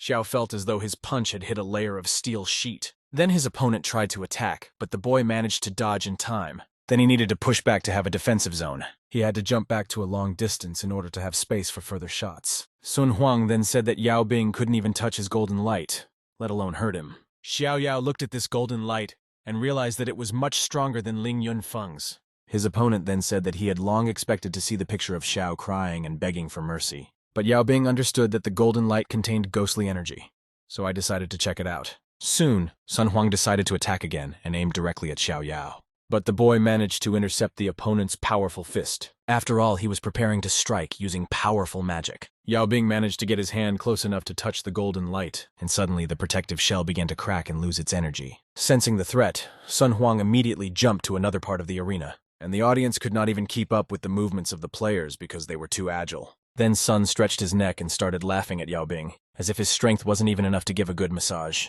And in response to this, the young man said that the homeless cats on the street have a stronger impact than ones. After opening the system, the boy understood that he needed a lot of fear points to heal from a hit, and restoring the fourth hell took a lot of effort. Therefore, the boy could no longer compete and decided that he had to strike as soon as possible and be done with it. Soon he remembered the token of Hades that he had received from King Wu. Sun Huang was certain that no matter what demon or monster Xiao Yao was, he would still die at his hands. Yao Bing only hoped for a gift from hell, so he immediately used it. Their powerful forces crossed in the middle of the battlefield and prevented each other from winning. However, soon the young man felt that even with a token he would not be able to win. Suddenly, the system was notified that the official king had requested submission. The boy immediately agreed, and this gave him the great power of hell. Therefore, thanks to his assistant, he managed to sweep Sun Huang off his feet with one move. The opponent could not understand why he was defeated by the golden light cultivation. And Xiao Yao said that with equal power, it is impossible to know who will defeat whom. And when the forces are too different, then everything does not matter. The audience immediately jumped out of their seats and were surprised by what they saw. Namely, it was about the spirit of King Song, who was hovering right under the roof. Then he immediately read the appeal to Ling Yunfeng, Du Kangman, Song Huang, and others who were gloating and killing people. He decided to take their souls to the underworld, from which they would never be reborn. Ling Yunfeng turned to Yao Bing and told him not to even hope that he had succeeded in scaring the man. But Xiao Yao clapped and said that apart from that, he also had a wonderful gift for his friends from eastern Zhengjiang. The Du family simply refused to help them recover the money because they found out about bribing the top management, installing their own people in positions, and organizing a hunt for the mothers of the Du members. And that's all to hide the truth that they cheated the Lin family. The man took the paper with the documents in his hands and began to study them carefully. And Lin Yunfeng said that this is just a cheap accusation that no one will believe. Suddenly, one of the envelopes fell to the ground with a loud thud. as if someone had thrown it with all their might. The man sitting next to him ordered the boy to speak less because they would decide everything themselves. Other colleagues were sure that if it was so easy to cross the river and destroy the bridge, then Lin would not think that they would work with him in the future. Another guest, whom no one had seen before, suddenly ran into the hall. It was Ling Tuanchang, who on behalf of the new head of the Lin family, announced that Ling Yunfeng would be banished from their family, and anyone who cooperates with Yunfeng in any way will be considered enemies of his family. Then all the dignitaries present began to say that upon returning to Zhengzai, it would immediately end all matters with Ling Yunfeng. The guests decided that from now on they would listen to the new head of the Lin family. And when he decided to thank Mr. Yao, he replied that everything turned out this way only thanks to Shigu Nian, who was very concerned about the boy after receiving all the information. Hearing this, he was immediately embarrassed and his face turned red. But after such cooperation, Lin Tuanchang announced that the Lin family of Eastern Zhejiang agreed with Yao Bing as the leader of the Eastern Chinese Alliance. Then the guests immediately began to support such an idea and wanted to cooperate together. Xiao Yao was pleased that he was now also a respectable person among others. As for the old head who was deposed, only shame and disappointment awaited him. Soon Mr. Lin's car went to the house with him. The man was terribly angry. He had hoped earlier that they would help him, and as a result, Lin Jaewan was made the head. Due to the emotional behavior of his master, his driver could not handle the steering because he was afraid, which made Ling Yunfeng even more indignant, and he immediately lashed out at the servant. But the problem was that a large number of skeletons appeared in the middle of the road and surrounded the car. Breathless monsters tried to seize the car, and with every second there were more and more of them. It was the handiwork of the four kings of hell, who had long since been out on earth enjoying the fresh air. Xiao Yao was also with them, and he turned to King Wu and asked if he had carried out the order. And Wu replied that the two men from the car did not live to the end of their lives, and although he could not sentence them to death, it was possible to use their souls in hell as labor. And Lord Sun said that the corn deserves to pay for the mess he made in his black hell. Yao Bing endlessly listened to the mutterings of the two kings as they tried to choose a harsher punishment for the thief. Soon he wanted to sleep and decided that they would figure it out themselves, and he would go rest for the time being. A few days later, the Yao Bing family had an unexpected visitor right at their house. The boy could not even think that this person would be able to come to Binhai. The man said that now demons are everywhere, and he would like to enjoy his old age because he had personal business with Xiao Yao. He wanted to apologize to Xiao Bei. For both mother and daughter, it was the last thing he could do for her. It was about a special porcelain doll that can absorb ghosts so that they live on Earth as people. But in 5 years the porcelain will be completely broken. The ghosts will also be dead. Therefore, whether to use it on Xiao Bei is up to Yao Bing alone. The boy couldn't take on such a responsibility, so he stood up and said that it was better to deal with such a matter with Xiao Bei's mother. The young man brought the doll to the girl and told all the information he had just learned. The girl hesitated for a long time whether to agree to such a thing. However, she soon nodded her head because despite 5 years, she still wanted to be close to Yao Bing. Meanwhile, on Mount Quran, the men discussed Ling Yunfeng and whether he was really an earth demon. Xiao Yao said that a few days ago, Chu Jiangwang informed him that he had escaped from hell, and immediately after that, an earth demon appeared. Lin Yunfeng was still half demon, and if he wants to become an earth demon, he will certainly look for the legendary Wheel of the Emperor. It is in the higher gate. The Ron family that lives on that mountain is the guardian of the highest gate. Therefore, they must be found before Ling Yunfeng himself. But the man refused due to the fact that the Ron family has a very difficult character. He did not want to provoke them, and Xiao Yao recommended that he be more careful with them. The guy listened to all the advice and warnings, so he soon went in search. As soon as he went deeper into the forest, a strange creature began to follow him. It looked like an animal skeleton that emitted green light, and soon the monster rushed at Xiao. The guy was quite clever and noticed everything around him, so he managed to fend off the attacker. The slime that covered the skeleton left a mark on Yao Bing's hand, which was extremely unpleasant for him. Therefore, he didn't know exactly where to look for Ling Yunfeng if there were so many monsters around. He had only taken a few steps forward when he heard rustling somewhere in the trees again. He went in the other direction and saw a cave where he could go and hide for a while. As soon as he stepped into the stone cave, the boy felt that he had stepped on something wet, like a puddle. Carefully going deep, he examined everything around, and especially the strange lanterns that illuminated the tenement house. Entering one of the channels of the cave, he saw that an underground river was flowing there. But in order to remain unnoticed, the boy attached a piece of paper to his body, which guaranteed him temporary safety. He could hear the breathing of a living person for a second, so Xiao Yao immediately suspected that it was Ling Yunfeng. He quietly walked on to see who was hiding from his eyes. And right in the river, he saw an incredible naked woman with long hair taking a shower right in the river. Accidentally, Yao Bing took a sudden step that gave away his presence. Therefore, the woman immediately turned to him and with a frightened look asked who it was. There was an awkward silence between the boy and the girl for a while. The incredible lady tried to cover her body with her hands because she was very ashamed of this appearance. Xiao Yao immediately covered his eyes with his hands and said that he didn't want to pry and would leave now. The woman quickly rushed to get a towel and a robe to get dressed and continue the conversation. She wondered how the boy managed to get into the cave. And Yao Bing himself also had many questions and could not even formulate a sentence. Then the girl China introduced herself as Lady Bai, who had decided to retire to Mount Quran because she had some business to do. Ta Xiao Yao didn't let her finish and immediately asked if she was engaged in cultivation on the mountain. And if so, then she should know where the higher gate is. The girl's outlook and mood immediately changed when she realized that Yao Bing was looking for a higher gate. And he explained that an earth demon had appeared, and he had to get the emperor's wheel before the monster. Otherwise, the whole world would be engulfed in chaos. After listening, Lady Bai cautiously sat down on a stone and said that she didn't know anything, so she ordered the boy to go away. But he couldn't just leave like that, so he tried to prove to the woman that this matter was very important to him. Suddenly, the woman became very angry and her face changed. Waving her hand in Xiao Yao's direction, she shouted for him to hurry up. The guy was disappointed because this strict lady became his hope for the quick completion of the mission. But soon the girl Bai became upset because Xiao Yao really forgot everything. The boy noticed her sadness and still decided to wait a little before leaving. And then he said that he was almost sure that he had never seen her before. But he noticed that Bai knew him. Lady Bai pretended not to understand what Xiao Yao was talking about. Suddenly, the boy raised his hand in front of her and had serious intentions for a conversation.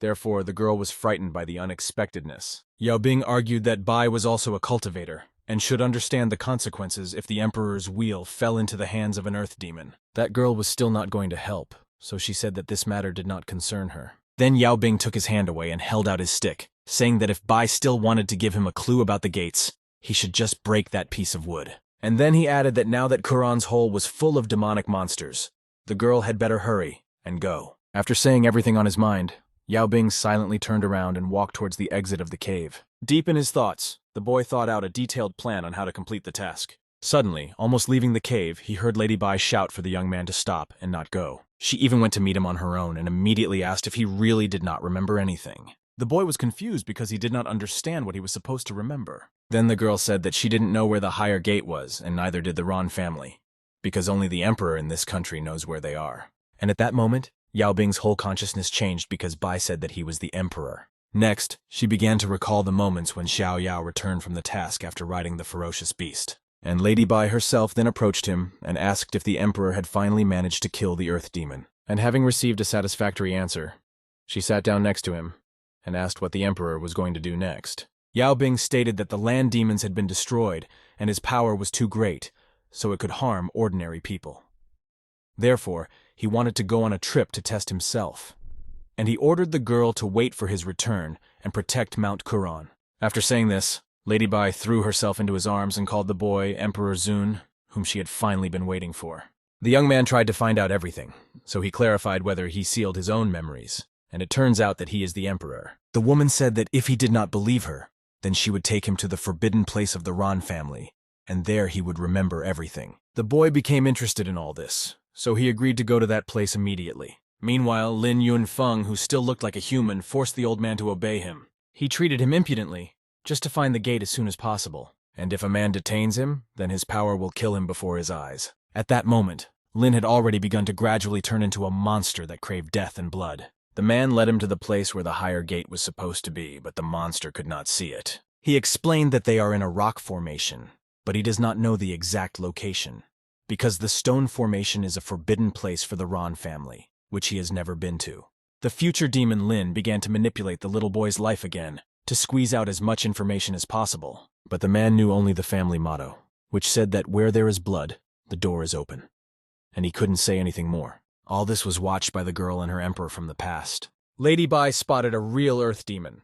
However, he wasn't in full form yet, and they had to defeat him until he became a true demon. Approaching the rock formation, Xiao Yao asked if that was where the higher gate was hidden. The girl replied that they are not hidden, and the entire formation of the fireplace is a higher gate. But the boy did not understand what was being said. Suddenly, a magical force flashed out of nowhere, almost hitting the boy and girl. Yao Bin managed to dodge the danger, and he specifically pushed Bai away, saving her. After that, he immediately asked the girl if she was okay because she almost fell. But Lady Bai said in an excited voice that the young man should not worry about her, because this thing does not pose a threat to her. Suddenly, Ling Yunfeng appeared directly in front of them, already looking scary, and asked Yao Bing how he dared to come to him. But without giving him a chance to answer, he immediately rejoiced at this meeting because he planned to use the young man's blood to pave the way to becoming king.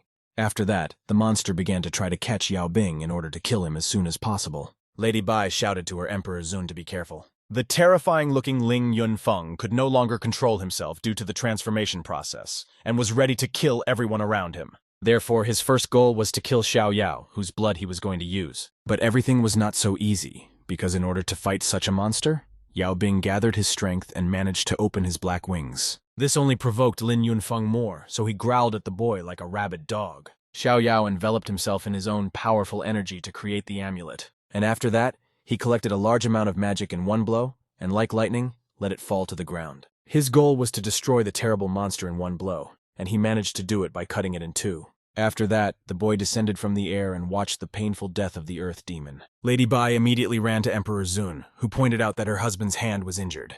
Yao Bing didn't feel it himself, so he turned around to see the wound. But he was fine, as it was only a scratch from the devil's bone. Suddenly, right in front of Yao Bing's eyes, a strange golden circle began to form, surrounded as if by fire. And in this circle, golden stairs gradually appeared, which rose higher and higher with every second. Soon, at the end of the steps, directly in the night sky, the same golden gate appeared. Lady Bai told the boy to go, for only his blood could open the higher gate and the imperial wheel within.